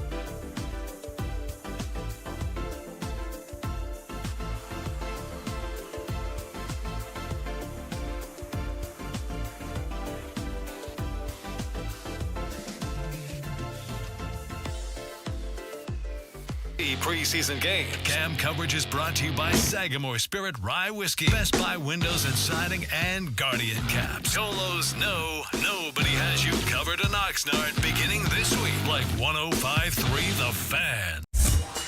Classic Chevrolet at Grapevine. They are the #1 Chevy dealer in the world with more Silverados than anyone else. Go see them today or visit ClassicChevrolet.com. This is Texas. This is Classic Chevrolet. Together, let's drive, relax, and enjoy the difference. Based on new Chevrolet registrations 2023. Thank you, Lucius, and congratulations to everybody involved in Friday's G-Bag of the Day with Ross. It is one again, now a two-time champion. It is time now for Krusty's Corner with Brian Broaddus, and the corner, as always, is brought to you by Reliant Air Conditioning, gimmick-free AC repair and replacement. And here's your king and your host, Broaddus. Thank you very much, General, and thank you very much again to Reliant, and really appreciate them being on board. Look forward to having them out at camp with me in Krusty's Corner as well. A lot of information going to be at those practices and stuff like that, so I'm really, really excited about what we got going. And oh, by the way, I got my status back for Avis. So we don't have to wait in line. Very nice. Yeah, it's everything's like taken care of. Oh, we're not going to get thrifty nickeled again? No, I'm just going to walk there. My name should be on that board, and we go grab a car. Do you say Super Bowl champion Brian Broaddus? That's how you do it? You know, I don't go that far. I think I'm going to wear my Super Bowl ring this trip, though. I think you should. I think you should just walk right up to the counter, put the ring down on the desk. Well, we need to bring as many championship vibes out to Cowboys camp. I might even just wear the World Series replica ring and just pretend it's legit. Okay, I'm glad we're on the same page because I thought the exact same thing. That's a no freaking brainer, dude. Okay. We are bringing all the championship gear. We need to inspire these guys. Yeah, but we're all sitting together on the flight out. But if you were sitting with other people and you had the ring, do you think you could have conversations with people about it? Like they look down and like, ooh, what's you a champion? And then you just make up some ridiculous story about, oh, yeah. I'm a road warrior. You know. This thing here? This whole thing? Yeah. And then they see the name on the side that says Simeon. That was a fun year. What's this all about? I bet 9 out of 10 people sitting next to you would just believe that you were him. Wouldn't be the first time a DFW sports radio host had made up a career in baseball. That one? Yeah. I think I know. Zing! Yeah, I think what you're talking about there. All right, I've got some questions from my guys. Again, excited about being out there at camp, and then thanks to everybody involved, too, for allowing me to be out there the whole time as well. That'll be a lot of fun. So look forward to some really good content coming from camp. All right, got some questions. Chief, I'll start with you. Are there some undervalued players on this roster? This Dallas Cowboys roster? Are there some undervalued guys that you know, when you start to in June, we get all those lists, and Dak's the 8th best, and Diggs is the 7th best. You know what I'm saying? Is there any undervalued players on this roster? And I'm not going to ask you. I know you're feeling about Dak, but but I would say like Ferguson, Tyler Smith. Those are two guys that are on these lists that you feel like they're not getting the national respect that you feel like they deserve. Yeah. And they're still sort of in the infancy of their careers, and they're not household name. It's not like either one of them were top picks. So to some extent, I understand it. The football hipsters understand how good Tyler Smith is or how good Jake Ferguson is and is going to be. Those would be the first two that come to mind. And probably Deron Bland as well. Sure. We can't get an honorable mention on the corners list, dude. Yeah. I like where you're going there. How about you there, Wooly Bully? Yeah, I agree. I mean, I fought for Jake Ferguson when that top 10 came out. I agree 100% with Tyler Smith. I think Bland is a great name. I'm going to go with, and I brought him up yesterday in Osa Digizua. Osa, yeah. You know, and I feel like some of Osa wearing down is, I mean, he's really all you have in the middle. And some of that's like, man, he's having to take on everything. If he just had some competent pieces around him to try and help shoulder some of the burden, maybe that helps him be able to go through the wear and tear of the full 17-game schedule. But I think for the most part, we see Osa playing really high-level football.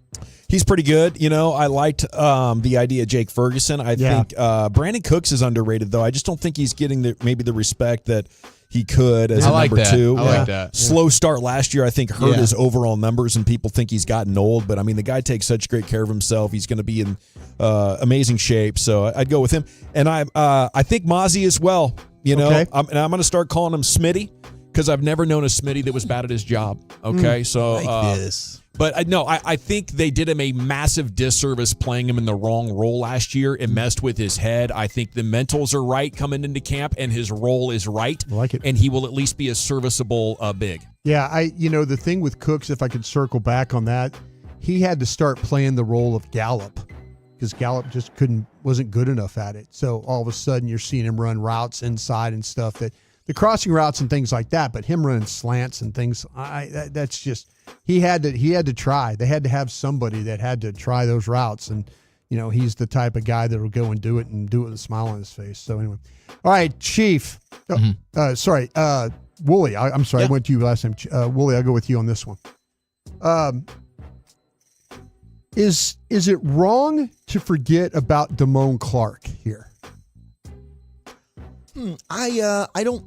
Yeah, I mean, I don't think it's wrong. I think Damone Clark is a guy. So, okay, I'll say yes, it is. I think Damone Clark is going to benefit immensely by having Eric Kendricks. Mm-hmm. And the reason I say that is what we talked about last year, and Baldy brought this up, and I thought he was so spot on. Patrick Queen was a guy that struggled his entire career, also LSU product. Yeah. All of a sudden, you get a guy in Roquan Smith, who now is the guy that can take over the green dot responsibilities, is able to get everybody lined up. Now Patrick Queen can play more freely. I think having Eric Kendricks there, where Damone Clark doesn't have to be the guy that's kind of trying to get everybody set up. I mean, he lost that with Leighton Vander Esch. Now Damone Clark can play freely. We've seen flashes. The New England game specifically stands out to me where he played really, really well. I think next to a veteran linebacker where he can just he knows his responsibility, he doesn't have to captain the rest of the linebacking core, that's going to help him be a better player. How about you there, Dawson? I'm sorry, what was the question? My family called me for the 17th time today. No problem. They know you're about to leave. Yeah. You're on the air now? Here, let me call you. Is it wrong for us to forget about Damone Clark, the linebacker? No, it's not wrong. No, yeah, last year showed he's a great athlete, and that was enough to get him in position at the college game. But if you can't do it in the pro game early on, it looks atrocious, then you're fighting an uphill battle to become a rotation guy. How about you there, Chieftain? Yeah, I'm kind of stuck on this one. I would probably lean a little bit more to Walchuk. I think you saw the best Damone Clark when he had Vander Esch next to him, and then everything bottomed out after that. Mm-hmm. But I'm still much higher on Overshown if you're talking about young linebacker that you're excited about still. I mean, for me, Clark is hanging on by a thread. Yeah. Okay, how about this one for you? We'll go with Chief on this one. Go back to you on this one. Will this coaching staff use Turpin or Vaughn the right way? I think they showed that they know how to use Turpin. I don't know that Vaughn is ultimately going to be overly usable for anybody. It seems like they're at least trying based on the slot work he's getting in OTAs, and we'll see how much we see of that in Oxnard. You're going to have to get super creative for him. I think Turpin, there were times last year where you're like, my gosh, it's nice to see him incorporated into the offense. He's a guy who can really stretch the field for you, and he made some plays. So, yes, I think they have a plan for Turpin. I just don't know that anybody could really have a overly successful plan for Vaughn. Yeah, I think they will treat both players the right way. They got a good plan. For Turpin, special teams guy that you try to figure out ways to get the ball in his hand. Is that a jet sweeps or screens or just downfield? I think they got that figured out. And with Deuce Vaughn, the right thing to do is have him on the practice squad, and I think they know that. I'll kind of have to believe it when I see it here. I mean, I think that it's fun to think of Deuce Vaughn in the slot. Maybe they do, but I've just got to see it in game action before I'm going to buy into they've actually got a legitimate NFL game day type of plan here. See, the thing that I always see stuff that gets worked on in OTAs and minicamp, and then you never see it again. Like the red zone stuff we saw last year. And you're like, and they're all they like five opportunities in the red zone, they score 4 times. Yeah, and then all of a sudden you're like, why are you having red zone problems? 100%. We can get excited with some of this stuff we're seeing at practice, but until we see it in the game, I don't know. Okay, and boy on this one. Caitlin Carson, the cornerback, will be the best defensive rookie in camp. Yeah, I agree. I'm really excited about Kalen Carson. I think he is going to. Al Harris of all is the gonna love defensive him. guys they drafted, the rookie DBs. Yeah, of the rookie DBs. Yeah, yeah, I think so. Absolutely, I'm very high on Kalen Carson's game. Yeah. Yeah, based on everything that I know about him, everything you guys have talked about, and things I've read, it seems like this is a guy who's got a legit future here. And I'm not high on Leafau, and I'm not overly high on Nealon, at least from the jump. So I think Carson's fair to be excited about. This guy's a ball god, Brian. There you go. You watched the tape, didn't you? I did. There it is. Thank you, man. Brian Appreciate Ross, it. Krusty's Corner every afternoon, brought to you by Reliant Air Conditioning. Now, when we come back, it's time to wet that NFL whistle just a little bit more. Well, Chuck, where are we going? Well, we got some breaking contract news. 23, the Kelsey mix, and method to the madness. That's next. Rolling home with some laughs, fellowship, and quality sports conversation.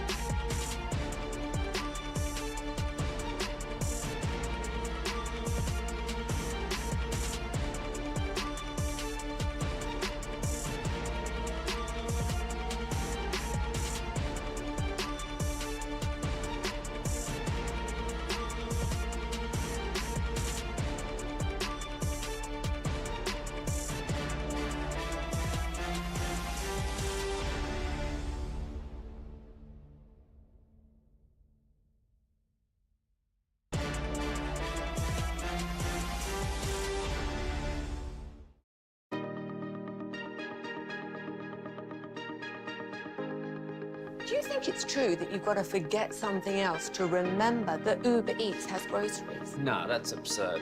Hey, remember when you used to be a, what was it, Pepper Lady? Pepper Lady? Wasn't it Cinnamon Sisters? Basil Babes. Saffron Squad? Nutmeg Maidens? Paprika? No. Nutmeg Maidens? I just said that. Was it Spice Girls?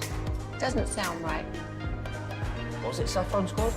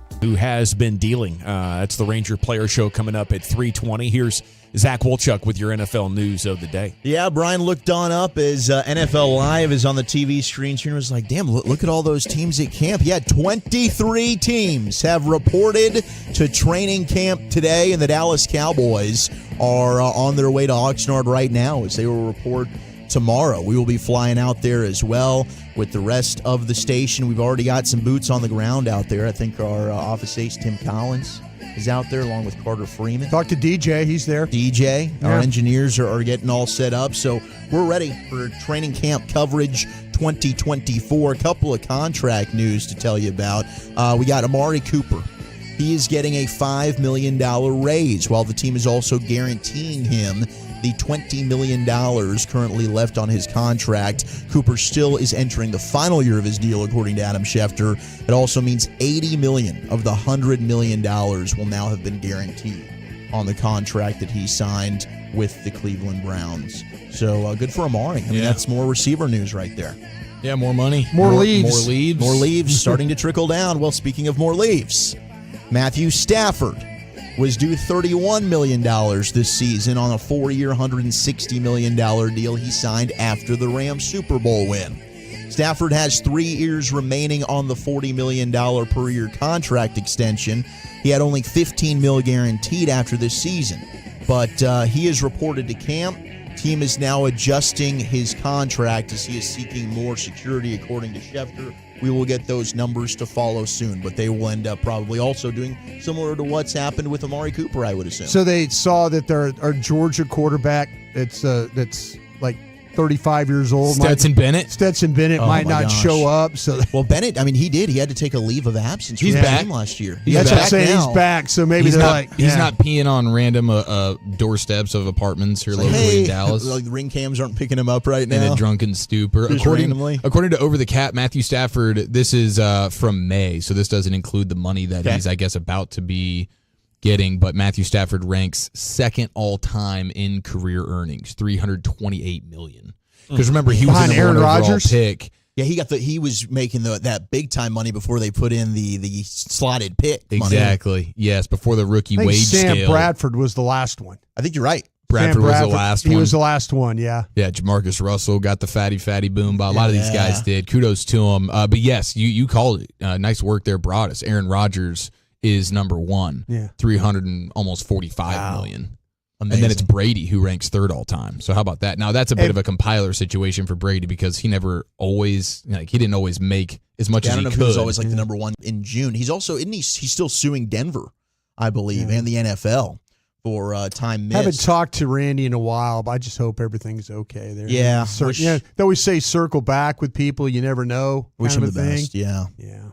Jets' Hassan Reddick doesn't report to training camp over a new deal as well. This was after they traded for this guy. They traded for him, and I think part of the deal was he said, "Yeah, I'm not going to hold out for a new deal." Yeah. And now he's holding out for the new deal. He's in the final year of his 3-year, $45 million contract that he signed with the Eagles. So the now organization's number one pass rusher not showing up, and it's going to cost him $50K per day under the fine rules. So we'll see how long that holdout takes for Hassan Reddick. Now we also have Connor Williams, former Cowboy. He's visiting the Seattle Seahawks today following his ACL recovery. So we'll see if Seattle ends up signing him. Drew Rosenhaus saying he's ready to go. He's made a miraculous recovery. And I remember we reported that thing could have been possibly career-ending in Miami, but good to see that he's getting visits and maybe he'll end up signing somewhere soon. We also had Saquon Barkley and the beef with him and the Giants has really kind of been brought up again with Hard Knocks. So last week I played Joe Shane and the conversation on the phone call, like, hey, we're going to let you go test the market. Joe Shane thinks like I'm doing the right thing here. I'm like letting Barkley go out there, kind of get a feel for what he's worth, and you can come back to us. Will you give us our word? Come back to us with whatever offer you get. Well, Barkley went on Scoop City, the awesome new podcast from Diana Rossini, and he gave his side of the story. It was over after that phone call, in my opinion. As soon as he said to go hit the market, I never in my heart truly believed that they were going to match it, or they only wanted me for a lower price. So like no matter what, I probably wasn't going to go back.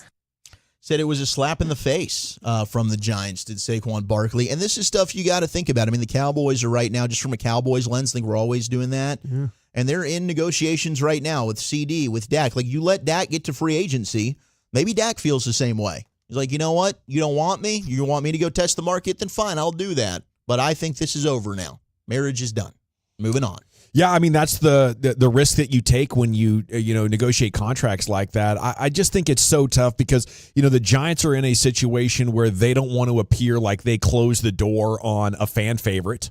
Right. Absolutely. And Saquon's in a tough spot where you get a team interested in you, and if they feel like you're trying to play us against your former guy, they might sour on you, and you're excited about going to a better team. So it's tough. There's a lot of must-lie situations in sports, and because of that, it's difficult to figure out what's really going on sometimes. It's what's so bizarre is how wrong the Giants read who was involved. The market. Yeah, the market. They did. And the team. And the teams. And you remember, somebody asked Joe, like, he goes, well, I don't think the Eagles are involved. Yeah.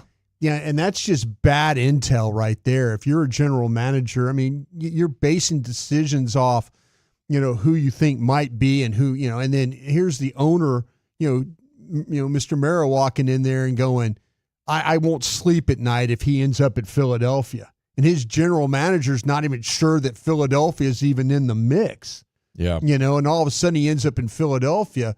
If you're Mr. Mara, you're probably walking down the hall like, what am I doing here? I'd be walking down the hall high-fiving my guys. Well, I would say we had this horse for freaking 4 years. We never could do crap with him. Yeah. I think ultimately I'm with you. I don't think they handled it right.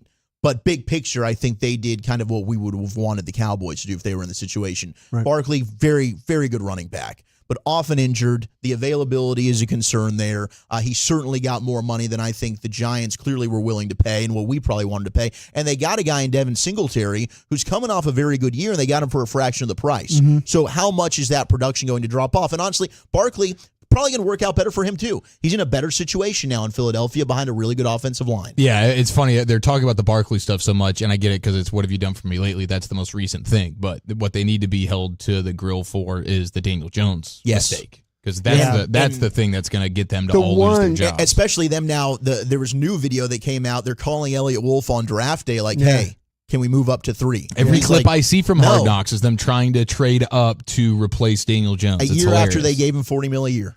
Yeah, the situation, if I could circle back on Barkley, you do not need this to turn into how Christian McCaffrey went from an injured player to. Kellen Moore's not turning Barkley into that. I'm just saying that all of a sudden Barkley decides he's going to stay healthy in the offensive line, and they kind of find a little rhythm. I hear you. Kellen's not going to run. You're not. You're absolutely right.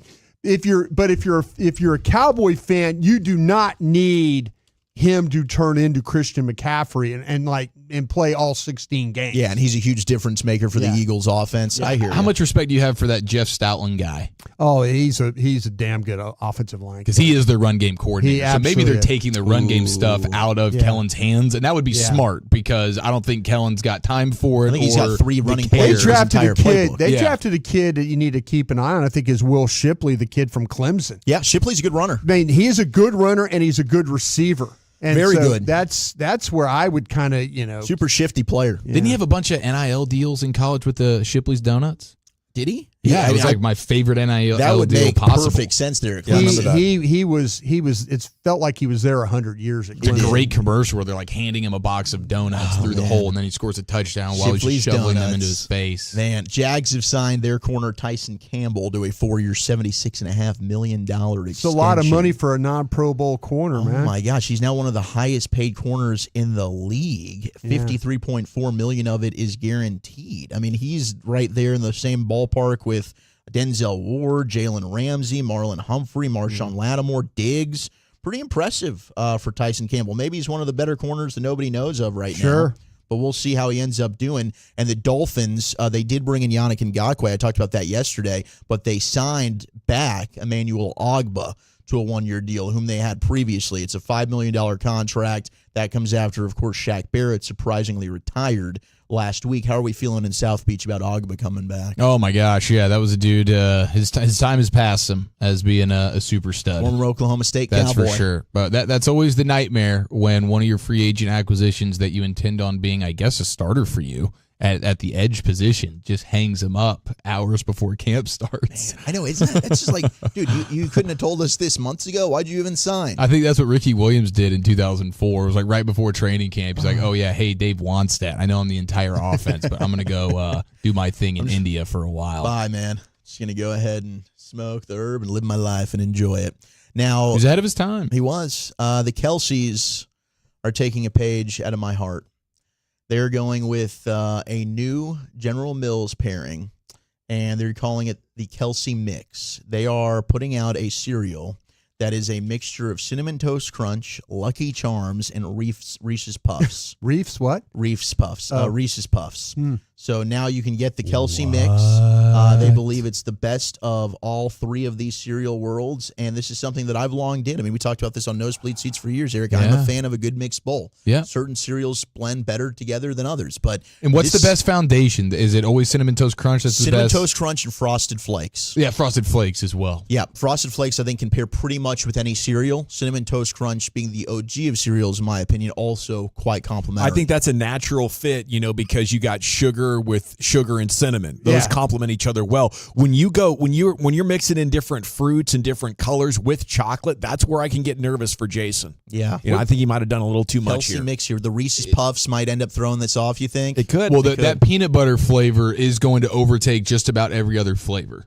Okay. I mean, that's just like the Reese's Puffs. And I love Reese's Puffs, but that flavor is pronounced. And this is all 1-to-1-to-1. There's no ratios involved here. That's a good question. Maybe a quarter scoop of the Puffs. I think you can pretty much decide on yourself, but I don't have the ratio of the Kelce Mix. I think Kelce Mix, dude. I feel like that is like one of those things that would be like the ultimate. This that's is like something they actually did. Yeah. That would be the number one thing that you could achieve in your life. At the breakfast table, this is what they did. Hey, let's put these all together. If I had a trio to do, I would add the Captain to what you got going on. Oh, I like that. Crunch, Flakes, Captain Crunch. Dude, over. Yeah. I mean, they said they put this thing in a popcorn bowl and they just go an entire gallon of milk. See, now you can't do that. You can't do that, especially if you're dealing with something like Frosted Flakes. By the time you're halfway done, everything in the bottom layer is soggy. Yeah. That's a mush. That's I always love a good re-pour of the cereal. You don't have to just like put it all in one bowl at one time. You can always re-pour. You can always go back. A splash, a dash of extra milk in there, that's fine too. But you're right. The staying power of a Frosted Flake is a matter of seconds. No, really. you get a very soggy bottom, and nobody wants soggy bottom. I think there's like a 10%er, just like these schmoes that like the outside crusty of the brownie. Mm-hmm. There is a selection of people that like the soggy Frosted Flake. They sit back. They're like, hey, let that thing soak for a little while. What do you have against the edge of the brownie? It's less. It's more about just the quality of that middle brownie. And the softness, gushy mushiness of the middle brownie. Just kind of find out when you try and eat the middle part of the brownie, it just falls apart in your hand. You like the beautiful? I love There's that. no texture to I want it to at be all. licking chocolate off my fingers. Yeah, is it just crumbling in your hand as you're trying to hold it? No, it's going right into my mouth. I mean, the lag time from pulling off the pan to in my mouth is. I forgot who I was dealing with here. The corners can't fail. Unhinged jaw man over there. The consistency of the middle brownie is higher. It can consistently be what it is. If you get too much cooking spray on the outside, now I'm a corner guy myself. I'm just acknowledging that maybe Chief maybe he was scarred by a bad corner brownie. Those if it gets too crusty, no. To be honest with you, Dawson, he just dove into the middle of the plate. He wasn't waiting for the pan to cool. I can see that. He just dove straight in, spooned it out, and thought, I'm going to have a take of the center brownie the rest of my life. And quite frankly, I admire you for it. Thank you. Thank you, Walter. And it is the right approach when you're dealing with the Pillsbury cinnamon rolls. The middle one is at least twice as good as any of the 7 on the outside. That is a guarantee. Is it the doughiest? Yes. Yeah, like when you go to CC's and you get those amazing cinnamon rolls after you just crushed a bunch of pizza. Yeah. You always wait. If there's no centerpieces out, I'll sit there and wait. Watch me. I will sit there. I will sit there and stew in my chair. Have you ever asked and I'll be watchdogging those guys for a fresh pan to come on out. Are you tapping the foot? Hey. I might. Bring the fresh cinnamon rolls. I might go give them a little knock there. What's going on? What's the holdup with the middle cinnamon rolls, folks? You've also got the brownies. Have you ever there. asked anybody to go dig one out of there for you? Please. Like, hey, listen, I know you're not going to bring out a fresh pan, but would you get the middle one for me, please? That's actually not a bad play. I never tried that. Hey, absolutely. We're gonna might be worth $20. The flag, like Poncho's Mexican buffet, but I don't want these for cinnamon good. rolls. Yeah. That's NFL news of the day for you. Thank you, bro. There he is, Zach Wolchuk. Hell of a dismount, Brian. Does it most days at 3 o'clock right here About in the time nation. you got that right. It is time now for the Rangers Player Show, and Andrew Heaney joins us next here in the G-Bag Nation. I have to chat with you about my friends at Advanced Body Scan because they are the absolute best.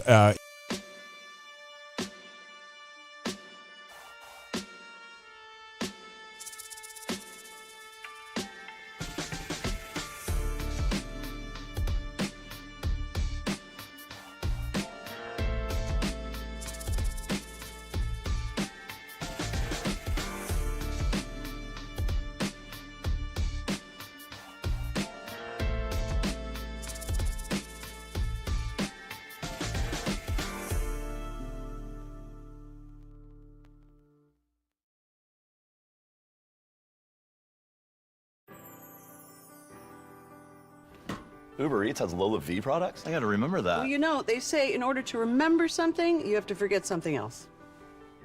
Okay, now that is a very cute haircut. That's like a little shag. I've never seen that before. Well, I mean, of course you have.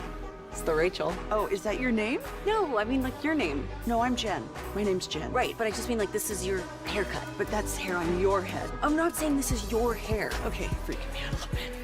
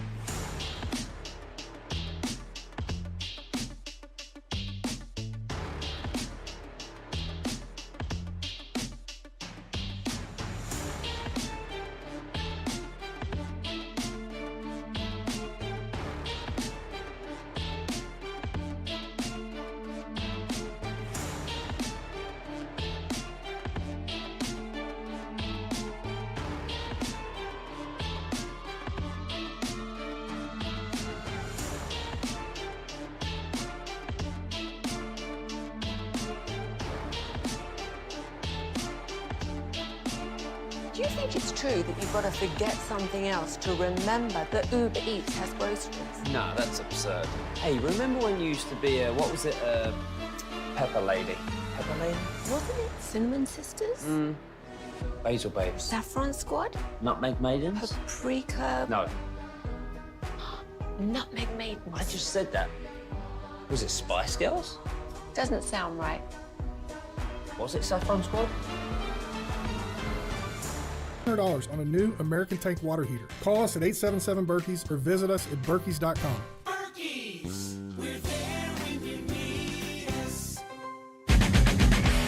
Welcome back, Nation. It's time now for the Rangers Player Show.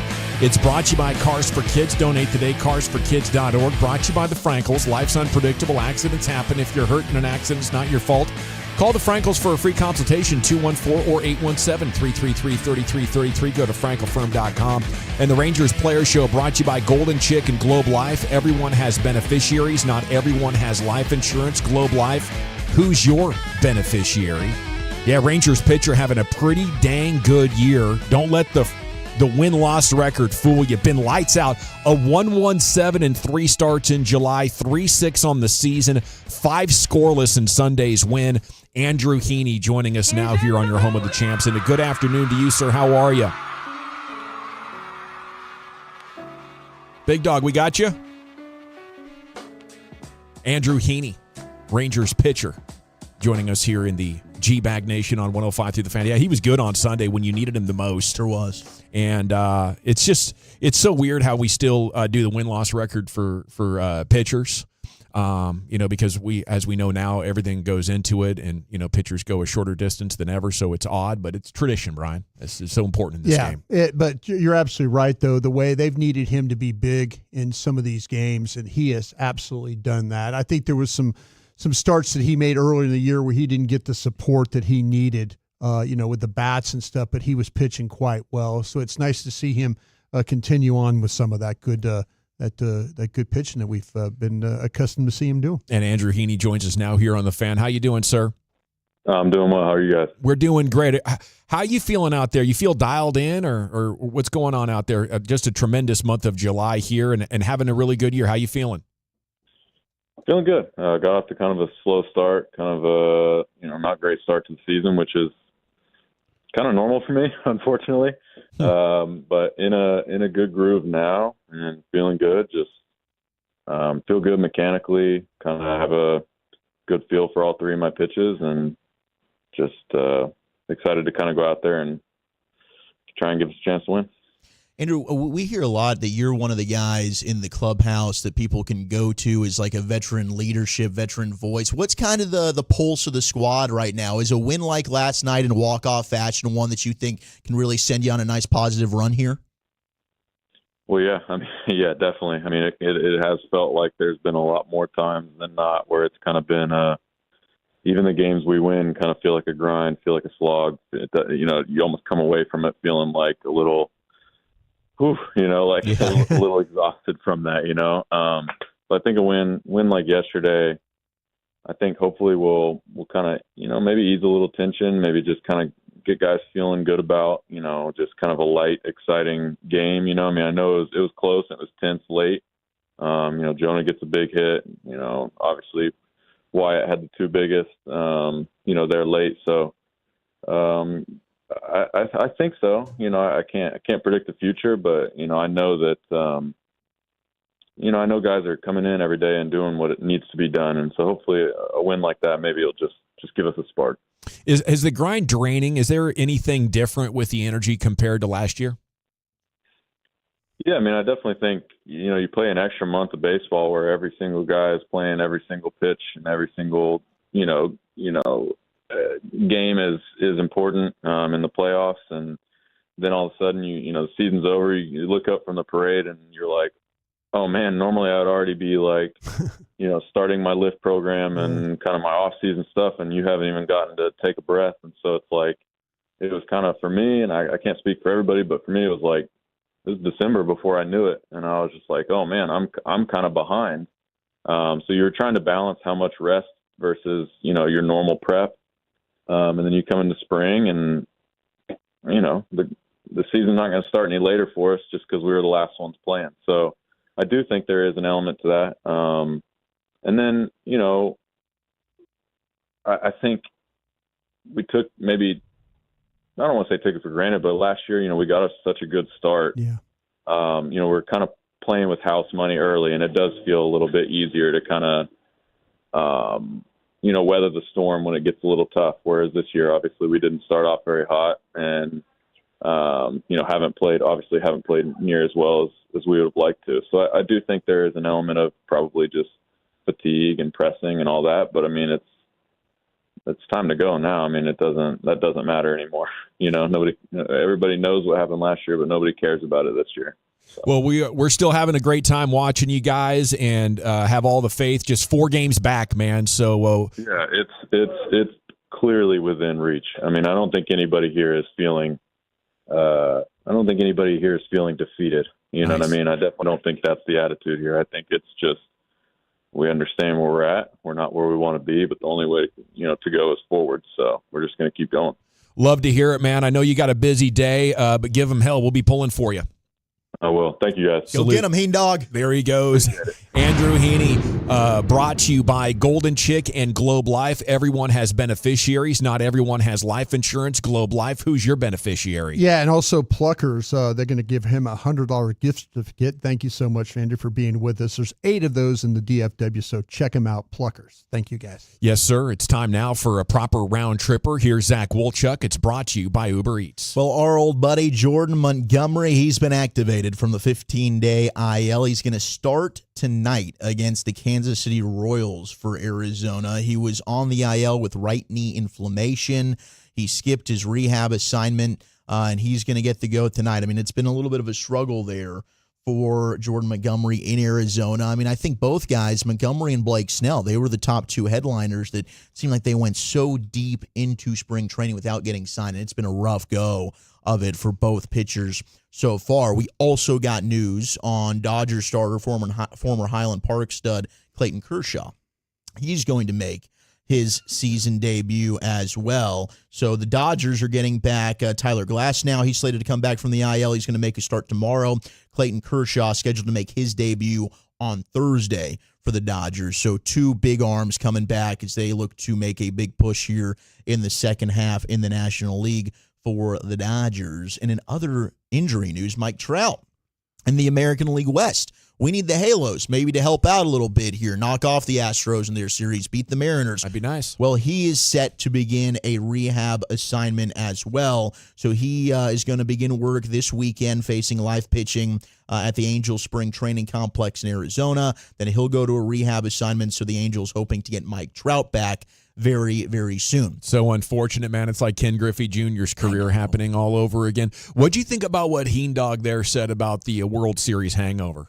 I think that there's definitely something to that, right? Like you'd like to say as fans, no, there's not. But yeah, you lose a month that everybody else is out there either getting a rest and recovering or they've already started their workout plan. So I think that there's something with all of that. The added pressure of now you are the hunted instead of the hunters. You've got the weight of every single night in, night out. You're the reigning World Series champs, and you also lost a portion of the offseason. There's definitely something there. To ignore it would be foolish. I think he was being very, very honest, but I don't think that the confidence has ever wavered inside of that clubhouse. Yeah, and I wouldn't expect it to either, especially with professional athletes. I mean, you talk about the ideal life experience to have just tremendous confidence. I think this just goes to like burnout and grinding, you know, and at some point there's just not a lot you can do about it. Like if you obsess over something for long enough, eventually you need a significant break. And I wonder if the game is so demanding in this era that that's an explanation to why, you know, teams have been unable to repeat all century. The length of the season, I mean, 162, it is an absolute marathon. So you add in, obviously, playing into November, you play an extra month of baseball, however, 26 games, however many it ended up being. Yeah, it's taxing. I mean, it's absolutely a grind on the body. And maybe, you know, to your point, I mean, with the offense, I mean, you're pressing. That's what I was going to say. To me, you know, these pitchers, if there's going to be any type of talk of hangover or anything like that, the pitching staff was outstanding down the stretch. through the playoffs. And the quality starts, the relief appearances, the roles these guys were playing, I think they carried that over. I think the pitching has been just fine. Has been. They have just not found a way to back up some really, and Heaney talked about not getting off to a great start. He's just being nice, because there were some games out there where he pitched well into the 6th, 7th inning and got 0 run support. All of a sudden he looks up and he's in a 2-1 game and they've gotten 3 hits, and then he's having to leave, and they, then they lose the game, 3-2 or something like that. So I think the pitching has not had the hangover. I think the hitters are the ones that look like they're the ones that didn't have any type of an offseason. Yeah, I mean, like a guy like Marcus Semien, he set a record for most at-bats over the course of a season in MLB history. And you're absolutely right. I mean, for Heaney, he's now allowed 3 or fewer earned runs in all 14 starts since May. That's the longest streak of his career, longest by a Ranger since Kyle Gibson in 2021. He's been brilliant. I cannot tell you how many times I've watched him pitch and knowing that he's probably only going to get a run and hope he can make it stand up. And then all of a sudden, that maybe one pitch gets away from him. It's a 2-run homer, and now he's down, and, they're not going to make up that run. But he's pitched in a ton of games where he's gotten 0 support. He has. By the way, baseball coverage on The Fan presented by T-Mobile. Switch to T-Mobile, and you can get tons of benefits and still serve on every plan versus AT&T and Verizon. Use their savings calculator to find out how at T-Mobile.com/switch. Last thing here, the polar bear, Pete Alonso, who I was kind of campaigning for, he's off the market. Mets said, you know what, we're not going to move Starting to win games over there. According to The Athletic, Will Salmon said Mets have informed inquiring clubs that Alonso unlikely to be moved after the Mets are back in the playoff race. Yep. That stands for make your offers better. Call us unlikely back here to be moved, maybe but next week. If you're desperate enough. It's time now for a sports hodgepodge, right? Where are we going with I think we're rim session right here. Okay. We have your Team USA Olympic primer that's next to the nation. Coming up Wednesday morning on Sean and RJ, we preview the entire radio station in Oxnard for Cowboys camp, plus another Josh Abbott band ticket giveaway during the Expressway when we chop it up. It's a Hump Day edition on The Fan. Wolchuk and Chiafalo back with you to talk about trade.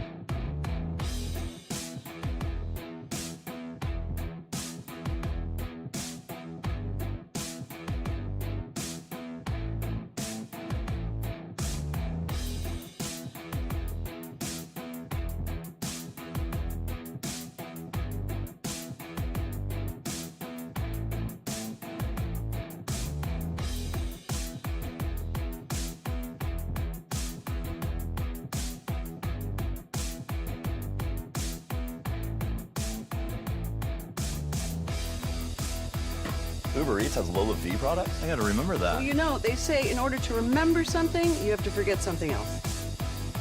Okay, now that is a very cute haircut. That's like a little shag. I've never seen it before. Well, I mean, of course you have. It's the Rachel. Oh, is that your name? No, I mean, like your name. No, I'm Jen.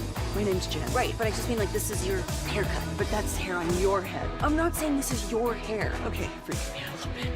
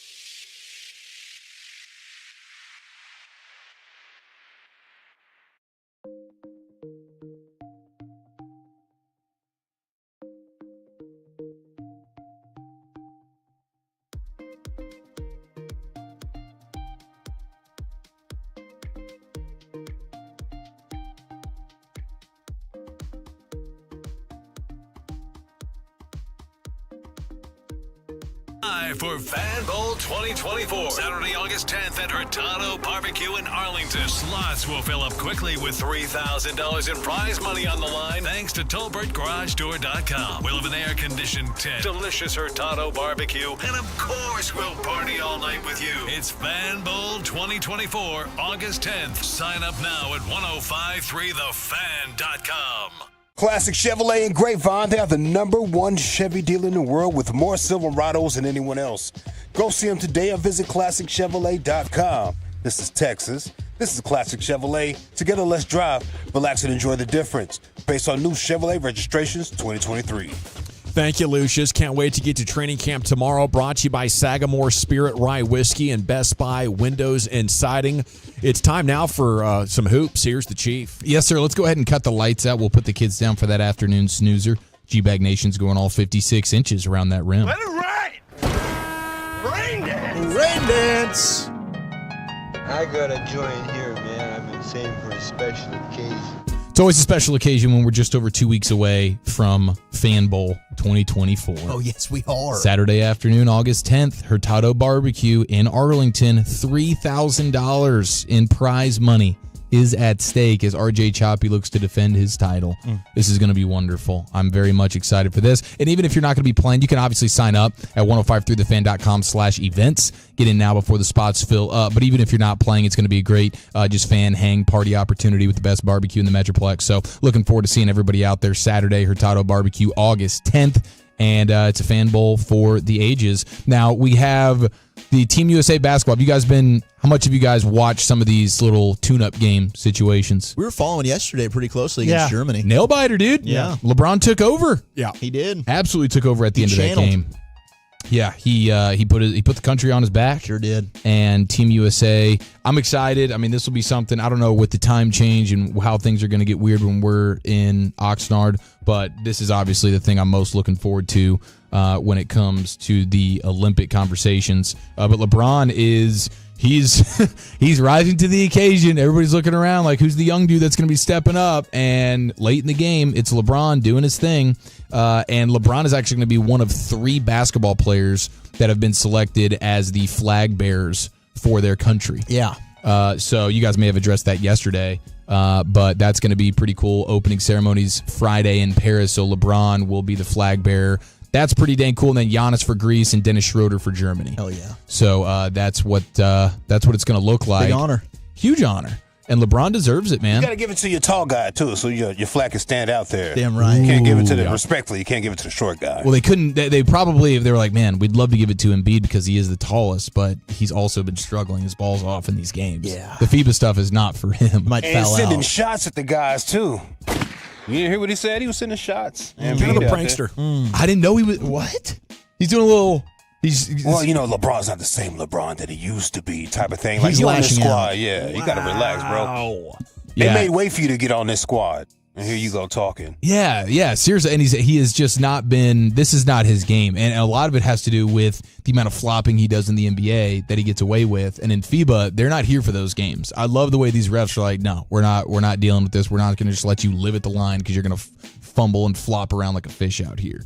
Yeah, you got to be a man to play down low, and not that Embiid isn't, but his style of play is just so different. It's similar to, players from the English Premier League going and playing in the UEFA Champions League. You get international refs, and the next thing you know, the way you're going about it is not optimized for that specific competition. But the American team has a big hole in the middle, and they're leaning way too hard on Anthony Davis. If they fall, it's going to be uncontested layups at the rim and rebounding issues. Yeah, you got to have, when they do the twin towers of Bam Adebayo and Anthony Davis in there, then you're like, okay, now they got some defensive backbone here and rim protectors, and those guys are just all defensive monsters. But when they're off the floor, it's a little bit more difficult. But you get those two guys, you get Drew Holiday out there running some minutes, and all of a sudden they can look pretty locked down.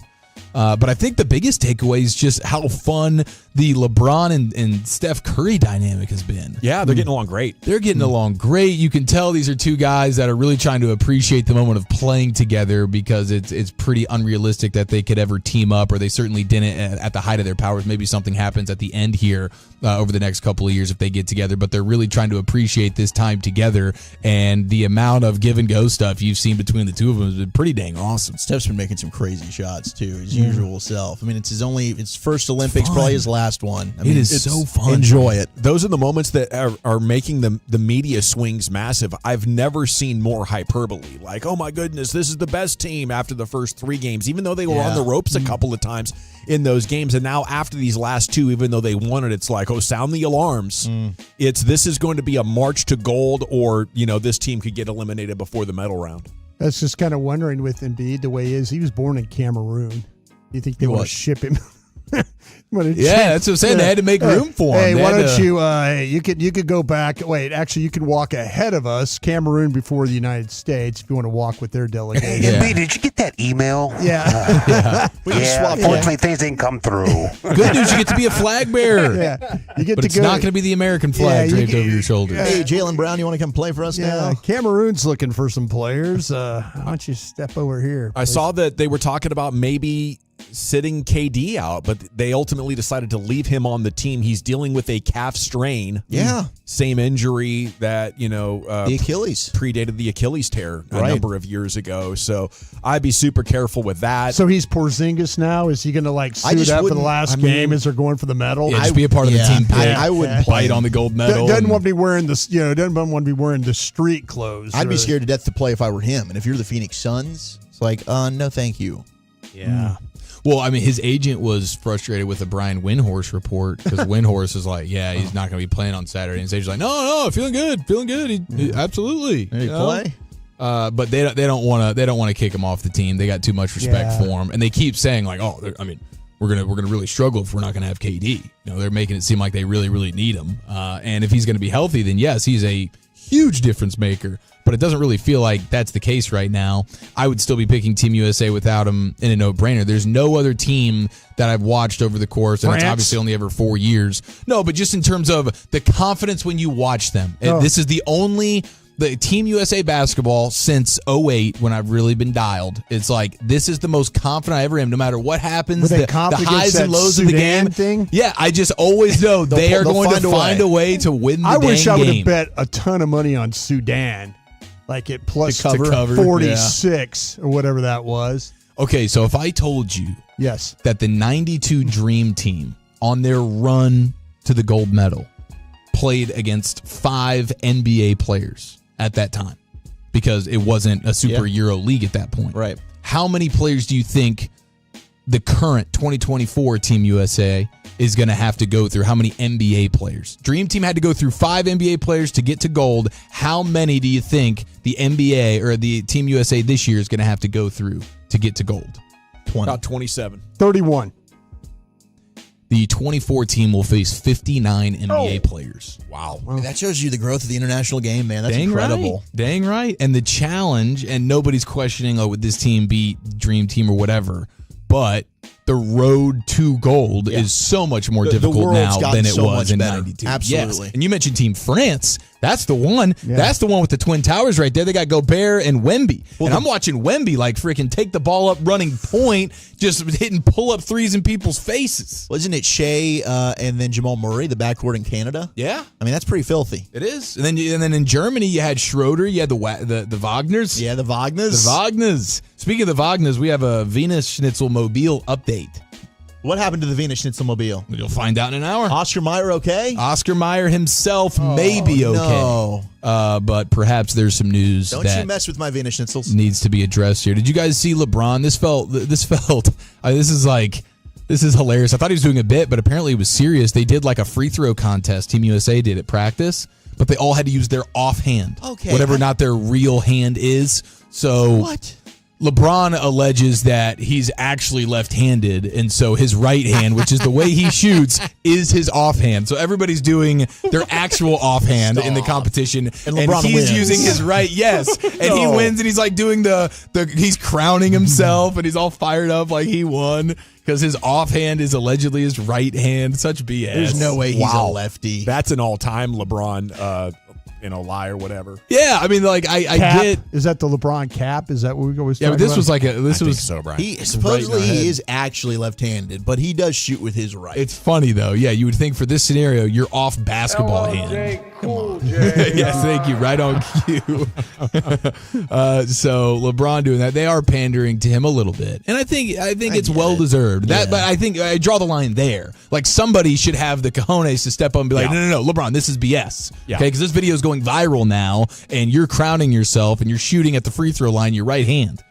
I would refuse to shoot another shot. Like, oh, you're making a mockery of this competition? Yeah. Okay, I have places to be, guys. Come on. You go read a book. Killing the competitive spirit here. The Bronny conversation is the one of the rookies that everybody wants to talk about. Well, we mentioned last week Alex Sarr, who's the second overall pick to Washington. Yeah. He's one of these French dudes that's getting picked high, but he just struggled mightily. Second overall, right? His summer league, yes. His final stats for summer league, he went 9 of 47 from the field.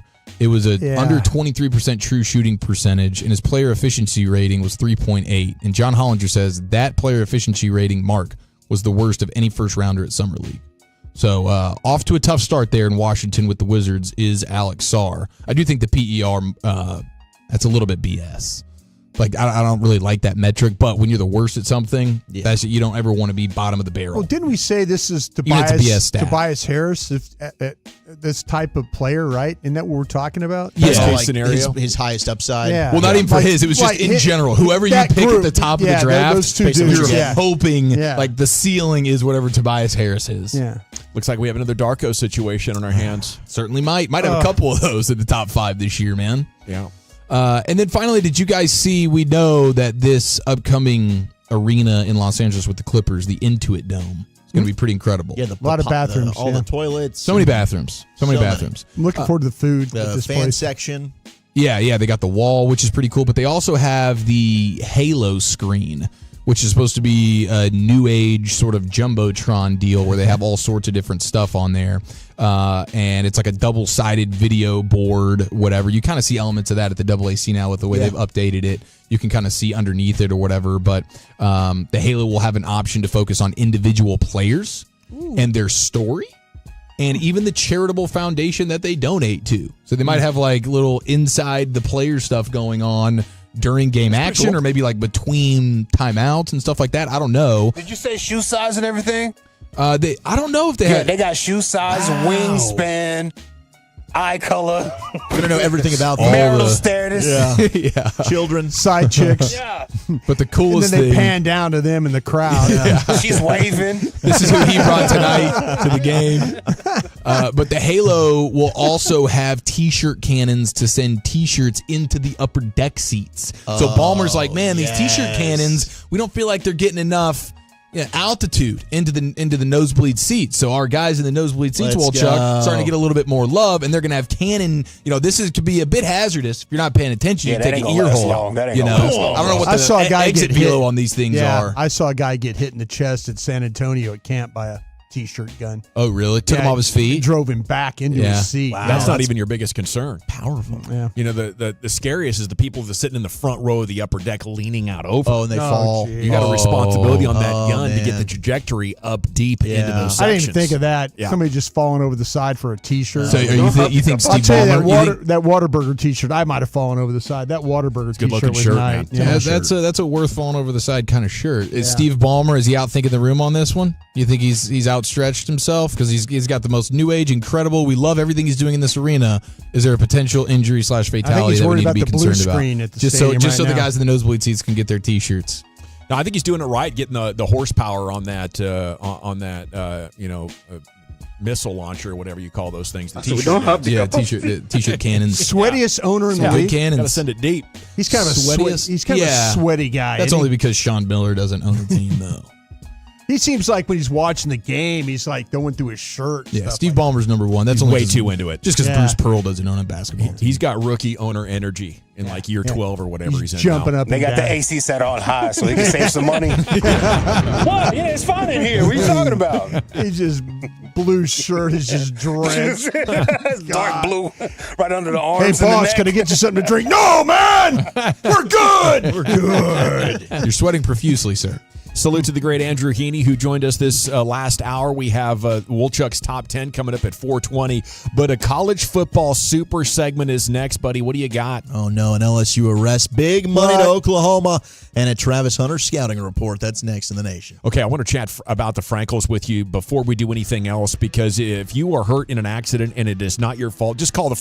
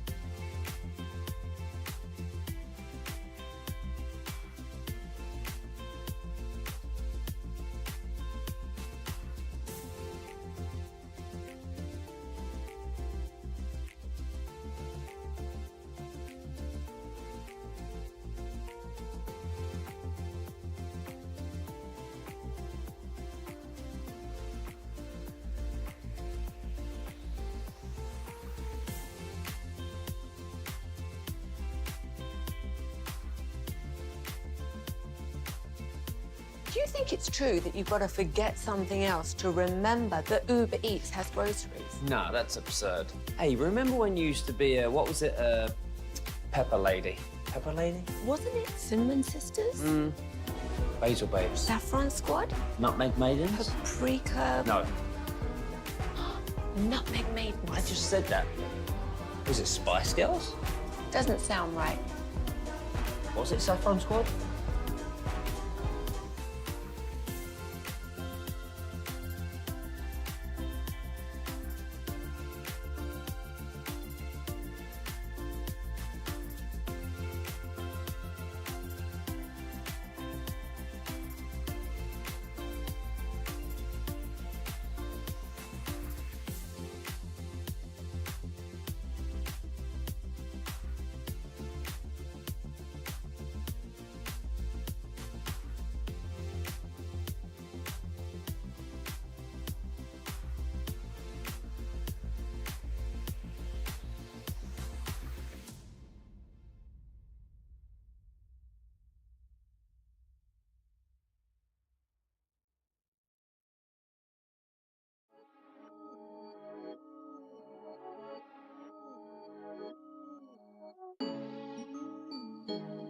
KRLD-FM and HD1, Dallas, Fort Worth. Let's go, Cowboys. An Odyssey sports station.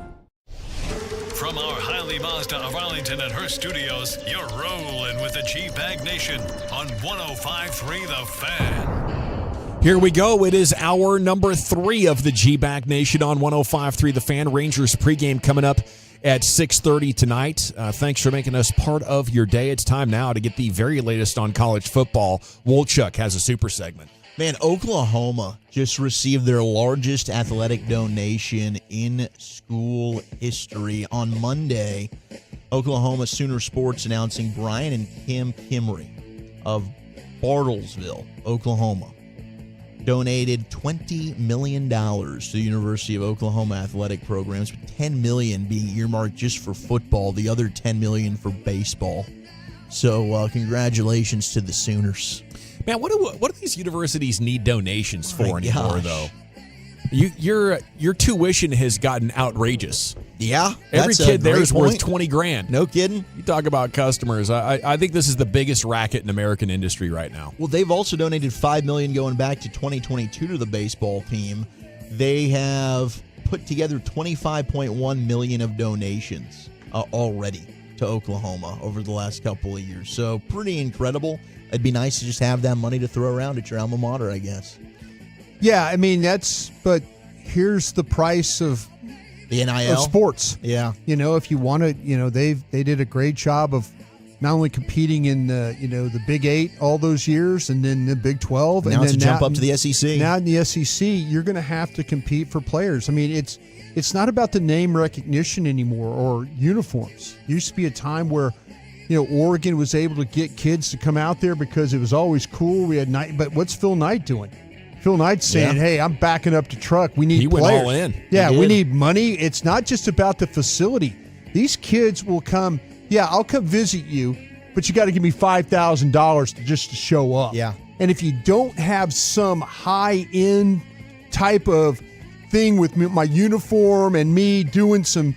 And there is a recruiting visit. Absolutely. The recruiting visit has turned into, okay, how can I promote the kid? Let's stack up the Lamborghinis. Let's get pictures of him with the Lambos. It's important for these kids to have something for their social pages and their brands. Absolutely. And if you don't have a big time production unit, bringing this content, these universities do these elaborate deals for these players. And these players don't even show up. They might spend hours and hours of time building these elaborate sets and videos and content, and the player doesn't even go there. So now you've the man, the women hour, all these hours spent in recruiting. If you don't have that, and if you don't have the money, you're not getting any of these kids. I don't care how damn good looking your uniforms are. Kids just aren't doing it anymore. Mom and dads are going to the mom and dads are talking to the head coach, and he's like, well, how much will you pay my kid? The kid's not even around. And well, how much are you going to give my kid? You know, that's the conversation. That's why Nick Saban is like, I'm done with this. I can't do this anymore. I don't want. I used to be able to recruit players because I could promise them that I could maybe get them in the NFL. Mm-hmm. Yeah. Nowadays, it's like immediately a mom is asking me, and hey, she's had a son, and she's had to work 4 jobs all her life. Sure. And now she has a son that can get, $500,000 to $1 million playing football. It's a no-brainer. I don't blame her. I do not blame these parents for stepping in there and saying, how much will you give my kid? It used to be, hey, we'll give them an education. We'll take care of your kids. We'll see if we could get them to the NFL. That's not the case, because they're learning a lot of these kids aren't going to the NFL. So you better make your $2 to $3 to $4 million now, because you're not going to make it in the NFL. The veil over it has been lifted, and now the players need your money. Are more informed than ever. Yeah. I don't think they need your money. They do. The TV deals are insane. They have so much money, and it's amazing to me. If I was a donor, and now I don't have a 4-year university that I grew up as a big fan of or went to, I understand the bond between the college and the fan is probably stronger, and they benefit from that. But if I was a big donor, I'd be like, screw you. Quit wasting the money. Look at your tuition. Look at your TV deals. You guys, if you need more money, you need to look into the administration and all of the pork that is sitting in there with guys sitting around on salaries. Now it's to the point that, a university's college soccer team has a staff of 80 people that are traveling with unlimited budgets. They are blowing money left and right. Okay. And now they're looking at their donors like, oh, we need more money or we can't get players. I would say screw you. Maybe if you have billions, 20 million is nothing. But you got to be kidding me with how they have built this system that has enriched them in so many ways, and then they're just walking around with their hand out. You talk about the players having their hand out. It's the universities that are the greediest entity here by far. That's 100% fact. I mean, let's go ahead and you still owe X amount in your student loans, but let me send that mail to you. Hey, go ahead and donate. You want to donate to the Alumni Foundation? Yeah. No, I still haven't paid off trying to get my education from you because it's so damn expensive. Yeah, I think that, to me, though, the reason why they need your donations is because, maybe there is some shortcomings. Maybe the football program, if you had a really good football program, it helped all the other scholarship, the men's and women's, the other sports. That's still the case. And so now when you get a $20 million donation and 10 of it goes to the baseball program, that's all right. Now we're like, okay, it's not just all about football. We're trying to help our baseball program, women's gymnastics. I mean, hell, if they asked me to donate to LSU's women's gymnastics program, I'd probably do it. They just won a national championship. Their women's basketball team won a national championship. These are sports that are funded, and you're right about how much tuition is, because I'm dealing with it right now with Bennett. It's crazy. I'm dealing with it with Bennett. And so I understand, and I'm very fortunate that way he's in state. If he was out of state, it'd be even worse. But I think that these donations are a must just to help the women's soccer program, to help the women's swimming, to help men's track, to help gymnastics. Those are the things that, that football is the big ticket item, yes. But these other opportunities for these student athletes, I know LSU has 31 athletes at the Olympics this year. And they wouldn't have got there if we didn't donate to the athletic department. And that's my argument, that I get to see 31 student athletes compete in Paris from my school because of donations that we made. That's just my argument. Well, we don't have a good LSU story here, B. Javian Toviano, you know who that is? No. Well, he was going to be a big part of the secondary there at LSU. He's a true sophomore. He's now been arrested. He's accused of recording himself having sexy time with a woman without her consent, according to the arrest warrant. Wowzers. Told detectives she found video of the two on his iPad that were recorded through a clock with a built-in camera placed near the bed, according to the Times New Orleans Advocate. So He's at just 19 years old, was one of the top players in the country for his recruiting class. Yeah. Brian Kelly did not offer a comment on the arrest, nor did his legal team, but he has been suspended from all team activities in accordance with the department's policies regarding Yeah, this. they've had a lot of problems because of the things that happened during the Coach O administration. That's a good point. Yeah. So there's really a no strike policy here. Anything to do with he's probably done any type of misconduct when it comes to this is it's just we're not going to give you a chance. Yeah. You move on. We're moving on. And they're not. It's not like it was lack of talent there. It was bad. It was really bad. Yeah, some of the things good. that happened to some of the staffers and students and stuff like that. Very, very. It wasn't good at all. So KJ Jefferson, who used to be the quarterback at Arkansas, he's now transferred to UCF, so he's in the Big 12. He posted a picture of his locker, and with the on his locker, he's got a cutout of Shedeur Sanders. And he said he was asked about this at the Big 12 Media Days, and it's a picture of Shedeur saying, "I'm the best quarterback in the country, not just the best quarterback in the Big 12 Conference."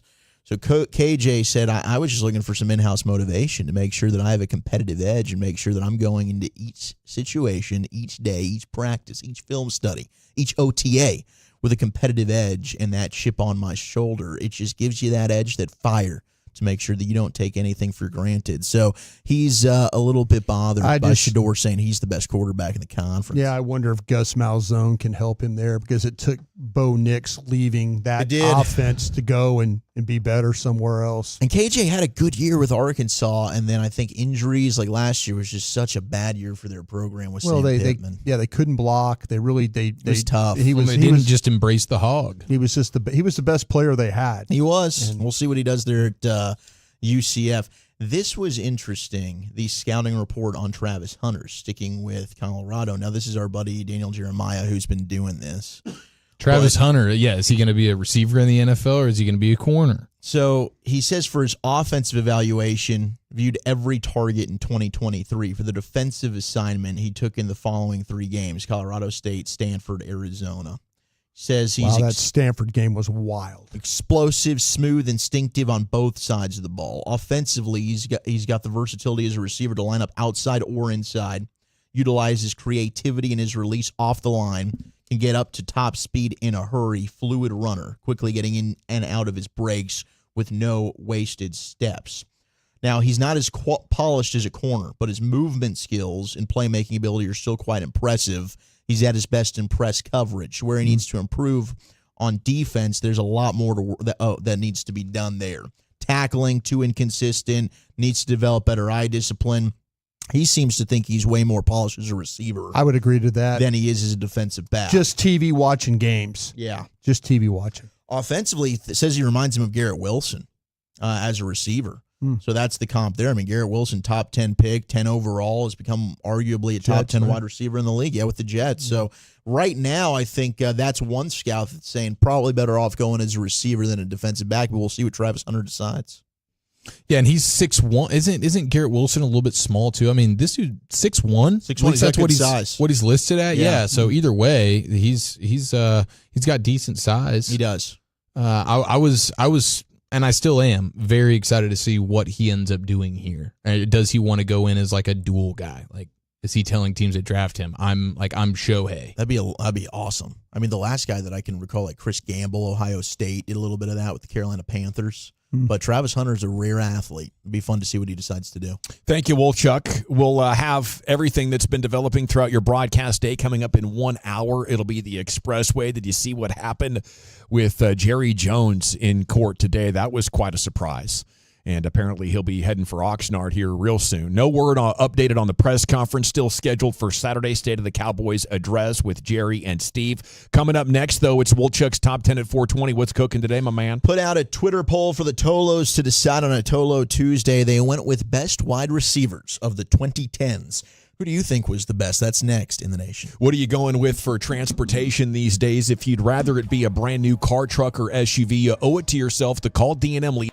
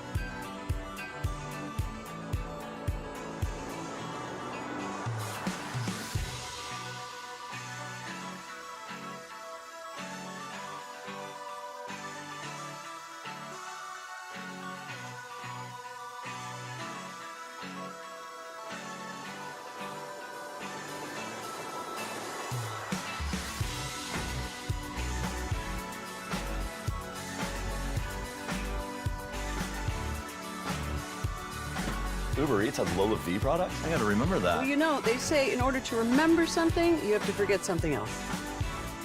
Okay, now that is a very cute haircut. That's like a little shag. I've never seen that before. Well, I mean, of course you have. It's the Rachel. Oh, is that your name? No, I mean like your name. No, I'm Jen. My name's Jen. Right, but I just mean like this is your haircut. But that's hair on your head. I'm not saying this is your hair. Okay, freak me out a little bit.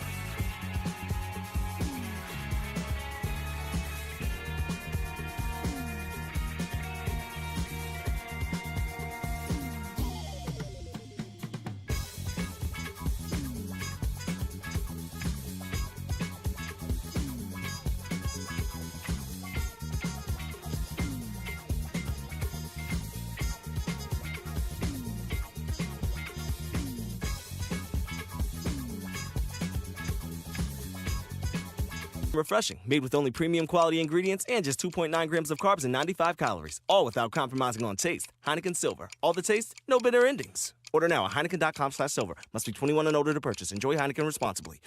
Whew, 30 seconds, that's it. Done. Peace. This segment of The Fan is brought to you by Berkey's Plumbing, AC, and Electrical. Bubba Thurman here, president of Berkey's Plumbing, AC, and Electrical. Get $100 off whole house surge protection for a limited time. Call us at 877-BERKEYS or visit us at berkeys.com. Berkey's, we're there when you need us. Yeah, buddy, welcome back. Just got an update there on the Twitter X from David Moore, Cowboys beat reporter of record, I believe.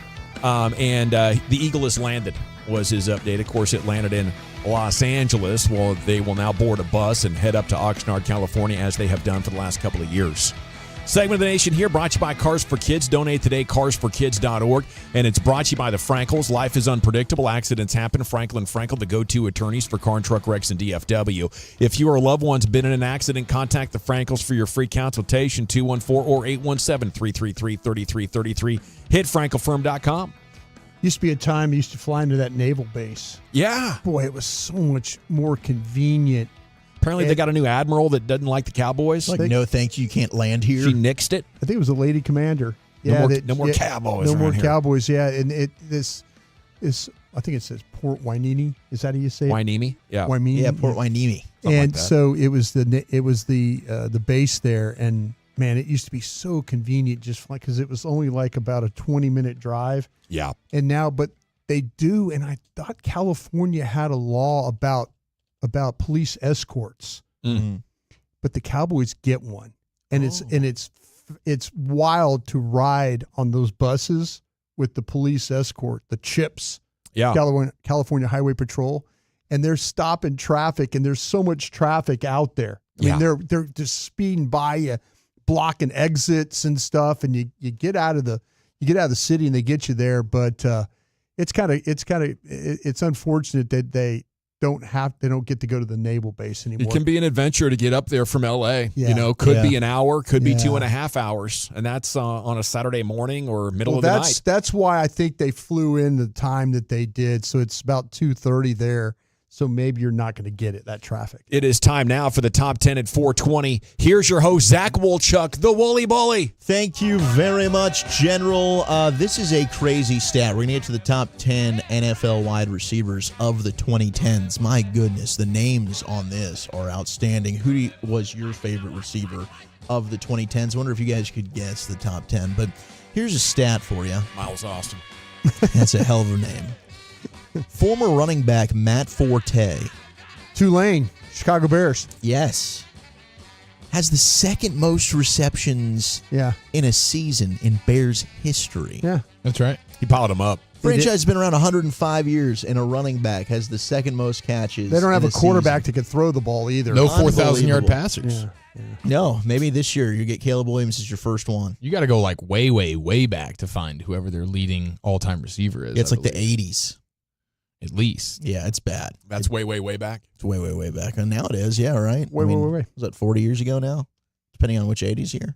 All right, top 10 receivers of the 2010s. Antonio Brown for 500. Antonio Brown? Not got number them one. dirty birds, call me Julio. Yeah, that's right. Yeah. Julio's Number one. 3 on the list. Larry Fitzgerald? AB is 4 on the list. Julio's better than Antonio Brown, huh? Calvin Yeah. Johnson? No, When did he no retire? Larry Fitzgerald? Larry Fitzgerald, number 2. Okay. Calvin will be 1. Calvin is 1. Megatron. And that's hard to This is the argue. 2010s, right? Yeah, just the 2010s, 2010 to 2019. Chad Johnson on there? Ocho Cinco, not in the top 10 He was of more this list. 2000s, Probably I guess. prior to, the 2010s. Andre What Johnson? about TJ Houshmandzadeh? TJ Houshmandzadeh, who's your daddy?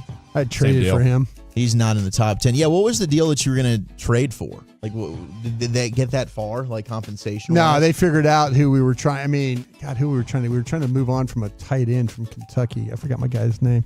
But anyway, the Bengals, like, once I was too anxious. I was like, yeah, do you want us to send the papers in, or are you going to send them? Yeah. And they went, yeah, we'll get back to you. Yeah. And I literally closed the door of my office and just put my head on my desk, and I'm like, what an idiot. Got to work on that poker face. Got to work on the poker face. I didn't get it done. Like that day. used car salesman trying to sell you a Chrysler LeBaron. Yeah. Hey, we still have it on the lot here, man. You sure? You still interested? Jim Lippincott for the Bengals and I were dealing with each other. Lippincott. Shout out to the Lippincott. That is an outstanding name. He, you know what? If you thought what a Jim Lippincott looks like, he looks like Jim Lippincott. You think of like Overweight Love accountant. the Lippincotts. Yes, Oh, the Lippincott We vacation family. with the Lippincotts every year, Golly. every summer. Us and the Lippincotts, we go hand in hand. Hey, AJ Green, give me Tyreek Hill, give me Mike Evans, give me Des Bryant. Can any one of those crack this list? I like the Mike Evans. Good pull. Mike Evans, number 8. Nice. How about Randy Moss? Randy was an honorable mention on here Oh. for the work he did in the 2010s. Did you already say that? 19. No. no. But that wasn't peak. It wasn't prime Peak Randy. But I Rando. mean, still made it into the top 20 on here. I mean, really? For his work with the Titans or whatever? Yeah. He's still getting He had a it cup done. of Andre coffee Johnson? with the Titans? Andre Johnson, yes, is number 10 on here. Dez is number 9. Okay. No AJ Green, no Tyreek Hill? AJ Green, 11. Oof. Clearly a Jordy Nelson, though, right? Ooh, good call. Jordy. I'm trying to think of that guy we tried to trade. Had a for. great Jordy's 5 years. honorable I've given mention. up on this game. Jordy's honorable. Jordy's at 2010. You get 22 on here. Tyreek Hill was on here as well. He's number 6. OBJ? OBJ is an honorable mention. DeAndre Hopkins got to be on there. Nuke Hopkins. DeAndre is number 5. So you've got the top 5. Calvin Johnson's number 1. Yeah. Larry Fitz, number 2. Yeah. Julio Jones is number 3. Antonio Brown, number 4. DeAndre Hopkins is 5. Tyreek Hill is 6. You're missing number 7. Mike Evans at 8. Des Bryant at 9. Andre Johnson 10. AJ Green 11. These are all real wide receivers, right? None of this tight end. None of them are crossover? tight ends. No. Did you guess Reggie Wayne earlier? He's at 14 on here. No, I didn't say. I was going to say him. Odell Beckham Jr. is at 15, by the way. How about he's the at 15. other 88? Demarius Thomas. Demarius was an honorable mention. Did not make the top 10. I thought Demarius Thomas was a little low. He's at 17 on here because he was pretty damn brilliant. Rest in paradise. He really was. Brandon Marshall? B. Marsh. My arch nemesis? Number 12. Just missed the top 10. Here we go. It's Michael Thomas. Michael Thomas. 5 yards at a time, Michael Thomas. 2016 is when he started on here, but no, he's an honorable mention as well. Wow. So how many are we missing? Just one.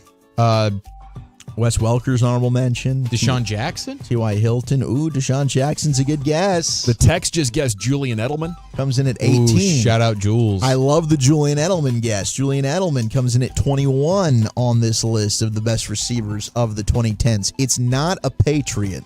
Good pull with Roddy White, but it's not Roddy White either when it comes to this. Okay. There is somebody on the text that I think has gotten this. Oh, really? Yes. Randall Cobb. Not Randall Cobb. It's not Marvin Harrison. It's not Marvin. Can't be Marvin. I could give you a hint, but it's going to give it away. No, don't give us a give it away hint. We don't want to. Keenan Allen? Keenan's an honorable mention. Keenan's a good pull. 16 for Keenan Allen. You've almost got the entire top 20 here. Adam Thielen? No, Adam Thielen was not that good in the 2010s. I think there's one other receiver you're missing in the top 20 at 13 here. I don't know that you've said his name. Veteran guy. Also, I would have thought of him more in the 2000s, but he was good in the 2010s. Had a good second career with another team. Wide receiver with a second career, but he's not in the top 10 though. No, he's just We're only 13. worried about the top 10. Somebody texted in Greg Jennings. Not Greg Jennings. Greg Jennings is a good guess though. Steve Smith. Steve Smith is the 13 wide receiver. Yeah. James Whalen. That's who I was trying to trade. Ooh, Josh Gordon. Josh Gordon would have been on Flash here. Gordon. If it weren't for freaking weed, man, Josh Gordon would have been able to be on here. Devontae Adams. Did you just say Devontae Adams? Devontae Adams. Final answer? Of the Las Vegas Raiders. Of the Las Raiders? Vegas. Correctamundo! Nailed Devontae it. Adams at number 7 is correct. So out of this top 10, Andre at 10.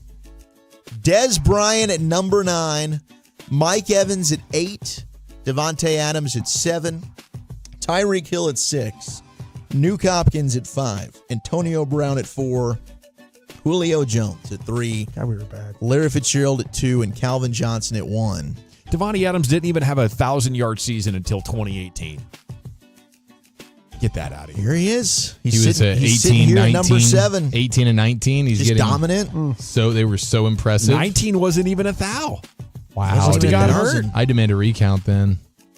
He comes in at number Tough 7 job, on though. here. I mean, there's so many great players. I mean, it is an embarrassment of riches. Like the amount of receivers we're talking here. I mean, I think AJ Green probably should have been in here. With that nugget, I think absolutely I'm swapping out AJ Green for Devontae Adams. AJ Green's numbers in the 2010s had to have been really, really good. Yeah, he had a good run with Andy Dalton. He did. I mean, he was putting it up there with average Joe receivers. Deshaun Jackson. I mean, do you think he's got a case to be in the 20? I mean, Deshaun Jackson's stats pretty good. T.O., I think more of the 2000s receiver. Yes. Not in the 2010s. We did get a text about him. But, I mean, I think if you're going to swap somebody out, I'm taking out Devontae Adams. I'm putting in A.J. Green. I think Dez, I mean, at number 9, do you think he's a little low on here? I think it's fair. You know, just to have him in the top 10 at least? Yeah, he's definitely top 10, but I mean, I'd probably take all the guys they have ahead of him over Dez. I think anybody. I mean, honestly, like, we talked about Mike Evans and the Hall of Fame stuff. Like Mike Evans' career, it is incredible what he's done. 1,000 yards every single. I'm sorry, you guys did say Julian Edelman, right? Yeah, Julian Edelman was 22 on here. Okay, because I just looked him up. I was just curious. He's had 100 in his career. He had 100, third all time for receptions in playoffs. Yeah, 118. He is an all-time great playoff performer. So I'll never forget the catch he had against the Falcons. Oh my gosh, Amidst that diving, comeback, just like yeah. barely getting his fingertips underneath the football to be able to secure that. Hines Ward too. Dez really only had 3 great seasons and then one dang good one. It's just incredible how things slowed down. Maybe post-Tony injuries. Yeah, I mean, the injuries started to mount up. Like that 2014 season, though, my God. He looked like the best receiver on the planet. Yeah, He was so special in 2014. But yeah. It was an amazing time to cover The injuries started to, he had the Liz Frank with the foot. Yeah. I think there was a finger injury as well. Said he'd cut it off if he had to play in a playoff game. Things started to really kind of mount. The finger or for the Dez. toe? Finger. He was balling out with Or that the broken man-piece. hand. Have we ever had a 9-finger wide receiver? That's a good question. I don't think so. It's playing with a huge disadvantage, you would think. We did. There was a pitcher, Three had to be a Fingers body Brown. catcher. 3 Fingers Brown? Yeah, it was a guy's nickname. Mordecai Three Fingers Brown. Was The Terrence pitcher. Williams a 9-finger guy? Who? He was a really good He body was a catcher. body catcher, bad. It might have been. No? Looked like about 5 fingers sometimes. Well, thank you, Wolchuk. Seattle The top catch 10 he at made was 420 amazing. every That was. afternoon. Yes, Body 4th catch, and though. 15. It's crazy. I Unbelievable. think he was throwing the ball to Witten. He was, and like Terrence Williams go just get it. showed up out of nowhere and Found a way caught to that. just toe tap those things down. Yeah. man. Williams is apparently out there in Colleyville running routes for Trey Lance this Right on. offseason. I Oh, saw yeah. that in the Archer Oh, is report. he? Yeah. W.T. White grad. We got an edition of Football's Finest coming up at 5 o'clock. Little sports hodgepodge is next. Chief, where are you taking it? After a long 4-year hiatus, this sportsman is back next in the nation. Let's get you on over to the #1 Ford dealership in all of North Texas, though. Of course, that's Gilchrist Automotive's Platinum Ford store in Terrell. But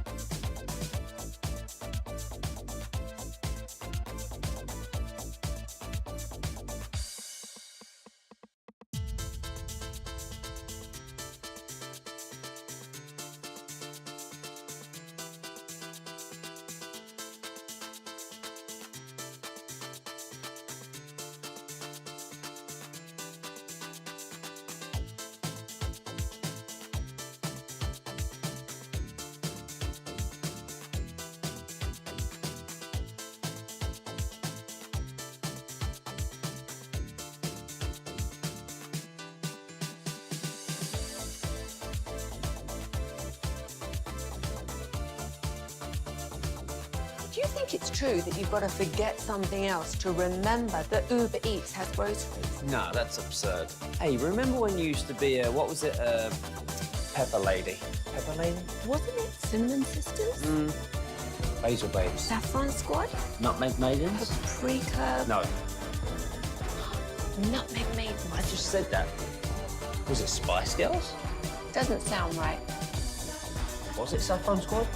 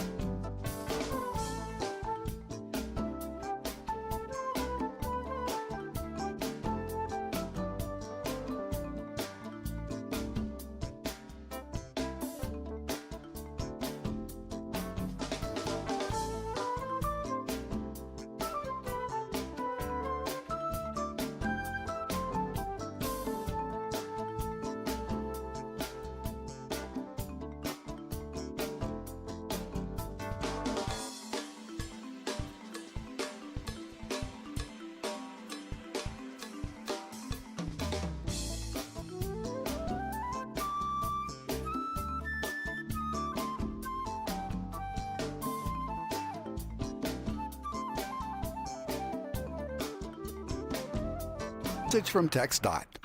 It's camp time. We're packing up a suitcase of Sagamore Spirit Rye Whiskey and clean undies and heading out to Oxnard. We'll be the only station to cover every day of Cowboys training camp and all 3 preseason games. Camp coverage is brought to you by Sagamore Spirit Rye Whiskey, Best Buy Windows and Siding, and Guardian Caps. Tolos know nobody has you covered in Oxnard beginning this week, like 105.3 The Fan.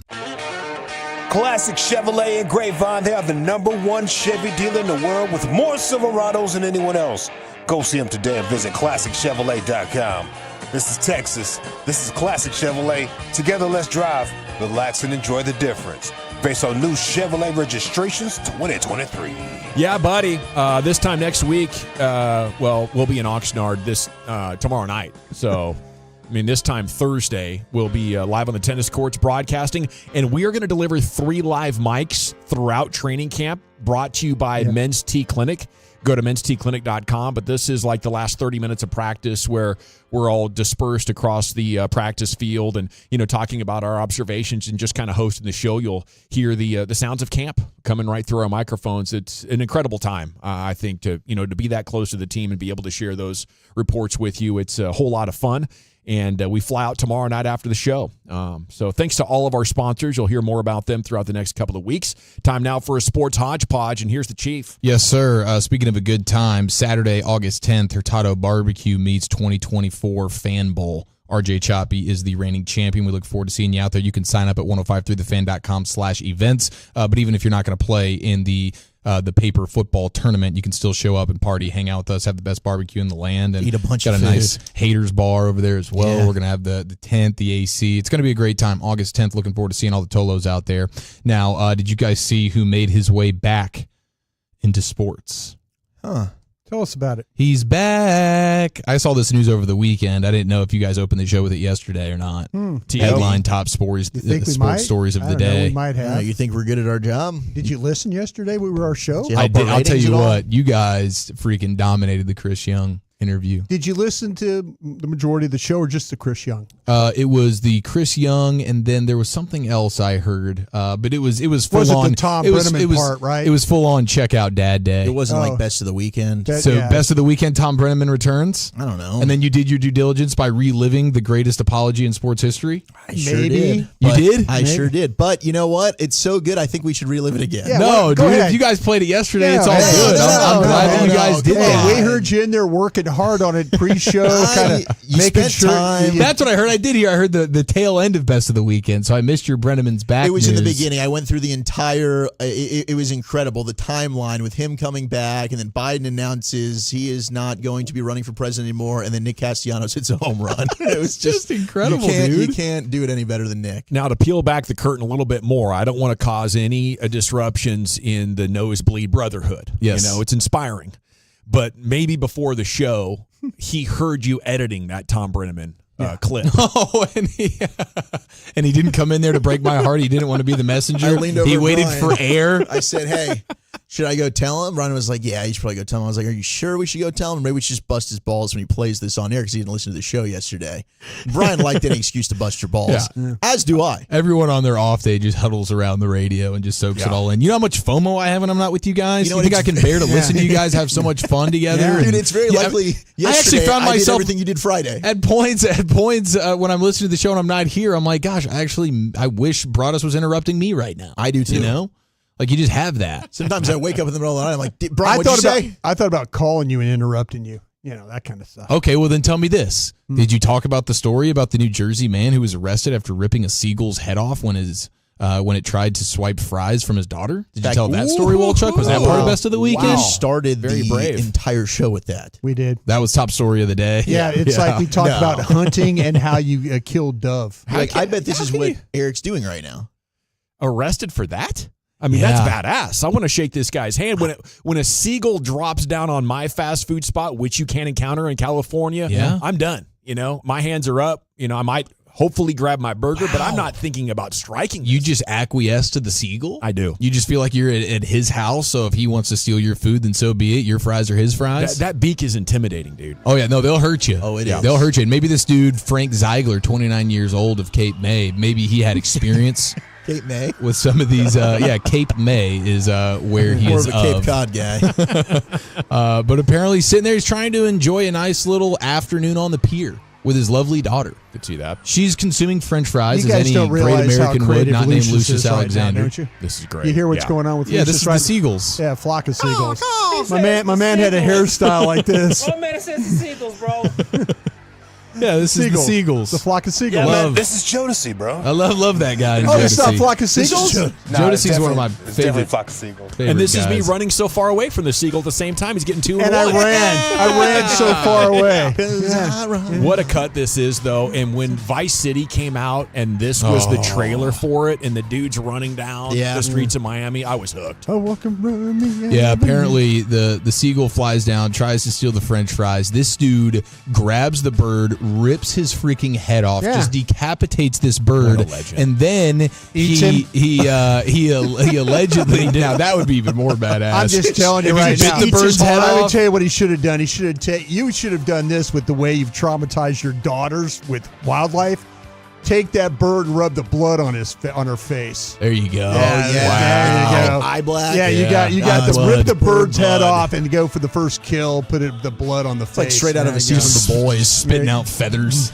Go to your concert with Black Sabbath later on. Oh, that's Little yeah, Ozzy Ozzy, reference yeah, for you. absolutely. That was think- bats. He preferred the bat. Bats. Biting the head off the seagull is probably the only way this guy comes out of here looking more badass. That is- I think just ripping the seagull's That's head how off was you- pretty amazing. But he how you then killed asked. Dove. So he now has body in right hand, head in left hand, and he's looking around. And he asked the boardwalk workers for a trash bag so he could dispose of the seagulls. Sounds like a proper ranch Remains. hand. I think this is farm guy who Yes. came into town with This his guy- daughter for a nice little afternoon. This guy's not from New Jersey.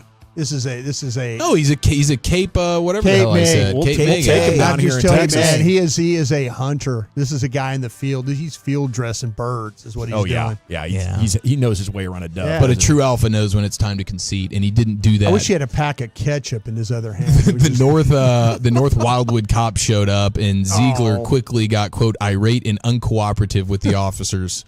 And then he was arrested and charged with disorderly conduct and resisting arrest. He was also hit with a third-degree animal cruelty charge. Yeah. So for defending his food. Yeah. Wow. His daughter's food. Defending his damn You know what I daughter. mean? You got to be kidding careful me? some of these states you're venturing into. Yeah, You Goodness. can't even protect your meal against a rabid seagull. I can't even rip a bird apart these days. I thought this was America. I would have said it to the cop, like, listen, if he was eating your donuts, you would have done the same thing. That's some good last He would words. have said mace, mace, mace. Oh, what's that? You're resisting? Yeah. Yeah. Stop resisting, sir. Some of these big guys, they need a little extra jolt. Listen here, officer. If he's eating your donuts, you did the same damn thing. That's about the time that his hand goes on your bald head and slams you into the car and shuts the door. One of my first training camps in Oxnard, actually, I was sitting there with CA, and he got him to take a phone call. I think he was doing a hit with another show. Oh, what? Like a bump? Seagull legit stole his double-double. Stole his burger right there from In-N-Out in Oxnard. No way. And you let it happen, didn't you? I did. Like I told you, I got up and I was Scared of speaking birds. from experience. And I did go into In-N-Out and say, can I get a replacement burger? And they said, why? I said, a seagull just stole it. And they looked at me like I was crazy, but they did give me a burger. They did? Yeah. Good. Good I think customer that's service. Shout out to In-N-Out. But I wonder how many people walk in there and are like, yeah, Seagull got my burger. Okay, Seagull Woolchuck. didn't get his burger. Seagulls. I might actually pull that. Let's try it in out. Let's Oxnard. do it. Okay, We'll do a video. Woolchuck, you're at Chick-fil-A. Somebody comes in, they say that, hey, they stole my chicken. Are you Who's giving them they? a sandwich? Is it a seagull? No, it's Dawson. Dawson walks in. You In give him a fairness, sandwich? At Chick-fil-A, yeah, we probably would. Really? Yeah. All right. Back to Customer's you, always Eric. right. Yeah. Customer is always right. Especially This if we have is- a bunch of seagulls in the area. I mean, it's an issue. I have good and bad news here. The bad news is that the Oscar Mayer Wiener Mobile has rolled over and wrecked in Illinois. What? Are the good Wiener news- Schnitzels okay? The good news is no schnitzels nor injuries have been reported. Have you But ever what about seen the that thing? Venus? I'm sorry? Have you ever seen it? Live real and in life? person? Yes. Yeah. I've driven by it several times. Yeah. Pretty cool. I mean, it's apparently like 25 feet It's long. huge. Oh, Yeah. it is a Yeah, it's long big. Vena. Yeah. Yeah. You can do and it in 2 bites. their whole point is really just to spread the joy and love for Oscar Mayer Wieners. For those Venas. And so now this thing is toppled over, and now I don't know when it's going to get back up and running. I don't know the details, but the photos of just an upside down wiener on the highways of Illinois is tough Seems to see. unstable. You know, the length of that thing. Yeah, Without- trying to without the navigate a girth. Yeah. 23-footer Seems has to like you be get off-center. daunting. You might need multiple steering wheels in that thing to get a little bit of help. I don't know. I don't know what type of certifications you have to drive the Oscar Mayer Wiener Mobile, but perhaps we're dealing with a rookie situation. But the good news is no injuries have been reported, so all is well on that front. Maybe a wind gust got me, huh? Wind gust. I don't think the wind is going to knock over a wiener that size. Have you seen it though? It's got like a big fin. That wiener in the bun's big. Kind of knock you over. Like the wind gust gets you. Have you seen this thing in person? Yes. Have you been inside the Wienermobile? No. You haven't been inside the Vena? No, I haven't. I almost got a ride in the Goodyear blimp though one time. That was pretty cool. Got invited to do that. Almost? I got invited, and you know me, I'm scared of heights. So you said no. You turned down the blimp. I did. I'd like to hey, well, you can take you up, and I'm like, hey, I made up every excuse but not to go on that thing. But you'd go into the I don't Vena. blame you. I would. 972 says, my sister's ex worked on the Wienermobile for a couple of years. That's crazy. Yeah, I hope it wasn't your sister's ex that was driving that thing because it's toppled over right now. You get fired for doing that? How does that thing even flip over? Yeah, I think that's a wind gust. Too fast. You wrecked the Wienermobile one time, you're Dunsky, dude. Yeah, that's you're it. done. You think so? That's a one-strike Does violation. it have a proper roll cage? No, I don't believe so. They have not caged this wiener, and maybe they'll consider doing that. Yeah. I don't think that's a Vina you can cage. You got relish all around you to protect Like you. the 254 says, old people drive 45-foot motorhomes all over. It's no big deal. But those things are wide, you know? Very wide. Imagine that thing being narrow. You're Not getting as- tipped over right and left. Definitely not as long. Now, the 682 is alleging that this was the mini Wienermobile. Yeah, I was gonna say, how could it flip over? Because don't the ends of it kind of point up? That's what It I'm wasn't saying. The the wind. Wait, they have a mini And Wienermobile? it's kind of wide. Maybe this one's the mini. You're This the is one like the doing the micro story. version?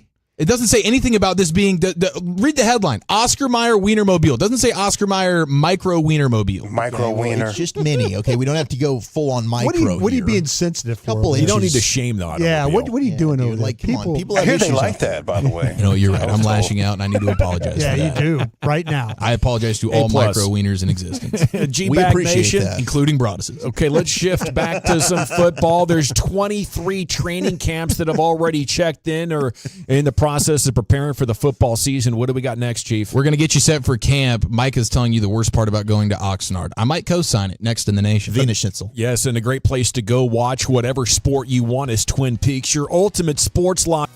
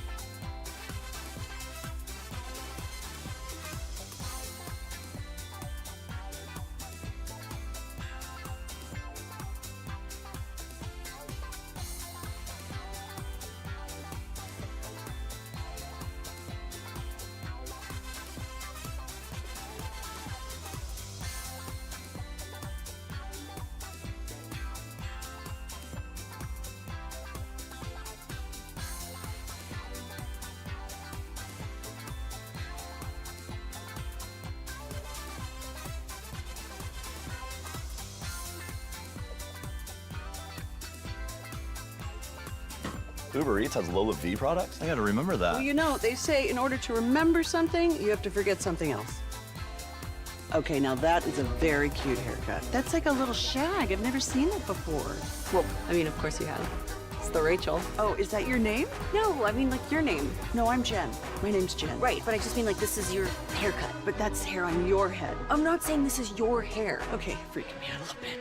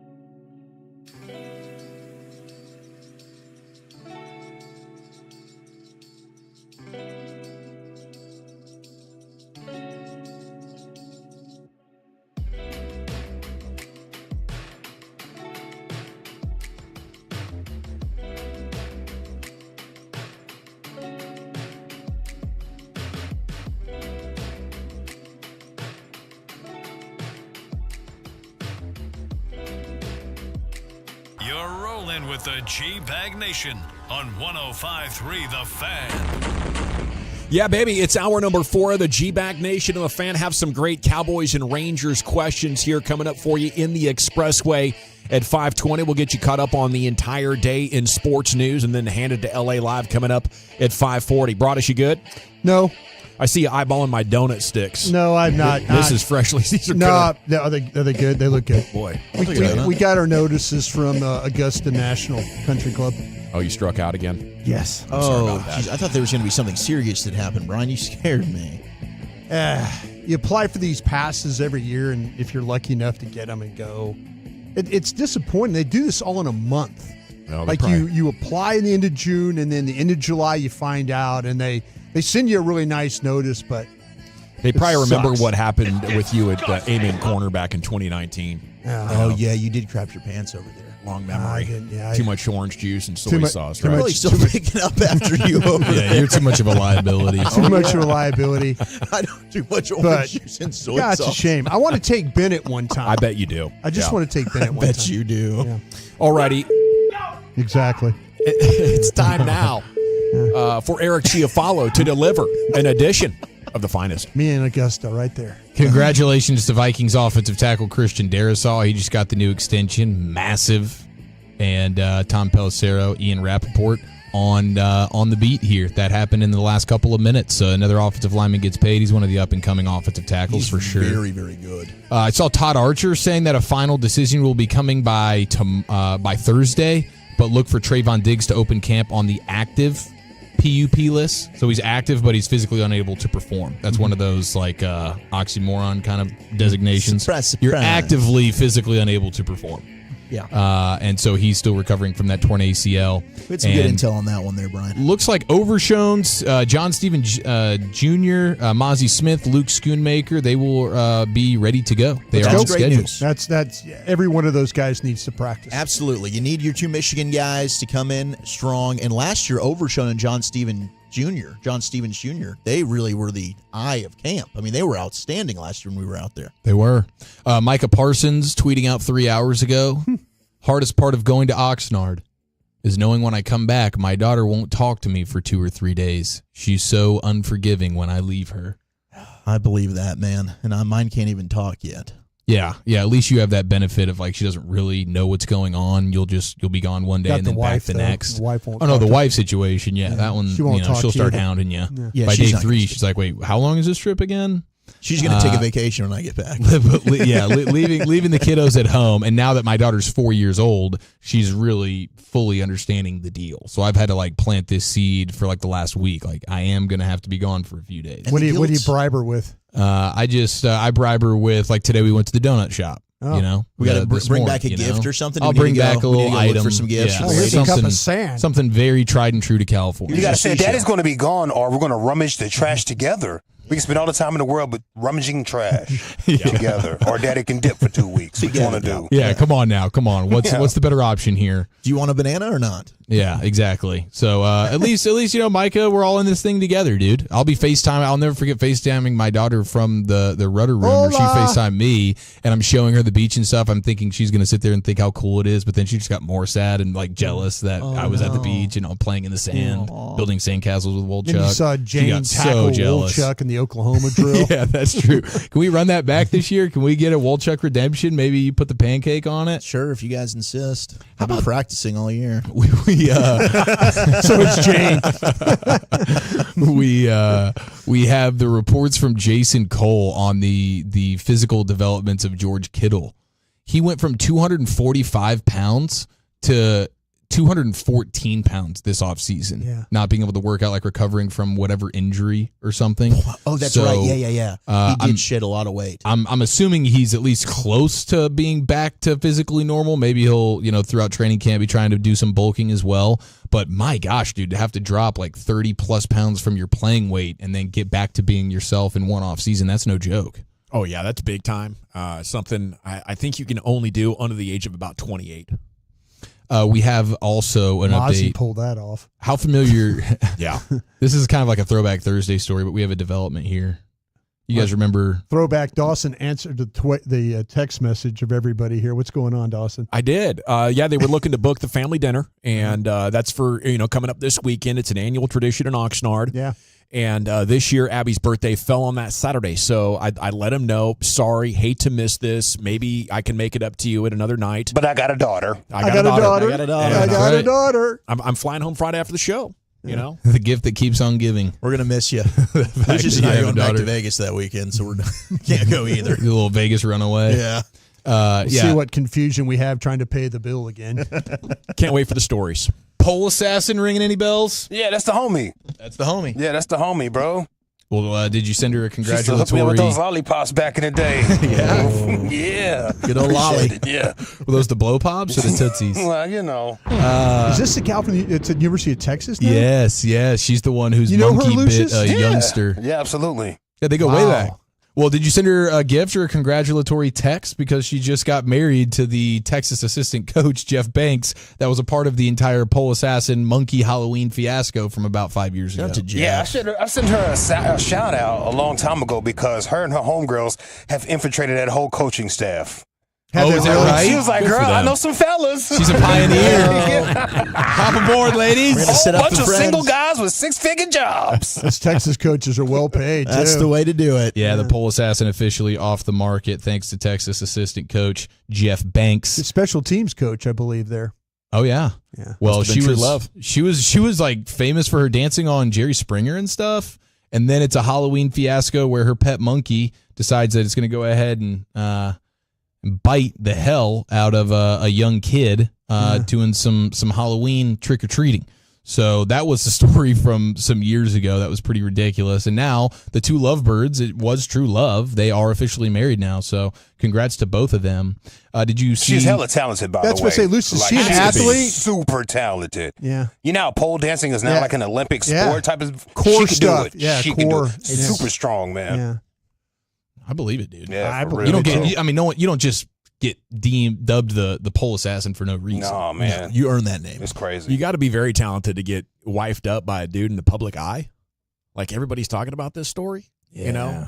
Yeah. Like I don't know. That's love. Are you going to date a girl that has an emotional support monkey as well? And the nickname Pole Assassin? Hell no. If she's an athlete, Yeah, but she did earn that. she's an That's kinda athlete, typical. man. Why Yeah, not? This is great, man. She's got a talent. Yeah. Sure does. No, you're being extremely rational and Sorry you're about using that. common sense right now. You're being a Heck with Lee that. Ryder over there. Did you guys see Joe Burrow's new hair? Shout out to Danielle. Yes, dude. It looks say that. like Stan. He's going full Slim Shady. Looks like Cody Rhodes.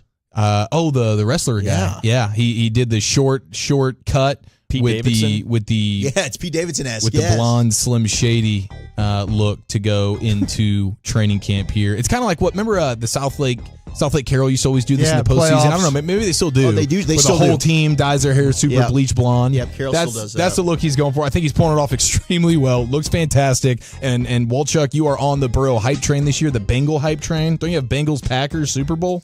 As of today, I do. As of today, you can always flip flop. I mean, I might change the Packers. I'm not changing the Bengals. It's their year. Okay, it's their year, It's and Burrow's time. you feel even more inspired that it's their year based off seeing the energy and the aura of Joe Burrow coming in looking like Slim You Shady. don't do that without that BD energy. Man. That's big time confidence right there from Joe. What a great bleaching, too. That can be hard to get right. Yes. He nailed it. He really did, man. Shout out to whoever it is that was bleaching that hair of his.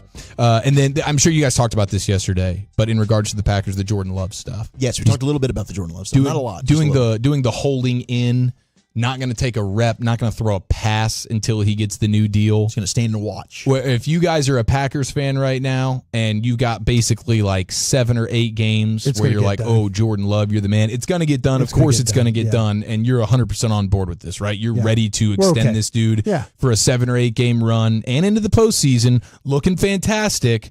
Is that enough to say here's 5 years and all the money? Oh, wow. That's you're asking a different question. No, there. it's very scary for me to say I'm going to make this dude the highest paid quarterback in NFL history. But Yeah, it's a risk for everybody. You know, I think it. But one we'd all make, right? Yeah.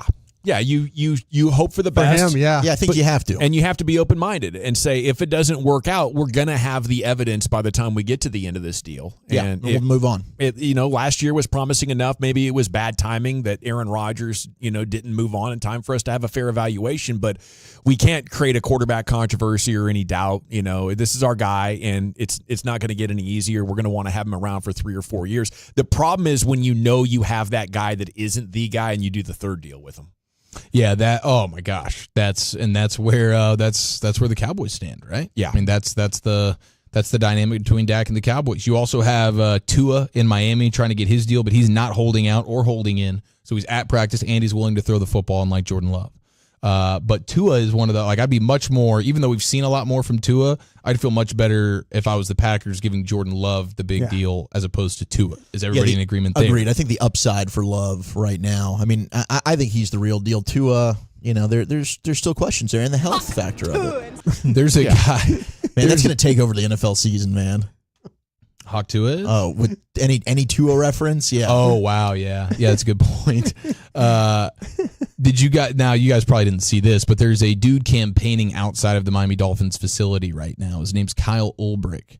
He is a former MTSU punter, and he's trying to get a tryout with the Dolphins. For whatever reason, I guess he's just singling out the Dolphins. I don't know if he's from there or whatever, but he's looking at their punting situation as something that he could improve for them. Maybe he's outside these he's things. literally standing out with a bunch of poster boards and different writing like you would see fans holding up at the game. And he's got some of his bona fides there, senior average punt, 47 something yards, all conference. And then he's talking about being a great holder as well. And you can have some respect for that, Broadus. Hey, Tony Romo, which is, he has some holding capabilities, maybe this guy Kyle. Why we got to bring up old stuff? But he says, because the Dolphins kicker is Jason Sanders. Yeah. And so one of his signs actually reads, Sanders, I can hold your balls better. Yeah. And there's a QR code there. And if anybody shows up to that QR code with their phone, they can be taken straight to a link that has his holding and punting highlights. This dude is dedicated. I got a lot of respect for this guy. He was damn good at Middle Tennessee State. He needs to find a way to hop on one of these Madden cruisers and go camp to camp until somebody's like, hey, we could. It seems like he's going all in on the Dolphins, and maybe he's cherry picked them because he thinks whoever their punter is maybe sucks or their holder. I mean, how difficult is it? I catch the ball and I kick it a distance, right? I don't even really need to try these guys out. I'm like, what's your number? How high you hitting them? How long? What's the hang time and what's the distance? Can you cough in corner? Can you angle this thing a little bit? Yeah. Show me your tape. I don't need to bring these guys into camp. Just let me know how far you boot it, man. I've never seen somebody try and garner a job in the NFL this way. Jake Pretty Bailey. fantastic. Oh, it used to happen at Valley Ranch. You'd Really? pull in, there would be. Were these average Joes or these actual former NFL or college athlete dudes? Well, we would drive in from lunch and there'd be guys out there standing with signs and stuff like that. Please hire me. No, hey, tryouts and all that. They would. Was there ever anybody that was like, oh my God, this guy's 6'5", 240. Bring him in here. Let's see what he's got. Jared, we got something here. Never Nope. that. No, never that. No. It's crazy. By the way, Dawson said, how hard could it be? I need y'all to pay attention to that. Man, how hard can it be, really? I mean, I know from playing soccer, some people can just rocket that thing. How hard could it be? Is that a drop coming up? Just kick it. Hey, we're gonna find out. Apparently, We're talking about dancing on a pole here. We're doing some type of fan football combine on the practice fields in Oxnard at some point next week I'm gonna because teach you Carter's guys how Dawson's to going to deep be snap. video, and Yeah. so I'm we ready can to see. launch snap, We yeah. can see if Dawson can do some holding, some punting, some throwing. I can't wait to see my teammates throw a football. It's going to be fantastic. See who's got the tightest spiral, I think, is the deal. I Not who got can this throw it arm the furthest. thing. I got my elbow, my shoulder. You're actively, physically I've got a unable to daughter. perform like CD Lamb. Yeah, I've got a daughter. I got a daughter. She needs me to pick her up at night. I cannot. Can't do it. All right, well, we'll be in golf guy. Oxnard, and football's here. I am hard is eyeballing the golf course. Any takers? I know Brian's out. Yeah, I'm out. You guys don't golf at all, do you? No. I'll go out there with you. I But mean, I'll you'll drive win. around and drink some beer with If you. you want to get your confidence up, play me. Yeah, I think we got some Rangers game, maybe some early shows, some late starts, stuff They've got, like that. that. They got a go-kart track out there we need to go try. What? Go-karts? That sounds amazing. Okay. we need Yeah. to Saturday go-kart. we're go-karting. Lock it in. Okay, there's an edition of the finest. It's time to hit the expressway. We'll go commercial free to the top. LA Live is just 24 minutes away, and we're back here in the nation. I want to talk D&M leasing with you, though, because you're on your way home. You'd rather you be driving a different vehicle. Maybe it's got high mileage on it. You know, the tires need to be replaced. Whatever the reason, maybe it doesn't have the latest technology on board, doesn't even have Bluetooth. I'd feel bad for you if that's the case. Do you have heated seats? How about the cooled seats? And how about the latest safety technology? There have been a lot of great innovations that they're packing in new vehicles these days. And if you're not enjoying those, it's a simple phone call away. D&M Leasing is going to make it a reality. They're saving people so much money on their monthly payment. And right now with D&M Leasing, there's nothing down and nothing due for 60 days. So you can put a brand new vehicle in your driveway. They'll drive off with the old one, give you the highest trade-in value possible. You won't even have to pay a single cent on that until the summer is over. So what do you want? What do you take? You know, is it a car? Is it a truck, SUV? They'll even find a station wagon for you if that's what you want. You know, you go old school on them, get the grocery getter, take care of the kids and all that. It's a phone call away, 972 or 817-35-LEASE, or jump online to dmautoleasing.com. More G-Bag Nation, less commercials. We go commercial free all the way.